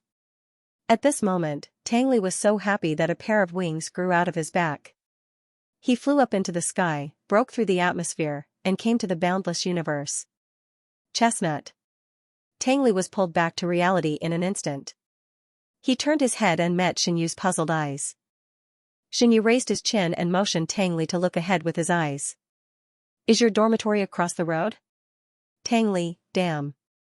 I went the wrong way. And NBS, it was rare for him to curse in his heart. Tangli's cheeks were red with embarrassment. He held Xianyu's hand and walked into the school calmly under the scorching eyes of the surrounding students. On the other hand, the thin-skinned Xianyu was so embarrassed by those people that he couldn't show his face. He didn't know if it was an illusion or not, but those people's eyes seemed to be fixed on his and Tangli's hands. Xianyu subconsciously wanted to withdraw his hand, but Tangli held it tightly. Xianyu had no choice but to walk faster and faster. In the end, he was completely burying his head and rushing forward. It was not until he was gently pulled by Tangli that he came back to his senses. Looking back, Tangli was looking at him quietly with lowered eyelids. The bright yellow sunlight slanted on Tangli's cheeks. The small fluff on his face could be seen clearly, and his expression was very gentle. That pair of beautiful black eyes seemed to be full of broken light. He was so serious and so devout, as if there were thousands of worlds in his eyes, but only Xianyu could be in his eyes. Unconsciously, Xianyu also slowed down his pace. Although Xianyu was 35 years old, he looked young. In the current university campus, he did not look old at all. He even looked more like a college student than Tangli, who was wearing a suit and leather shoes beside him. However, the sight of two men holding hands in broad daylight was a little eye-catching. Along the way, who knew how many people stared at them? Xianyu's face seemed to be burning. There are many people here who know you, right? Aren't you afraid of being gossiped by them? Just now, Xianyu heard several people say Tangli's name. Of course, there were also passers-by who recognized him. Tangli shrugged and said carelessly, I'm about to graduate. In the end, he added, even if I stay in this university, it doesn't matter what they say. Xianyu chuckled. His originally nervous mood gradually relaxed. The third floor of the dormitory was full of fresh graduates like Tangli. Many students moved away 2 days ago. Walking in the deserted corridor, it felt very empty. The 3 people who slept with Tangli had already moved away. Only Tangli's few clothes and daily necessities were left in the dormitory, as well as the assistant arranged by Tangli. When he looked up and saw Tangli appear at the door of the dormitory, the assistant thought he was hallucinating. He said, Little boss Tang, didn't you go on a business trip, ahem? Tangli coughed violently and winked at the assistant. The assistant understood instantly and closed his mouth awkwardly. Tangli knew that he had been exposed. He turned his head and looked at Xianyu pitifully, but met Xianyu's cold eyes. Xianyu raised one of his eyebrows and asked in an affirmative tone, You came back at the last minute. Not really.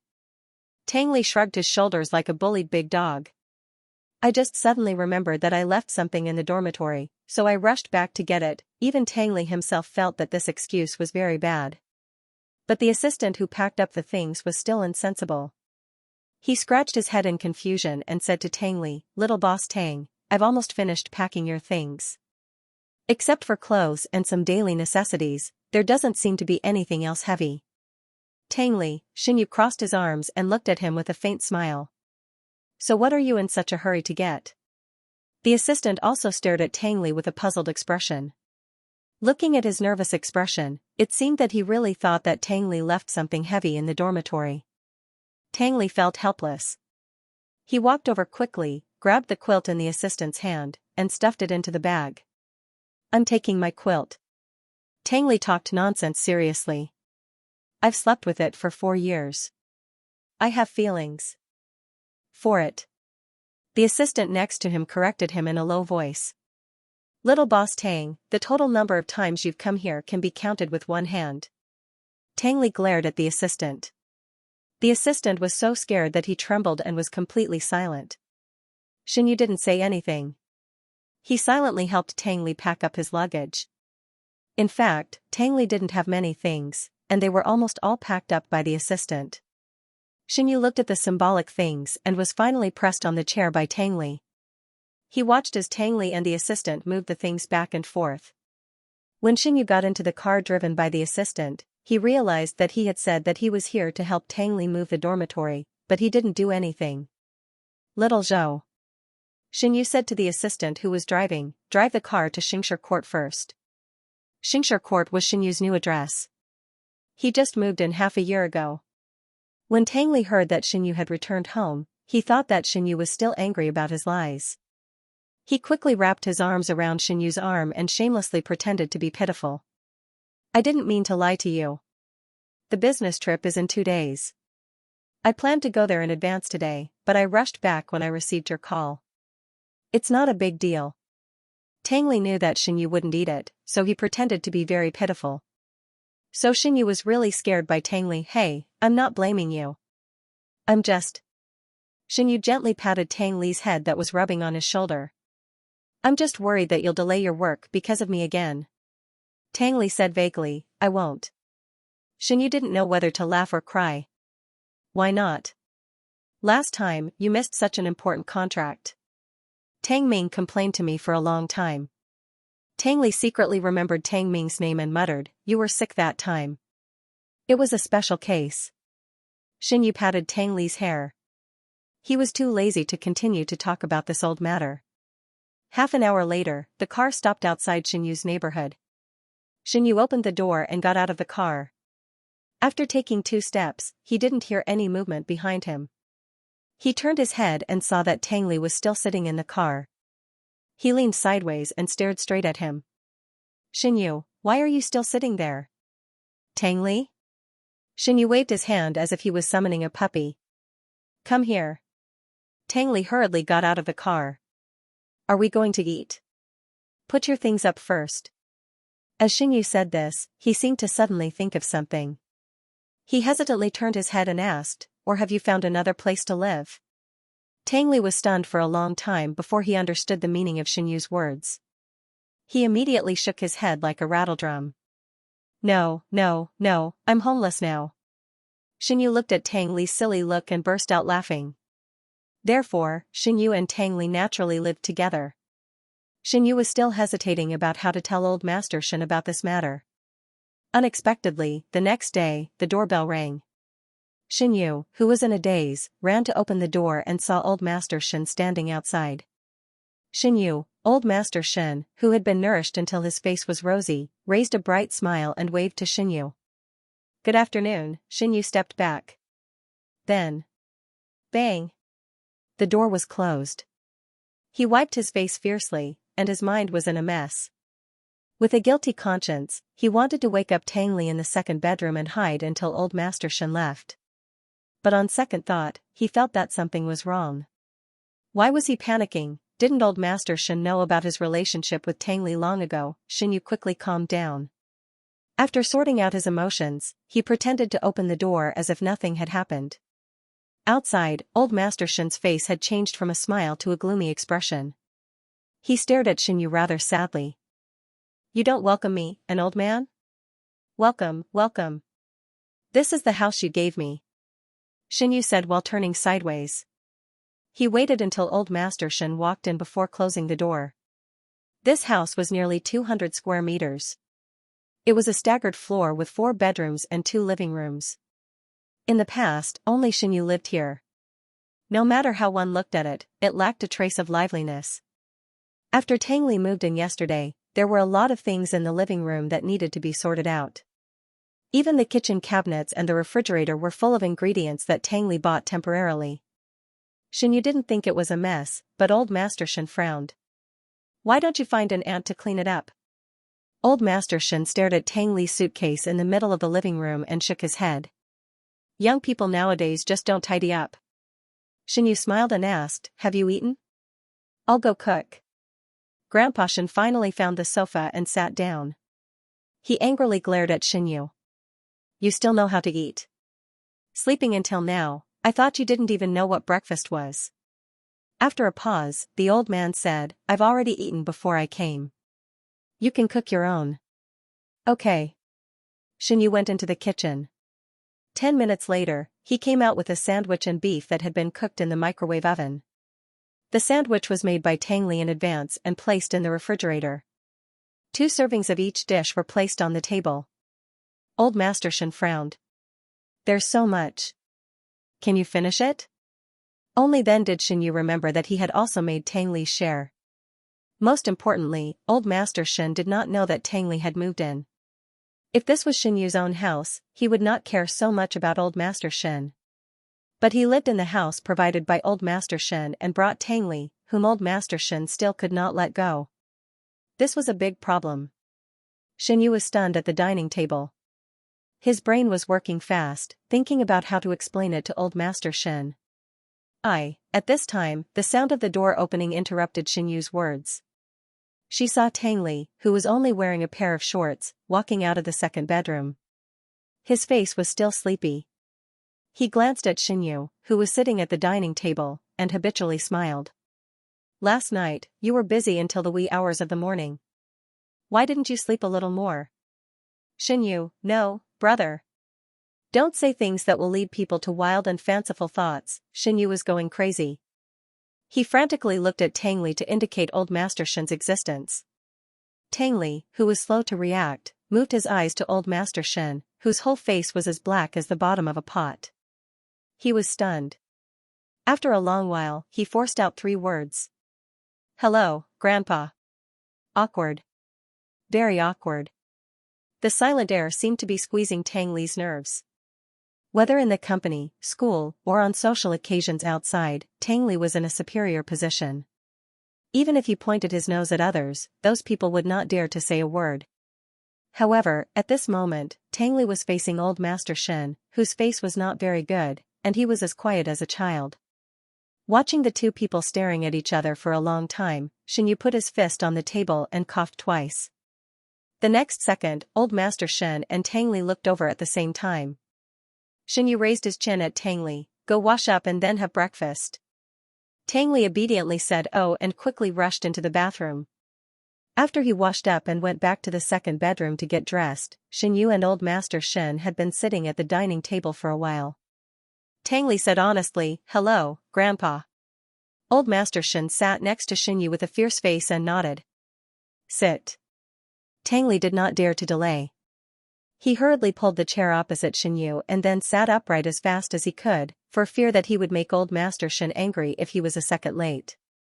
Xinyu saw all Tang Li's careful movements. He felt a little distressed, but he could not say anything in front of Old Master Shen. After thinking about it, he could only say to Tang Li, hurry up and eat. It's cold. In fact, it was already cold. Tang Li still ate without complaint and ate with relish. Xinyu looked at the oil stains on the corner of Tang Li's mouth and smiled. He pulled a tissue and handed it to Tang Li. Wipe the corner. Tang Li took the tissue with a red face. Xinyu picked up the beef cup and drank. At this time, Old Master Shen suddenly asked, what did you do last night? You even stayed up so late. Pfft, Xinyu spat out all the beef in his cup. Tang Li held the sandwich in his hand and was ready to take a bite. His face, body, and the sandwich in his hand were all splashed with the beef spat out by Xinyu. A drop of beef even slid down his face and gathered on his chin. Thud. It fell on the dining table. Xinyu was speechless. He pulled 2 more tissues and handed them to Tang Li. He put down the beef cup and patted it for a while. Then he explained awkwardly, Chestnut moved in yesterday. We were busy packing things and didn't sleep until very late. This was the truth. As for the reason why they were busy until very late, Xinyu certainly would not tell him that he and Tang Li played together while packing and finally rolled on the sofa together. Old Master Shen nodded thoughtfully. After a moment of silence, he sighed and said, young people know how to control themselves. If you sleep late and wake up late, then you don't have to do anything during the day. Pfft, Xinyu spat out the beef that he had just drunk. Tang Li, who was unprepared, was sprayed in the face again. Until Old Master Shen left, Xinyu was so embarrassed that he did not dare to look at the old man. Recalling Old Master Shen's hesitant expression before he left and the last sentence that reminded him to take care of his body, Xinyu even had the thought of killing himself. No matter how old he was always like a child in front of the elders. He still felt ashamed when talking about this. What's more, he and Tang Li had not developed to that stage at all. It was amazing that Xinyu had confirmed their relationship before Tang Li took the college entrance examination. It had been more than 4 years since then, and the most they did was to hold hands and make up. They had never really slept with each other. The reason why he said they had not really slept together was because they had tried it 4 or 5 times in the past 2 years. Unfortunately, every time Xinyu was in great pain and Tang Li did not have the heart to completely do it, so it ended abruptly. Later, Tang Li really could not bear to let Xinyu be in pain, so he proposed the idea of Xinyu being on top. However, Xinyu also could not bear to let Tang Li be in so much pain, so the two of them had been dragging it out. They had dragged it out until now. For the next few days at work, Xinyu was a little absent-minded. He thought that he should combine his bedroom and Tang Li's bedroom. It would be best if he could let Tang Li move in now. However, this was too shameful. Xinyu could not say it no matter what. Now they each lived in a bedroom. They were rarely at home during the day. They could only spend a few hours together at night. The most intimate thing they did was to pick up a call on the sofa. Thinking of this, Xinyu could not help but sigh. He felt more and more that he and Tang Li were like roommates living together. "Brother you." Xiaxia came up to him with a gossipy face. "Why are you sighing on such a good day? Who provoked you?" Xinyu wiped his face and stood up. "No one." Xiaxia obviously did not believe him. "Then why do you look like that? I saw you sitting here and sighing more than 10 times. Xinyu did not have the strength to explain. He picked up the timesheet and prepared to go to the office next door to discuss the salary with the accountant. He walked out and closed the door. In less than 2 seconds, the office door was opened again. Xiaxia, who was sitting at the desk, blinked his eyes and stared at Xinyu in confusion. Xinyu threw the timesheet on the table, put his hands on the edge of the table, and slowly approached Xiaxia. Then he whispered something in Xiaxi's ear. Xiaxia did not know what he heard, but his normal face suddenly turned red like a monkey's butt. Xiaxia stammered, How do you know I have a girlfriend?" He and his girlfriend confirmed their relationship less than 2 months ago. It was not stable yet, so he did not tell anyone else in the store. Xinyu looked at Xiaxi's panicked expression and said seriously, "Last month, you left your condom in the employee's box. At that time I watched the auntie clean up the box." Xiaxia, after deliberating for a full minute, Xiaxia said embarrassedly, "Actually, I don't do it with my girlfriend often, but it is true that I take the initiative every time." Xinyu's eyes lit up, "How do you take the initiative?" Xiaxia. "It depends on the right time, place, and people. But these things can be created artificially. You just need to put in a little effort and prepare for the date. Then you can give a gift or a bouquet of roses, and the subsequent development will be successful." Xinyu seemed to understand and nodded. Xiaxia was also a newbie in love. He did not have much experience in how to develop further with a partner. Compared to this, he was more concerned about another problem. "That's not right, brother you. Aren't you single?" Xiaxia opened his eyes wide and looked at Xinyu in disbelief. "When did you find a partner?" Xinyu looked at Xiaxia gently and kindly, "We have been dating for 3 or 4 years." Xiaxia suddenly felt deeply worried about Xinyu's mysterious girlfriend when he thought of so many female fans who rushed to see Xinyu and wanted to see his WeChat. When he got home in the afternoon, Xinyu began to think about Xiaxi's words. Although he and Tang Li were living together, Tang Li was still guarding the line and refused to step out. Xinyu could only wait anxiously. Tang Li was never willing to force Xinyu. After failing several times, he almost never mentioned this matter again. Sometimes, Xinyu secretly reminded Tang Li, but Tang Li did not seem to understand. For the first time in his life, Xinyu did not like Tang Li's reserve. He thought for a long time and decided to cook a candlelight dinner at home. He ordered the ingredients online, downloaded the recipe on his phone, and took out the precious red wine that old Master Xin gave him. Unfortunately, Xinyu was dumbfounded when he walked into the kitchen. As the owner of a dessert shop, Xinyu could make a flower out of a dessert or pastry cake with his eyes closed. However, he was not good at cooking. Not to mention that he had not cooked much in the more than 10 years since he transmigrated to this world. Even when he lived alone before transmigrating, he mostly ate with takeaways. It was a waste of time and energy to cook and eat alone. From 4 o'clock in the afternoon to 8 o'clock in the evening, Xianyu spent 4 hours in the kitchen. From time to time, there were sounds of thunder and clattering in the kitchen. At 8:30, Tangli returned home. When he opened the door, he smelled a strong burning smell. He was shocked. Before he realized what was going on, he heard a bang from the kitchen. Xianyu. Tangli was so anxious that he did not even have shoes. He rushed into the kitchen in a panic and happened to meet Xianyu, who came out of the kitchen after hearing the sound. The two of them almost bumped into each other. Fortunately, Tangli resisted the inertia in time and held Xianyu in his arms. Tangli's heart was beating wildly. He was almost scared to death by Xianyu's behavior.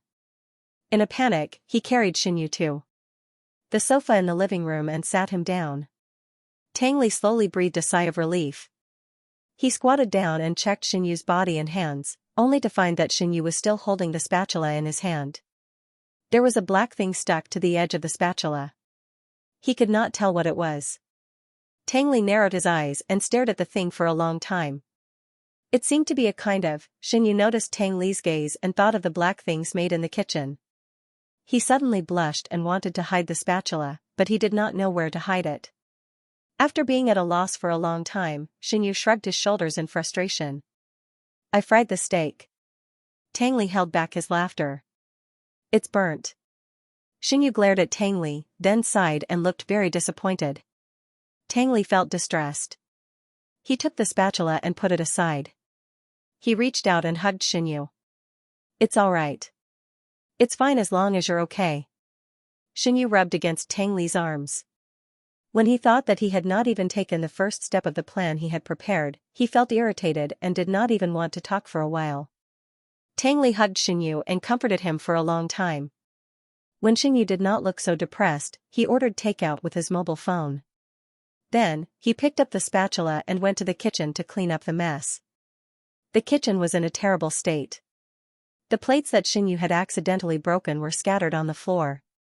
The glazed countertop was covered with soy sauce and vinegar, and the chopped ingredients were everywhere.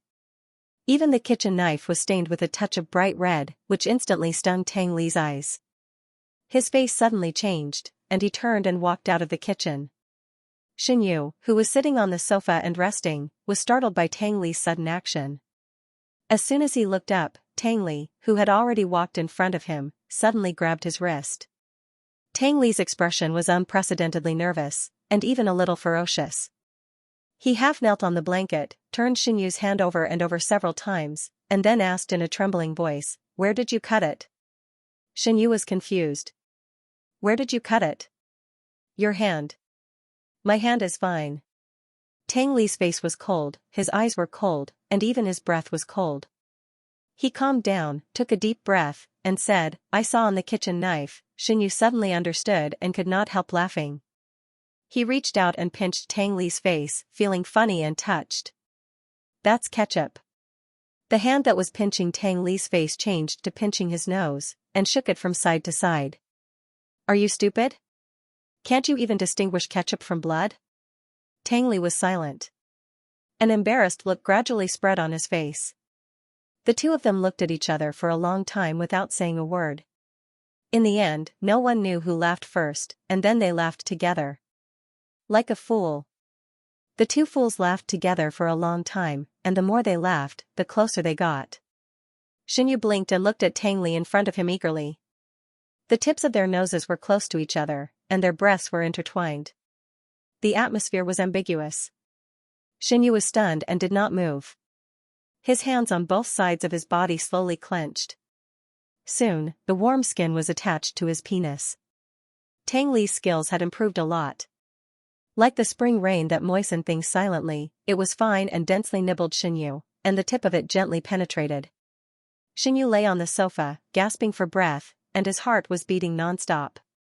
His eyes were wet, and his beautiful peach blossom eyes seemed to be able to speak. There were ripples at the corners of his eyes, and he stared at Tangli without blinking. Tangli's breathing was even lighter when he was stared at by Xianyu, and he felt that his soul was being sucked away. He did not dare to press Xianyu down, so he put his hands on Xianyu's sides, frowned, and hesitated. After a long time, Xianyu did not see Tangli's next move. He gritted his teeth and threw caution to the wind. He wrapped his legs around Tang Li's waist. "What are you waiting for?" The upturned ending tone was like a hammer, completely smashing Tang Li's remaining rationality. He lowered his head and kissed Xianyu's penis. His right hand lifted the hem of Xianyu's clothes to his smooth back. He felt that he was going crazy. Just by looking at Xianyu's face and hearing Xianyu's voice, she wished she could freeze time forever in these few seconds. But it did not take long for Tang Li to regain some rationality. He raised his head and gasped, "I haven't showered yet." He was not prepared either. Those things were placed in the bedroom and the bathroom. Xianyu took the opportunity to wrap her arms around Tang Li's neck and stick her body to his. "Then let's shower together." Tang Li's cheeks and ears were so red that they looked like they were dripping blood. He put his hands on Xianyu's butt, picked her up, and walked straight to the bathroom on the second floor. The bathroom door was opened and then closed with a bang. The soundproofing effect of this house was very good, and almost no sound could be heard from inside. Of course, Xianyu and Tang Li did not hear the delivery boy outside the door who was still bitterly knocking on the door. End of chapter 88. Don't forget to subscribe, like, and share the video to support the channel.